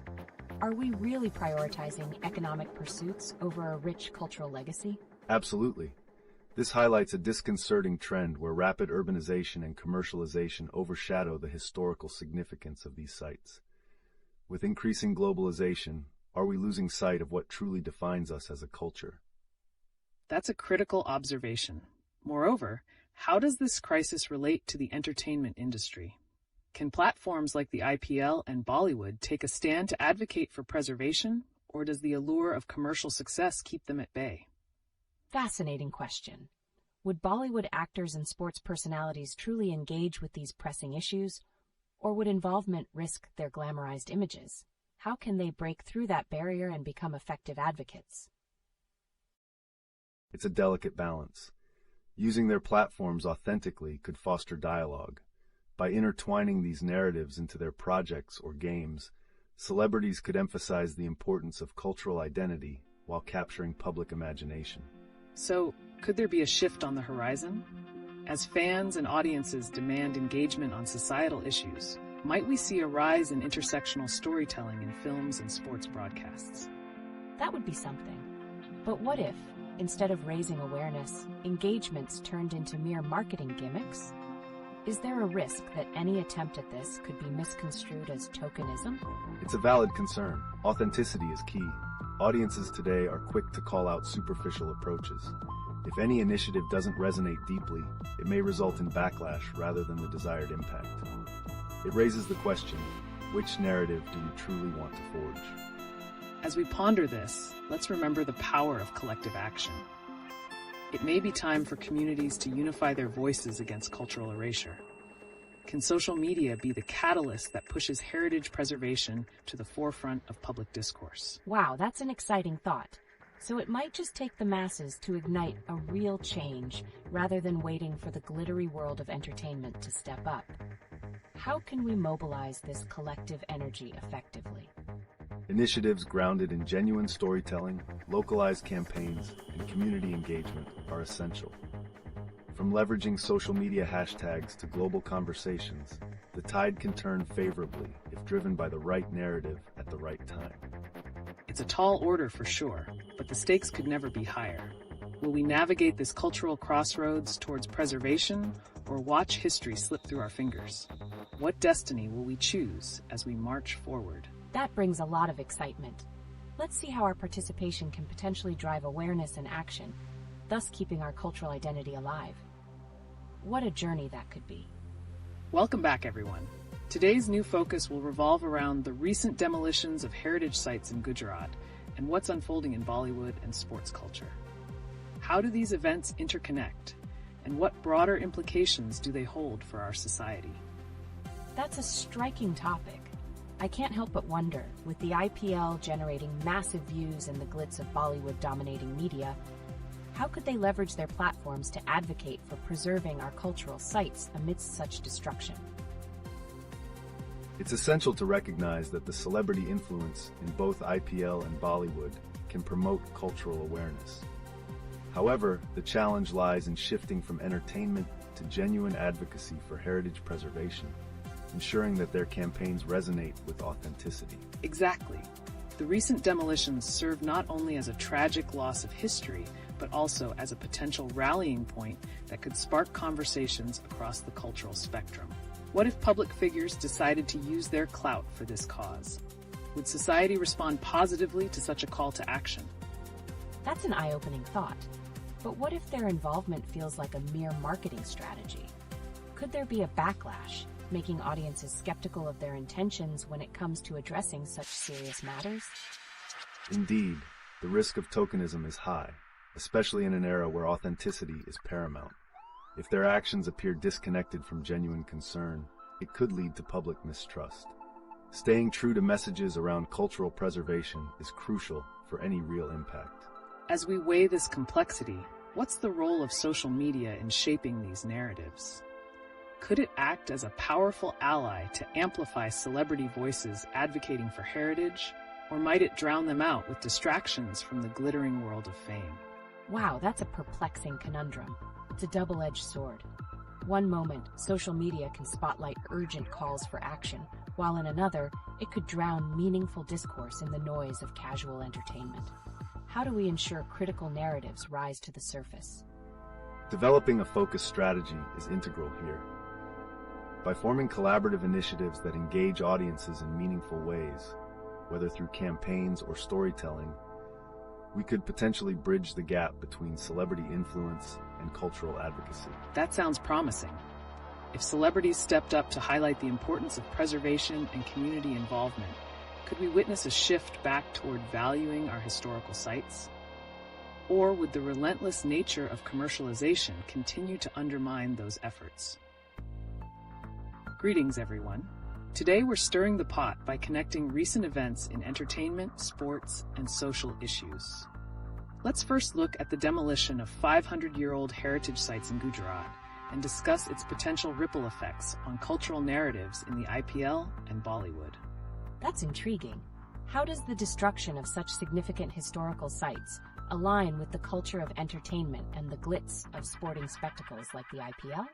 Could this be what challenges the very essence of our cultural legacy? An essential point. The removal of historical sites raises questions about identity and societal values. The IPL, while entertaining millions, potentially overshadows these critical issues. What if there was a way to use that massive platform to advocate for preservation rather than let it float into obscurity? Exactly. The IPL not only captivates audiences but also has a unique potential to integrate narratives around heritage activism. Can you imagine the impact if they collaborated with local communities facing cultural erasure? Wow, that's mind-boggling. It would be a fascinating fusion of sport and culture. However, does this mean celebrity involvement could have the opposite effect, risking trivialization of these critical discussions? Authenticity is crucial here. If celebrities simply commercialize these topics without real engagement, it could backfire, leading to public skepticism. Moving beyond token gestures to genuine involvement is what will make a difference. That's thought-provoking. Speaking of genuine engagement, how might sports figures or Bollywood stars use their narratives to reflect on these issues? By weaving them into their personal journeys, could they reshape public perception around cultural preservation? That's an exciting notion. If they share stories through their platforms, could it catalyze a broader movement? But will their fans support activism that steers away from just entertainment, or will there be backlash? Good questions. This intersection of celebrity culture and social awareness is delicate. It could spark essential dialogues, but only if approached thoughtfully. Could we see an evolution where Bollywood starts tackling deeper issues in its storytelling? Absolutely. And as we think broader, what if the younger generation takes cues from these narratives? Could that spur a grassroots movement? A cultural resurgence inspired by what resonates from influential figures might just pave the way for lasting change. It sounds like we're at a crossroads. The future of our cultural heritage is tantalizingly close, but how do we ensure our icons understand the weight of their roles in this transformation? Welcome back to our lively conversation. Today, we're shifting gears a bit to tackle an intriguing question. How do sports, entertainment, and societal issues intertwine, especially looking at events like the IPL amidst serious cultural disturbances? That's definitely a captivating pivot. With IPL being such a massive platform, how could it possibly address the recent demolitions of heritage sites in Gujarat? It's an intriguing scenario. IPL possesses the power to reach millions. Imagine if they initiated campaigns spotlighting heritage preservation in between games. Could that not raise awareness? Precisely. By integrating cultural narratives into the IPL, we could see a shift in public perception. But how would fans react? Could they embrace this serious message or see it as unwelcome interference in their entertainment? It raises a good point. What if fans find the shift too serious? After all, it's a platform known for its glitz and glamour. Could this genuine effort face skepticism? Absolutely, authenticity matters. If IPL genuinely engages in cultural storytelling without feeling forced, it could resonate. However, the challenge remains. How can they avoid trivializing significant issues while maintaining their entertainment value? Well said. With the IPL serving as a cultural meeting point, can we envision collaborations with historians or artists that make heritage stories captivating, perhaps even blending them into halftime shows? That sounds like a brilliant idea. However, will the fans connect with such narratives? Or could it risk sidelining some of the sporting fervor that defines events like the IPL?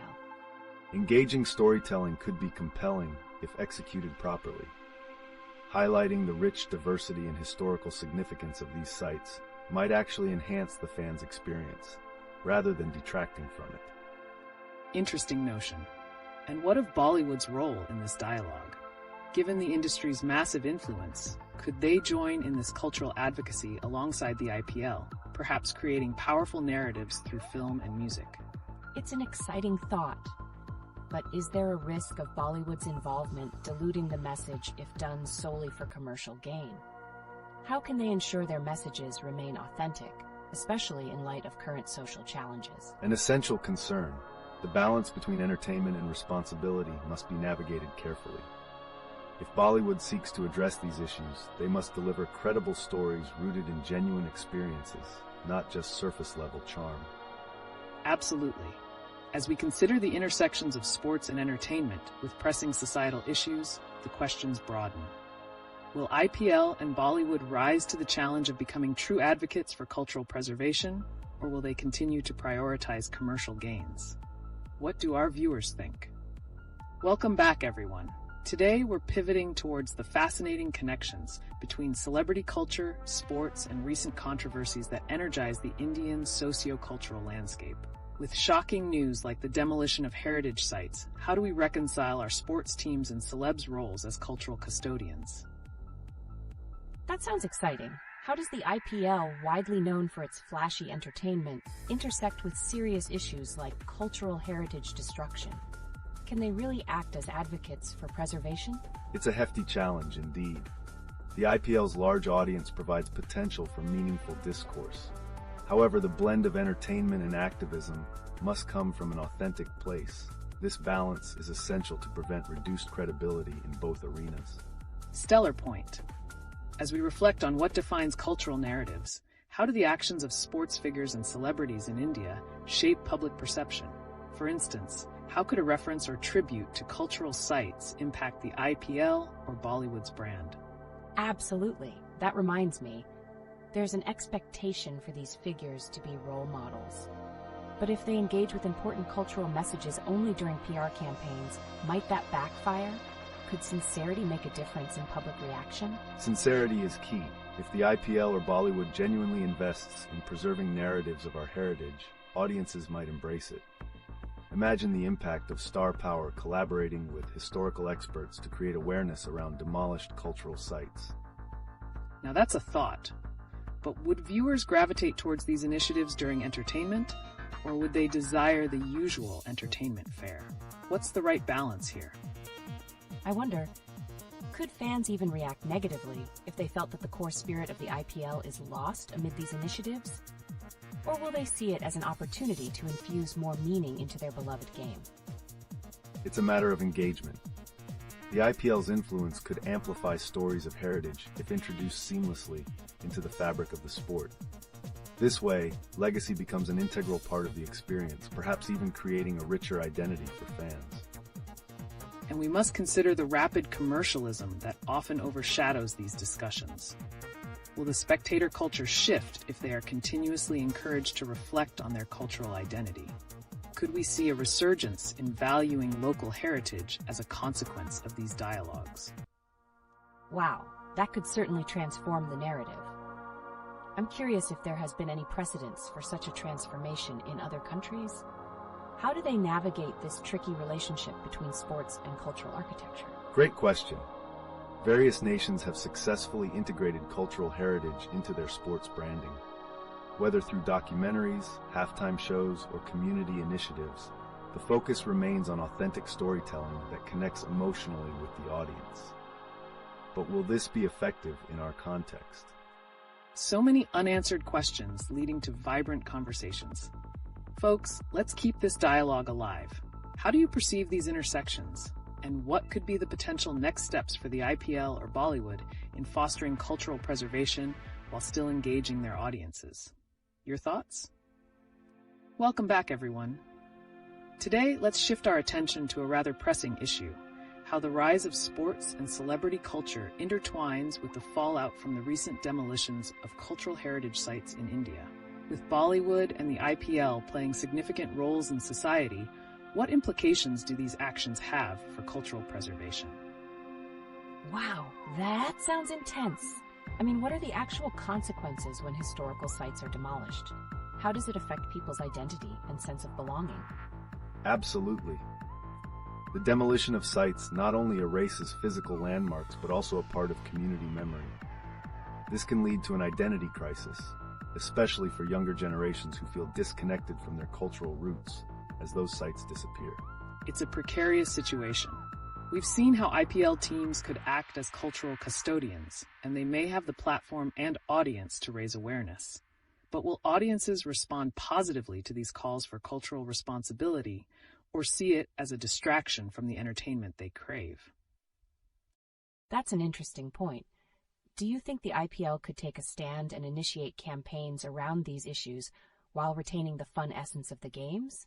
Or will it risk alienating fans if they feel it becomes too serious? It's a fine line indeed. The IPL has the potential to captivate millions. Imagine them incorporating cultural heritage themes during matches, revealing stories behind local landmarks before games. This could raise awareness without compromising the thrill of the sport. Exactly. But let's consider Bollywood's role too. With the industry's influence, how might film narratives change to incorporate deeper cultural discussions? Could they face backlash if fans suspect their motives are purely commercial? That's a thought. Could we see a trend where films become platforms for addressing societal issues? Or will the allure of glamour and escapism overshadow these efforts? It's a balancing act. If Bollywood can craft sincere narratives that resonate authentically with audiences, while simultaneously addressing these pressing concerns, it could pave the way for a new era in storytelling that contributes to societal healing. But, of course, this would require considerable shifts within the industry. Are we ready for these changes in Bollywood and the IPL? How can they effectively change public perception to become advocates for cultural preservation? I'm really curious about how the audience will react. Would they embrace these meaningful transformations or resist them, expecting the same old entertainment? What are our viewers thinking? Ultimately, it may come down to how authentically these new narratives are woven into the fabric of sports and cinema, engaging audiences in ways that compel them to reflect on their cultural heritage while enjoying the spectacle. Welcome back, everyone. Today, let's shift gears and focus on a pressing issue, a shocking development in cultural heritage as several historical sites were demolished in Gujarat, stirring conversations around societal values. How strongly does this link with the rising pressures of both celebrity culture and sports, especially in the context of the IPL's growing influence? Wow, that's pretty intense. How do these demolitions affect not only our history, but also our collective identity? Can the IPL or Bollywood step in to heal these wounds, or would that come off as insincere? It's a crucial point to consider. These demolitions not only erase tangible history, but can create a cultural void, making it easier for celebrity culture to fill that gap, often overshadowing deeper narratives that deserve attention. Indeed. With the IPL's immense reach, could they harness their platform to raise awareness and motivate fans to engage with the cause of preserving heritage? Would fans welcome such efforts or see it as a mere gimmick? That's interesting. Do you think Bollywood could find ways to integrate these stories into films? Or would there be too much risk of the narrative getting lost in the glamour? Absolutely. The narratives can get muddled easily. If filmmakers can approach these topics with honesty, perhaps they could create impactful storytelling that not only entertains, but also educates. Let's not forget the recent reactions to events like the protests in Jammu and Kashmir over the killing of Hezbollah chief Hassan Nasrallah. How do such socio-political tensions intersect with the cultural narratives shaped by sports and cinema? Oh, that could get really complicated. Can you imagine the backlash if IPL teams take a stand on such issues? Would they be seen as advocates or just trying to profit from a sensitive context? It's indeed a double-edged sword. Authenticity is critical, as audiences today are savvy and can quickly detect insincerity. If the message feels opportunistic, it may backfire and alienate fans rather than unite them. So we're left wondering, how can these influential platforms integrate authentic cultural narratives while navigating the risk of commercialism? It's certainly a challenging balance. What are your thoughts, folks? Welcome back, everyone. Today, we're shifting gears to tackle a rather shocking topic: the recent demolition of over 500-year-old graveyards and Islamic heritage sites in Gujarat, widely viewed as illegal despite their historical significance. What does this mean for cultural identity in India? That's deeply concerning. How can such actions impact not just the physical heritage, but also the emotional connection people have with their history? Is it right to erase these landmarks? The consequences can be profound. These demolitions can create a cultural void that affects community identity and belonging, especially for younger generations who need a tangible connection to their past. When cultural sites disappear, so do the stories tied to them. Absolutely. This event links closely with the uproar over celebrity culture and how it often distracts from serious societal issues. Can we expect prominent figures from the IPL or Bollywood to step in and advocate for cultural preservation, especially while fans are celebrating their heroes? That begs the question. Would fans really accept such involvement? Would they see it as genuine advocacy or merely a publicity stunt, like so many are concerned about with influencer culture today? That's a pivotal point. The IPL has such a loyal fan base. If they pivot towards cultural advocacy authentically, it could shift public perception. However, missteps could result in a backlash, making fans reluctant to embrace these initiatives. And let's not ignore how this connects to the rising socio-political tensions in Jammu and Kashmir. As protests erupted over the recent killing of a Hezbollah chief, can these cultural demolitions and sports narratives intertwine to highlight broader societal issues? What a tangled web. It seems like as one story unveils another layer of societal struggle. How do these incidents reflect the ongoing battle between preserving cultural identity and navigating contemporary challenges? Precisely. It's a sentiment shared across diverse demographics. The challenge will be balancing the competitive spirit of sports with a responsibility towards heritage. Engaging communities through these narratives might pave the way for not just entertainment, but also education. So viewers, what do you think? Can the IPL and Bollywood rise to the occasion and authentically advocate for cultural preservation? Will they drown in their own glamour, or could they narrate stories that resonate deeply with societal emotions? Let's hear your thoughts.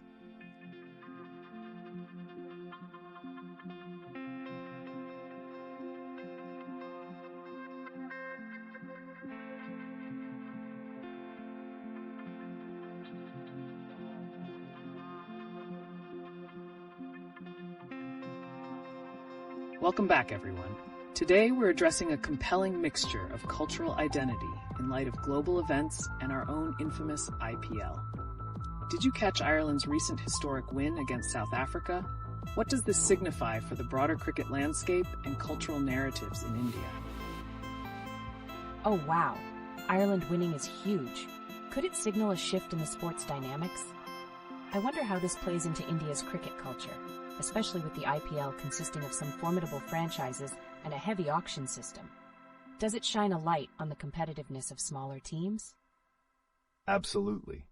Ireland's victory can be seen as a wake-up call. It challenges the notion that cricket is solely dominated by traditional powerhouses. Perhaps this could kindle aspirations and spark investments in emerging cricketing nations, which could reflect positively back on the IPL's substantial market presence. That's an interesting perspective.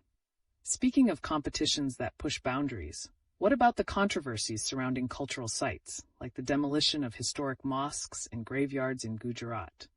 How do we reconcile these cultural erasures with the joy and triumph we see in sports? It's heartbreaking to think that while sports celebrate human achievement, cultural heritage can face dismal neglect. Can Bollywood, often seen as a reflection of society, amplify these narratives? Indeed, Bollywood has a significant opportunity. Currently, its stories often revolve around glamour, and yet incorporating such poignant themes could foster genuine engagement with pressing societal issues. It raises the question, can the film industry evolve to reflect these emotional depths? Great point. If steps aren't taken to uplift and reflect cultural narratives, will Bollywood risk becoming a mere distraction from these societal pains? And what about the youth? With platforms like the IPL attracting younger audiences, could these patterns of neglect encourage them to address these cultural losses? Can they become vehicles for change? There's potential there. Youth engagement with sports and media can drive social awareness. If the IPL seizes this chance, we might witness a wave of accountability that can elevate cultural discussions, extending far beyond the cricket field. Fascinating thoughts. Yet with Jammu and Kashmir facing its own turmoil, how does this intersection of celebration and despair manifest in the public consciousness? Can the IPL and Bollywood play an active role in shining a light on these urgent issues? It sounds like an uphill battle, but engaging in these topics could bridge gaps between sport, entertainment, and society. What hurdles do they need to overcome to maintain that authenticity while driving discourse on sensitive issues? Authenticity, as we've discussed, is key. Balancing entertainment with genuine cultural discourse will require both industries to tread carefully, yet resolutely.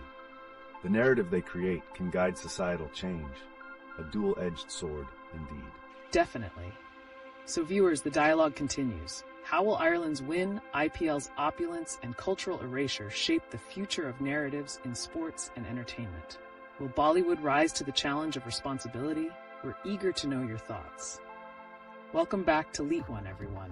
Today we're diving into an exciting blend of sports triumphs and cultural narratives, teetering on the brink of change in India. Ireland's recent historic win against South Africa, what does that mean for the global cricket landscape, especially when set against the backdrop of IPL's glitzy staging of cricket?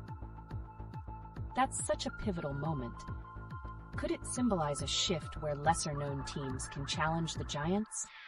Is this the kind of inspiration the IPL needs to reflect on its commercialization and perhaps steer towards a more inclusive narrative in cricket? Certainly.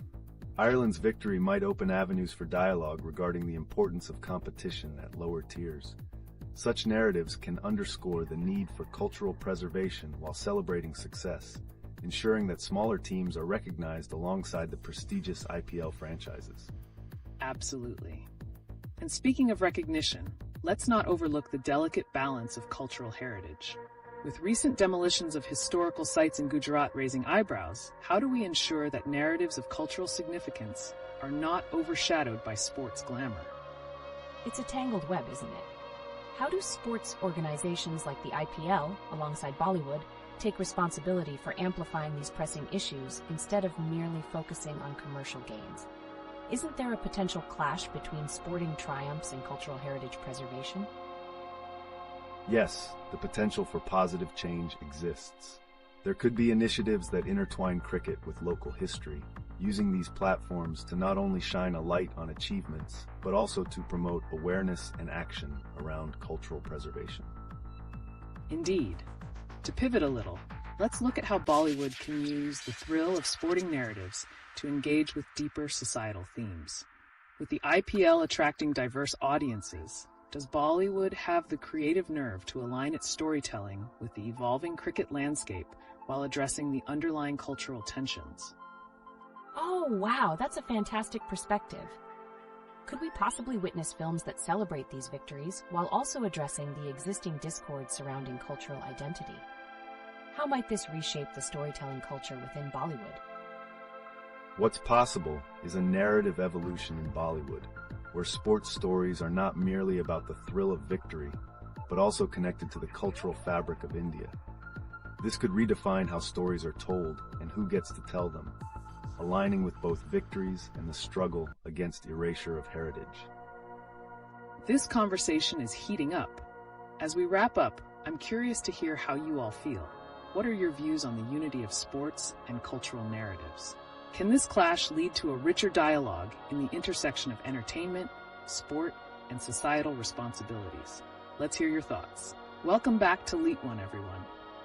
Today, we're shifting gears a bit. Ireland's historic win against South Africa has not just been a cricket milestone, but also a potential catalyst for deeper conversations about the cultural narratives we face in India. How might this shift in the cricketing landscape change the way we view our own cricketing heroes? Wow, a great point to bring up. The excitement surrounding such wins can be electrifying. But could these victories from less traditional teams challenge the status quo of elite cricket in India, even in relation to the IPL's structure and its heavy auction system? Absolutely. The emergence of teams like Ireland in the T20 format can inspire a re-evaluation of talent development in India. This could lead to a broader focus on grassroots initiatives, which arguably could be overshadowed by the money-driven IPL environment. It's about striking a balance between commercial success and fostering real talent. Very insightful. The IPL currently features 9 teams that operate in this auction-focused atmosphere. How do these economic incentives potentially skew the perception of cricketing excellence?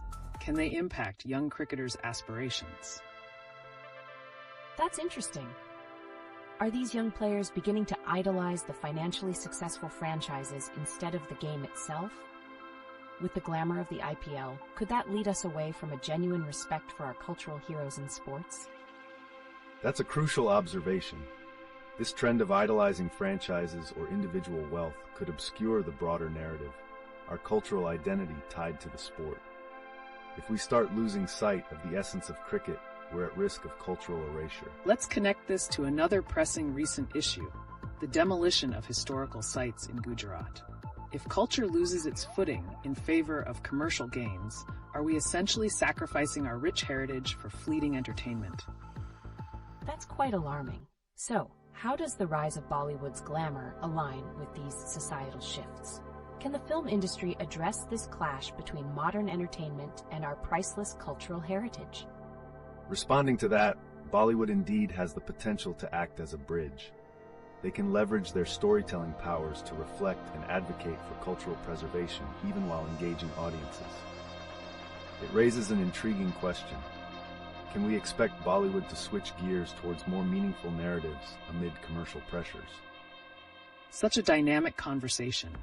As we navigate through these topics, it's essential to remember that sports and culture are deeply intertwined.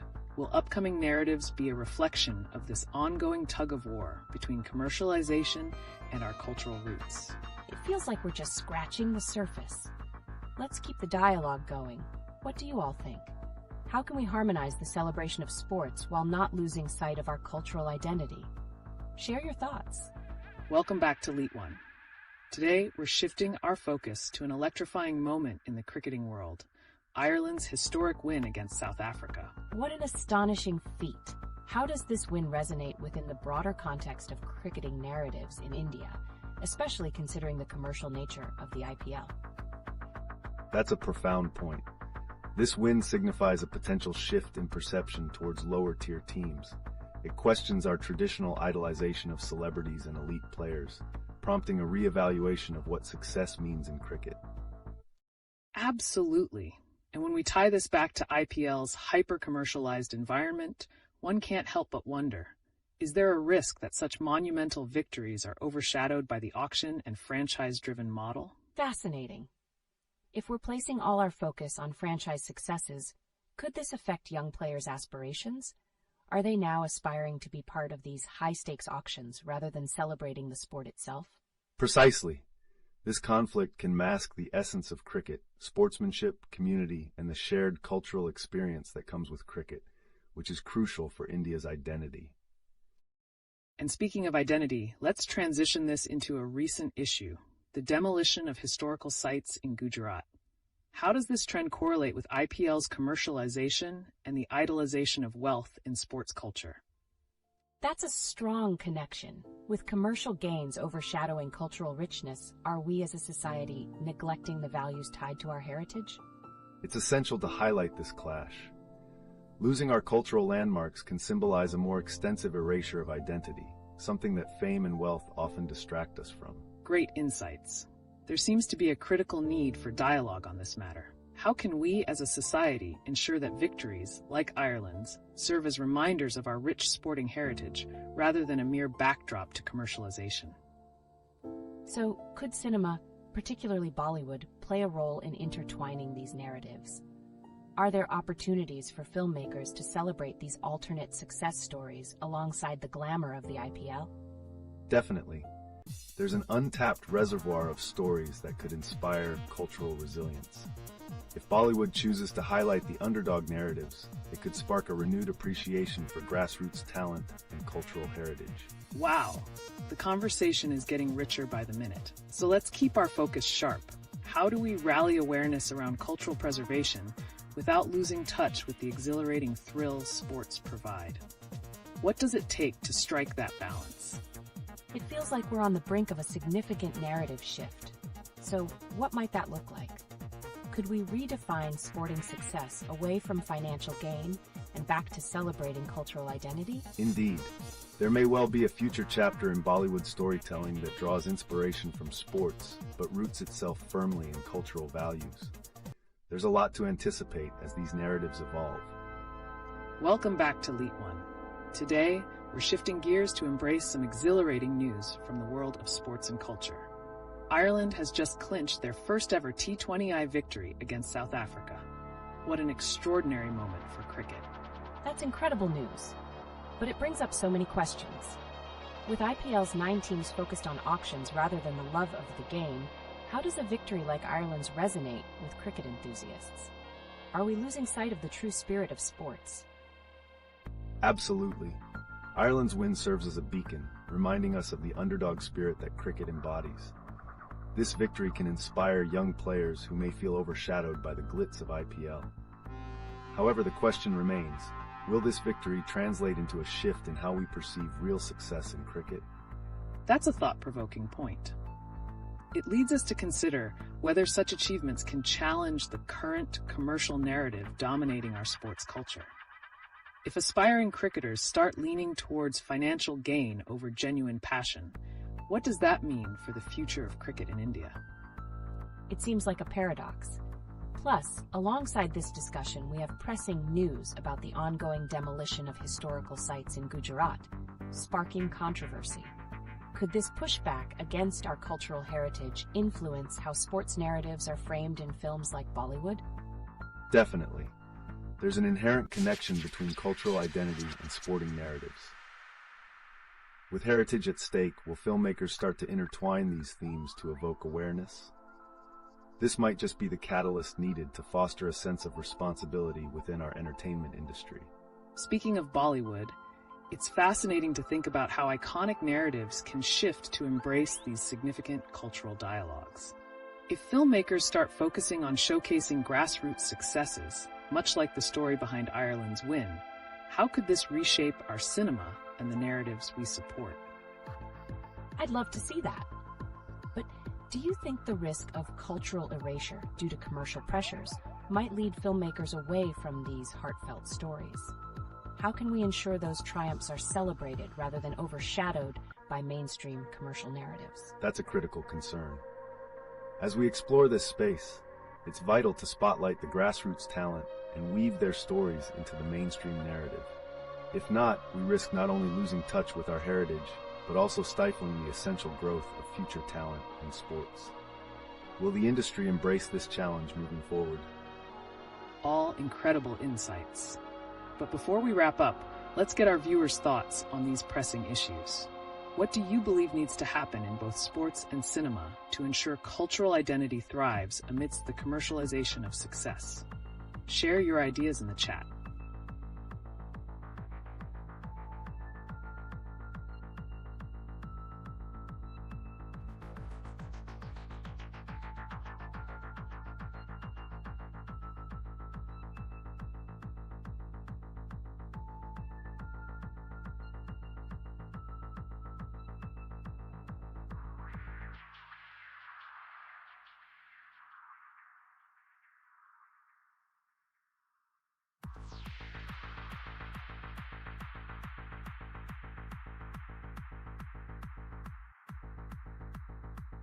Welcome back to LeetOne. Today's live stream is ignited by Ireland's historic win over South Africa in T20I cricket. What an incredible moment for sports and cultural identity.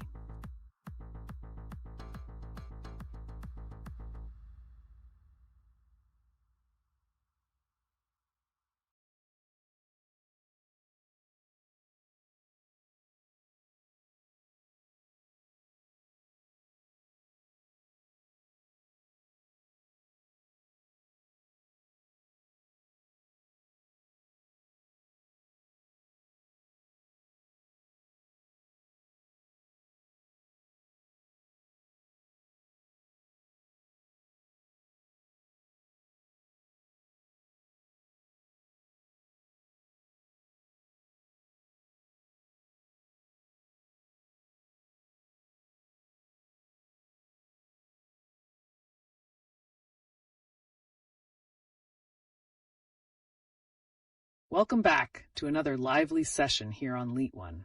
Today we're pivoting our conversation to examine not just sporting victories, but how they intertwine with contemporary cultural and social issues in India. That sounds intriguing. So, beyond just celebrating Ireland's recent T20I win, how do we draw connections to events like the demolition of historical sites in Gujarat? Is there a thread linking sports and cultural preservation? That's a crucial point. Historically significant victories in sports, such as Ireland's triumph, can serve as a rallying call for pride and cultural roots. Conversely, demolishing heritage sites undercuts that pride, creating a dissonance between achievements in sports and the erasure of one's identity. Absolutely. And the comparisons with the IPL are striking. While the Indian Premier League focuses heavily on auction dynamics and commercialization, Ireland's underdog win might ignite discussions on grassroots movements. Can we use this moment to challenge the prevailing narratives in Indian sports and society? It seems like a crucial junction. How can these cultural reflections influence the way stories are told in Bollywood? After all, Bollywood has a significant audience and can effectively bring these narratives into the public consciousness. Right. If filmmakers can spotlight narratives that resonate with the public's sense of cultural integrity, they can foster social accountability. The question we should ask ourselves is, can this win catalyze a resurgence of authenticity in storytelling that acknowledges social issues like those seen in the tragic demolitions within Gujarat?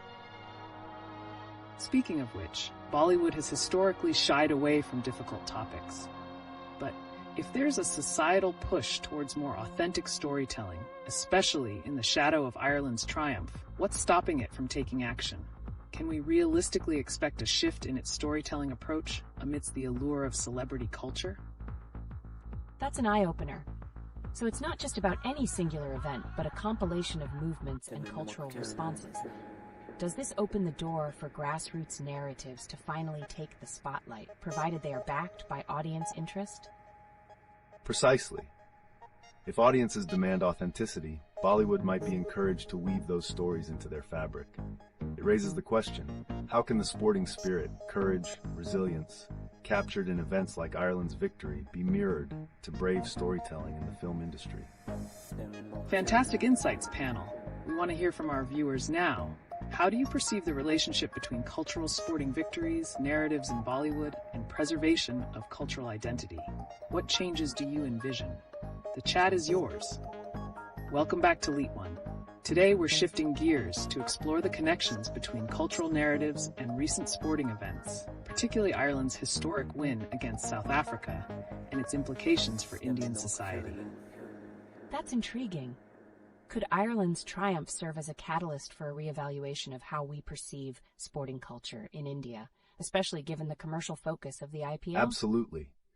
Ireland's victory might inspire a reconnection with grassroots organizations in India, shifting the focus from mere commercial success to honoring our sporting heritage. This could potentially challenge the dominance of celebrity glamour narratives in our sports and entertainment industry. Such a compelling thought. And while we're seeing these fascinating dynamics in sports, let's not overlook the troubling news from Gujarat, where historical sites continue to be demolished. How does this cultural erasure relate to our sporting narratives? The connection is critical. As we celebrate sporting victories, there's a glaring contrast with the destruction of our cultural heritage. How can we unite these narratives in a way that encourages cultural pride rather than erasure? That's a vital question. If we can harness the energy and inspiration from events like Ireland's win to advocate for cultural preservation, it could strengthen our local identities and heritage. It's all about creating a sense of belonging amid commercial pressures, wouldn't you agree? Indeed. As we celebrate sporting achievements, how we can channel these victories into authentic storytelling in Bollywood. Shouldn't those in the film industry use these events to reflect our cultural challenges? It seems possible. But will filmmakers take the opportunity to acknowledge these narratives, especially amidst the ongoing challenges of celebrity culture overshadowing deeper societal issues? Precisely. This calls for a deeper reflection from filmmakers. The blending of sports, triumphs, and cultural identity in storytelling could redefine how both industries address themes of resilience and heritage in their narratives. So listeners, how do you envision the potential synergy between sports achievements and cultural storytelling? Do you believe there's a path forward where sports and film can work together to preserve and celebrate our identity more authentically? The chat is yours. Welcome back to LeetOne. Today we're pivoting our discussion towards an intriguing intersection of sports, cultural narratives, and broader societal issues. Recent news has sparked fascinating reflections, particularly Ireland's historic T20I win against South Africa and its potential ripple effects here in India. That's exciting. But how does this sporting achievement connect to the ongoing issues in India, such as the demolition of historical sites in Gujarat? Is there a relationship between celebrating sports and safeguarding our cultural heritage? Absolutely. Events like Ireland's win can serve as powerful catalysts for reinforcing cultural identity. However, at the same time, the alarming trend of erasing historical sites reflects a societal neglect that contradicts the spirit of such celebrations. Exactly. While cricket gets commercialized in leagues like the IPL, it's essential to reflect on what values we instill through these victories. Are we celebrating the sport, or are we neglecting deeper issues like those of cultural erasure and heritage protection? That's a pivotal concern. Can we trust the IPL to play a role in cultural preservation, or are we just facing a glorified auction?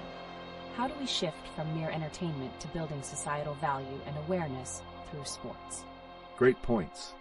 The potential is there, especially if the IPL and other leagues recognize their influence on the society at large. They could weave authenticity and cultural respect into their narratives, inspiring fans to honor their heritage rather than ignore it. And speaking of inspiration, what if these sporting triumphs could lead to grassroots movements advocating for cultural preservation? Ireland's achievement might spark a desire in the youth to engage more profoundly with their heritage. Does that sound feasible? Wow, it's more than just a game, isn't it? If youth can see their cultural roots reflected in sports, perhaps they would rally around preserving their history more than seeking fleeting fame. But how do filmmakers and storytellers get on board with this idea to amplify these narratives? The storytelling approach is crucial. Filmmakers in India have an opportunity to showcase these themes by connecting sports success to cultural pride and identity.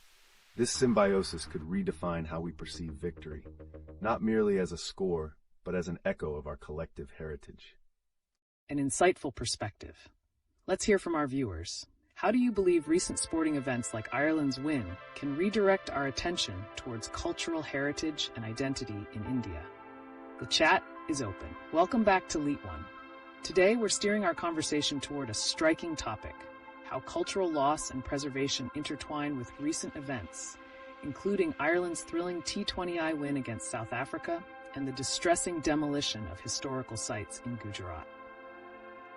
That's a thought-provoking angle. How do you see Ireland's achievement impacting our understanding of cricket as not just a sport, but as a cultural identity for many in India? Significant question. Ireland's victory can serve as a reminder that sports often reflect deeper cultural narratives. Both cricket and cultural preservation are bound by a history of community and pride. So, when one excels in sports, it could awaken collective memories of heritage, something we absolutely must cherish despite ongoing cultural challenges. You bring up an important point. And while sports can inspire pride, the stark reality of demolishing a 500-year-old graveyard in Gujarat presents an alarming juxtaposition. Can we truly celebrate victories when our roots are being uprooted? Absolutely. But how do we bring these cultural narratives into the mainstream conversation? Are filmmakers and cultural influencers ready to address this urgency, especially with the IPL becoming a commercial juggernaut? This raises a crucial consideration. Are we prioritizing profit over preserving our cultural identity? The IPL has tremendous potential for advocacy and heritage preservation. It's about flipping the narrative from a commercial spectacle to one of cultural storytelling that highlights our roots. Well said. How do we see the reaction from the youth towards this? Could sports victories and cultural narratives encourage them to reclaim and protect their heritage in light of ongoing demolitions? That's riveting. Could the younger generation, empowered by sports triumphs like Ireland's, take a stand against cultural erasure? What shifts might we see in their engagement with both sports and their heritage? Indeed, witnessing such shifts could energize cultural pride. However, it's all about creating avenues for these discussions to thrive, be it through sports, film, or community initiatives. The question remains, are we ready to amplify the voices of these advocates? Rallying support around cultural issues linked to sporting success could be an essential step forward. For our viewers, how do you envision using these sporting narratives to combat cultural loss? Let's hear your thoughts. Welcome back to LeetOne. Today's discussion takes a fascinating turn as we explore the recent news surrounding Ireland's first T20I win against South Africa and its broader implications on cultural identity and preservation in India. That's so interesting. How does Ireland's cricket success highlight the importance of celebrating and preserving our own cultural heritage amidst ongoing heritage demolitions, like the 500-year-old graveyard in Gujarat? Excellent point. Sporting victories can certainly reignite pride, but they also expose the ongoing struggle of cultural neglect. The juxtaposition of triumph in sports with the loss of cultural landmarks raises critical questions about what legacy we choose to honor. Right. And when we think about the IPL's focus on commercial success, could this lead us to reconsider our priorities? Are we risking the celebration of cultural identity in exchange for short-term profit, much like the situation seen in Kerala, where political figures celebrate controversial figures rather than acknowledging pressing cultural issues? Wow. So could this mean that without a commitment to cultural narratives, victories like Ireland's team wouldn't have the same significance? What role does our entertainment industry, especially Bollywood, play in driving this conversation? That's a relevant observation. Bollywood has the potential to weave these narratives into meaningful stories. By doing so, filmmakers can stimulate a collective consciousness that encourages the youth to engage with their heritage instead of getting lost in the haze of temporary fame. Absolutely. It becomes a critical dialogue. How would you say engaging with these cultural narratives, both in sports and in films, could shift the mindset of future generations in light of events like the Demolitions in Gujarat? That's a profound question. So if we reflect on these themes in our narratives, do you think there's a tangible way we can rally public awareness and drive cultural preservation, perhaps through the storytelling styles of the IPL or popular cinema? Definitely. If the IPL and filmmakers can balance the celebration of sporting success and cultural narratives, we might awaken a stronger connection with our roots. It's about creating a richer, more fulfilling experience for both fans and film audiences. Intriguingly, what do our viewers think? How can the recent triumphs in sports, like Ireland's win, influence our approach to cultural heritage and identity? The chat is open for your insights. Welcome back to LeetOne. Today, we're shifting gears to a pressing topic that resonates deeply with cultural identity and heritage. Ireland's historic T20I win against South Africa has ignited conversations not just in sports, but also in how it connects to our cultural narratives. That's compelling. Could this win not only uplift Irish spirits, but also encourage other nations, including India, to reflect on their cultural identity through sports? How might a single victory ripple through communities and provoke reflection on our heritage? Absolutely. When a nation celebrates a sports victory, it's often intertwined with pride, showcasing not just athleticism, but also the cultural fabric that binds people together. For India, amidst the backdrop of demolition of historical sites like the 500-year-old graveyard in Gujarat, such triumphs might evoke a greater sense of urgency in protecting our cultural landmarks. A profound point. The contrast here is jarring. Celebrating wins on the field while cultural items rooted in our identity are erased from physical spaces. How can we effectively harness the energy from these victories to galvanize support for heritage preservation? Right. It seems the IPL's dominating commercialism might diverge from genuine cultural advocacy. So how do we actively engage influencers and the youth in a way that prioritizes culture over profit? Can the IPL turn sportsmanship into a catalyst for preserving our heritage? That's the million-dollar question. The IPL stands at a crossroads. If it can shift the narrative from pure commercial success to a hybrid model that promotes cultural preservation, we could witness a rejuvenated connection with our roots. The success of Irish cricket could inspire such a movement within our own sporting frameworks. And isn't it ironic? While we celebrate successes, our cultural heritage often takes a back seat. The demolition incidents only emphasize the urgency to raise societal awareness, creating a blend of celebration and cultural accountability. How can we reframe the conversation to prioritize our identity while engaging with these winning moments in sports? Wow, that sounds like a balancing act. If younger generations see successful sporting narratives not only as championships, but also as expressions of cultural identity, might they be more inclined to advocate for the preservation of what truly matters? Definitely. Engaging the younger audience through sports narratives and cultural storytelling could be transformative. It's about creating a new discourse where victory on the field becomes a rallying cry to protect our heritage. Every boundary scored should echo the importance of every cultural landmark. So, as we reflect on Ireland's impressive victory, let's keep the chat flowing. Do you want to share your thoughts on how we can leverage sports as a means of cultural reclamation? The conversation is wide open.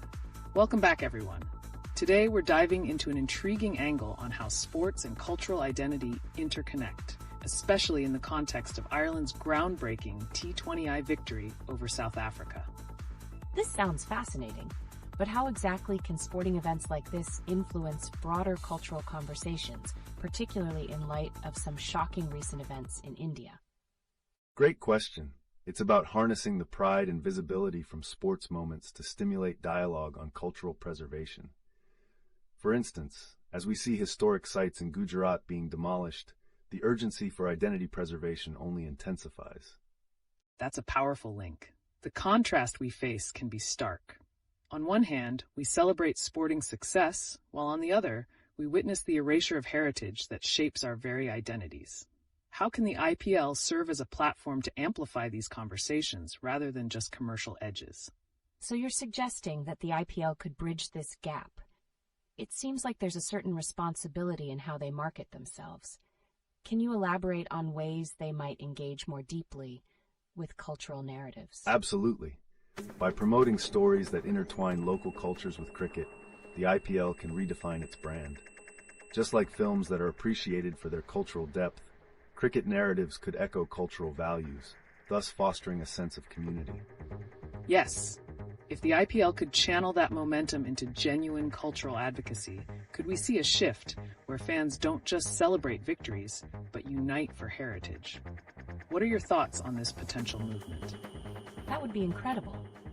However, how do we get audiences, especially the youth, to care about cultural narratives amidst the allure of glamour and celebrity culture prevalent in cricket and Bollywood? Engaging influencers who genuinely care about cultural narratives is key. By collaborating with creators and athletes who resonate with these ideas, there's a chance to inspire a new generation to take cultural preservation seriously. Exactly. Are we witnessing a critical moment where the intersection of sports and cultural identity could ignite important discussions? What do our viewers think? Your insights are vital to fostering this dialogue.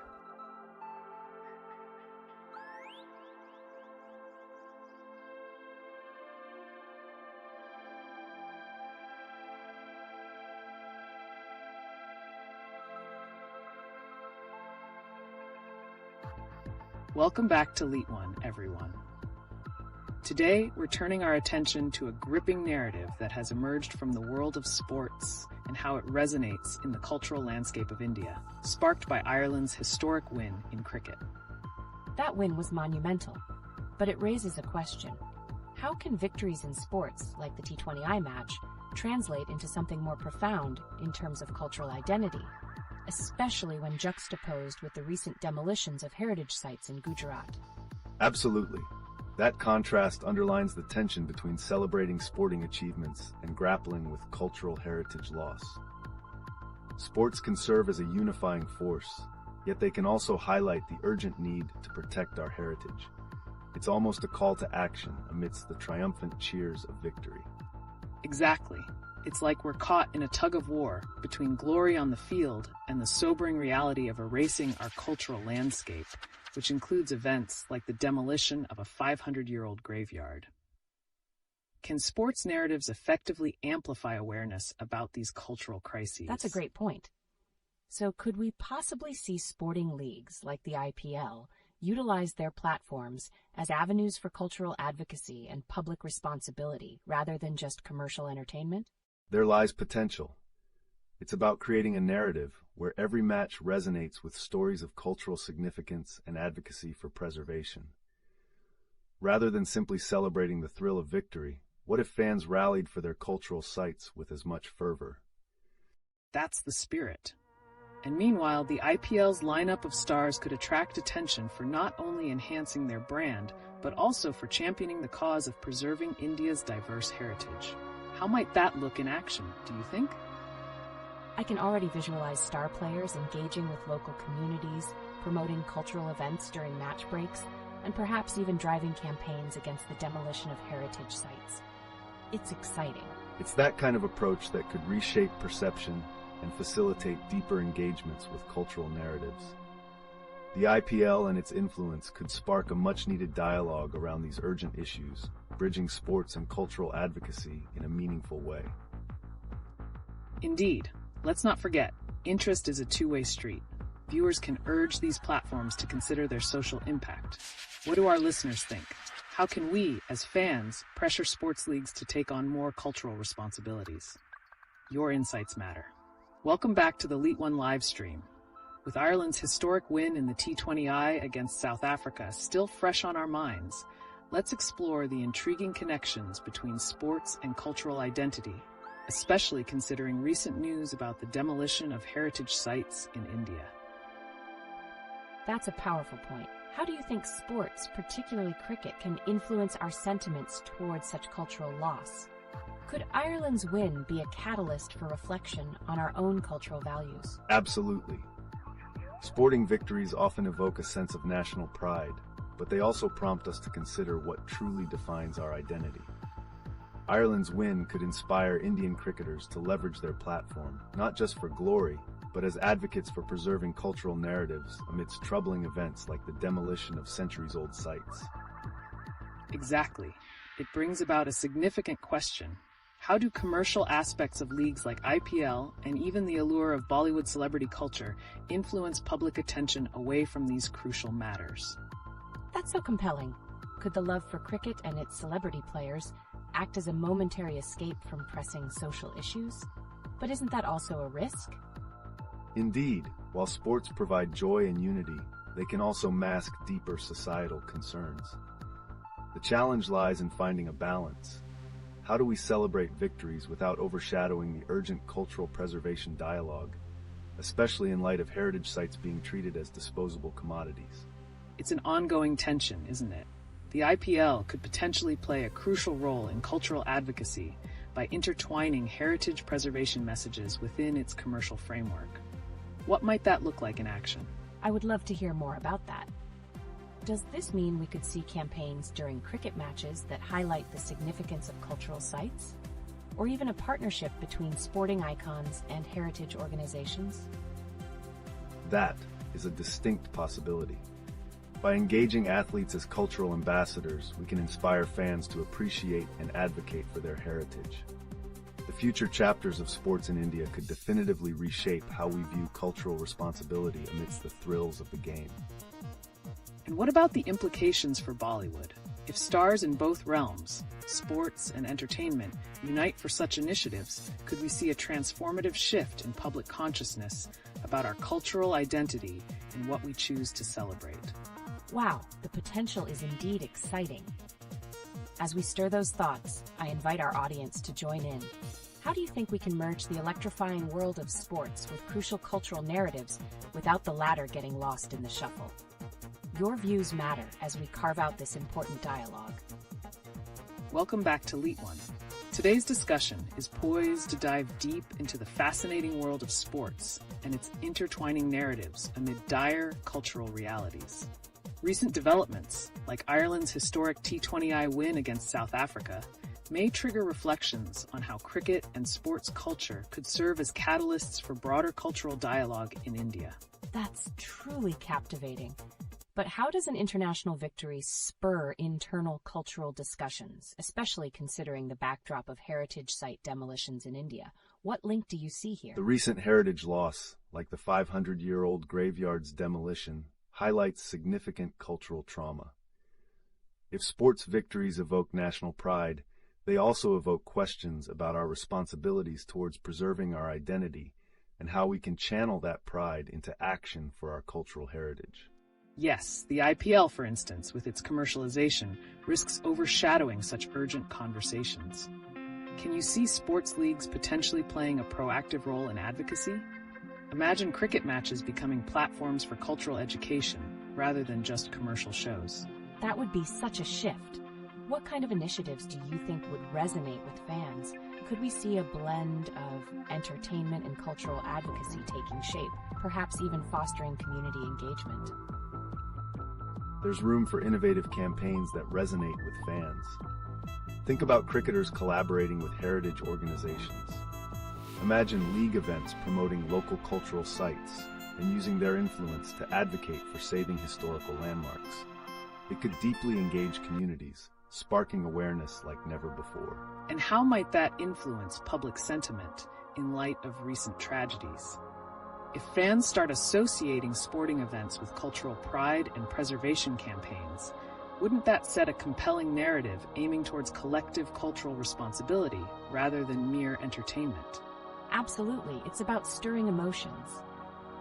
Can you see this blending of sports and cultural safeguarding extending to collaboration with Bollywood, perhaps even engaging their stars to reach a wider audience on issues of cultural heritage?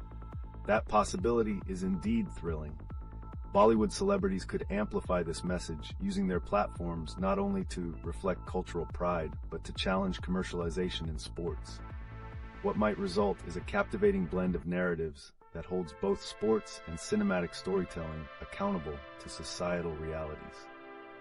The stakes are high and the potential for real change seems monumental. It's an engaging call to action for both sports and cinema to take concrete steps towards cultural advocacy. What do you think, viewers? How can this synergy transform our cultural landscape? Your insights matter. Welcome back to LeetOne. Today we're shifting gears to discuss the incredible win for Ireland in cricket. But let's not overlook the stirring backdrop of cultural heritage demolitions in India. How do these two seemingly different narratives intersect? That's fascinating. Could Ireland's historic win not only elevate their cricketing profile, but also initiate a conversation around how we value cultural pride in sports? Certainly. This victory can act as a catalyst, prompting introspection among players and fans alike about how cultural narratives are shaped through sports. It's vital to recognize that while Ireland celebrates a historical win, India is grappling with the loss of heritage sites, raising questions about identity and responsibility among cricketers. Precisely. As we celebrate sportsmanship, we must also consider how such victories can spark discussions about safeguarding our legacy, especially amidst ongoing discussions of cultural erasure, like the recent demolition of a 500-year-old graveyard. That's so true. But how can athletes and sports leagues take a stand amid pressing social issues? Could we see campaigns tied to these cultural discussions during matches? Absolutely.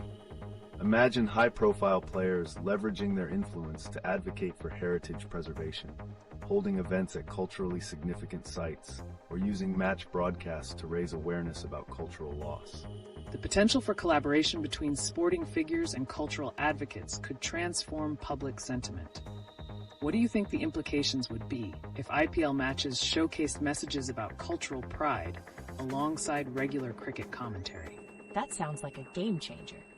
But can we trust that the commercialization of the IPL won't overshadow these important messages? Is there a risk that such initiatives could be seen as mere marketing? Without a doubt, there's that risk. The challenge lies in authenticity. How do leagues maintain their commercial appeal while fostering genuine cultural advocacy? It would require a strategic approach, perhaps even inviting civil organizations to partner with them in these initiatives. Let's pose this question to our viewers. How do you envision the balance between entertainment and cultural advocacy? Your thoughts can pave the way for a deeper discussion. Yes, we're eager to hear your perspectives. How do we get the important messages across without losing the excitement and allure of sports? What's your take, folks? Welcome back, viewers. Today, we're diving into the exhilarating world of cricket and its unexpected intersections with cultural identity and heritage issues, sparked by Ireland's thrilling T20I victory against South Africa. How can such triumphs ignite discussions beyond sports? It's mind-blowing. But how can something like a cricket match catalyze conversations about cultural preservation, especially when we're witnessing significant heritage site demolitions in India? That's a compelling question. Sporting victories can serve as powerful symbols that bridge cultural pride. They have the potential to motivate communities to rally, not just for sports, but also to safeguard cultural legacies, especially with demolitions of sites like the 500-year-old graveyard we recently discussed. Absolutely. The juxtaposition of Ireland's win and the loss of cultural heritage raises profound questions about what we celebrate. Can cricket, and specifically the IPL, become a platform for raising awareness around these issues? I can see how. That brings to mind the potential for IPL to incorporate heritage messages during matches. But do you think fans would engage with that? Or would it seem forced amidst the thrill of the game? It would be all about execution, integrating cultural narratives in an authentic and compelling way. Leveraging cricket's emotional pull could create profound connections, leading to an engaged audience regarding cultural identity instead of just a commercial spectacle. And let's not forget the role of Bollywood. With its massive following and star power, how could the film industry contribute to this narrative? Can we envision partnerships between cricketers and film stars advocating for cultural awareness? Wow, that would be revolutionary. Could there be campaigns that resonate with fans, encouraging them to reflect on their heritage while celebrating sporting victories? How could those initiatives be structured?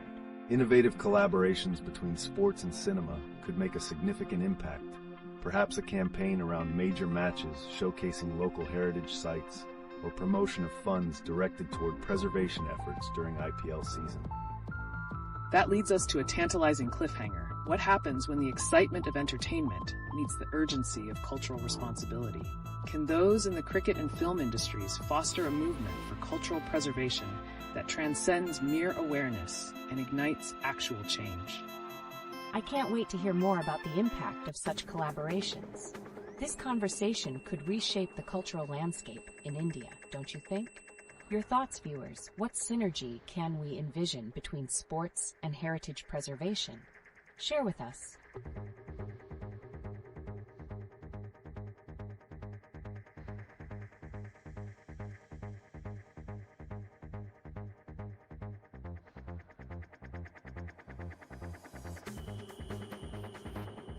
Welcome back, everyone. Today, we're shifting gears to explore the fascinating intersection between elite sports, celebrity culture, and societal issues inspired by recent events, including Ireland's historic T20I victory. That sounds intriguing. How do these sporting achievements relate to the ongoing discussions about cultural identity and heritage preservation in India? It's quite profound. Ireland's cricket triumph can actually serve as a lens through which we examine our own cultural narratives and identity. As we celebrate Ireland, we may inadvertently reflect on what we've lost in our own cultural landscape. Exactly. As we discuss IPL's commercial nature and the pressure of celebrity culture, how might we prioritize preserving cultural heritage without diluting the excitement that sports bring to millions? I'm concerned that the commercialization of events like the IPL could overshadow pressing cultural matters. Are there examples where sports have successfully blended entertainment with cultural advocacy? Absolutely. We can look into instances where sports teams or events have launched campaigns aimed at heritage awareness. The challenge lies in creating genuine connections without it feeling like a corporate obligation. Let's engage with our viewers. How do you see the relationship between sports, celebrity culture, and our cultural identity?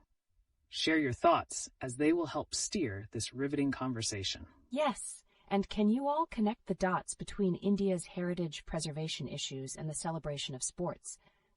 What potential do you see for IPL's influence on cultural narratives? That's an essential inquiry. As we tackle questions about cultural identity, it's vital to consider how victories in sports can juxtapose the dire state of our heritage sites, especially amidst recent demolitions like that 500-year-old graveyard. A startling connection indeed. Can sports become a vehicle for raising these crucial cultural conversations among fans? Your insights, viewers, can spark real change. Welcome back, viewers. A fascinating moment in sports just occurred with Ireland's first T20I victory over South Africa. What can this monumental win reveal about cultural narratives, especially in the light of India's own engagement with cricket and heritage discussions? I'm fascinated. How does a victory like Ireland's connect to India's cricket culture? And could this win be a cue for India to rethink its own cultural identity in the face of issues like the demolition of heritage sites? Excellent points. It's vital to understand how such sporting moments can embody broader cultural sentiments. For India, cricket often goes beyond the pitch and intertwines with our identity. How Ireland's win galvanizes its cultural narrative could inspire a similar reflection in India, one that reinforces our role in preserving heritage.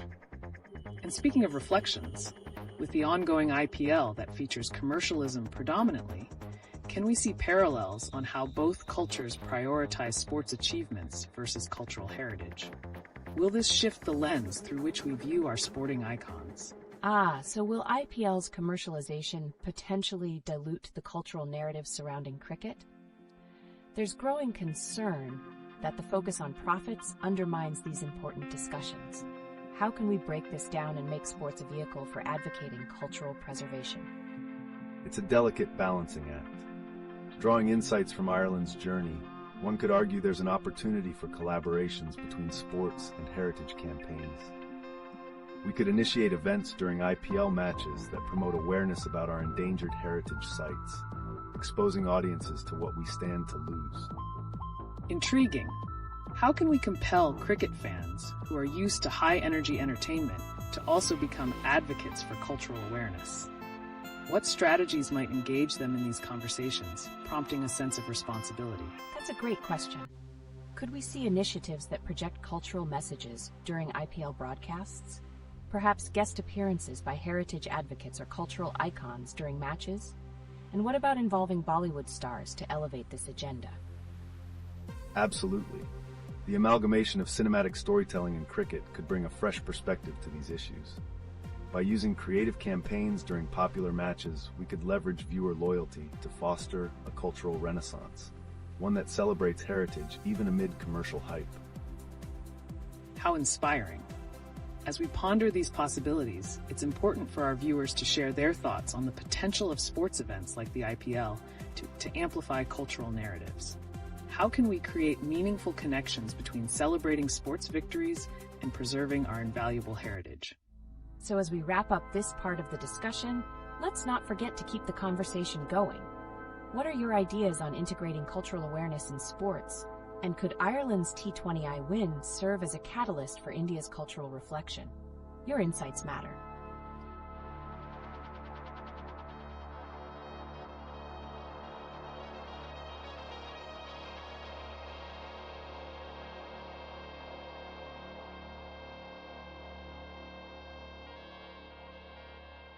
As we transition into a new topic, let's discuss something that connects sports, cultural identity, and societal values in India. Recent news has showcased Ireland's historic first T20I victory, which coincides with our ongoing reflection on how cricket influences our cultural heritage. That's a compelling angle. How do you see Ireland's win influencing India, especially against the backdrop of the IPL, which is known for its commercialization? Is there a potential ripple effect on how we view our own achievements? Notably, Ireland's win could serve as an awakening call for Indian cricket. It invites us to juxtapose our achievements against cultural narratives that resonate deeper amidst commercialization. Could this be a moment for all cricket fans to reflect on the soul of the sport rather than just the profits it generates? Right. And blending this with recent concerns over cultural heritage demolition in India poses an interesting dichotomy. Does our obsession with sports overshadow urgent conversations regarding our disappearing historical identities? How can we elevate the discussion surrounding cricket and heritage simultaneously? Fascinating. So, are we hinting at sports as a catalyst for cultural awareness? Could cricket initiatives during IPL, revealing stories about our heritage, be implemented to create a more profound connection between fans and cultural narratives? Precisely. Sports could bridge the gap. By blending heritage themes within match broadcasts, perhaps guest appearances by heritage advocates could catalyze interest in preserving our cultural identity. But will fans be open to this shift, or are they primarily focused on the win? Great question. The challenge lies in engaging fans who thrive on high-energy entertainment.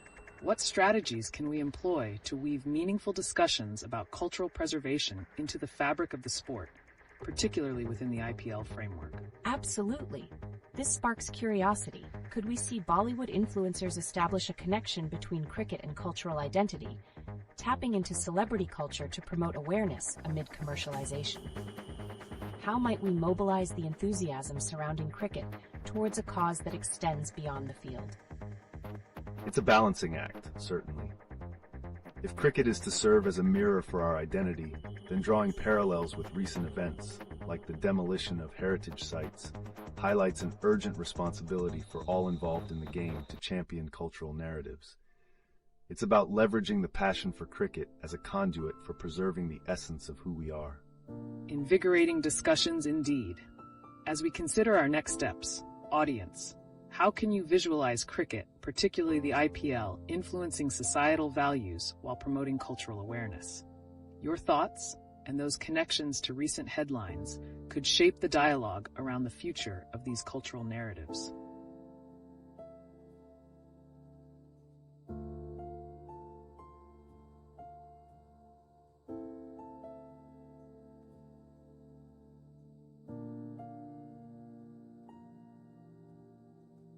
Switching gears, let's bring attention to a fascinating juxtaposition. Ireland's historic T20I victory over South Africa. This ignited not only cricket enthusiasm, but also raises questions about how regional wins can influence perceptions of cultural identity in sports. Wow, that's an incredible story. Could you explain how a win for a lesser-known cricketing nation like Ireland impacts Indian cricket fans, particularly in the shadow of the IPL? Is there a lesson in there for the larger cricketing world? Certainly.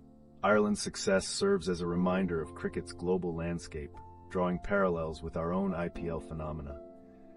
Instead of being solely profit-driven, could India's cricketing narrative evolve to acknowledge similar underdog stories, enhancing cultural connections between fans and the sport? Intriguing. And let's connect this with the ongoing commercialization in the IPL. With its 9 teams playing what can sometimes feel like a mere auction, how can we ensure the spirit of the game is preserved while embracing crucial upward momentum from international events like Ireland's win? That's a great point. But what's the balance here? How do we keep the entertainment factor intact while also celebrating and acknowledging international narratives? Are cricket enthusiasts open to seeing more cultural stories in match telecasts? It's about finding common ground. Empowering lesser-known origins through IPL storytelling could deepen fans' engagement, but will this shift be met with enthusiasm? Audiences might crave the glitz, but could also appreciate the depth that comes from rich cultural narratives.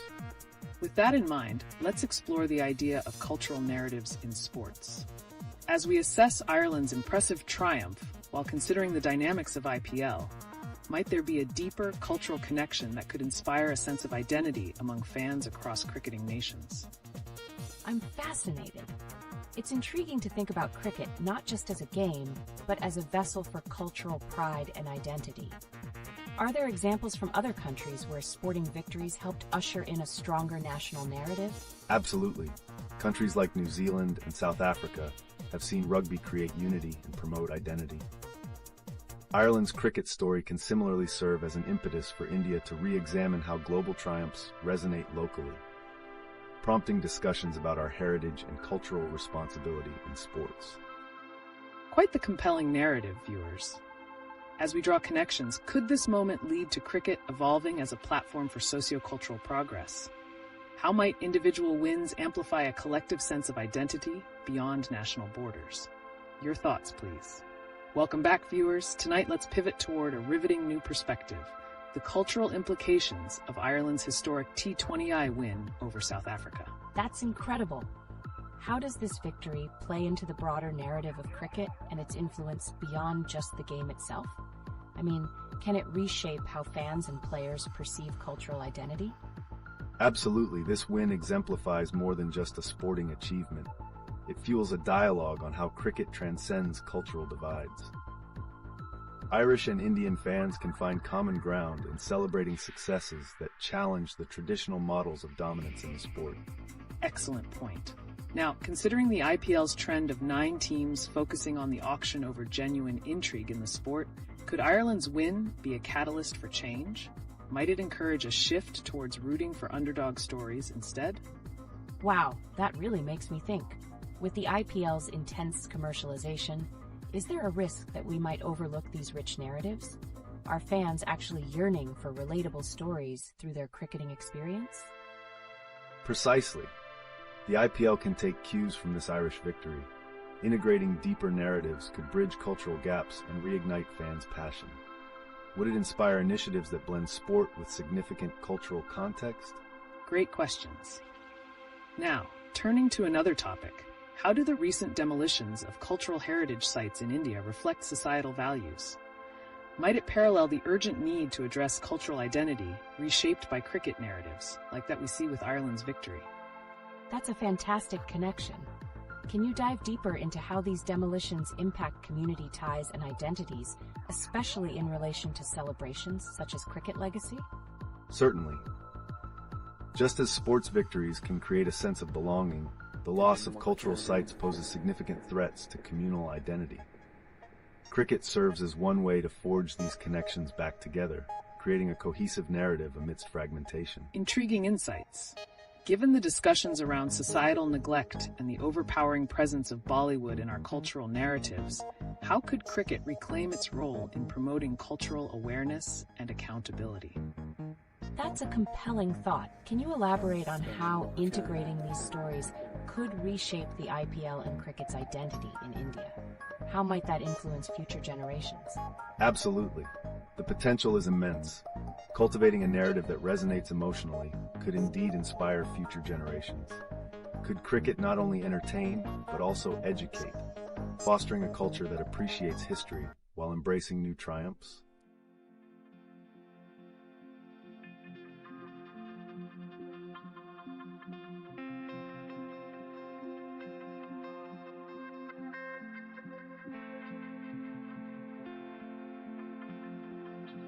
Welcome back, everyone.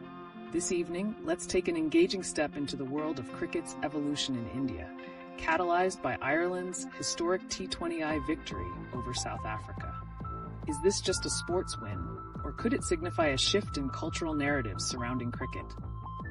That's an exciting thought. How does Ireland's win challenge the dominant IPL narrative of commercialism? Does this signify the rise of meaningful storytelling over just the glitz and glamour we often see? Precisely. Ireland's win emphasizes the essence of sport as a celebration of shared identities, rather than merely a spectacle. With teams like the IPL potentially sidelining genuine narratives, this victory serves as a powerful reminder of the values inherent in sports culture. Now, let's contemplate this. How do distractions from major cricket events, like Bollywood's influence, start reshaping what cricket means for its fans? Are we losing touch with cricket's cultural significance amidst all the commercial noise? Wow, that's interesting. Will this create a demand among fans to push for narratives that intertwine sports with cultural heritage, especially considering the recent demolitions of historical sites? Could cricket become a medium for reclaiming and celebrating lost identities? Absolutely. Cricket can serve as a platform to advocate for cultural preservation. Much like Ireland's win is prompting discussions on heritage, it's an opportunity for fans to reflect on their identity and challenge the profit-driven motives of leagues like the IPL. Speaking of identity, with the ongoing cultural site demolitions, how might cricket re-emerge as a bastion of cultural pride? Will fans rally behind cricket as a means to reclaim their heritage and voice their beliefs? That's intriguing. It seems like such a moment could spark communal ties, but is there a risk of cricket being co-opted into commercialized storytelling instead of genuine discussions about cultural awareness? Certainly, this tension exists. However, the narrative can pivot towards authenticity through stories like Ireland's triumph. By emphasizing shared victory over competitive commercialism, cricket can reconnect communities with deeper cultural values. So what we can take away is that Ireland's victory isn't just about the sport. It symbolizes a call to action regarding cultural identity and accountability. As fans, will we choose to embrace this narrative evolution, or will we fall back into the glimmer of commercialism? Let's keep that thought alive as we continue exploring how sports can lead cultural conversations. Welcome back, everyone. Today, we're diving into a fresh topic shaped by the intersection of sports, commercialization, and cultural heritage. Ireland's momentous first T20I victory over South Africa resonates deeply in the context of the IPL's ongoing commercialization trends. Could this mark a shift not just in cricket, but also in how we perceive cultural values in India? That's so intriguing. How does Ireland's triumph challenge the ongoing narrative of the IPL, which seems more focused on profit rather than cultural significance? Are we witnessing a trend where genuine sportsmanship is overshadowed? The essence of cricket can indeed find itself sidelined by the commercial aspects of leagues like the IPL. Ireland's win reminds us that sport can be about unity and shared culture rather than just entertainment. This raises critical questions about how fans engage with their heritage through cricket. Speaking of fan engagement, IPL's approach, with 9 teams competing in auctions rather than a focus on authentic competition, might contribute to a disconnect with cultural sentiments. How might the IPL change if fans began demanding narratives that celebrate our diverse cultural identities instead of just flashy advertisements? That's a compelling point. Do you think that Ireland's victory could inspire Indian cricketers to take a stand for more representation of cultural stories in cricket? What might that look like in terms of community engagement or activism? Definitely. If cricketers embrace their roles as cultural ambassadors, they can engage fans in crucial conversations about identity and history. This would create a ripple effect, encouraging fans to invest emotionally in the sport while rekindling their connection to cultural roots. An exciting prospect for the future of cricket in India. Wonderful insights. Another layer to consider is the recent demolitions of cultural sites in India. This reflects a troubling trend of erasing heritage that could, at least theoretically, be tackled through the unifying power of cricket. How can cricket become a voice against such cultural erasure, which seems to be increasingly prevalent? Wow, that's an important connection. With heritage at risk, could cricket serve as a platform for raising awareness? How can players, teams, or even the IPL itself take a stand for preserving cultural landmarks? That's an essential inquiry. Advocating for cultural preservation during major cricket events, or even integrating stories of heritage into match broadcasts, could create a bridge between sport and national identity. Each cricket match could be not simply a game, but a celebration of the stories that make up our diverse culture. As we ponder these potential changes, what do you all think? Will we see a transformation in cricket's role as it increasingly becomes a platform for cultural advocacy? Can Ireland's inspiring win fuel a movement toward cultural pride and unity in Indian cricket? Let's hear your thoughts. Welcome back, everyone. Today we're shifting gears a bit to explore a series of troubling issues that challenge our societal fabric. Recent events have cast a spotlight on critical themes of safety and cultural identity, particularly surrounding children and cultural heritage. How do these urgent narratives influence our perception of societal values in India? That's quite a serious angle. I mean, we see reports of violence and erasure of cultural sites, and now there's even a logistics firm celebrating someone like Osama bin Laden. How can such events shape our collective consciousness about identity and safety in our communities? Indeed, the connection between violent acts and cultural disrespect is alarming. Each incident speaks volumes about the underlying sentiments prevalent in society. Whether it's the destruction of grave sites or troubling narratives around child safety, these situations push us to confront the need for deeper reflection on our cultural values and responsibilities. Absolutely. The demolitions of historic sites emerging alongside distressing news about child safety raises critical questions about what we as a society choose to prioritize. Do we continue down a path where commercialism, celebrity culture, and sheer entertainment overshadow the urgent need for cultural awareness and activism? Wow, that really makes you think. Are people in our society becoming desensitized to these serious issues? Or could there be a shift towards awareness, where more individuals demand accountability from both the government and the entertainment industry? It's a fascinating yet concerning dichotomy. As seen with the response to Ireland's cricket win, there is potential for sports to become a vehicle for cultural pride. But it's also imperative that we cultivate spaces where urgent conversations about identity, safety, and heritage are not just allowed, but actively sought out. That's a great point to consider. So could sports and cultural events play a role in uniting people to advocate against the ongoing erasure of cultural identity and child safety issues? It's like asking whether a social movement could emerge from the ashes of these disruptions as people rally around their shared experiences and heritage. I love that idea. But what could that movement look like? How do we mobilize communities to take action and reclaim their narrative while also ensuring child safety? Mobilizing communities requires a multifaceted approach. From grassroots campaigns to high-profile sports events, creating awareness and engaging storytelling becomes vital. But how effectively can these efforts combat the distractions of celebrity culture that often hover over serious discussions? Such a complex interplay. We'll be posing these questions to our viewers. How do we hold the entertainment industry accountable while ensuring that pressing societal issues aren't overshadowed? Let's explore the potential for a cultural renaissance amidst these challenges. What are your thoughts, viewers? Welcome back, everyone. Today's conversation is taking a more urgent turn as we focus on cultural erosion intertwined with alarming societal issues. Recent reports highlight instances of child safety crises and shocking celebrations of controversial figures, raising important questions about our collective values. Oh my, that's quite a shift. How can we connect these incidents of serious crimes like the tragic experiences of children to broader cultural narratives here in India? Do you think we are desensitized to these events? It's a grim reality that the normalization of such narratives can lead to a societal numbness. These incidents reflect not just individual tragedies, but also systemic failures in safeguarding vulnerable populations.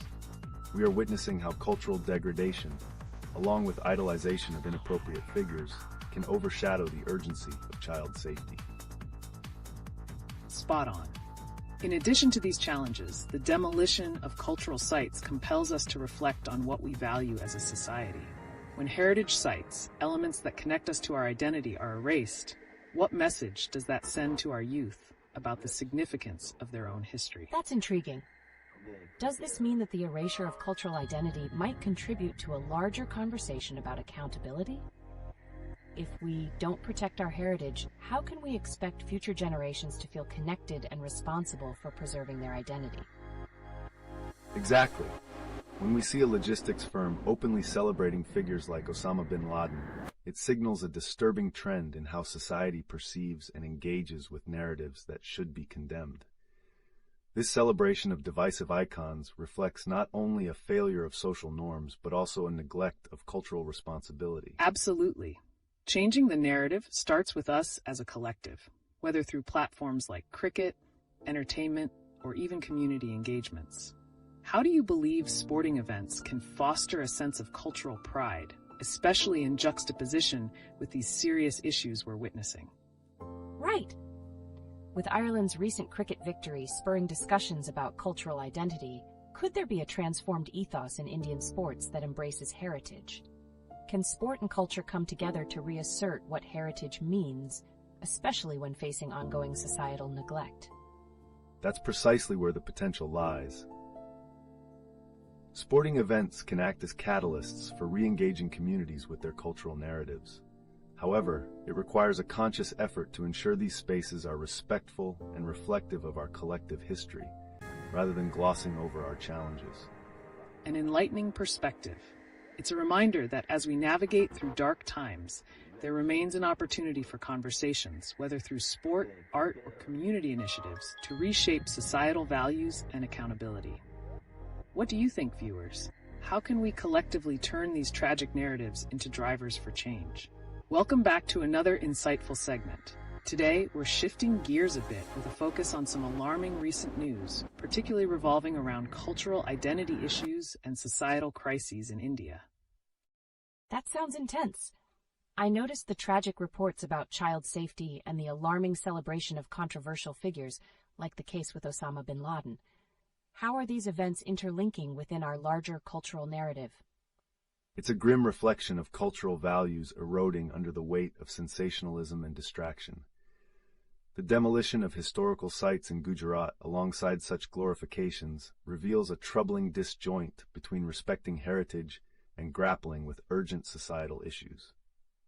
Exactly. Such incidents compel us to ask, are we normalizing violence and neglect towards our historical and cultural anchors? The recent case of a young girl fleeing from home after facing horrific abuse showcases not just individual trauma, but a broader cultural crisis that demands our immediate attention. Oh, wow. It's horrifying. Given these severe issues, how can the emergence of movements around cultural pride as seen in sports like cricket act as a counter-narrative? That's an important point. Sports can serve as a platform for cultural resurgence and awareness. Ireland's recent cricket victory led to an intense reflection on identity, which could spark similar dialogues in India. But will it be enough to overshadow the noise created by idolization of controversial figures? A compelling dilemma. If the IPL and other sports events could incorporate narratives of societal accountability, could they significantly shift public sentiments about such serious issues? It raises the question of whether we can reclaim narratives from the clutches of commercialization. That's fascinating. Could that also connect with how Bollywood portrays these cultural stories? If films start addressing societal issues more authentically, would that also foster a deeper sense of responsibility among audiences? Precisely.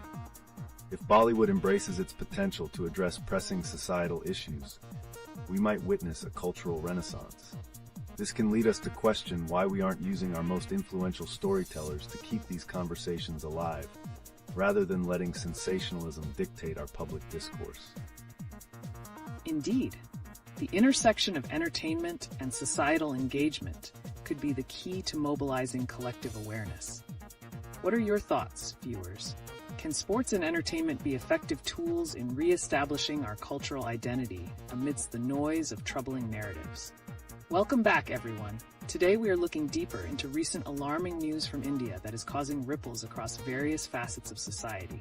It's shocking to hear about incidents like the horrific experiences of young girls, coupled with the troubling news of cultural sites being demolished. How do these incidents intertwine, especially regarding our societal values and identity? That's indeed a critical nexus. The stories of abuse reveal a dark undercurrent in our cultural fabric, while the demolition of historical sites points towards a neglect of cultural identity. This degradation can lead to desensitization over time, where communities no longer rally against violence or cultural loss as they should. Exactly. And this desensitization might stem from the idolization of controversial figures. The logistics firm's celebration of Osama bin Laden is a blatant example of how these figures permeate societal norms, impacting our collective values around accountability.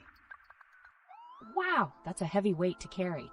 Isn't it perplexing that a site's history and cultural significance can be overshadowed by figures that perhaps contradict the very values our society should uphold? Absolutely. This celebration of divisive icons can create a toxic narrative. It fosters an environment where the importance of cultural identity and historical respect are diminished, further complicating our response to crimes against vulnerable populations. Right. This shift in narrative can lead to critical conversations about responsibility. How can movements for cultural pride, like the celebration of sports or film, counter this trend? And wouldn't integrating a stronger narrative of accountability within these cultural platforms reshape how society engages with issues like child safety and community responsibility? Can Bollywood play a role here? Definitely. The potential for influencers in sports and entertainment to inspire change is immense. If they align their platforms with themes of accountability, it could create a tide of awareness that shifts public sentiment towards safeguarding our heritage and protecting our most vulnerable. Intriguing. As we turn the conversation toward future prospects, how do we ensure these voices aren't just fleeting moments, but impactful movements towards enduring change? Let's explore how we can transform these narratives into powerful societal shifts moving forward.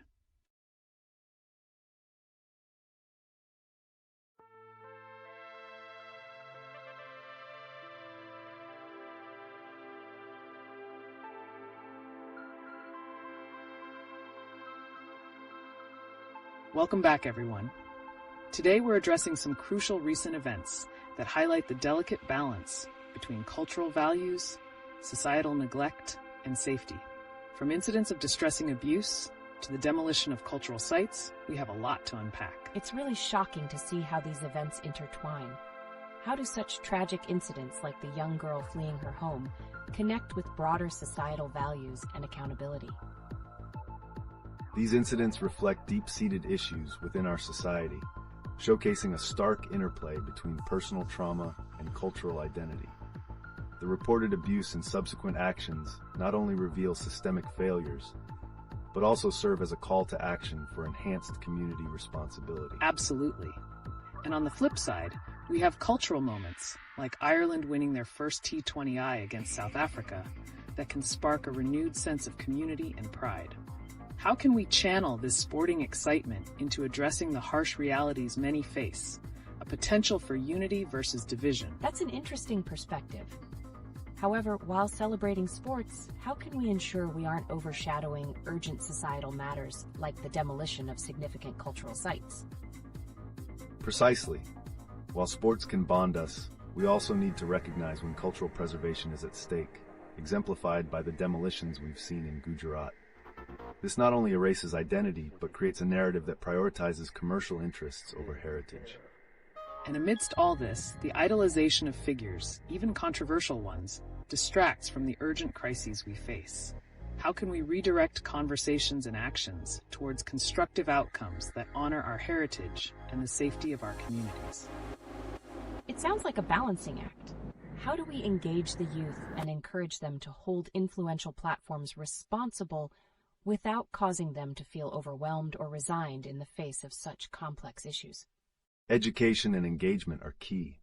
By fostering platforms where young voices can express their concerns and work collaboratively towards accountability, we can cultivate a narrative that champions both cultural pride and personal safety. That's vital for the future. Exciting thoughts. Let's keep this dialogue going. How can we effectively bridge the gap between celebration and accountability to create a more cohesive society moving forward?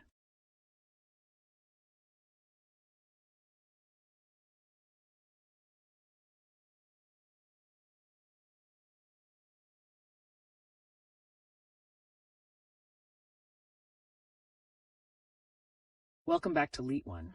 Today we're diving deep into some shocking recent headlines that reveal the intersection of sports, cultural preservation, and societal challenges in India.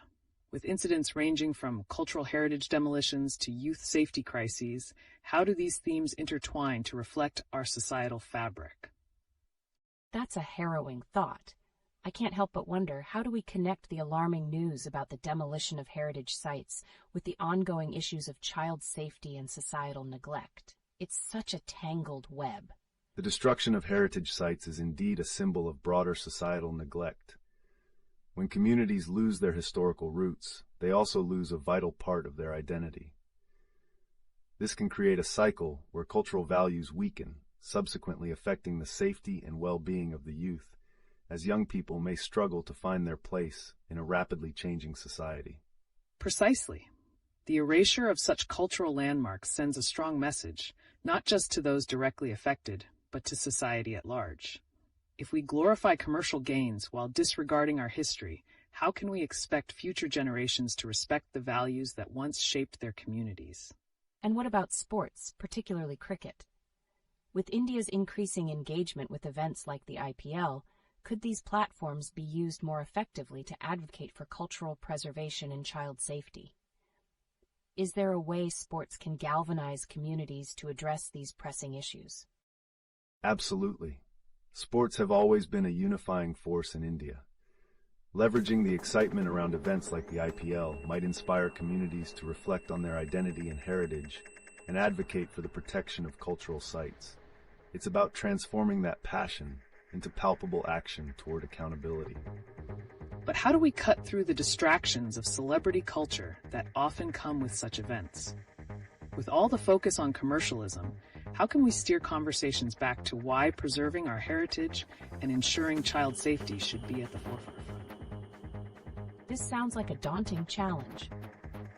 The societal idolization we see can often overshadow these critical discussions.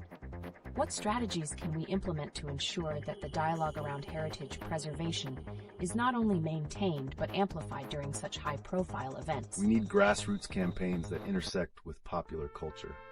By highlighting real stories of cultural loss during sports events, we can spark discussions that resonate with the audience. It's about creating a narrative that champions both the joy of sport and the responsibility that comes with it. For every game played, a story behind it deserving respect and protection.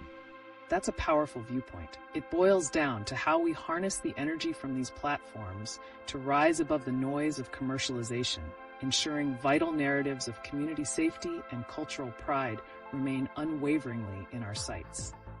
But is there enough appetite in the public to engage with these serious themes amidst all the entertainment? How do we gauge that? It makes me curious how shifts in public sentiment might evolve through these narratives.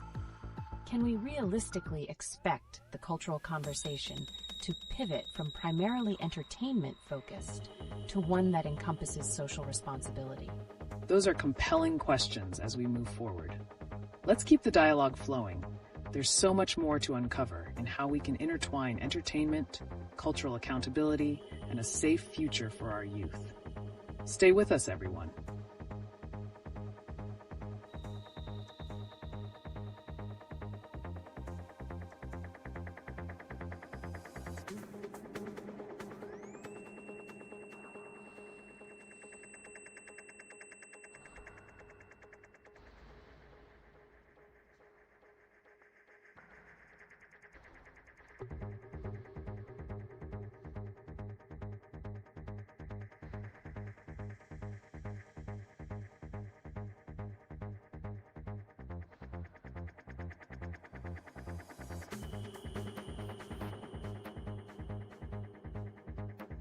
Welcome back to LeetOne, everyone. Today we're tackling an intense and multifaceted issue, the connection between societal neglect and the recent alarming news on child safety in India, particularly focusing on the tragic incident of a 13-year-old fleeing abuse. That's incredibly heartbreaking. How does such an incident reflect broader societal values? What are the root causes behind such horrendous events? Unfortunately, this incident is emblematic of a systemic failure, a stark indication of how socioeconomic factors, cultural pressures, and lack of accountability intertwine to create situations where children are left vulnerable to abuse. It's true. And when we see cultural heritage, like the demolition of historical sites in Gujarat, being treated so negligently, it raises an even deeper concern about what values are instilled in society as a whole. How do we prioritize child safety and cultural heritage at the same time? That's a powerful question. Are we as a society prioritizing commercial interests over the safety and stories of children? How can we navigate that treacherous water without losing sight of what's truly important? The intersection of these challenges is pivotal. Public figures and platforms like the IPL have a significant role they can play in reframing narratives, promoting cultural preservation, and inspiring collective responsibility toward child safety. Definitely. Reflecting on a different angle, the spirit of Ireland's recent cricket victory brings up discussions about using sports not just for entertainment, but as a rallying point for tackling societal issues. Can the celebration of sports figures serve as a catalyst for focusing on the failures in our own communities? That's such an intriguing perspective. But the real question is, can sporting events create a cultural movement that emphasizes safety? Or will they simply continue to prioritize entertainment and commercial success? That's where the potential for change lies. The power to redirect public attention from mere entertainment to conscious advocacy for safety and cultural values. How will we decide to move forward? The stakes have never been higher. And that's where we want to engage our viewers. How crucial is it for both society and cultural narrative to emphasize children's safety amidst the noise of commercialism? What actions are you willing to take to ensure that voices are heard and lives are prioritized? Stay with us as we continue to unravel these connections and seek solutions together.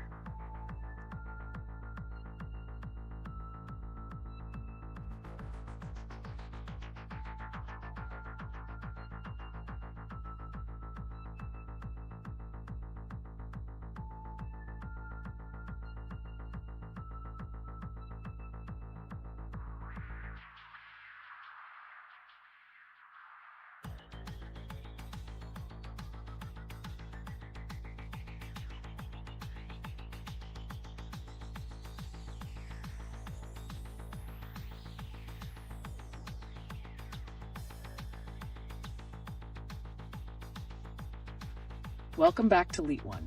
Today, we have a pressing topic that intertwines recent events with deeply rooted societal issues. We'll explore cultural identity, child safety, and the challenges posed by the glitz of celebrity culture, all while gripping onto the threads of recent headlines. That sounds intense. With a heartbreaking incident in Meerut involving a young girl fleeing abuse, how does such trauma resonate with the ongoing dialogues about cultural accountability? Are there parallels to draw from these events to the recent demolition of cultural heritage sites in Gujarat? That's a vital connection. These incidents reflect a troubling intersection of cultural neglect and systemic failures to protect the vulnerable. The demolition of historical Muslim sites speaks to a broader socio-political issue, one where cultural identity faces erasure while simultaneously societal violence rises. This dynamic warrants deep investigation. And considering the recent cricketing victory for Ireland, this could spark a much-needed dialogue on sports' role in cultural identity preservation. Could sports, like the IPL, serve as a platform to advocate for social change while addressing the pressing issues of child safety and cultural identity crisis? Absolutely. Sports tend to unify and evoke strong emotions. But how effective can they be in merging entertainment with advocacy? Is it feasible for heroes in these arenas to not only captivate, but also educate and inspire action around issues such as cultural preservation? That's an essential point. The narratives surrounding sports need not only celebrate victories, but should also draw attention to underlying societal issues. For example, the IPL could highlight stories of resilience and empowerment, increasing awareness of child safety alongside the celebration of cricket. It's fascinating how the potential of narrative shifts could reverberate through our communities. But can we expect a shift in Bollywood as well? Amidst continued idolization of celebrities, will there ever be a conscious effort to tackle these pressing narratives head-on? Or is glamour too persuasive a force to succumb to? That's a captivating question. It raises the stakes for Bollywood. If it doesn't pivot towards these serious issues, how might real-life impacts resonate or remain muted within the culture at large? Where will the accountability lie when the stakes of identity and safety are this high? Accountability is indeed paramount. Cultural narratives, whether in sports or film, need to underscore our responsibilities as a society. The voices that dominate these platforms hold significant power. Their choices could either fortify cultural integrity or conversely lead to further societal neglect. We're left with questions. How do we shift the discussion towards real change? Can we expect a groundswell of support for cultural preservation and child advocacy from influential figures? Could the time we spend in celebration be balanced with urgent conversations regarding community safety and identity preservation? The path lies uncertain, but the call for action is unmistakable. Welcome back to LeetOne. Today, we have some intriguing recent news to examine, connecting various societal issues, particularly the recent incidents of violence against women, cultural heritage demolitions, and the role of sports in shaping cultural identity. Absolutely. With the heartbreaking reports of a young girl fleeing abuse in Meerut and cultural sites being demolished in Gujarat, how do these events intertwine, and what do they reveal about the state of our society? Are we witnessing a pattern of neglect and violence that calls for urgent attention? It's a stark reminder of the challenges we face. The demolition of historical Muslim sites signifies a broader societal neglect of cultural heritage that mirrors the tragic rise in violence against vulnerable individuals, particularly women and children. This intersection speaks volumes about the erosion of both cultural identity and safety standards. And let's not forget about the sports aspect, especially with Ireland's recent triumph in cricket. Could such victories bring a fresh perspective to cultural dialogue? If sports can unify and disrupt narratives, could the sporting arena also be a vehicle for addressing these urgent social concerns? That's an interesting angle. Could the IPL leverage its platform not just for entertainment, but also to advocate for awareness around these pressing issues? If celebrities can be passionate about a cause, could they influence fans to reflect on society's deep-rooted problems? Yes, exactly. Sports figures hold significant sway over public sentiment. Hosting campaigns or discussions around societal issues during matches may resonate with audiences. Engaging high-profile athletes to highlight cultural preservation and child safety could foster real change. So would efforts like these signal a shift in priorities for cultural institutions? As we grapple with societal neglect, can we see actionable strategies from industries like IPL or Bollywood to help elevate these critical conversations? That's a key question moving forward. The potential lies in how much these platforms are willing to engage with the realities of their audience. A cultural awakening through sports and celebrity advocacy could reshape narratives surrounding identity and safety in our society. It feels like a critical moment for introspection and growth. What steps can everyday individuals take to encourage these dialogues and push for accountability from those in power? Are grassroots movements capable of initiating real change in a landscape filled with imbalances? Exactly. Encouraging grassroots discussions alongside high-profile advocacy isn't just necessary, it's critical. We'll need to consistently push for transparency, accountability, and a culture that values both identity and safety. As we unravel these connections today, let's ignite a conversation that reverberates throughout our communities. It's a call to action for everyone, whether through social media or community engagement. By shaping narratives collectively, we can reclaim our cultural integrity and champion the cause of safety for the vulnerable. Each of these issues is interconnected, and together we can forge meaningful change. Powerful insights. Imagine the possibilities if we persistently challenge the status quo, connecting sports celebrations and cultural awareness into a cohesive force for good.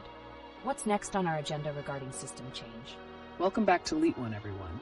Let's pivot today towards some pressing societal concerns highlighted by recent news.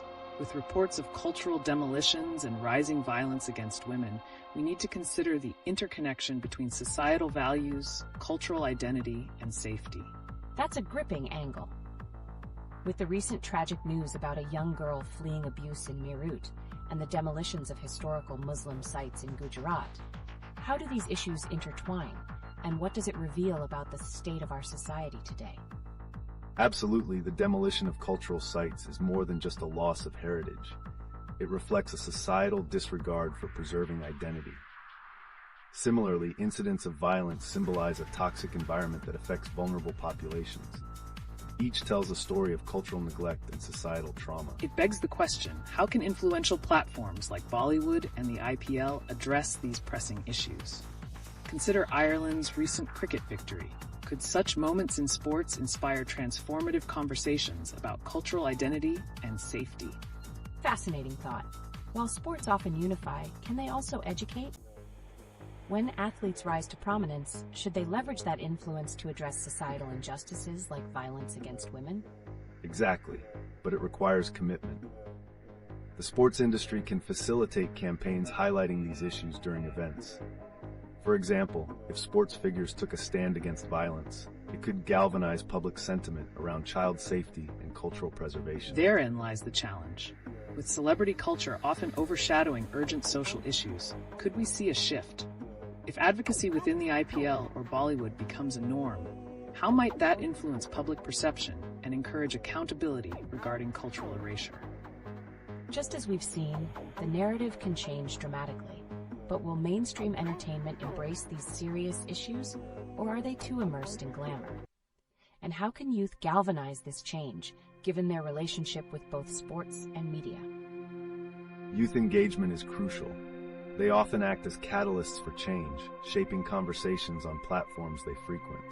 The intersectionality of entertainment and advocacy fosters an environment where cultural narratives can evolve. It's about lifting voices that resonate with their experiences. Fascinating insights. So, as we consider these societal dynamics, how do we keep the pressure on? The stakes are high, and it's about time we navigate these discussions with urgency. What steps can everyday individuals take to promote cultural preservation and advocate for safety? Activism, both online and offline, has the potential to reshape dialogues. Engaging in conversations that challenge norms and advocating for community solidarity can build momentum. It's crucial for every voice to matter in these vital discussions. It sounds like the power lies in our collective actions. As we part today, let's remember that by continuously questioning the status quo and advocating for cultural integrity, we can create pathways towards meaningful societal change. The dynamics at play deeply intertwine, and it's up to us to explore them further, as they lead us to crucial conversations about our future.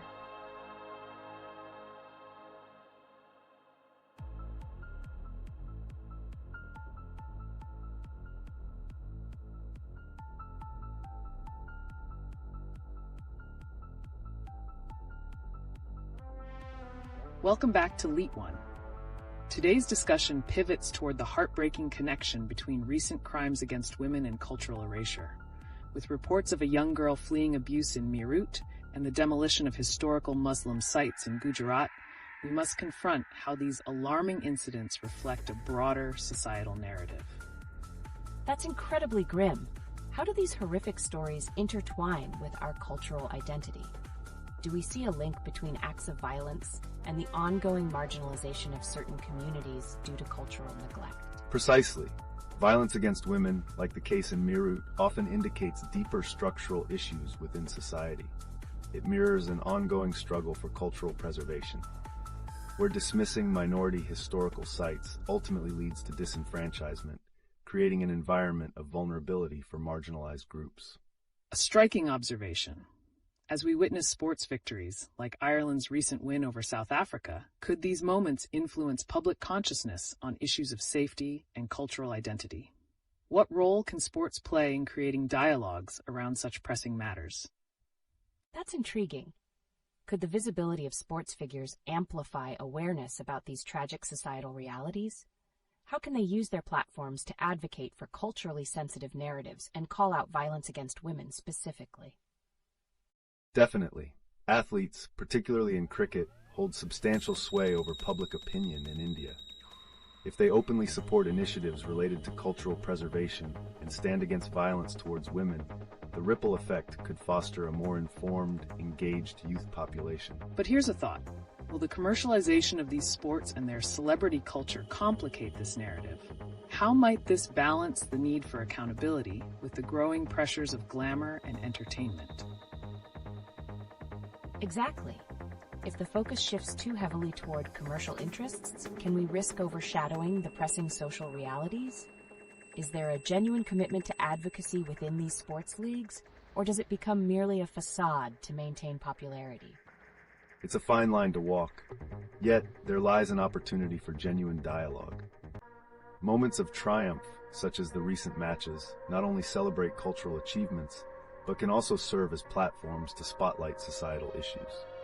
If leveraged correctly, this can lead to transformative conversations about cultural identity and safety. So as we wrap up, let's not forget the potential of uniting sports, public sentiment, and cultural advocacy. It's a crucial time for us to hold influential figures accountable for using their voices in a society that desperately needs change. What steps do you feel individuals can take to support this call for action amidst the noise of celebrity culture? I think grassroots movements are critical. Engaging in local communities to build awareness about cultural and safety issues could be the path forward. What roles do you think social media and youth engagement will play in these efforts moving forward? Youth engagement will be the key. The intersectionality of culture, advocacy, and social media presents a powerful platform for challenging norms. Every action, however small, can contribute to a larger movement toward accountability and awareness. Absolutely. Let's keep pushing this conversation. As we move forward, remember the importance of our collective voice in advocating for cultural preservation and societal accountability. Join us next time for more thought-provoking discussions.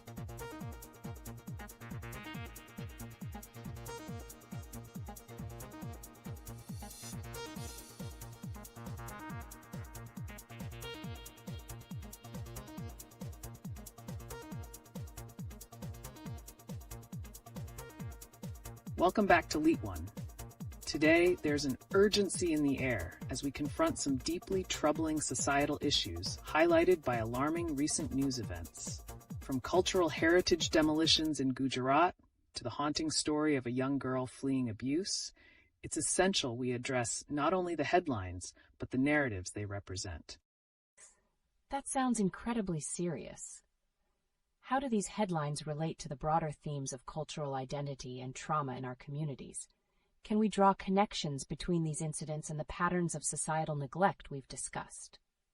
Absolutely. Both the demolition of heritage sites and the personal tragedies faced by individuals like the girl fleeing abuse illustrate a significant disconnect in society. When cultural heritage is disregarded and personal traumas are dismissed, it not only erodes communal identity, but also paves the way for societal violence to thrive. So, if we reflect on the past discussions, the implications are clear. Neglecting cultural identity can lead to tangible harm. Yet how can powerful cultural moments, such as victories in sports, potentially shift this narrative and advocate for awareness? That's a fascinating angle. Could sports figures actively raise awareness about these critical social issues? If they use their platforms effectively, might that foster societal healing and reshape our understanding of safety and identity? Indeed, the visibility of athletes can amplify these vital discussions. When they choose to support community issues, their influence can instigate reflections on heritage and societal values. Yet does this mean that commercial pressures will inhibit their potential advocacy? Great question. The balance between commercial interests and genuine advocacy is a delicate one. As we evaluate the impact of sporting events like IPL, do they serve to heighten awareness, or do they reinforce distractions from urgent societal matters? That's the dilemma. If commercialization overshadows the very narratives that need attention, can we depend on these cultural spectacles to lead to genuine change? What strategies could be implemented to ensure advocacy doesn't get lost in entertainment? It's crucial to cultivate a conscientious approach, engaging both sports figures and the community to foster meaningful dialogues around societal issues could illuminate the path toward positive change. However, the challenge lies in ensuring that these conversations don't become mere trends, but lead to tangible results. As we connect the dots between these recent events and the broader implications of cultural identity and responsibility, it begs a profound question. Can collective action truly emerge from these tragic narratives, leading to a more aware and resilient society? I'm eager to explore that further. It's a time for action and reflection. What can individuals do right now to ignite this change in their communities? What steps can everyone take to safeguard cultural identity and promote societal accountability? Welcome back to LeetOne. Today, we're taking a closer look at some recent headlines and how they intertwine with cultural identity and societal issues in India. With reports of significant heritage site demolitions in Gujarat, societal outrage is rising over the erosion of cultural identities. That sounds shocking. Just how damaging are these demolitions to our societal framework? Are we witnessing a broader trend of cultural neglect that could jeopardize future generations? Absolutely. Such demolitions are a clear reflection of societal values, and when we allow cultural symbols to be erased, we not only disregard history, but also set a dangerous precedent for societal behavior. Consider the connection to the recent tragic narratives involving vulnerable individuals.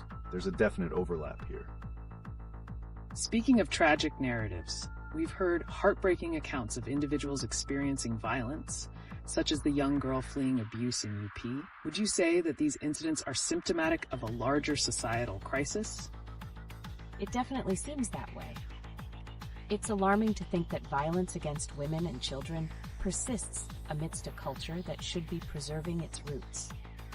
Connecting these dots, could recent sporting successes like Ireland's T20 victory act as catalysts to highlight these grave issues rather than distract us from them? That's a valuable insight. While victories in sports often reflect nationalism and pride, they can also boost awareness regarding cultural preservation. However, the challenge will always be balancing commercial interests in sporting events with the responsibility of raising awareness about societal issues. So, if we see a direct link between cultural identity and safety, could embracing our heritage more profoundly through sports and public discussions influence how we respond to these societal challenges? Exactly. It's empowering to think athletes could use their platforms to champion societal issues. But as we've seen with commercialized events like the IPL, will the emphasis on profit overshadow the urgent messages we need to share? That's the crux of the matter. As sporting events proliferate, the discourse around them must also evolve to reflect pressing socio-cultural issues. The collective responsibility of players, organizers, and even fans lies in ensuring that awareness transcends entertainment. Right. This unique intersection of cultural identity, societal neglect, and sporting success beckons us to question, how can we mobilize these narratives to inspire action in communities grappling with such disturbing headlines?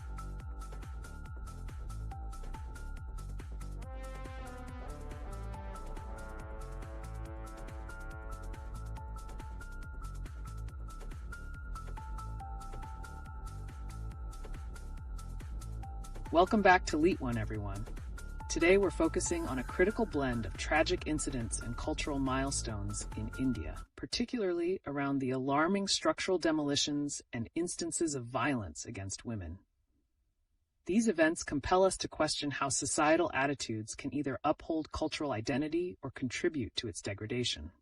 That's a striking juxtaposition. How can we reconcile these heartbreaking narratives, like the demolitions of heritage sites and the awful experiences of individuals facing violence, with the euphoria surrounding sporting victories, such as Ireland's historic T20 win? Can sporting events offer a platform to address these issues effectively? Absolutely.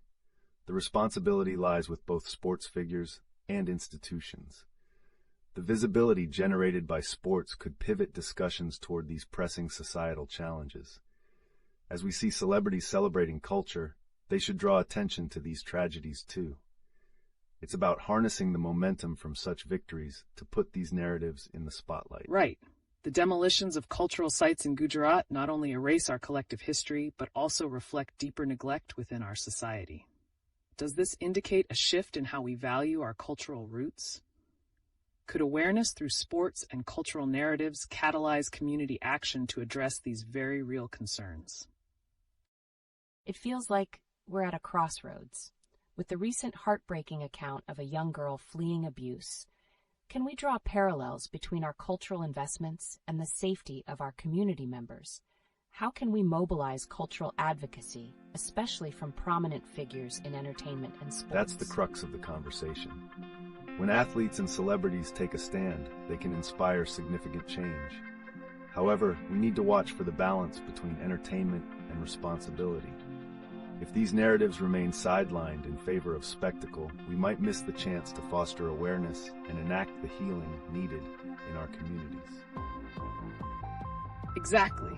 And while wins in international sports can inspire national pride, they also risk overshadowing these urgent societal discussions.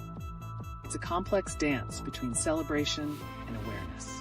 In what ways can we ensure that cultural victories align with our commitments to social justice and accountability? It seems crucial to create an environment where these dialogues are encouraged.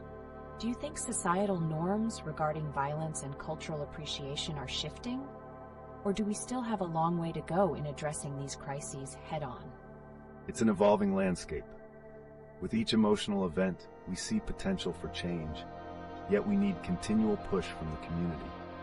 The challenge remains in how we translate this energy and dialogue into actions that uphold our cultural integrity and protect the vulnerable. Thank you for sharing those insights. Let's keep this conversation going. We want to hear from all of you, LeetOne viewers. What do you think? How can we merge the narratives of cultural pride and urgent societal reforms to forge a brighter future for everyone? Welcome back to LeetOne, everyone. Today, we have a crucial topic on our hands: the intersection of cultural identity with ongoing societal issues, particularly in light of recent headlines. That's fascinating. With the recent tragic news of a young girl fleeing abuse and the demolition of cultural sites, how do these stories intertwine with India's cultural landscape? Both cases reveal a distressing narrative about societal neglect, as they showcase a lack of protection for the most vulnerable among us. It raises questions about how cultural identity connects with community responsibility. Exactly. The demolition of heritage sites reflects a disregard for cultural heritage, which can also lead to societal disempowerment. But how do events like Ireland's significant T20 win fit into this conversation? It seems intriguing. Can sports victories actually act as a means to unite people? Or could they potentially overshadow serious issues, like the ongoing violence against women? Sports can indeed serve as a powerful platform for cultural expression and unity, but without a parallel emphasis on addressing urgent societal issues, we risk creating a distraction rather than a solution. Right. This begs the question: should we demand more from our sporting heroes and cultural figures to advocate for those suffering? Their influence can be leveraged to start meaningful dialogues about these critical issues. That's a thought-provoking point. If celebrity culture distracts from the real challenges at hand, how can we redirect this narrative towards accountability and societal reform? It's about intentionality. Cultural narratives need to be woven together with real-world issues. If figures in sports and Bollywood align their platforms with societal advocacy, we can reshape the landscape toward progress. And let's not forget about the role social media plays in amplifying these discussions. How do online platforms contribute to holding both cultural icons and communities accountable? It seems there is enormous potential in leveraging social media to drive awareness and action. But how do we ensure these voices are not merely performative and genuinely contribute to societal healing? That's the crux of the matter. Advocacy must be robust, highlighting the urgency of issues while preventing cultural pride from devolving into mere distraction from urgent reform. As we wrap up, the idiosyncrasy of celebrating cultural victories amidst tragic narratives raises profound questions about our values. How can we fuse the joy of sports with an active commitment to addressing societal grievances? Stay with us, as this conversation is far from over. Welcome back, LeetOne viewers. Today we tackle a series of disturbing and provocative news events from India that have direct implications on social justice, cultural identity, and heritage. Let's connect the dots between these headline-grabbing stories. Are they mere coincidences, or suggest a deeper, troubling trend? That sounds intense. I'm particularly struck by the tragic incident in Meerut involving a young girl escaping violence. How can stories like hers influence public perception of child safety within our cultural context? Those situations portray a stark reality of systemic issues that demand attention. Such incidents not only highlight individual trauma, but also structural failures in our society's protective mechanisms, exacerbating the risks for children, especially girls. Absolutely. And when we read about the demolition of cultural sites in Gujarat, it raises eyebrows about how cultural narratives can be disregarded painfully. Does the destruction of these sites echo the neglect found in personal tragedies? It feels like a disheartening parallel. When cultural heritage is eroded, isn't it a form of societal violence? Is there a link between the neglect of heritage and the horrific events that individuals face, like the young girl fleeing her home? Definitely. The neglect of cultural identity exacerbates vulnerability in society. When we fail to protect our history and heritage, we diminish societal cohesion, which should ideally create a supportive environment for those in need. That's a crucial insight. Cultural pride shouldn't just be about celebration. It should also encompass accountability. But as we look at recent sports victories, such as Ireland's cricket triumph, do these events divert attention away from pressing issues? Isn't it intriguing how sports can unite a nation, yet simultaneously overshadow these urgent topics? How do we maintain a balance between celebrating cultural victories and addressing deep-seated societal concerns? The challenge lies in leveraging that celebration as a platform for awareness. Imagine if our athletes and cultural icons used their influence to advocate for victims like the young girl from Meerut, or to rally against cultural erosion. That's the crux of it. We can redirect cultural excitement into a force for good, pushing for accountability and awareness. Can sports and cultural narratives act as catalysts for societal reform? I think they absolutely can. Engaging younger generations in discussions around these issues, especially brought up by cultural figures, might just be the spark we need to ignite change in societal attitudes. Precisely. The interconnectedness of cultural identity, societal responsibilities, and accountability is vital. As these tragic headlines surface, they remind us that healing is a community effort. As we wrap up this riveting conversation, let's keep the channels open for suggestions from our viewers. How can we take collective action to connect these cultural narratives to urgent societal reforms? Share your thoughts with us.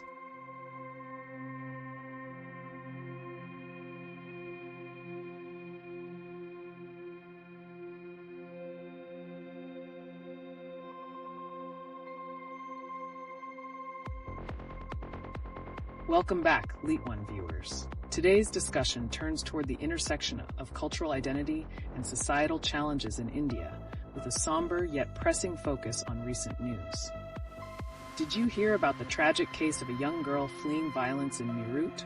What does this tell us about child safety and the responsibility of our communities? It's heart-wrenching. It raises a crucial question around societal neglect. How do these cases echo the concerns seen in the demolition of historic sites in Gujarat? Can cultural destruction lead to social chaos? Absolutely. The erosion of cultural heritage can parallels with the neglect of vulnerable individuals.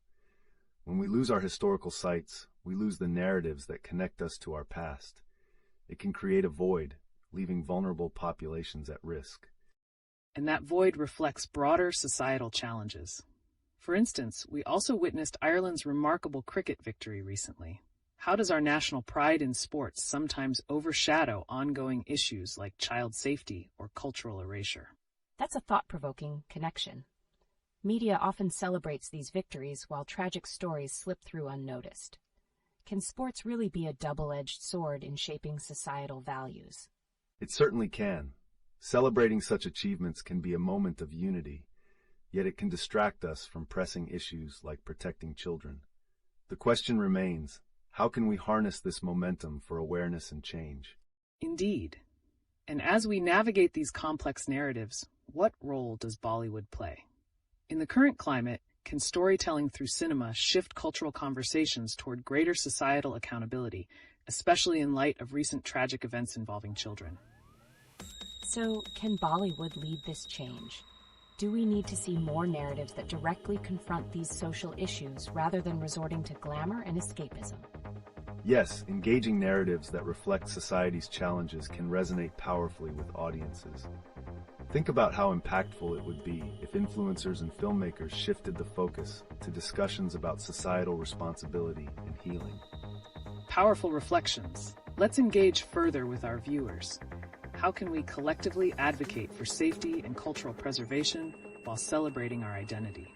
Share your thoughts, and let's create a dialogue that leads to real change. Welcome back to LeetOne, everyone.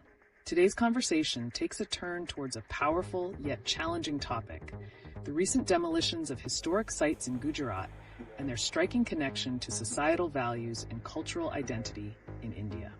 That's a heavy topic. The news about the demolition of 500-year-old shrines and gravestones as illegal really raises the question, who determines what is worth preserving? Could this set a dangerous precedent for how we view our cultural history? Precisely. This incident isn't just about architecture. It reflects a broader societal attitude towards cultural heritage. It raises an urgent alarm about how such actions might marginalize communities and erase their historical narratives. And let's not overlook the recent tragic case in Meerut, where a young girl was reportedly fleeing from violence within her home. This overlap of cultural identity loss and the dire need for child safety paints a grim picture of the societal fabric we need to address. It's heartbreaking. Are we as a society failing to provide safe spaces for our youth while simultaneously neglecting our cultural heritage? How do these demolitions reflect a deeper societal neglect? Absolutely. The erosion of cultural identity often leads to increased vulnerability among marginalized populations, particularly children. When heritage is disregarded, the narratives that typically protect and empower these communities also begin to fade. What a profound connection. If sporting victories, like Ireland's recent cricket win, can stir national pride, isn't it equally crucial that we mobilize that pride to advocate for the preservation of both cultural and child safety issues? That makes perfect sense. Can sporting stars and cultural icons become advocates for these changes? What kind of impact could they have if they spoke out about the importance of both cultural preservation and child safety? There's tremendous potential there. Influencers can drive significant change when they use their platforms to highlight critical social issues. But will they? We'll have to monitor how the tides of celebrity culture interact with these pressing matters. A compelling question. As we ponder this, let's keep the conversation flowing. How can we as a community mobilize to ensure that both our cultural identity and child safety remain at the forefront of societal discussions? Share your thoughts with us. Welcome back, everyone. Today, we shift our attention to the recent stark realities facing Indian society. News that not only resonates with deep cultural implications, but also speaks volumes about child safety and community responsibility. That's crucial. The recent incidents involving the demolition of historical sites in Gujarat and the heartbreaking story of a young girl fleeing violence in Meerut really raise questions about community values and accountability. How can we bridge these stark contrasts in narratives? Absolutely. These events highlight an alarming trend of cultural erasure happening alongside societal neglect. We see how the demolition of heritage sites contributes to diminishing our sense of identity, while alarming incidents regarding child safety reflect a broader cultural malaise. Indeed, it begs the question, have we lost touch with our values, prioritizing materialism and commercialization over the preservation of culture and the safety of our youth? When it comes to accountability, where do we draw the line? That's incredibly thought-provoking.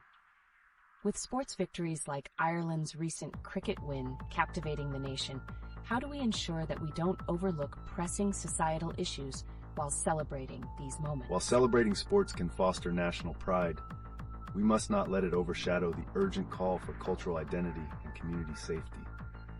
The challenge lies in transforming these victorious moments into a platform for advocating change. That transition is essential. Can we as a society leverage such sporting wins to bring attention to both preserving our culture and championing child safety? It seems vital to cultivate a collective consciousness that ties sporting triumphs back into the frame of cultural responsibilities. I wonder if influencers from the sporting world could help? If they use their platforms to address these societal issues, could it lead to significant change? It's a pivotal point. Influencers hold the power to steer conversations, but they must be willing to address these realities directly and authentically. Our community needs to support and hold accountable those who advocate for both cultural preservation and child safety. Such a powerful discussion. LeetOne viewers, how do you see this interplay of culture and safety in your communities?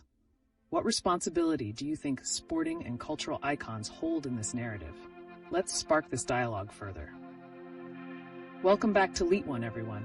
Today, we are faced with unsettling realities that are surfacing within Indian society. From the tragic incidents that threaten child safety to the ongoing cultural erasure of heritage sites, these narratives reveal the complexities of responsibility and community values. That sounds deeply concerning. I read about the recent demolitions of historical sites in Gujarat. How could that reflect broader societal issues? What does it reveal about our connection to cultural heritage? Great observation. The demolitions signify a troubling disregard for cultural identity, which is troubling because a society's resilience lies in its heritage. When we erase history, we weakened our societal foundations, making communities vulnerable. Exactly. It's as if these disruptions, like the recent violent incidents involving children, echo a broader pattern of neglect. How can we connect these dots and strengthen advocacy for child safety alongside cultural preservation? That makes total sense. Are there any successful initiatives or influencers that have managed to bridge this gap between cultural identity and child safety? How can they inspire community responses to these pressing issues? Absolutely. Initiatives that intertwine storytelling with activism can resonate deeply with the public. Influencers wield considerable power. Their narratives can ignite a shift in consciousness and raise awareness surrounding these societal challenges. That leads us to an intriguing narrative. Should Bollywood step up and leverage its storytelling to confront cultural and safety issues more boldly? The escapism that films often provide can distract from urgent matters. But is it time for change? It feels like Bollywood has a responsibility to engage more with reality. What ways can the industry's focus to address these topics effectively, and could that also influence younger generations? Shifting to realism in narratives not only reflects societal responsibility, but it also fosters emotional connections among audiences. By depicting real struggles, Bollywood can advocate for the changes we desperately need, paving the way for cultural healing and protection for the vulnerable. And as we explore the intertwined nature of these societal challenges, we must ask ourselves, how far are we as a community willing to go to ensure that both our cultural identity and our children's safety are safeguarded? Share your thoughts with us.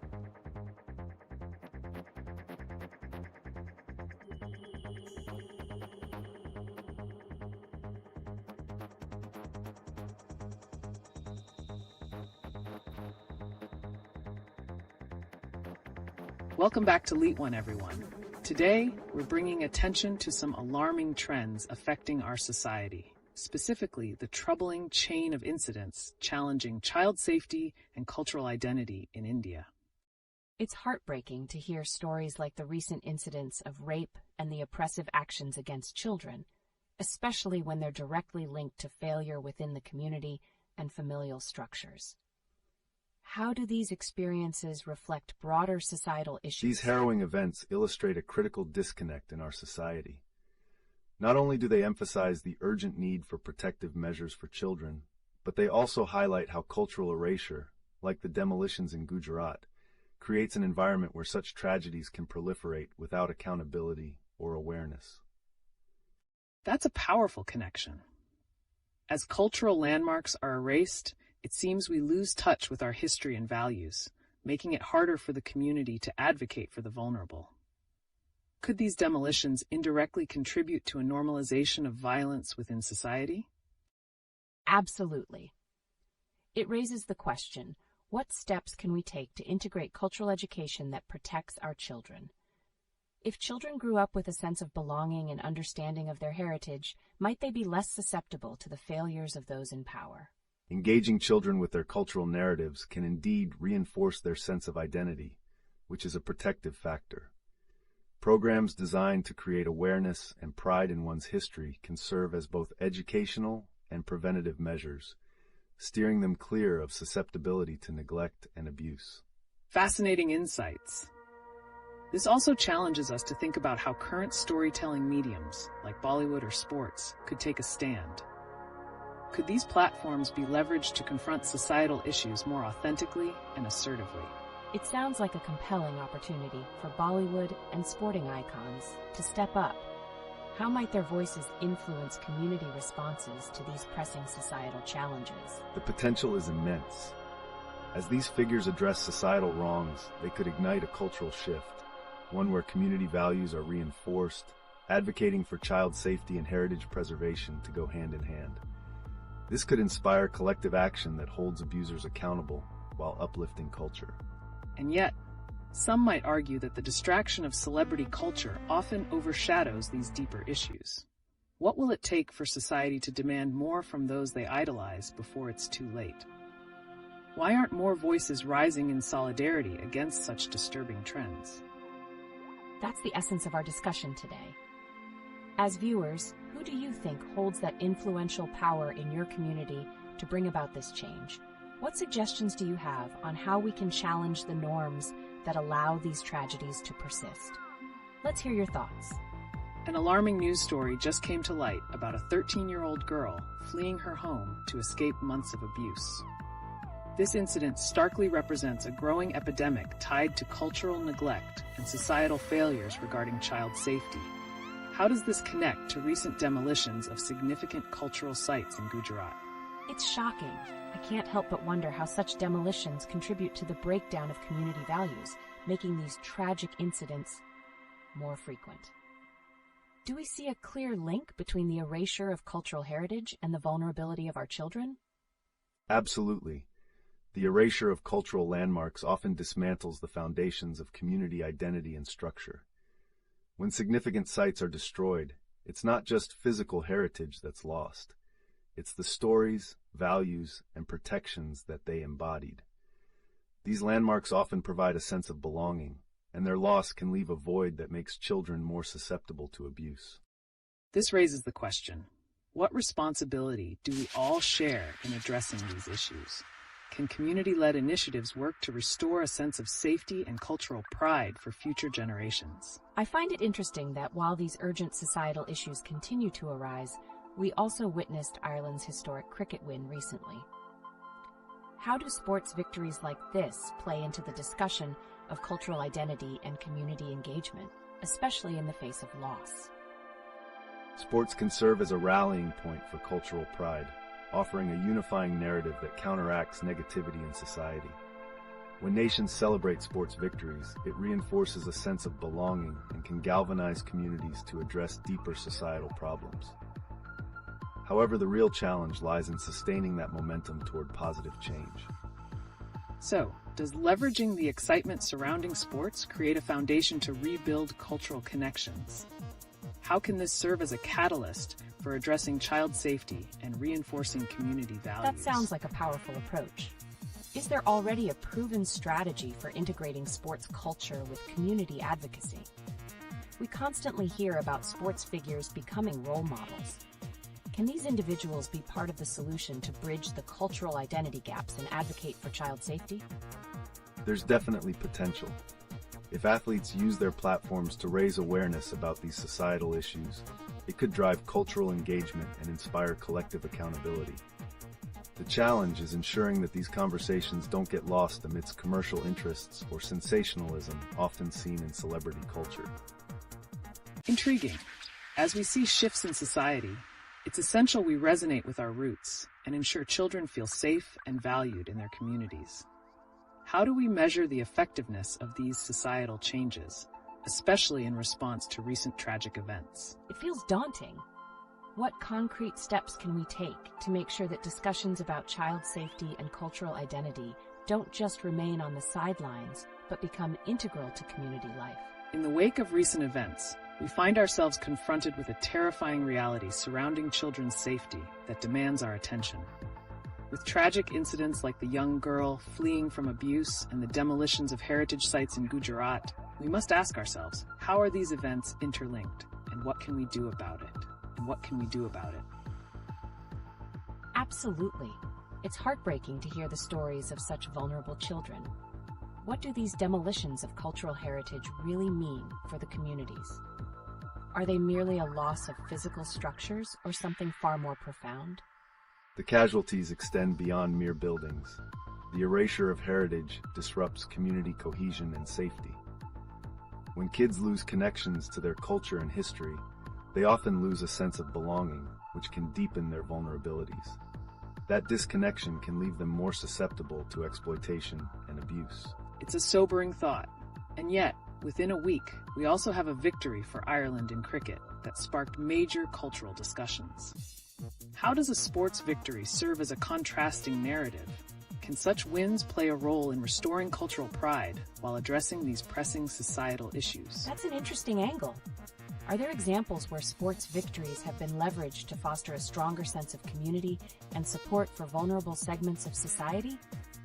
How do we translate that energy into real actionable change? The narrative of sporting achievement can certainly be a rallying point. When communities unite in celebration, it can rejuvenate cultural identity and bolster collective responsibility. However, the real challenge lies in maintaining that energy to combat urgent crises like child safety. Could it be that we are missing an opportunity here? If sports achievements like that of Ireland could simultaneously advocate for child safety and cultural preservation, might we discover a synergy that promotes action instead of despair? It really raises the question, who steps up as the guardians of this cultural pride and child safety? Do the celebrity figures in sports and entertainment really have a responsibility to engage? And how can they mobilize public sentiment effectively? Exactly. The link between cultural pride and societal responsibility should become the focal point. Engaging these icons could amplify collective efforts to reclaim cultural identity and champion child safety amid growing concerns of neglect and violence. What a crucial connection. As we try to empower our youth and community members, how can we cultivate an environment where they feel both responsible and capable of taking action? The answers might just pave the way to restoring both cultural and community integrity. Today, we're diving into the recent waves of cultural and societal discourse in India, particularly focusing on the shocking demolitions of historical sites and their impact on community identity. It's such a striking issue. With the recent events in Gujarat where a 500-year-old mosque and graveyard were demolished, how do we assess the fallout for the communities that these sites served? The loss of these sites doesn't just erase physical landmarks. It displaces histories and breaks connections within communities.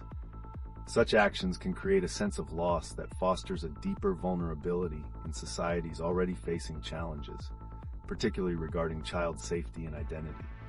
Speaking of identity, there's also the juxtaposition of recent sporting victories, like Ireland's first T20I win against South Africa, which could evoke national pride?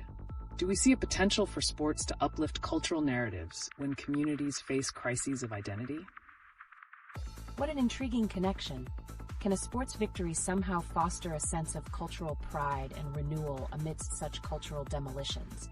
Is that energy sustainable enough to focus on rebuilding identity? Precisely. Celebratory moments in sports can serve as pivotal points of engagement. When sporting achievements galvanize public sentiment, they can be leveraged for advocacy, emphasizing the importance of safeguarding cultural heritage. And with the IPL on the horizon, could it play a role in uniting communities not just through entertainment, but by raising awareness around these critical cultural and child safety ramifications? I wonder if the IPL could stimulate discussions that go beyond cricket and truly engage the audience in issues of cultural identity and preservation. But how can we ensure that discussions don't get sidelined by sheer commercialism? The key here will be authentic storytelling that resonates with the audience's lived experiences. Athletes and stars within the IPL must embrace this responsibility to advocate for cultural preservation openly. Such poignant points. To wrap this up, as we navigate these critical narratives, how can we foster a community where cultural identity and individual safety are seen as interconnected? What role does each of us play in this? It feels like a collective call to action. How can we start engaging our communities more effectively, especially when faced with cultural neglect and crises like we're seeing now? Absolutely. The road ahead requires unity in recognizing that these conversations can't just be events to highlight. They must manifest as ongoing commitment to cultural and societal rejuvenation. What's the first step for all of us in that journey? Today, we have a significant topic that speaks to the intertwined layers of cultural identity, societal safety, and recent shocking events within India. From historical site demolitions to reports of violence affecting children, there's a deeply disturbing narrative emerging, a collective cry for change. It's astonishing to think about how cultural erasure has direct repercussions on our community's well-being. With the demolition of that 500-year-old mosque and graveyard in Gujarat, how do we assess the impact on collective identity amidst such losses? The erasure of such significant cultural sites echoes through generations. It strips communities of their historical context and, unfortunately, contributes to a wider sense of vulnerability among individuals, especially children. We must recognize this loss as a societal wound that needs addressing. And what's even more harrowing are reports of incidents involving children, like the recent case in Meerut. It seems we're facing a crisis that demands urgent collective action. How can these events encourage not just outrage, but proactive solutions, especially for child safety? Exactly. The connection between these demolitions and the instances of abuse is alarming. When cultural roots are severed, what are the effects on the younger generation's sense of belonging? Can we comprehensively tackle these issues through community initiatives? Community engagement is critical. There's potential in collaborative storytelling that honors cultural heritage while addressing child safety concerns. Community leaders and influencers could mobilize around these narratives, forging deeper connections among the youth and their heritage. That's a compelling point. Engaging the IPL and cricket stars could be a game changer in this narrative. What if sporting events were platforms for advocating cultural preservation and child safety initiatives? Could this blend of sport and societal responsibility alter public discourse? That sounds fascinating. But how can we ensure that these events don't become merely commercial endeavors? How can they maintain authenticity and truly resonate with the concerns of the communities involved? Harnessing the authenticity of local voices while coordinating with high-profile figures is the key. If these platforms showcase real stories from affected communities, it can foster genuine empathy and drive societal change. It's all about striking meaningful connections. Isn't it curious how a sense of pride emerges through communal grief? As we see the youth mobilize for cultural pride, perhaps moments of societal upheaval can fuel a powerful resurgence in cultural identity. How can we channel this energy into constructive actions? It's a profound thought. Only through understanding and fostering our cultural identity can we reshape the narrative for future generations. Where do we start, though? What practical measures can be implemented to unify our communities and advocate for safety simultaneously? Welcome back, everyone. Today's discussion pivots into some pressing current events that highlight the intersections of safety, cultural identity, and societal values. With the recent demolitions of historical sites and alarming reports regarding child safety, how are we navigating this tumultuous landscape? It's shocking to think about the extent of cultural loss we're witnessing. The demolition of a 500-year-old mosque in Gujarat really raises questions about identity and belonging. What do you think this says about society's respect for its own heritage? The demolition is not just an attack on physical structures. It represents a broader erasure of history. When cultural landmarks are destroyed, it deeply impacts community ties and personal identities.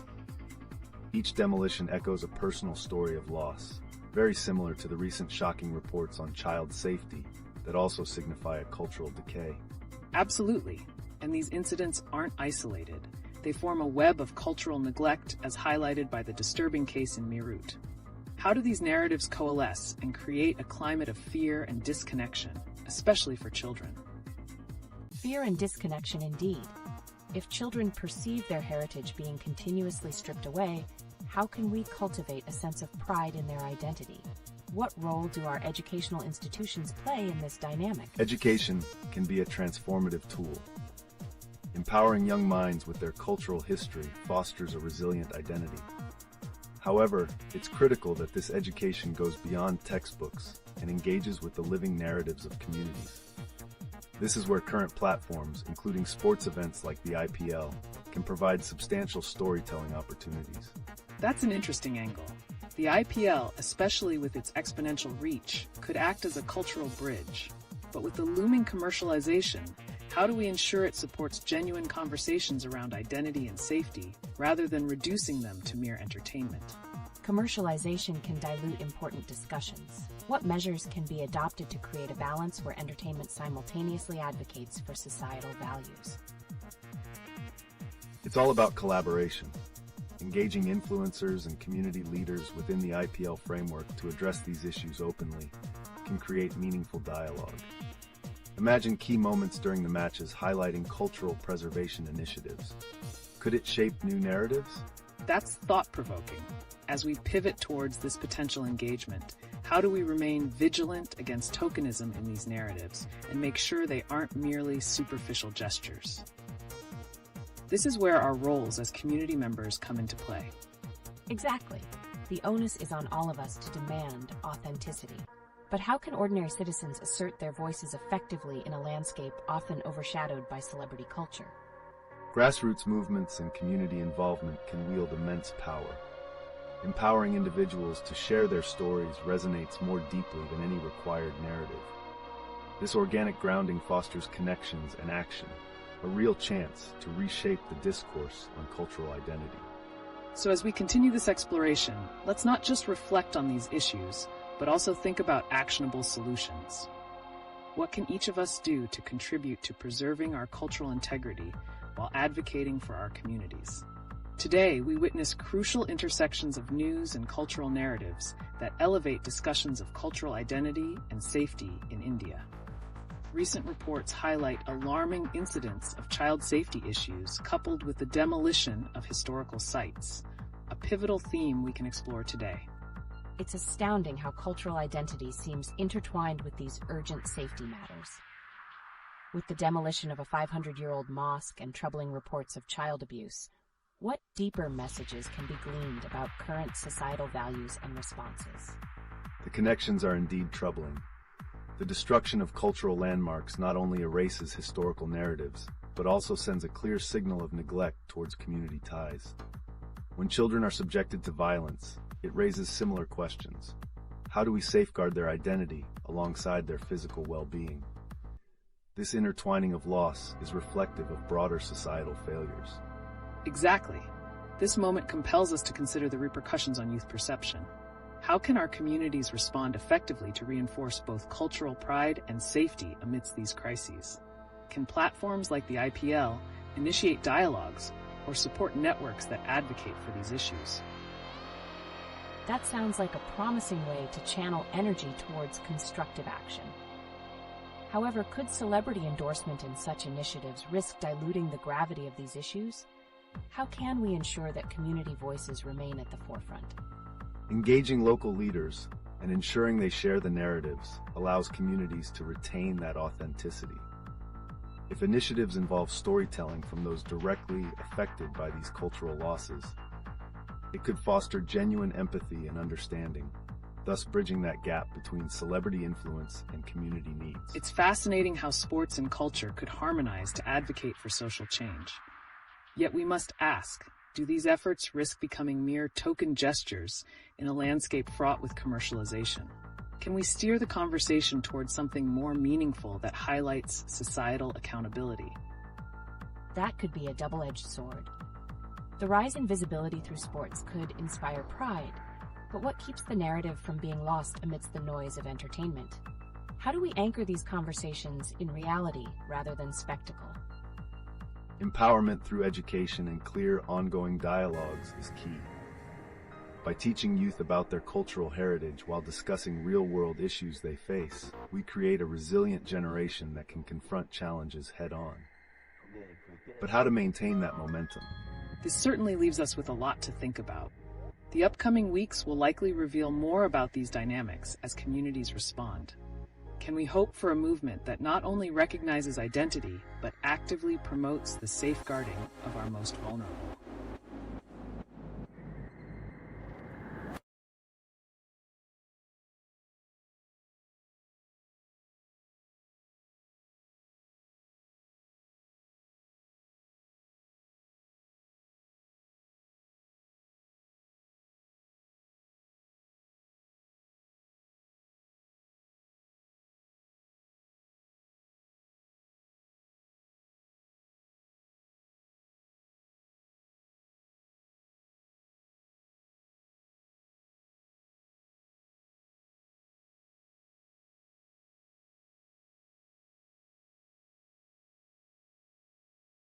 Today, we have a critical conversation that weaves together some troubling recent news, including the heartbreaking case of a young girl escaping abuse in Meerut and the demolition of historic sites in Gujarat.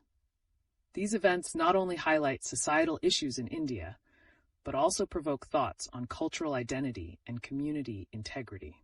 As viewers, how do these narratives compel us to engage with our collective responsibility? That's so alarming. How does the plight of the young girl relate to larger societal patterns? Is the breakdown of family and cultural structures indicating a shared neglect within our communities? Certainly. Social neglect can create a void, making it easier for abuse to take place unnoticed. The demolitions in Gujarat further tether this narrative to cultural erasure, prompting questions about what happens to community ties when we lose our shared history. How do these actions diminish our collective identity and welfare? Well said. When cultural landmarks are removed, what remains is a disconnection from our roots, which ultimately impacts the safety and welfare of our youth. So could we argue that respecting cultural heritage is intertwined with safeguarding future generations? What do viewers think about this link? It absolutely makes sense.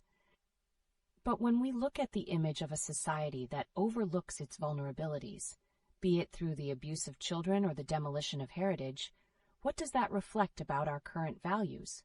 Are we seeing a decline in societal accountability? Exactly. As we face these issues, the reaction of the community becomes crucial. Will local leaders become catalysts for change? We need to ask ourselves, what proactive steps can individuals take towards saying not just the innocent, but also the cultural narratives that define us? It's tempting to think that celebrity culture can provide some distraction from these harsh realities.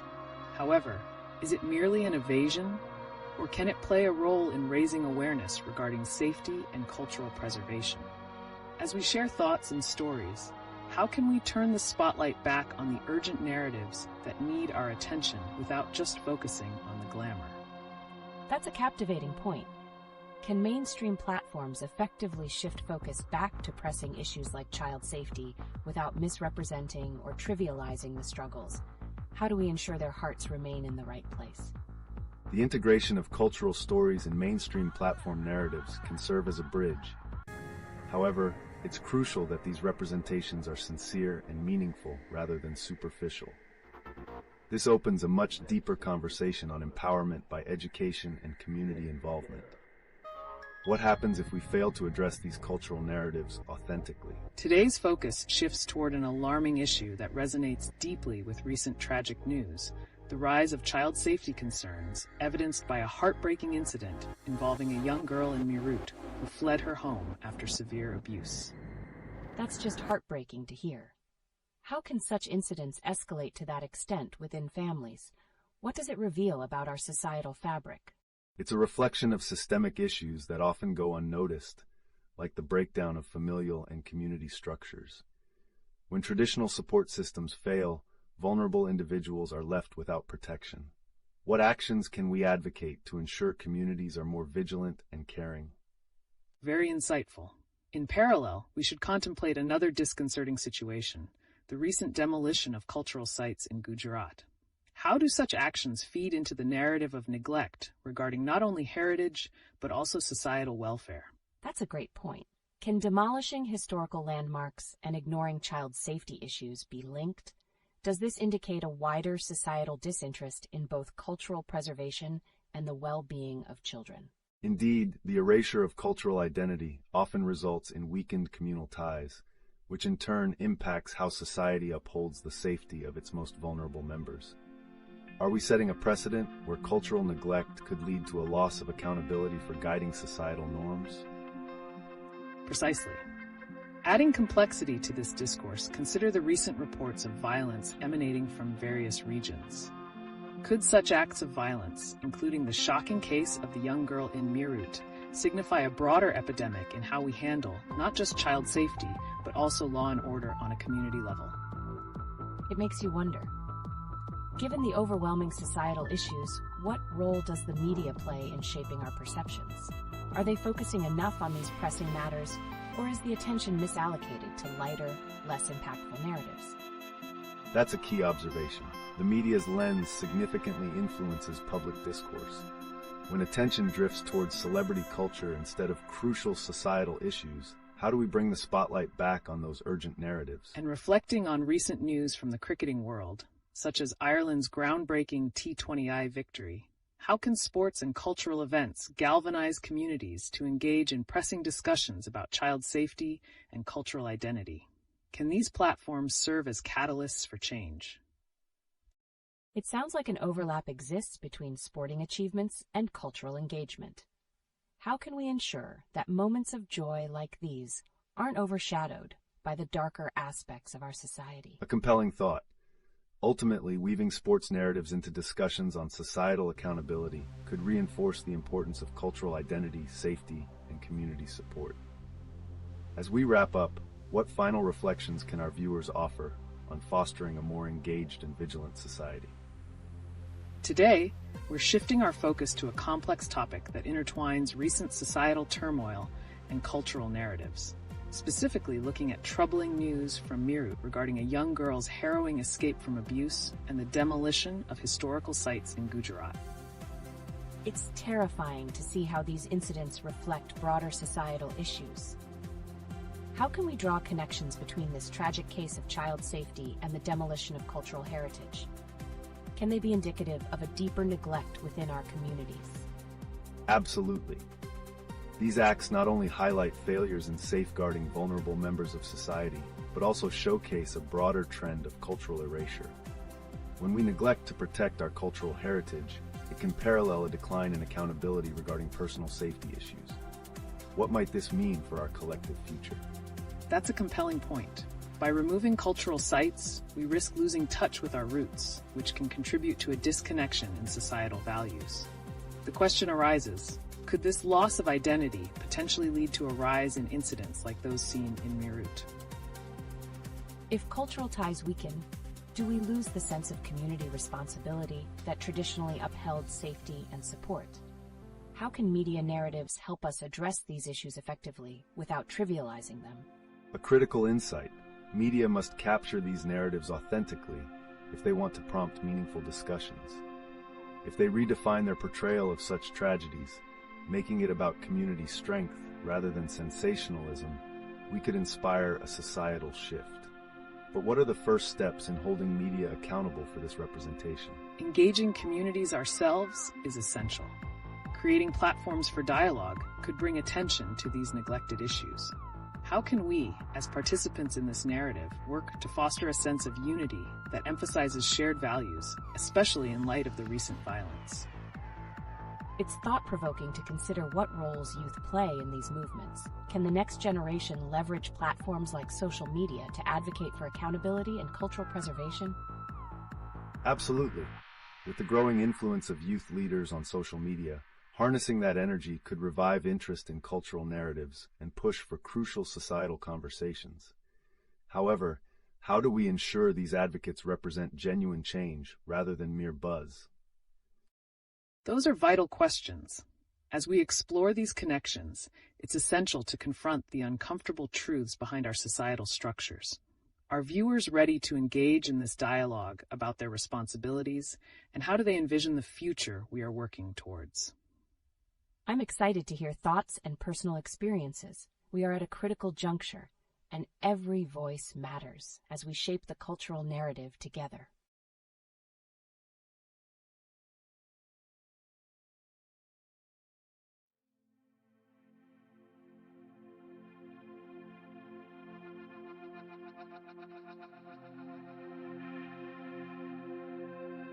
Welcome back, everyone. Today, we have an urgent topic to tackle that resonates deeply with recent events in India.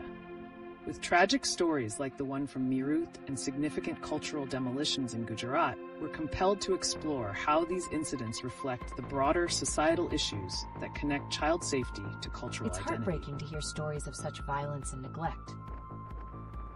But I wonder if they resonate with the public in a way that prompts actionable change. How can we translate the pain and outcry from these events into a movement, rather than just noise? You're spot on. We must leverage these tragedies as catalysts for change. The ongoing demolition of heritage sites raises questions about what we genuinely value as a society, and how we protect not just our cultural identity, but also the most vulnerable among us. Exactly. When we lose our cultural heritage, we risk allowing incidents like those in Meerut to slip through the cracks of public consciousness. But the real concern lies in how we respond.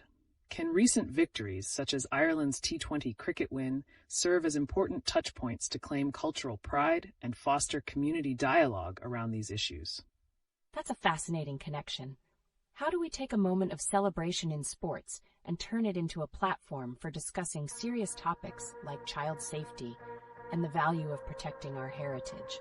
Is there a strategy that could work? One effective approach could be mobilizing youth engagement through sports events, generating a culture of awareness and accountability. As we celebrate wins, we must also push for discussions around these geopolitical issues. After all, sports can unify us in a way that transcends barriers. Absolutely. Each match or victory could be seen as a call, not just to cheer, but to reflect on our responsibilities towards each other and our culture.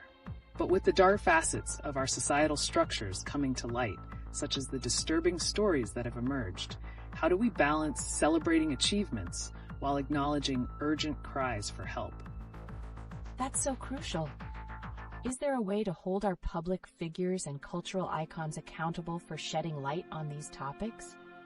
How can we ensure they're not using their platforms solely for self-promotion, but actually fostering meaningful discussions about safety and identity? It starts with us, the audience. By engaging with and supporting content that advocates for change, we can demand a higher standard from our cultural icons. Our collective voice tells them what matters, and as they respond, we begin to shift the narrative from mere celebration to a culture of responsibility. Well said. As we ponder these connections, let's keep the conversation moving. What do you all think is the next step for our communities? How can we creatively bridge the gap between celebrations and the sobering realities that demand our attention? As we explore the interconnectedness of societal issues in India, today's recent news reveals some distressing patterns regarding child safety and cultural identity. A particularly grave case involves a 13-year-old girl fleeing from abuse, a stark reminder of the pervasive dangers facing children today. It's incredibly troubling to hear about such incidents. How do we contextualize these harrowing events against the backdrop of ongoing discussions about cultural erasure and commercial influences within society? Is there something deeper connecting these issues? Indeed, these tragedies highlight a societal neglect that runs deeper than individual cases. The demolition of heritage sites, such as the historic mosques in Gujarat, can serve as a metaphor for the erasure of cultural memory and ultimately the neglect of our most vulnerable communities. This erasure amplifies the issues of child safety and identity crises. That's an insightful connection. It seems like the broader narrative we are unearthing suggests that as we lose touch with our cultural roots, we also lose accountability towards the safety of our youth. But how do we galvanize communities into action beyond just offering reflection? I agree. Is there a way to leverage public platforms like sporting events or cultural celebrations, not only to raise awareness about such pressing issues, but also to mobilize actual support and resources for real change? Absolutely. Engaging communities through sporting events like the IPL presents an unparalleled opportunity. What if we could intertwine cultural pride and discussions on child safety during these events? Such integration could transform celebratory moments into impactful discussions. That's a brilliant perspective. But here's a provocative thought. Does this shift in narrative risk romanticizing the struggles? By celebrating sporting victories, are we overshadowing the painful realities that demand our attention? That's a valid concern. If we're not careful, that enthusiasm could dilute the severity of these issues. Should we then push for more tangible commitments from these platforms to support advocacy for child safety and cultural preservation, rather than just acknowledgement of the problems? Yes, encouraging commitment from these public figures and entities is vital. But we also need a concerted effort from the grassroots level. Community engagement and awareness initiatives are essential to ensure that concerns surrounding child safety and cultural identity are prioritized and not just sidelined by the glamour of celebrity culture. There's a lot to unpack here. As we consider the chilling incidents, the urgent need for cultural preservation, and the potential power of public engagement, how do we ensure that these discussions do not fade into just another fleeting trend? Let's keep this momentum going. We want to hear your thoughts, viewers. How can we collectively create a robust framework to address these intertwined challenges? Tonight, we're tackling an incredibly pressing issue, child safety in India, particularly in light of recent heart-wrenching incidents that raise grave concerns about the protection of our children. But interwoven with that is the demolition of cultural heritage and how these elements remind us of our responsibilities as a society. That sounds very sobering. It's shocking that a 13-year-old girl recently fled her home to escape facing abuse from a family member. How can families and communities begin to protect vulnerable kids like her? It's a deeply troubling situation. How we educate our communities about abuse prevention and recognition can empower individuals to intervene. Furthermore, the neglect reflected in incidents like the demolitions of heritage sites underscores a broader lack of accountability that gives rise to such horrors. Exactly. Speaking of accountability, what do you all think about the role of sports culture, such as the IPL, in raising awareness and fostering community discussions? Could they serve as platforms for promoting child safety? Wow, that's an interesting angle. I can see that sports events have massive audiences. But can we realistically expect them to be effective in promoting such serious issues? It's a delicate balance. Leveraging sports as a platform requires genuine commitment and not just token gestures.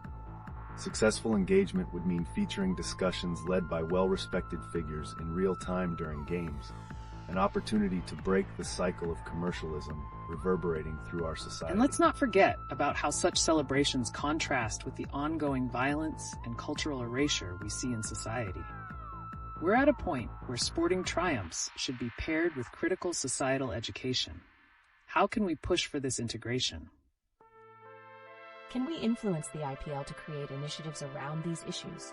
Perhaps partnerships with NGOs that focus on child safety, or cultural education can be established? Absolutely. Although it will take strong grassroots movements to push for this. Imagine the impact if every match prompted community conversations and actions around safety. However, we would need to navigate celebrity culture's influence carefully so it doesn't overshadow the urgency of our discussions. That creates an engaging dynamic. How we challenge the glorification of celebrity influences while addressing pivotal issues. As viewers, what initiatives do you believe could spark actionable change at a grassroots level? Let's keep those ideas flowing. Today's discussion branches into a troubling yet essential realm, the intertwining issues of cultural identity, child safety, and societal values, particularly in the context of a 13-year-old girl fleeing from abuse amidst alarming ongoing cultural erasure in India. It's horrifying to think that a young girl had to escape her home due to such a grave situation. How does the demolition of historical and cultural sites relate to these issues of safety and identity? The demolition of heritage sites can be viewed as a form of cultural erasure. When communities lose their historical identity, it often leads to a fragmented sense of belonging. This disconnect can exacerbate societal neglect, extending to how we safeguard our vulnerable populations, like children. Absolutely. This loss of cultural identity impacts not just adults, but also influences how children perceive their safety and community values. Is there a disconnect in how we regard cultural preservation versus addressing urgent safety concerns? That's a fascinating angle. When we idolize celebrities or celebrate achievements like a sporting victory, are we inadvertently ignoring deeper societal issues that need urgent attention? Indeed, the idolization of public figures often distracts from pressing concerns like child safety. Coupling entertainment with responsibility could bridge these gaps. Public platforms should not just celebrate, but also engage with cultural narratives that address community safety and identity. That's compelling. It raises the question, how can we transform sporting events or cultural celebrations into forums for dialogues around child safety and community awareness? Can we expect stakeholders to take that responsibility seriously? How do we ensure that any engagement aims for tangible change rather than a fleeting moment of awareness? It all begins with accountability. Engaging communities requires more than superficial gestures. Actual commitments to long-term initiatives are vital to refocusing on pressing societal issues. And as we navigate these troubling terrains, we must ask ourselves, what role does the education system play in shaping values around both cultural preservation and child safety? How can we redefine our approach to nurture a more conscious community? Tonight is a critical moment to focus on pressing societal concerns that emerge from recent headlines, reflecting a disturbing intersection of issues in India. For instance, we have troubling cases of child safety violations, as seen in the heartbreaking story of a 13-year-old girl fleeing abuse, coupled with broader cultural erasure, like the demolition of a 500-year-old graveyard in Gujarat. That's utterly shocking. How can incidents like these coexist in a society that celebrates cultural identity? What can be the possible psychological impact on children who experience both these traumas of violence and cultural neglect? The impact is profound and multifaceted. Children exposed to violence, especially in their own homes, develop a skewed perception of safety and security. The demolition of cultural sites compounds this fear, forcibly severing their connection to community and heritage. It creates an environment of instability and distrust, which influences their mental health and worldview. Yes, if we consider the demolition of heritage sites as a metaphor for erasing cultural narratives, we must question how that contributes to a cycle of violence and apathy towards vulnerable populations. Are we inadvertently suffering from a collective desensitization towards both violence and cultural loss? That's a terrifying thought. So in a sense, the glorification of certain societal structures, like celebrity idolization, can overshadow these critical issues. How do we break this cycle and shift focus onto safeguarding our children as well as preserving our cultural heritage? It starts with fostering community-driven awareness. When figures in popular culture and sports leverage their platforms to address these issues head-on, they mirror societal values rather than detracting from them. Imagine if sporting events like the IPL could intertwine child safety initiatives with their celebrations. That could make a noteworthy difference. Exactly. We find ourselves at this crucial juncture where cultural restoration and child safety must not only coexist, but thrive together. What would it take for community initiatives to gain traction beyond mere publicity stunts? Can we also look at the role of education in all of this? How could schools integrate lessons about cultural preservation and the importance of personal safety to instill values in the younger generation? A strong educational framework is essential. It enables discussions around cultural identity, the importance of heritage, and advocates for safe spaces. Encouraging children to voice concerns and become active participants in societal change is crucial. What if we start viewing educational institutions as cultural preservation hubs instead of just centers for academic learning? That's a powerful perspective. And while we ponder these initiatives, we must acknowledge ongoing societal pain where people feel trapped within a web of violence and erasure. Ultimately, it's our collective responsibility to understand these connections and push for a society that prioritizes both cultural integrity and child safety. Let's hear from our viewers. What steps can we take, starting today, to cultivate this dialogue and ensure it persists beyond the live stream?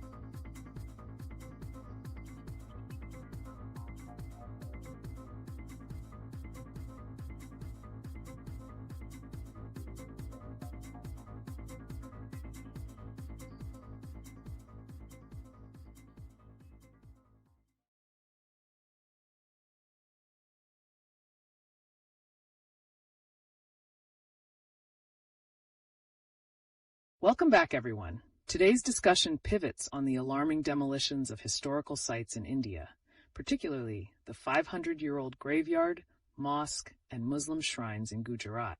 This unsettling event has ignited a wave of outrage and has profound implications for cultural identity.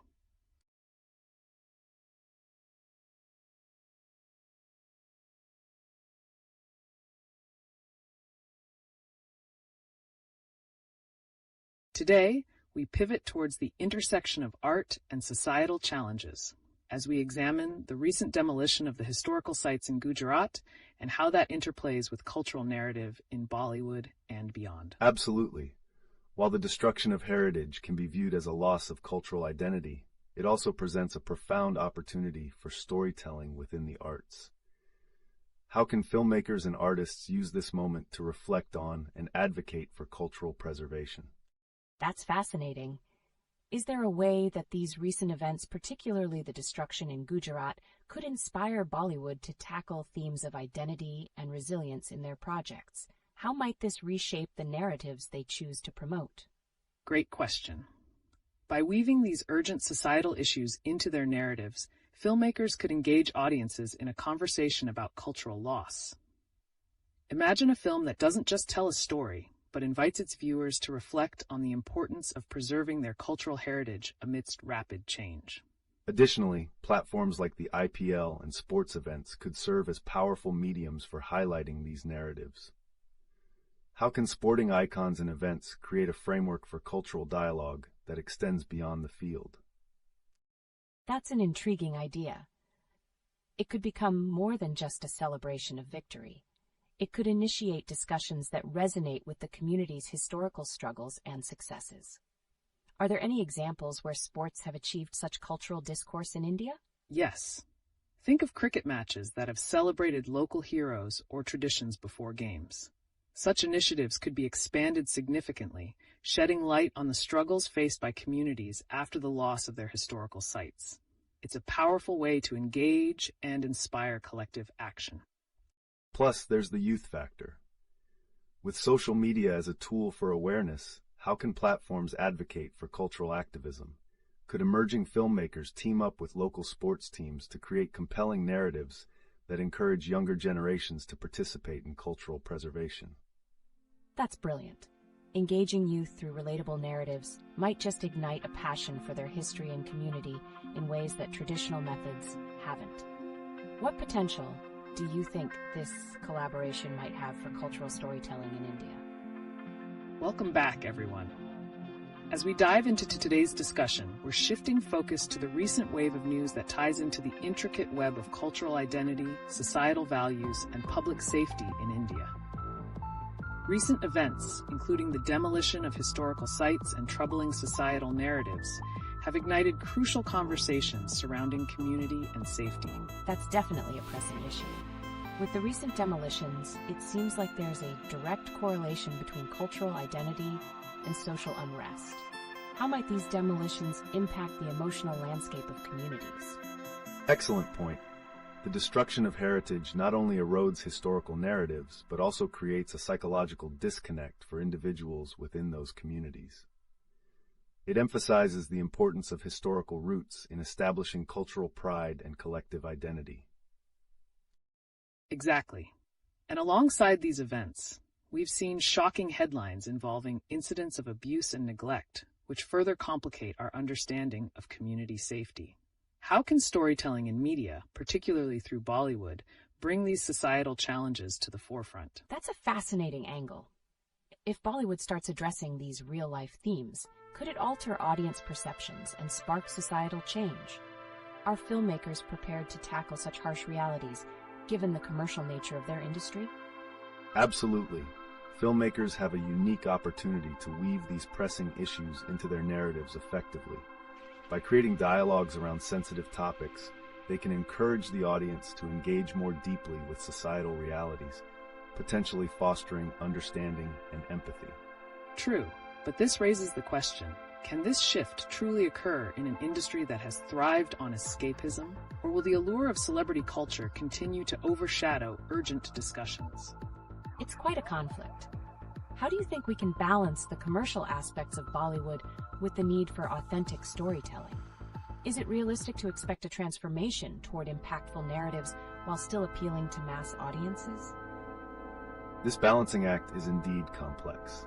One approach might be to incorporate these narratives into popular formats, like music or sports collaborations, that resonate with younger audiences, making them more accessible and relatable without drifting from commercial success. Speaking of younger audiences, the recent sports wins, such as Ireland's first T20I victory, present another interesting opportunity.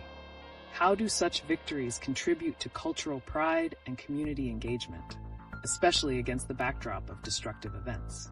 That's a great connection. Sporting successes can indeed inspire a sense of unity and collective identity. Could these moments serve as catalysts for discussions about cultural preservation and societal responsibility? Most certainly. The intersection of sports and cultural identity can be a powerful tool for advocating change.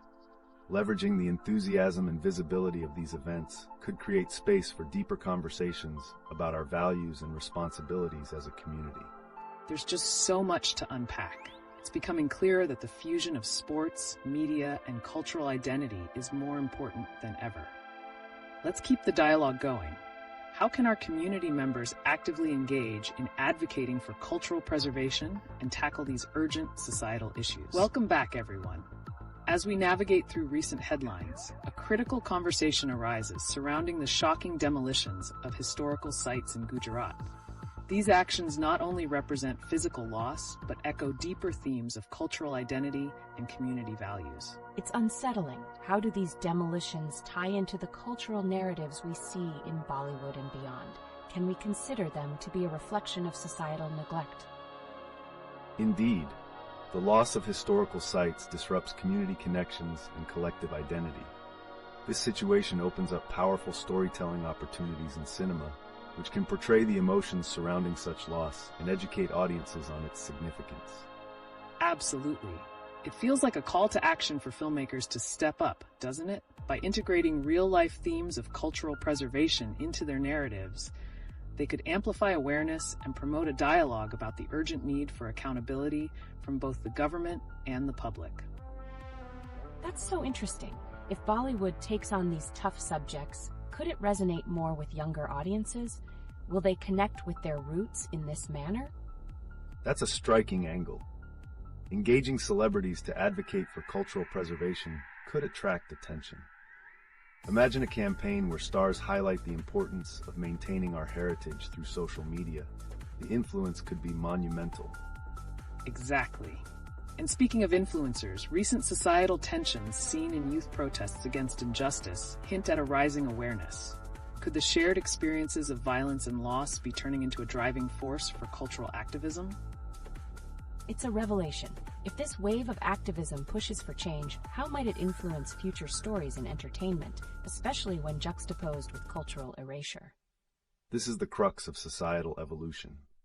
As we witness these dynamics unfold, the narratives shared through arts like cinema and music could play a pivotal role in shaping public sentiment and accountability, intervening before it's too late. A thought-provoking discussion indeed. Keep sending in your thoughts, viewers. How do you think we can harness storytelling to advocate for cultural identity amid these unsettling changes?